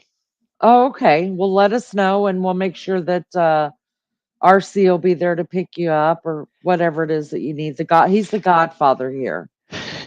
You might have to get a big barrel of water as well, because I suspect I might die from the heat. It's not that bad. It's not. Come during the fall. If I could tell you when to come during the fall months, like October, November, somewhere in there. See, now First that of the sounds like one of those funny American words there, fall. See, that's not the right word. okay, It's autumn. Thank you very autumn, much. autumn. Autumn, that's it. See, you're doing it? I'm doing it.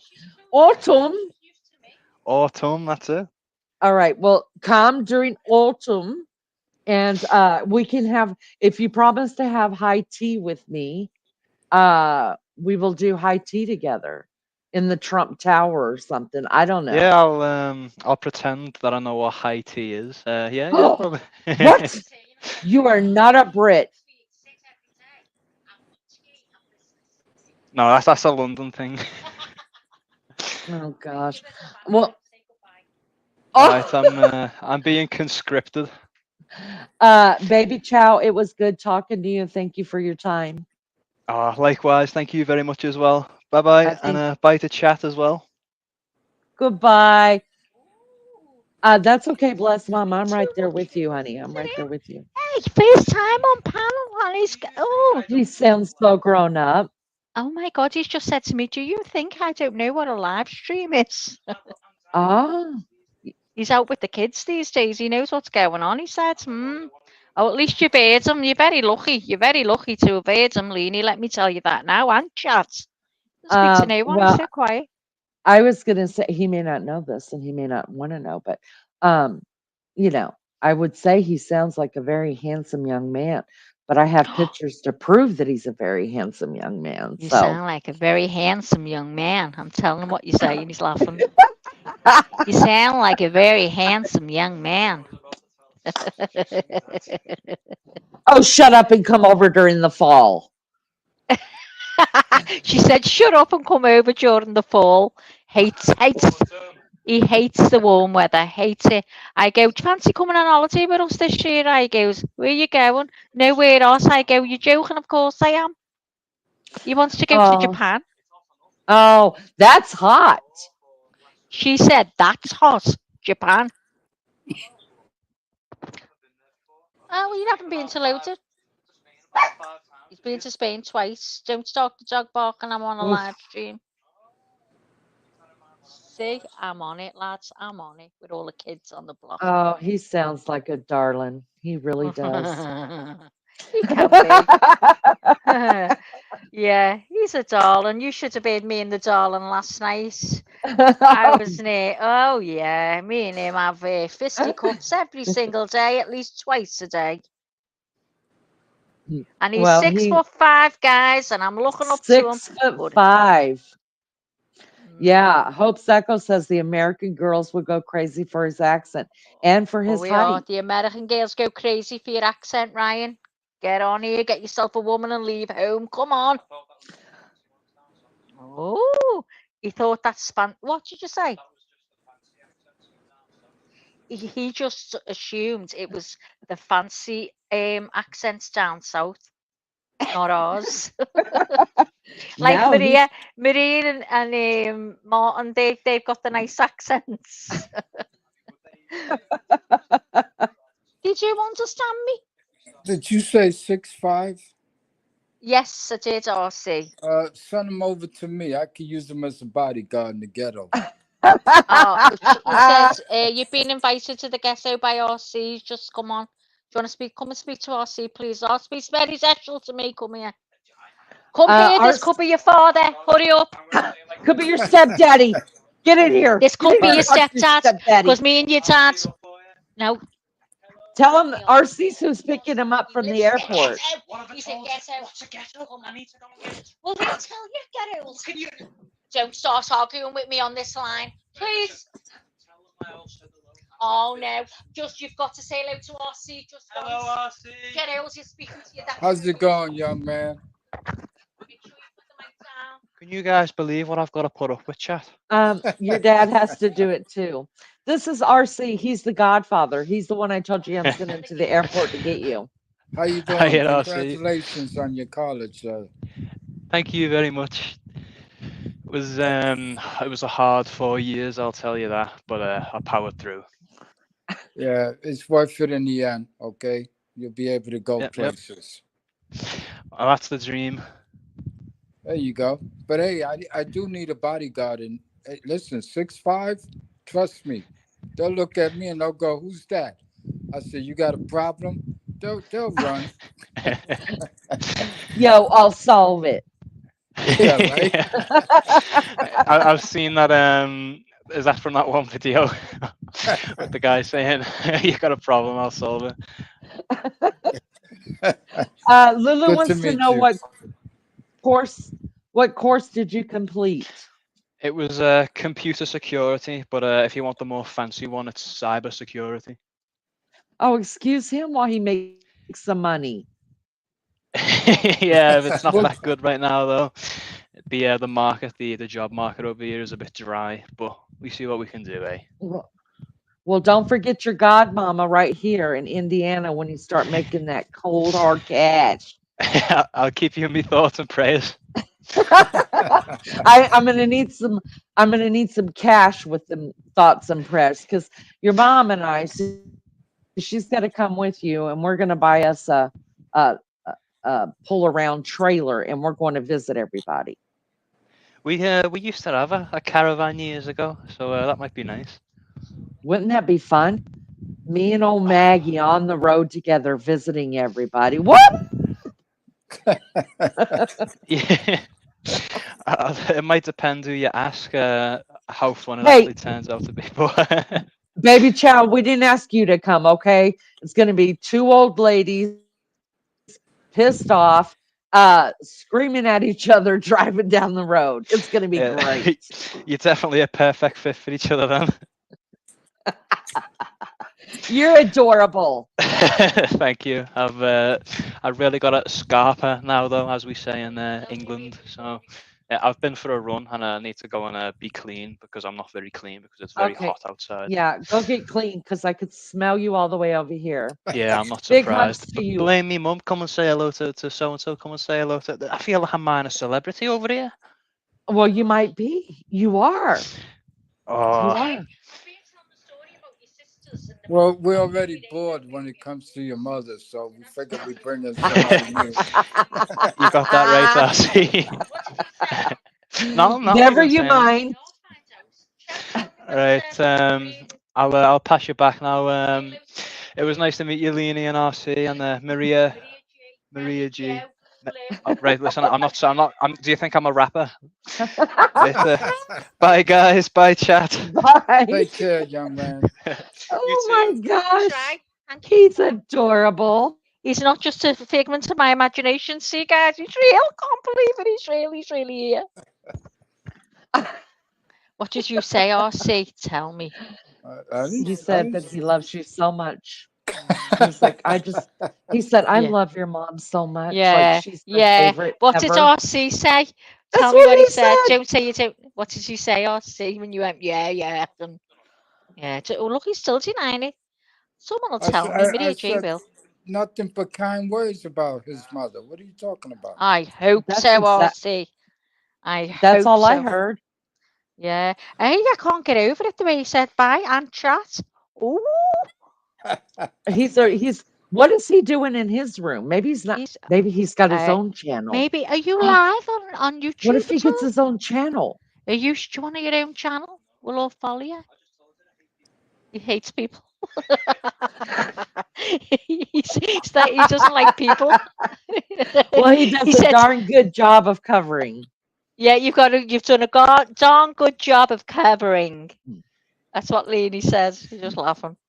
Hey, Mom, you better go check the closet. You know how we rolled back in the days. Listen, I'm getting a bit worried. I'm thinking, hang on a minute, what's he up to?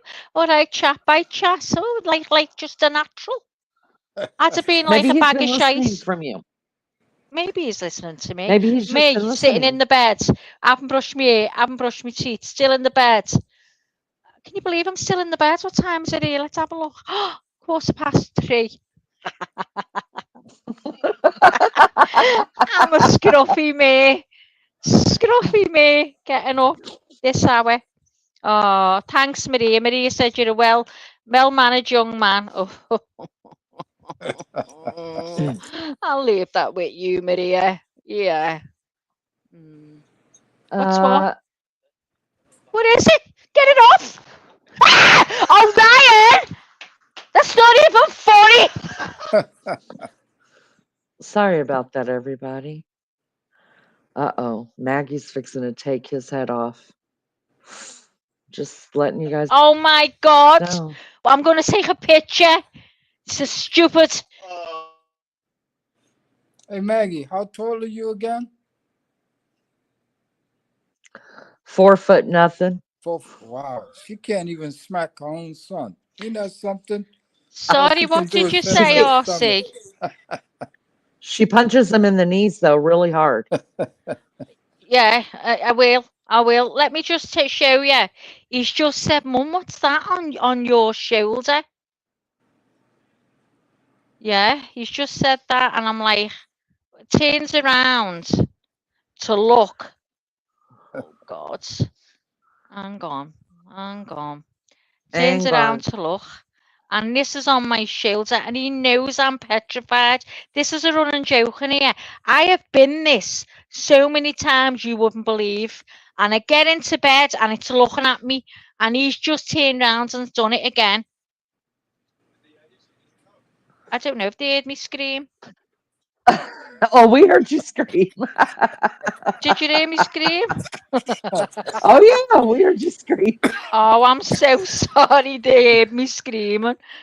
Oh, The no, I neighbors came just just knocked on my him. door to make sure I Oh, was okay. They thought it he was was me lying on the screaming. pillow next to me. Oh my Oh God. God. I didn't know you had Sorry, Um. roaches everyone. that big over there. Joni says you're a sweet guy. Hello, crazy Oh, thank you very hillbilly. much. I know he said.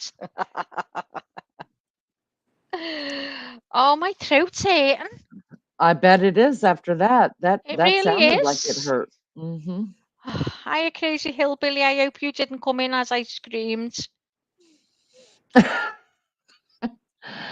Let me just say thank you. I'm going to do a community post, but thank you guys. We are over 800. Woo! Wow. Whoop, whoop. Show over 800 subs. Whoop, Right. We have whoop. eight. We have 801. So we only need Oh, Ryan's even 199. giving you. Can you go and 199. sub? Just to give it a sub. I'm doing the Well, wave you over best. here, You know, like I've in the got a Just to YouTube. stadium. Go and sub up to her.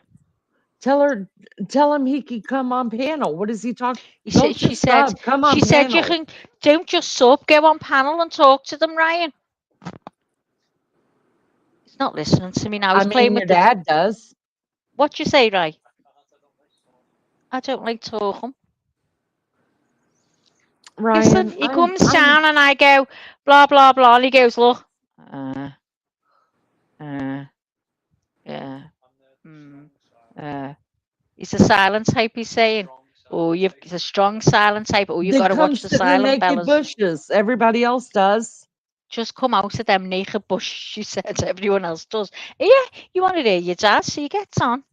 Got him on it, couldn't Oh believe it. yeah. Now we can't keep him off. Oh, wait, do you know what he's just said? Oh, yeah, I've heard me dad being seduced by a leanie. He's my honey. She just said, here's my honey. That's okay. I'm looking So you for just love the another. way they talk. Can you talk American, Ryan? Try. Go on, do it. Let's hear you. Say hi, guys, in American. Yeah, he'll do it after. When we're in the kitchen, he'll start going, hi, guys. RC said Oh. he's looking for a new flame. You guys submit your applications. Oh, listen, RC, you better bring me to Florida. Do not leave No, me here. no. I'm done with you, Maggie. Oh, he's done with me. I'm being I, gypped. I can't compete with you. Why?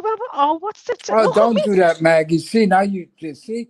Look at Wow. this. Look at them tones in my stomach. Look at that. You see how fast she is, Maggie. You see how she Look. does.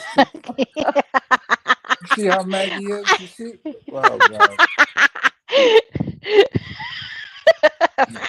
You sure you don't want me? You sure? Nah, because right now somebody's looking at us and she looks mean, so I'll just back off. Just look at me there. Just look at me there. Maggie, did you take off all your sexy pictures off of here? No, I haven't. You did. There was one. No, the one I removed, and I'll tell you how I removed it. You know the one that I had. That I had the American glass sunglasses and the drink. I Uh-huh. removed that because I didn't know. I thought to upload a picture, you'd have to remove one. There wouldn't be room. So Well, that's then it. put I it never back. put it back on. I never put it back on. I'll try now. Go on, you can talk, and I'll try and put it on. Oh, well, that's nice of you to let me talk. I appreciate that. All right, look at that. Hang on a What the minute. hell is that? Hold on. I took some pictures. You can't see it, can you? I took some pictures when I went shopping of all the cheeses I was bought, and I hate them. That's all the sweet stuff, but you can't see it, can you? I can see it, but I'm sitting on a computer. Do you have them? Lemon puffs. I've never even seen those before. Have you, RC? We don't sell those here, do we?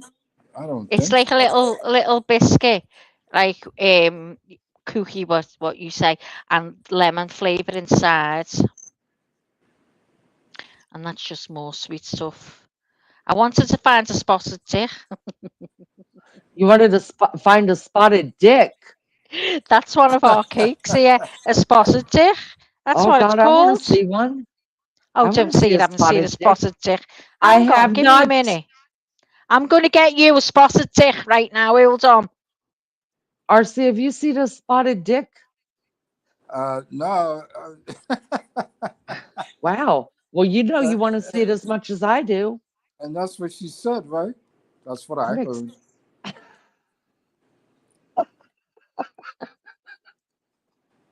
Hold on, you're going to see a spotted dick. I'll I'm see. Hold excited. on. Let's do Give it. me a minute. It's a spotted dick. It's always on the menu. Oh, I've never had it. What? It's on the menu. It's a cake. It's a cake You'd have it with custard. with custard? Yeah, I'm going to show you the spotted dick now. A Hold on. spotted dick? Second thought. You guys can stay home, okay? How's that? Get ready. Ew, suet What pudding. do That you sounds like call my this? dog. It's what? It's, suet pudding is something we feed birds here. Go ahead. I'm watching. Birds. Birds. Birds. Birds. Okay. Oh, Jesse's on my shoulder. What's the joke here? What do you want? Do you want to go out? The Oh, spotted dick. hang on. Ryan! Oh, Can you shit. let the dog out, please? I'm sorry. Sorry. I covered the mic. I Wake covered up, the every mic. girl. You don't believe me. Everybody's awake now. Trust me. That's how everyone sounds around here. There you go. There's spotted dick. What? Why? Why? I I don't mean, know. that Must be them actually, spots. Must be them little things in but it. it What don't are look they? like They a actually. dick. Oh, well, I don't know what it's called. Maria, God, I hope no why is one's it dick called looks like spotted that. dick? Let's see if Maria might know. Is Maria still here? Ask Oh, I Pink want to. Fan, Are why we are are y'all calling that a TJ's spotted here? dick? Why Those do we things call that it spotted dick, TJ? Why? When it's not a dick, if you get me. Actually, it looks Or, pretty good, but or, I would give it a different name. yeah, Maria's Is here. that Do you know Maria? is that lemon sauce that you're putting over it? No, it's custard. Oh, I want lemon sauce on mine, thank you. I don't does like I need custard. me. sauce. And what's all Hey, those hey, little things? Are those roaches? It looks like it roaches. does. Let's find out. Hang on. Yeah, hang on. I would need me a lemony spotted dick. That's what I want. Can I get a lemony spotted dick, please? The hell? That would not fly here in the States. A lemony spotted dick. TJ says with steamed sponge pudding with currants. That sounds disgusting. Currant, currants. It's a pudding, not a cake. Well, looks like a cake. Ugh. Okay, Leanie, watch this now. This is why it's called spotted dick. So hold on. Do you think Ryan speaks nicer than me? By the way, he speaks his words properly, doesn't he? You That's because he's you on with could all his tell. mates from all over the world. No, you could just tell he's schooled and you're not. Go ahead. Shut up. Right, see ready? Yeah, read that out, Lee. Go on. The name spotted dick for the classic English pudding comes from the dried fruits that speckle on top and an old fashioned term for pudding. Spotted. The raisins or currants that are studded throughout the pudding resemble spots. Dick, this is the only part I care about. In the 19th century, dick and dog were both used in some English dialects to refer to pudding. For example, a glossary of local terms from Huddersfield in the late 19th century defined dick as plain pudding and trickle dick. Oh God, trickle dick sounds like you need a shot. Uh, If served with treacle, if you got a treacle dick with some treacle sauce, you better need 2 shots, maybe 3. Hang on, I'm Dick not may getting also this. be related. Treacle, not treacle. Treacle. Okay, whether it's a treacle or a treacle, Well, you know sauce what on a treacle dick. is? Do you know what treacle is? What's treacle to you? It's listen, it's mid-morning here. I'm not going to be like that because if it was 2 o'clock in the morning, I would tell you what that sounds like. Well, treacle is imagine Treacle. honey. Imagine it's in a tin and you're sticking a spoon in to honey, but imagine it being thick and sticky, and you lift it up and it's like stuck to the spoon, and you've got and it's going down. It's trickling. It's treacle. Mm. That's what it Can I is. ask you why you people are calling cake pudding? Can somebody I explain don't. that to me? Well, sometimes That's clearly not pudding. we That is call a cake. or we say sticky toffee pudding. It's Or not pudding. It's a I'd cake. say that's a pudding. No, it's a pudding. A It, cake is something you go and buy in a bakery and you buy a cake. That's a pudding. RC, what would you call that spotted dick? You on your own, lady. I ain't fucking with you. Isn't that a cake? It's Pudding. clearly a cake. RC? You can pass it off as a muffin too. Yeah, a muffin, a cake that's got a pudding sauce or some kind of sauce over it. It's custard. It's spotted dick with custard. That's what you see in there. Pudding. That's a pudding.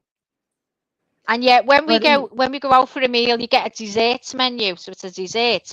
But on the dessert menu, you can have spotted dick or sticky toffee pudding or just things like that on the dessert menu because they're all desserts. So there you go. Okay, so Lulu says steamed, it's a pudding, cake is baked. This is what I say. If it's got flour in it and you look like you could spread butter on it, it's a cake. That's Well, put it clearly on a a cake. cake. No, The only I cake you said put mustard on here. I said if it looks like you could spread butter and it looks like breadish, it's a cake. Pudding is almost a liquid. It's a gelled, like thick liquid. Putting butter on something here is like a bread. So if you get Cake is fruit like cake bread. and you cut it and then you put butter on that, and you put it on thick as well. I do like it thick. You're absolutely right.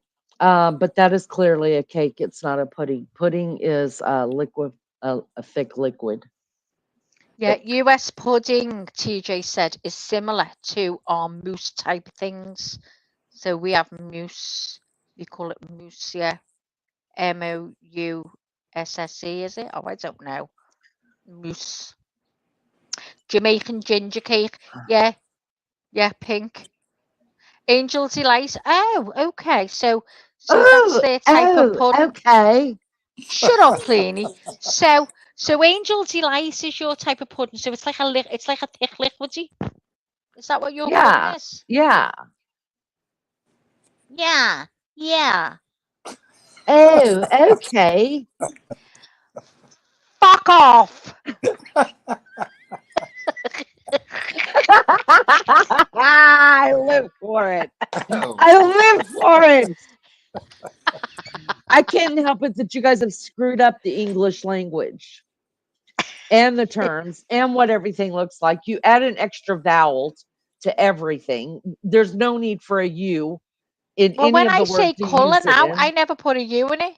Thank I do God. colour COLOR, but then I'll do it again and do a U in it. It all depends. I don't know. My brain's not right anyway. And favorite, don't put that U in there. There's no room for a U in the word favorite. So I'm going favour. Let's just try and write that down. Lou says you not have Christmas pudding in the USA. It's a No. pudding because it's steamed. It's different to a Christmas cake. No.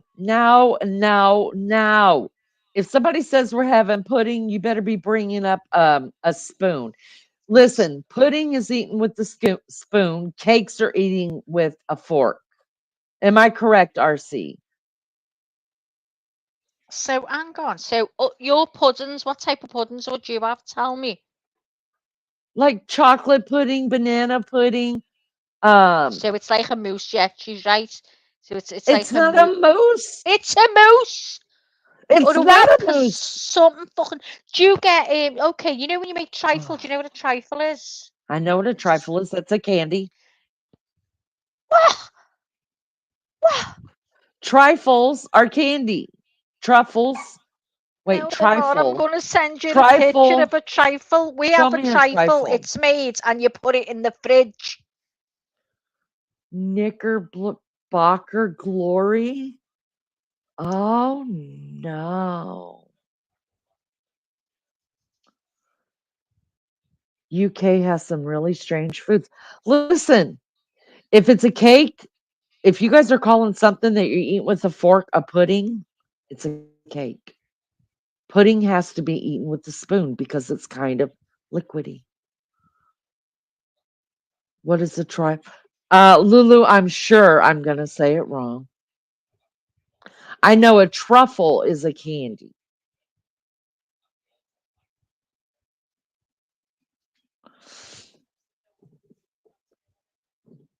Okay, listen, TJ, I'm gonna give you the link, but I'm only gonna be here probably at the most 10 minutes. That's it. I'll give you the link. Sponge cuff. Wait, poop. Sponge custard fruit jelly. Oh, that don't sound good at all. Okay, hang on. You hang on. Reggie, who's Alex talking to on the step for about 3 hours? Oh, woman it is anyway. Hold on. So, a trifle is sponge jelly. What do you call jelly? Jello. Yeah, there's a trifle. There's a Oh, trifle. come on. It's just jello. No, Call it's it jello. Jello. jelly. It's not jello. There's a trifle. Does it have liquor in it? You can do. You can if you want. That's the only way I'm eating that shit is if it's got Oh, liquor it's in it. gorgeous. You don't know what you're missing. So And you here's make a the jelly. knickerbocker gory. Hang on. You make the jelly with brandy. Wait, is that really jelly? Like jelly that you make with peanut butter and jelly kind of No, stuff? that's Or, jam. oh,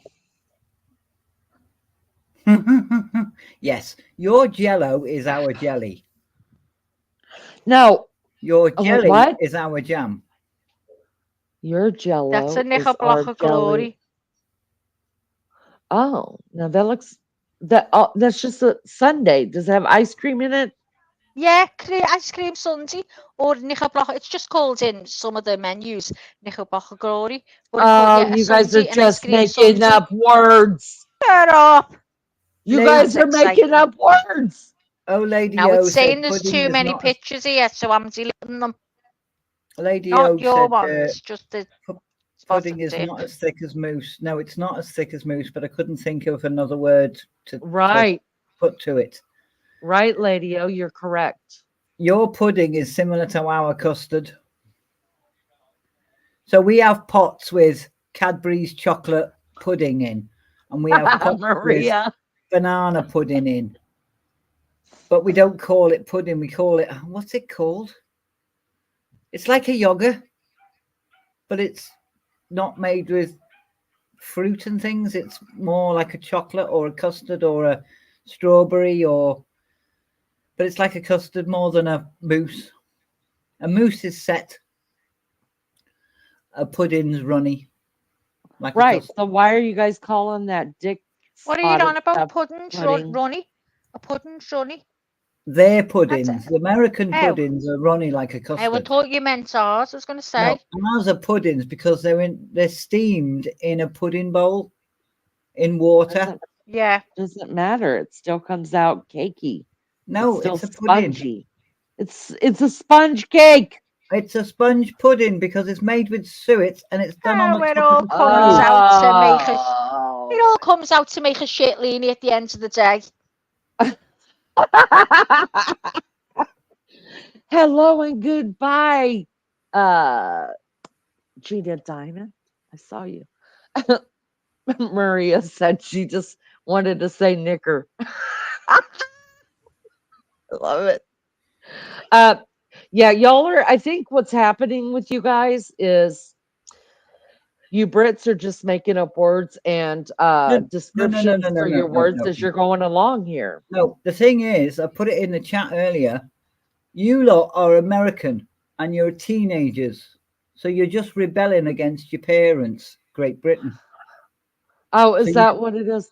No, yeah, no, no, you've just got no. to be different, so you change things around.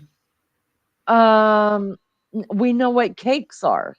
We We know know what what a cakes cake are. is, They're and we cakes cooked in the know what oven. a pudding is. Pudding's Right. cooked on top of a stove. No, no, it still comes out spongy, right? It's still Like a cooked on cake. top of a stove.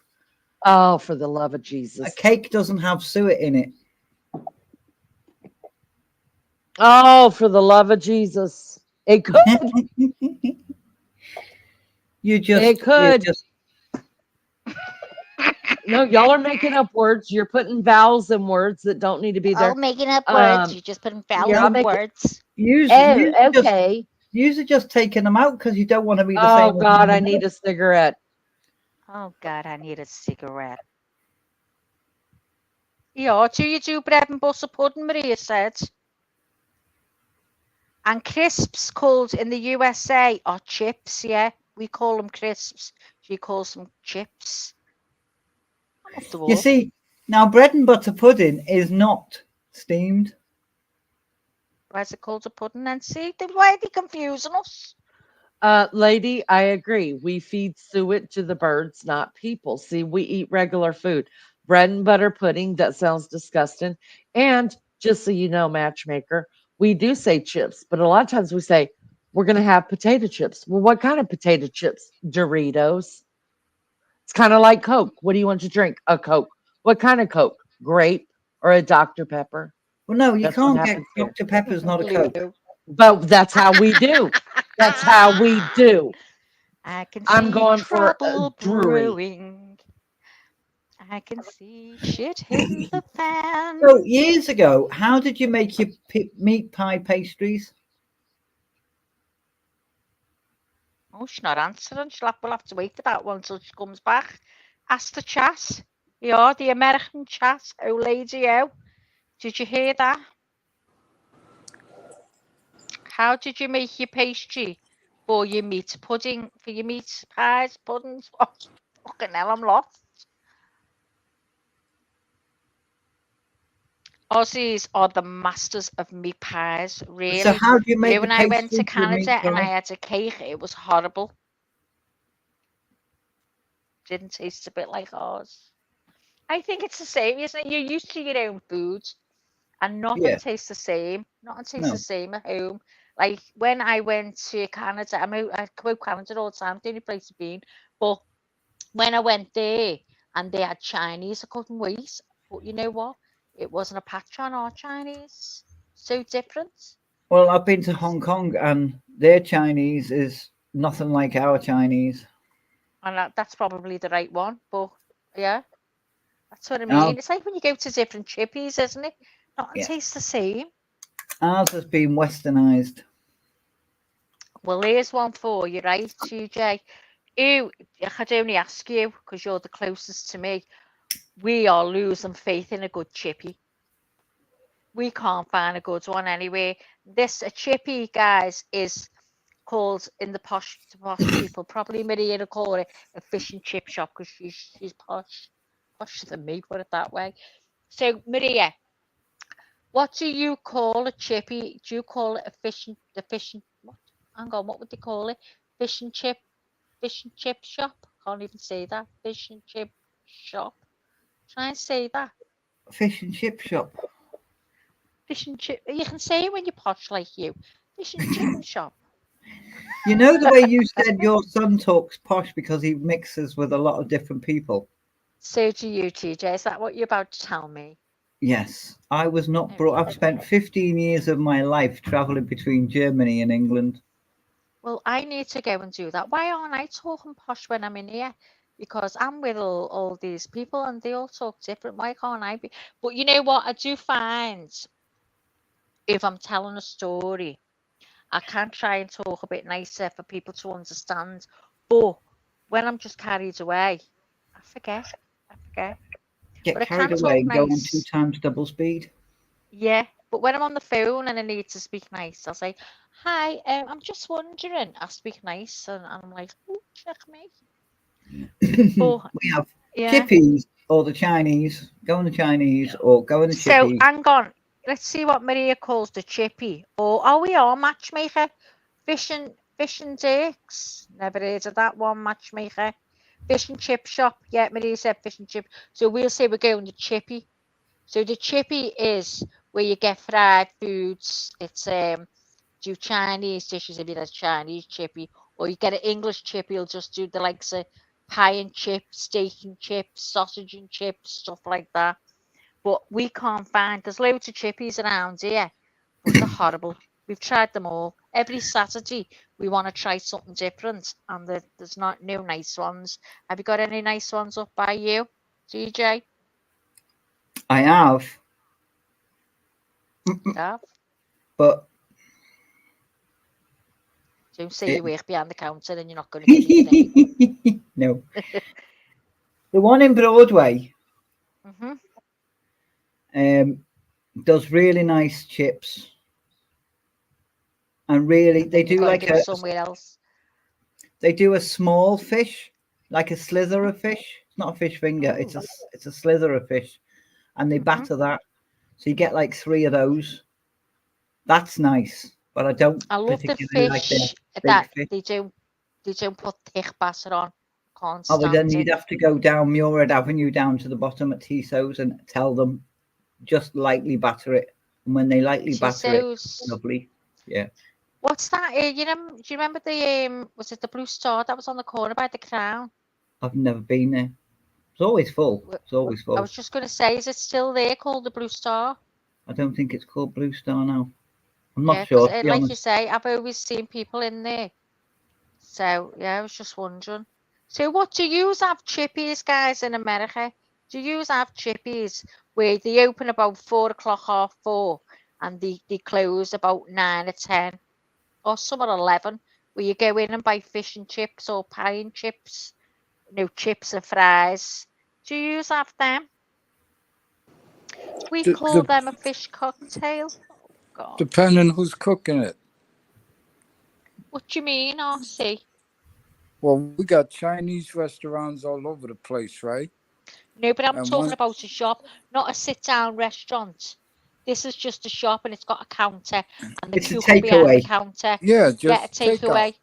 takeout, right? So we got So do you Chinese, have English ones and Chinese ones and stuff like that? yeah. And one day, I was in front of the grocery store, and some Chinese girl walked up to me. Of course, she came from China, and she was going to college at the college up the street, Columbia University. So she says, "Is there any Chinese food restaurants around here?" And of course, it's all takeout. So I sent her, "Oh, right up the corner there. Just make a left, and it's right there." She went over there. She was back in less than 3 minutes, and she goes, "You said there was a Chinese restaurant up the street." I say, "Yeah, it's what I pointed you to." She goes, uh, "I'm sorry, but there's nothing in that restaurant that's Chinese." And she was right. They sell chicken wings, fried rice, this and that. None of that food, even though it's a Chinese food restaurant, is made like it's done back in China. And I said, "That's all we got." She found that strange. She goes, "You guys eat that?" I'm like, "Well, yeah." They're adapted to us. These Chinese food restaurants, they find out what we really like and they change the menu. They don't cook like back in China. They're making a killing in the ghetto off of us. Spare ribs and chips, French fries with chips, French fries with chicken wings. Oh my God, spare ribs and chips. and it's Oh yes, all please. fried. Everything is I'm having fried. that tomorrow now. I'm having that tomorrow, I'll say. That's me. We go mad of a Saturday. We get Chinese takeout or whatever. I'm gonna fancy that now. Barbecued ribs and chips. Oh, thank you very We're all much. messed I've been up here. wondering what to get.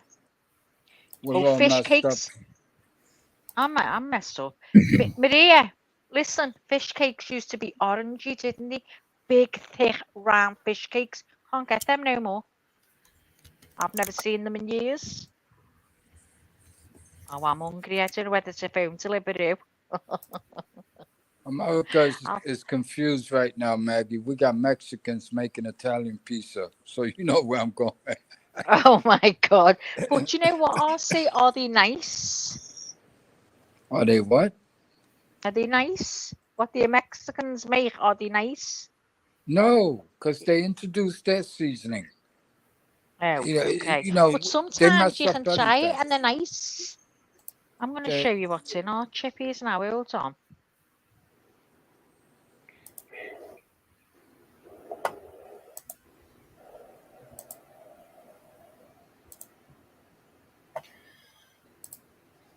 Apparently, if you can share this, this is the best chippy in Liverpool.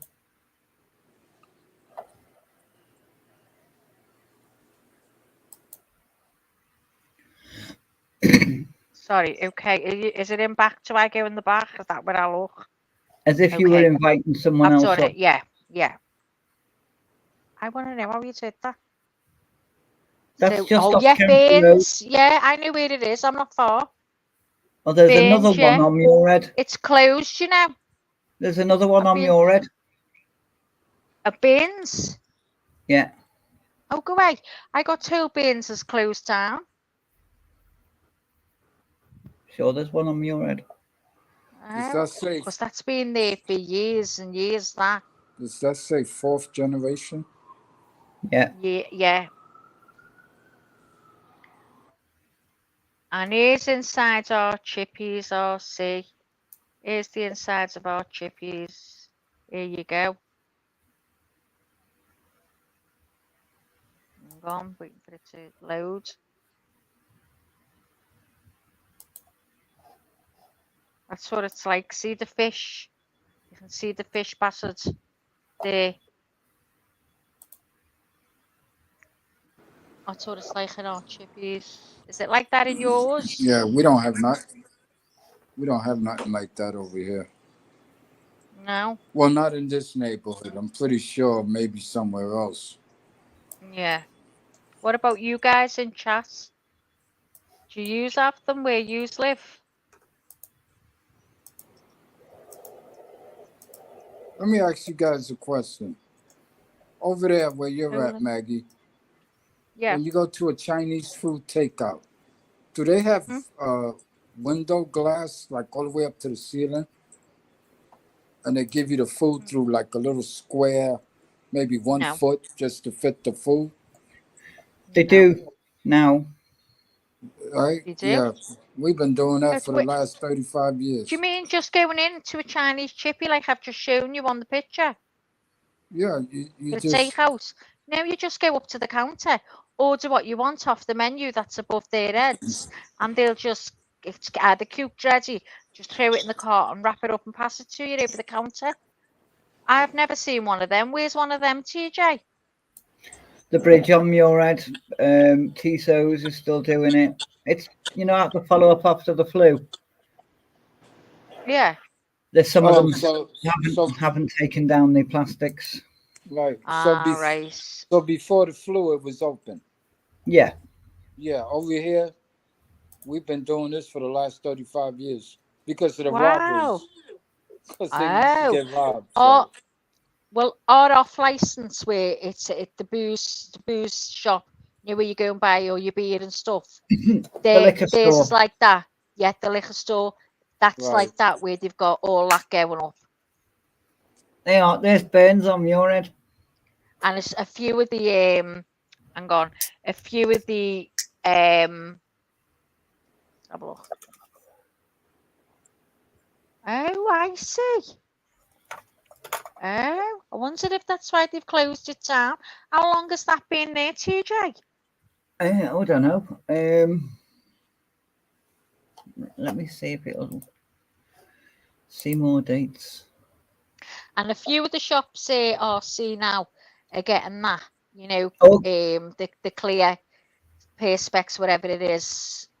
5 years apparently. Oh wow. I'm wondering if this is why they've closed this one. And you know what? It used to have queues right along the road. Every dinner time and tea time especially, these have queues to go in there. Bargain booze, that's it, Pink. Bargain booze, it's called.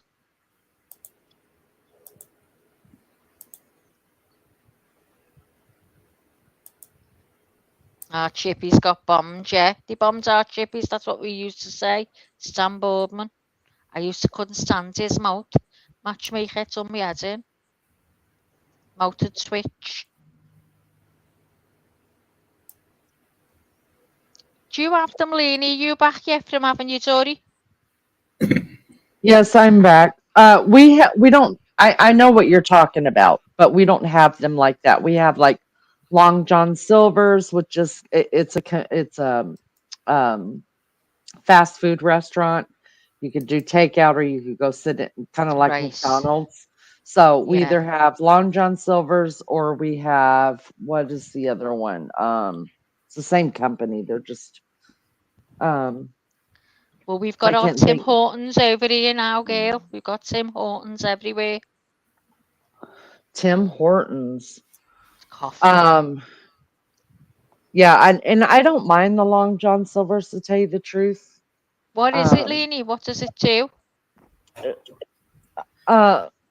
it's you can get what you call fish and chips there, or you can get fried um shrimp or So it's the same, isn't it, really? yeah, it really is. Mhm. Yeah, Yeah, yeah, so that's what we do every Saturday. But have been having chicken kebab. It's just pieces of chicken wrapped in the naan breads, whatever they put it in, and that's it. I'm dead plain all night. So, but I have that. But I'm getting a bit fed up with that now, especially when I've had it for the past 3 months, probably. yeah. Our Chinese restaurants are standalone buildings. Some are buffet style, big or little, or where you sit with a menu and order. So I just, yeah, Chinese restaurant standalone building. Everything, all ours is on like blocks. There's like you'll get a hair salon, nail salon, a chippy, a laundress. It's there's a load, few next to each other.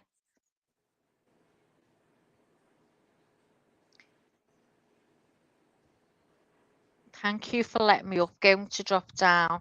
Okay, TJ. Thanks anyway for me. I couldn't even say what was it. I couldn't say. Fish and chip shop. Was that it? Yeah, she went fish and chip shop. I went, Thank you. Thanks for coming up, TJ. I'm finishing up this community post and then I'm gonna get off here. I need some sleep before I go to my granddaughter's birthday. Yeah, well, it's 4 o'clock. I need to get out the bed. I've got a hump on my back. My ass is killing me. I can't believe I'm still in the bed. The fucking window's wide open. The neighbours must be going, oh my God. I'm still in the bed. So I'm going down for half an hour and then I'll be back up to go to bed. Oh my God, guys. Maria G, are you in bed or is it just me? Can you believe Pink, that? where are you? I'd love to show you a picture of me now. Bed. I would love for you to see a picture of me now. What you say, RC? Sorry. Nothing. I didn't say nothing. Nothing. I'm minding my own Tell me, business. RC. You better hold and tell me. I want to know.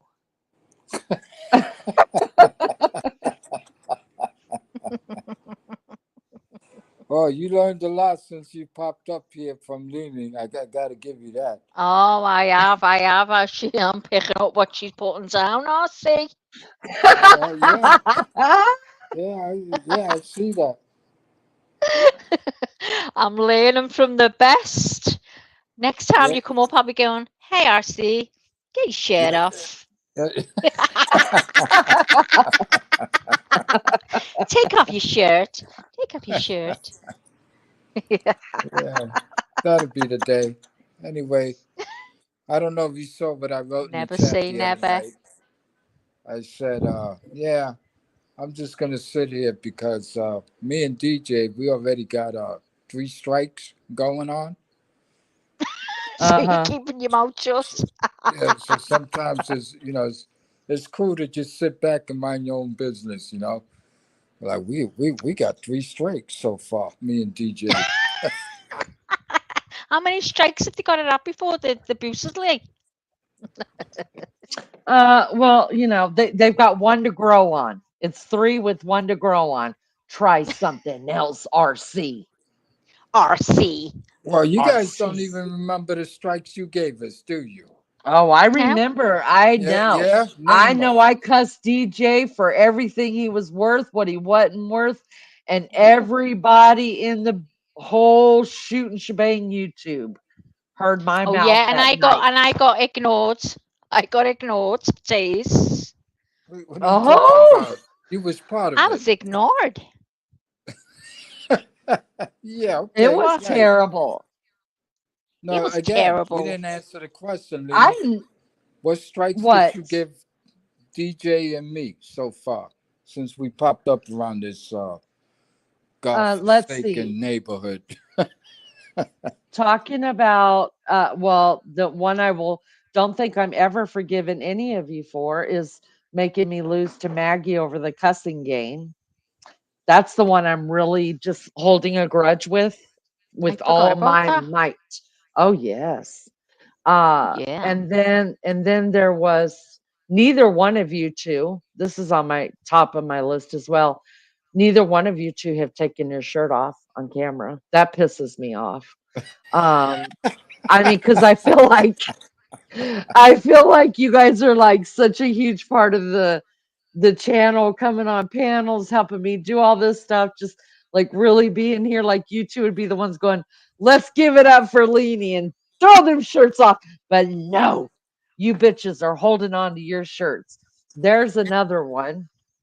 It's the Let's thrill of the see. chase, though, Leanie. It's I'm the I'm thrill of the chase. the thrill is almost over. Okay, Mackie. It's almost over. It's one of I'm them shitty. anticlimax now, isn't it? It's one of them. It is. Um, let me see. What else have you two what haven't you done? Damn. Um, Well, can I just pop up? I need to go spend a penny, right? So I might as well stay off and get a quick shower and back into bed. Let me tell you guys real quick what I remember Can that I just, pissed you RC, guys off. RC, I need to Yes. pee. I'm going to say goodbye. Okay. Love you, RC. Love Leanie, you love too. you. Hey, listen. love you Guys too. in the chat, I love yous too. Go on, RC. Hey, Maggie,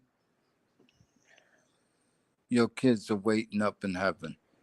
Don't you ever forget that. Thank you.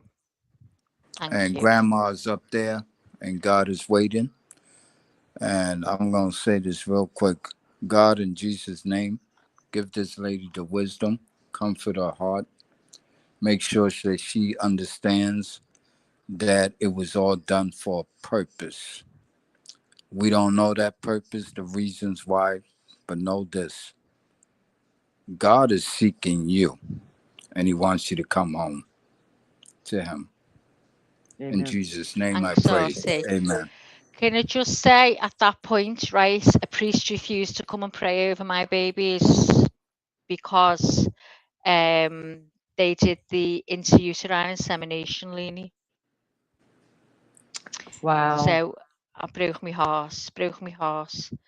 But we did find that's when the babies came home because I wanted praise said I wanted what way I was raised to happen for them, for praise said for them, and he just wouldn't. He said no, refused point blank because of that.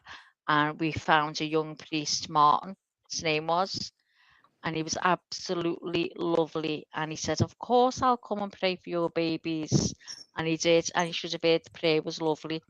And just to let you know that. So yeah. Yeah. In America, we got the same for some Christians. And people actually believe this to a point. When a baby is born and it's a boy, we celebrate a son is born, Oh, which takes me back to who? I would have to say the Lord Jesus, our Savior. A son is yeah. born. You was blessed. Trust me. You Oh, was thanks, blessed. Artie. Thanks for your words. That's really nice. Okay? Thank you. And you made me cry Thanks, love. today. Don't do that no more, okay? Yeah. Oh, see? Yeah, I don't think there was a dry eye I'm anywhere telling you. here. But I tell Oh, you, there's really no words that I can express, but there's oh. hope. And stop thinking I and love you, overthinking. RC. Thank I you love very you too. much. Take care, love. Thank you. You too. Leanie, I love you. I I love love the you too, bones of you. sister. Love And the bones of you. I'll Are speak you to you show later, up, Martin? Martin. I love you too. Little What's up, chicken. Martin? Maria G, I love you. Pink, I love you. And even the lady, what's her name? Lady, I love you too. And thank you. You said some lovely things.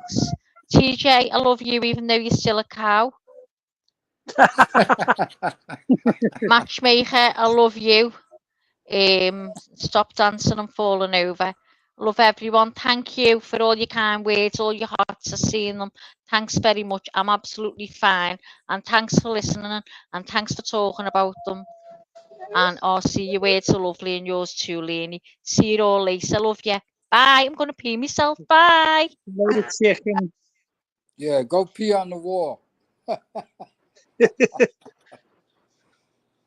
All right, hey, Lenny, swell show. I Huh? believe it's already 11:01. Yeah, but real quick, tell me what you remember before you drop down What I about your remember strikes. when you lost your damn marbles on me and DJ, one was that you got mad because you was trying to convince us men. Can you put the damn seat down? That's one. Oh God, that The- old one again. yeah, Oh the no. other one bitching about the pissing on the wall. You piss all over the place. Uh-huh. The other one You made was me choke on my spit. the other one was you fuckers can't pull the shower curtain back. That was another one. That's right. And I'm like, Jesus Christ, they going ballistic over a shower curtain? Get Yes, I out I of do. here, know. man. I know, mate. Yeah. And then the last one, I believe this happened when DJ was actually getting ready to take his t-shirt off. And all he said to you was, calm down. And you lost your freaking mind. He You did. remember that? Oh, mate. Yeah. Yeah, yeah, yeah. And I was like, And I'll He never said he forgive said he had DJ to for walk that. away until she calmed down. He was going to come back when she was more reasonable. DJ, that was by design, and I know it. Yeah, because it's from your I son, isn't know it. it? Yeah. He was the wow. only one I had on my side up here. When he came up, I was like, this is golden. He's going to get under Maggie's nerves. This is too easy now, way too easy. And oh no, the tables turned, and that was it. You just deluded Oh, yourself that he was on your side. Remember He that never day? was. Remember that day? He was chatting and he just wrote me a quick text message. He goes, "Hey, I think sometimes it's better just to sit back, okay, and listen." I'm like, and I'm not and coming let me in there. self implode. Yeah. And you Yeah, did. I know you guys do that. I know you guys do that. You guys poke a little bit and then you just watch me self implode. Stand back. Yeah. No, Stand back and Yeah. write the blue touch paper and stand back. And then I've got fire and smoke coming out of my head while you guys are just sitting back laughing your asses off at me. I know what's happening. Because it's fucking I funny. know. I know. I know. I know how uh, you guys you do know me. what, Lini? I cannot confirm or deny any of my behavior in the background. I really don't know what Oh, you're talking about. You're too I used to feel it. dealing with the cops, RC. I feel it all happening. I really do. But you know what? That's the beauty. That's part of the beauty of it, though, right? You guys have already. I mean, in less than 6 months, every one of you guys have figured out my buttons. I haven't been very good with hiding those, and you use them at the right time when you got to get You're me, very and then I open. just lose my shit. You're very open about it, which is an honest thing to do. But don't you think you owe DJ apology? No, for He saying was that to taking his me. T-shirt off. Leanie, Yeah. Leanie, don't worry. We'll come back when you've calmed down and ask for an apology. Oh yeah, Oh, oh yeah. Hey DJ, the other night I'm sorry I went off on you, and I'm pretty um, sure DJ was going. You know, Lenny, listen, I don't need this I from just you got two. up to take off my T-shirt, and when I said calm down, you just like, wow, you turned into this other person. I was like, holy shit. DJ Leanie was always going to says take that. off his shirt. You've changed. Well, let's not piss her off. Bless her. Anyway, Don't. Lenny, it Yeah, was a because great I feel show. like that's what's fixing to happen here. Well, But you again, guys are it's ganging up on me while DJ's not even here. But at least I don't have three of you ganging up on me. It's just two. but whoa, Um, wait a minute. How many times have you and Maggie ganged up on him? a lot, And he a wasn't even lot. in the neighborhood. Right, I'm looking for him in the chat. I said, DJ's not here. right. Yeah, Wow. dissing DJ when he's not Well, even hell, there. what? Yeah, Andy. Um, excuse me. Let me tell you something now. We have to get it when the getting's good. And sometimes the only time we can get it is when you guys aren't in chat. Then we can talk Yeah, shit without any lip. yeah, makes sense. Okay, I learned that quick too. Also, I was like, sometimes I'll just see you guys are on, and I'm going, I'm not touching that button. I'm not touching that button. I think they're talking about me. Holy shit, my ears is That's itching. right. But anyway, it was Oh, a you great guys are show. fun. I really It enjoyed was the a show great, it tonight. was a great, big hugs and big claps to Lulu. Definitely, Why that definitely. girl was so nervous. She's she's a natural. Lulu, we can't thank you enough She for sure sharing with is. us. And I think there's so much to talk about there. You know what I mean? It's almost endless, thank God. That we could do another one, and there's it even I don't know, I just find it so fascinating. And RC, I appreciate you coming up here and just sharing as well. I know that lightened, her mood just a little bit to have someone to banter with and talk back and bounce off of each other. And I mean, Lulu is very knowledgeable, very, very. I feel like she studies different than me. She's a wise Um, woman. she's very wise. She studies, and I don't know how easy the studying comes to her. For me, I'd be a total wreck and probably give up, But you Well, could she's tell quite she bright. studies, and she studies in different languages. So, Lulu, big hugs to you, girl. I think you did the Lord proud. And I think we'd she's our like to hear sage. more for sure. Well, for me, she was Yeah, all good and until she started talking about burning bodies. I was like, oh, Lord, I didn't want to get into this kind of. That was kind of like weird, but funny at the same time, but serious also. well, yeah, Maggie and I have a weird sense of humor though, and it's and a morbid curiosity. It's the truth. I do. I have a morbid curiosity, and I'm gonna be. Maggie already sent me a link to go and look at a body being burned. I'm gonna do it because I'm Well, interested. I like it. good luck. I've seen it. Not, not that I was like saying I gotta see this. No, no, I saw something and it said, "Oh, cremation, this and that." I didn't even know the video was gonna show something like that, but it did. And I'm Oh, like, I'm excited. is that a furnace? The hell? Wait a minute, this guy's putting a body in there. Ah, shit! I thought they were just gonna talk about it. They didn't have to Well, show it, you know. I didn't know when my mom passed a year and a half before my sister did. And I didn't know that I was allowed to go to the crematorium and actually be there or actually help put her into it because I would have. I was very adamant about following my mother everywhere. I was so when my mom passed, in when she passed in the early morning hours, and my first thought immediately after, of course, getting through that she had passed was we need to get a team down here to see if she has any organ donations, right? Because nine Okay, weeks prior to that, my right. daughter was a heart and kidney recipient, right? So I'm just like, oh God, mom would want us to check it. So I asked them to come down and see if there was anything that could be donated. So then they told me that they would send for the procurement team and that they would call me, right? So they called me a couple hours later and they said, "Hey, we need some paper signed. My mom was able to donate some skin and her corneas." And I Mm, was like, "Well, I'm just not in a." And they were like, "No, you can do it over the phone. You can send over the phone. It's all being monitored or whatever, recorded." So I consented over the phone. And I said, "Where's my mom?" And they were like, "Oh, she's still here at the hospital.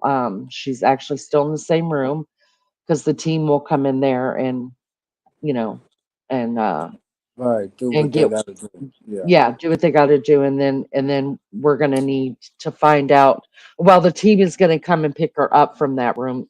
Then they were gonna take her to the donation site, wherever that was, and then from there they would call me and find out what mortuary I wanted her sent to. Well, the Okay. procurement team ended up calling me and they were like, you know, we have your mom here and just wanted to make sure you know what we're going to be taking from her body. And I was like, "Where are you? Where's my mom?"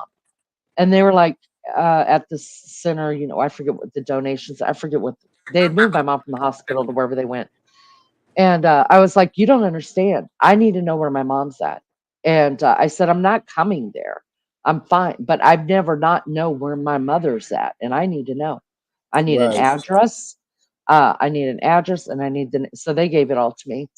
Well, then after that was done, they sent her to the mortuary, and the mortuary that we had picked out, we didn't know that they didn't house bodies there. The bodies actually were housed at their big one downtown Indianapolis. I did not know that till like a day and a half later when I'm trying to make these arrangements for my mom. And then they told me, "Well, she's at this place where." I was like, "Where's my mother?" My mother in my mind was lost two times during that whole thing because I didn't know Right. that she was at two different buildings. And I was like, I'm gonna need to know where my mom's at, like all the time, like every second. If my mother gets moved one more time and I don't get a call, we're gonna have a problem. Because they also had to move her from the facility they had her downtown Indy and bring her to where we were having the the funeral at, and then back to that downtown Right. facility so that they could cremate her.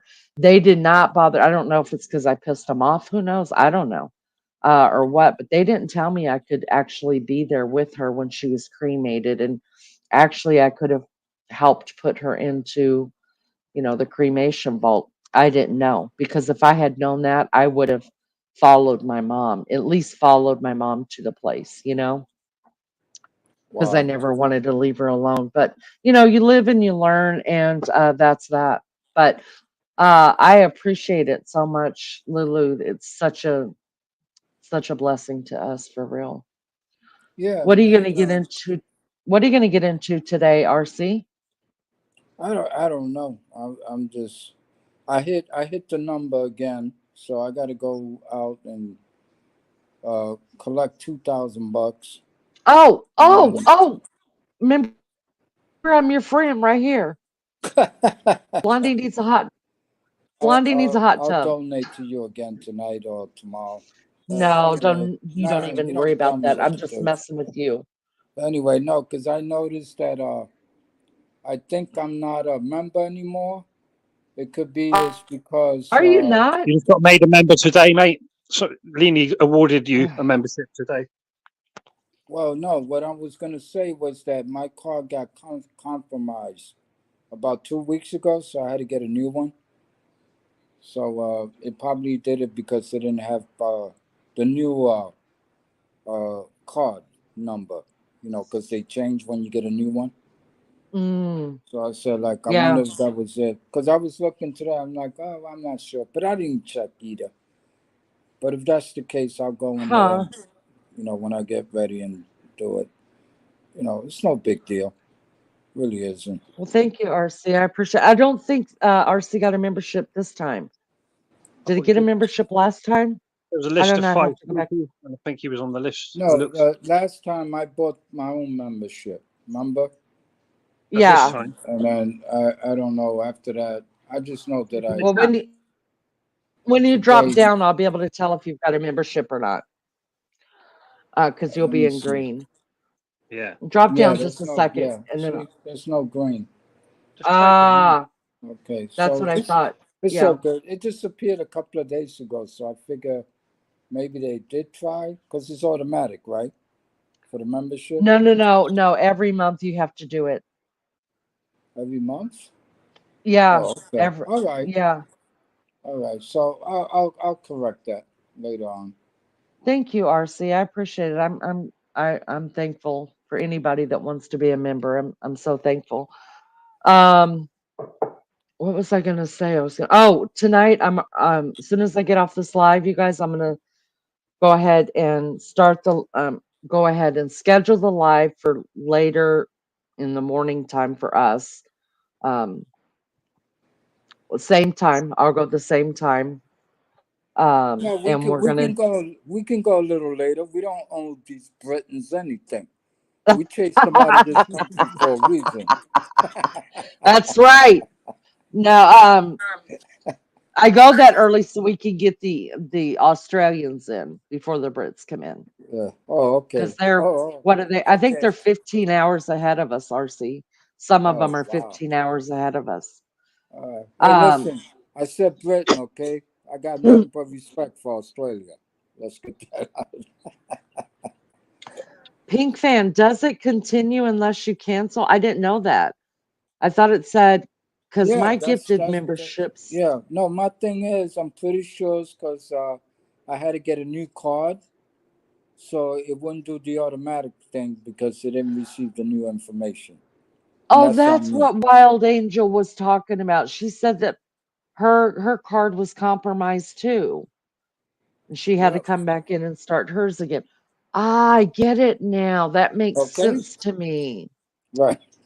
Thank you so much. Because on this side, Um, I had to call the internet service and let them know. Because sometimes the mm, bank they supposed to do it if it's on auto pay, but sometimes they don't want to look out for a person, so they'll go like, "Well, no, you have to do it," and okay, it's laziness because they used to do it before, no problem.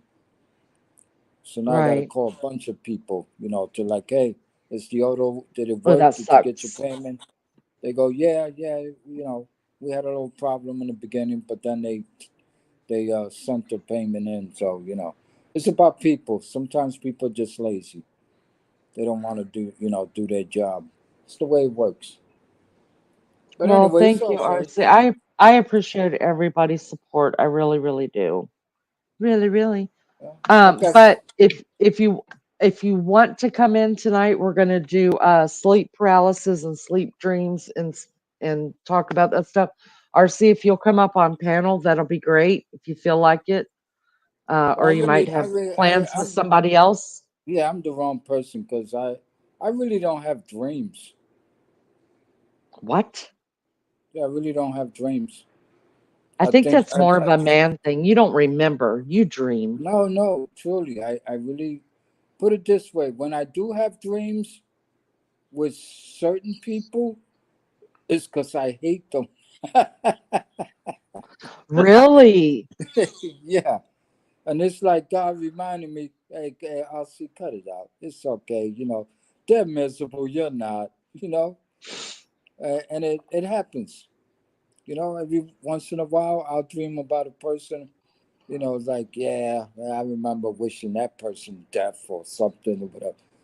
And I get Yeah. up, I get angry because I go, shit, why am I dreaming about these fuckers? You know what I'm saying? I dream about you two people. Well, Oh I man, haven't. I it's dream about sickening. them. I dream about YouTube people as well, Leanie. Yeah. Yeah. Oh, I Well, hate it. No I offense, dream guys, about being on because it's shows and all sorts.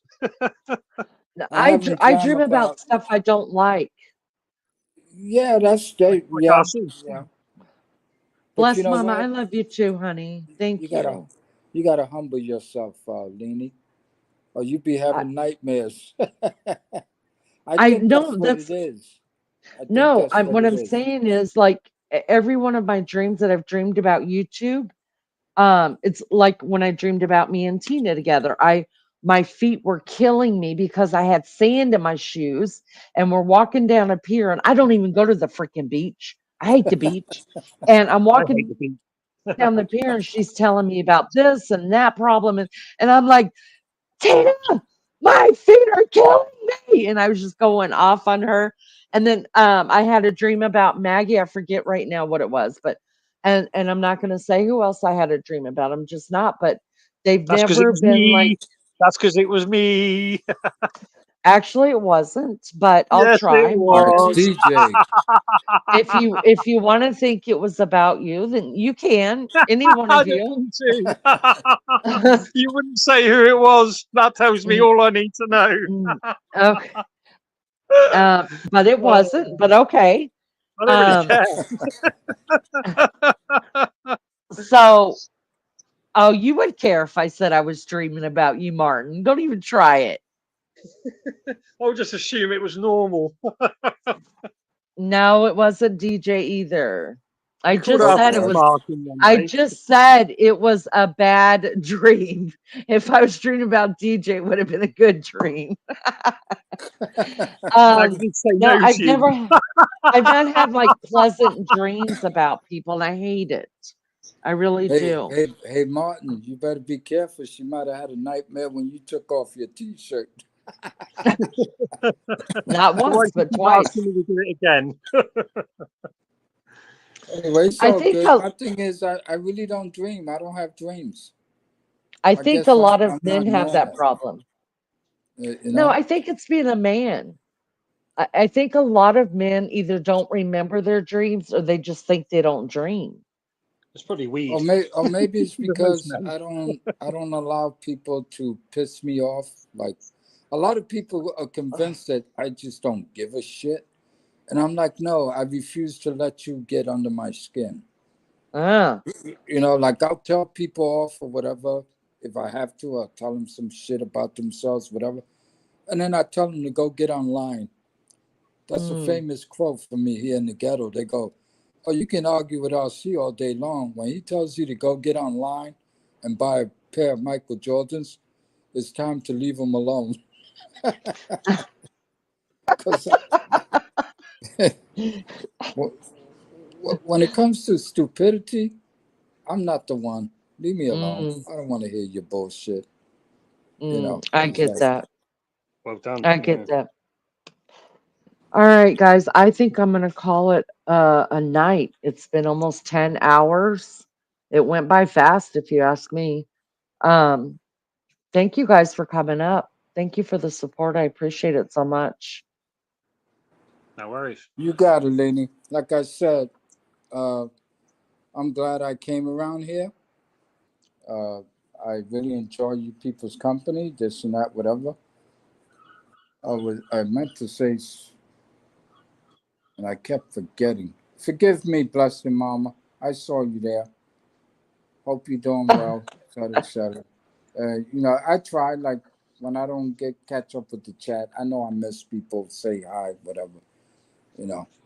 But anyway, I enjoy the company, and like I said months ago, We have to have conversations. Let's have Right. conversations.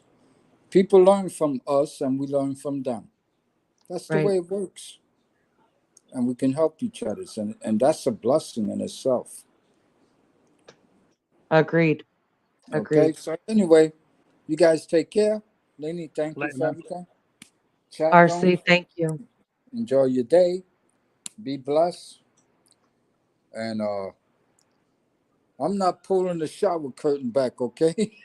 You shut the hell up and pull the damn shower curtain back. And leave the seat up All Don't right, leave the guys. fucking seat up. Sit your ass down. and stand I'm up. gonna I'm gonna piss Mention all Shut over up, the stand Martin. up. walls. I'm gonna piss And all over the walls. That'll get be the hell it. off my panel. Piss all over the Take seat. care, Lily. Love you guys. Love you, Later. Marcy. Love you. Martin, I'm gonna have open panel. I miss chatting with you, Martin. Really, I do. Well, I'll come up Uh, when you do your other show. I'll come up again if you like. yeah, that'd be great. I mean, it's I been a just while say since about we've dreams. chatted, and Yeah, I I can would talk about. love that. Cool. Yeah, let's do that. I'll set it up right after I get done with this one. I'll come up first if I'm around when you start up. If I'm not around, I'll come up later. It's all good. Yeah. Yep. No problem. Thank you, Martin. No worry, Leanie. Say my Shut name up. again. Say my name. No. Say No. it. Say it. No. No. Say it.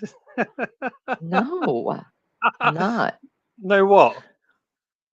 No, I'm not You're not what? saying your name. I'm Which not is? saying your name. Which is? Shithead.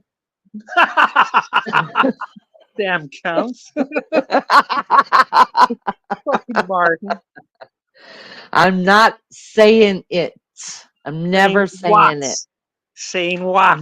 That name that your mother gave you. My mum always called me. What was it? She always called me Martin. Yeah, I'm not. Mm-mm. No, I learned. See, you teased me too much. See there? Nobody ever is going to hear that out of my mouth again. Oh, Lily. Go away. Go away. You always I say almost said it. I did. Damn you! you'll Get say off my as soon as you panel. come off the show. You'll say Martin as soon as you come off the show. Get off my panel. I love you. I love you, Leni. I'll see you later tonight. Laters. All right, guys, that is it for another one of these 10 hours. That's a long time, but I guarantee you, I had a great time and it really just went by fast. People always ask me, how do you do them lives? Like, what do you have to talk about? Well, it's not me talking. I'm just listening like the rest of y'all. I've subbed up to according to, hey, I got my own membership at my own damn channel. Okay. That's what I'm doing here. Thanks guys for being here. Mods, you guys rock the Casbah. Thank you so much for holding this stuff down. And big time, thank you guys for getting us over 800 subs. I appreciate that. In less than 6 months, that's amazing. That's amazing. Thank you for the love. I appreciate y'all so much. Look forward to tonight's, or actually it'll be tomorrow's. It'll be late night tonight for me. Live on dream paralysis and different dreams and things. Come and hang out with us. We'll have open panel again.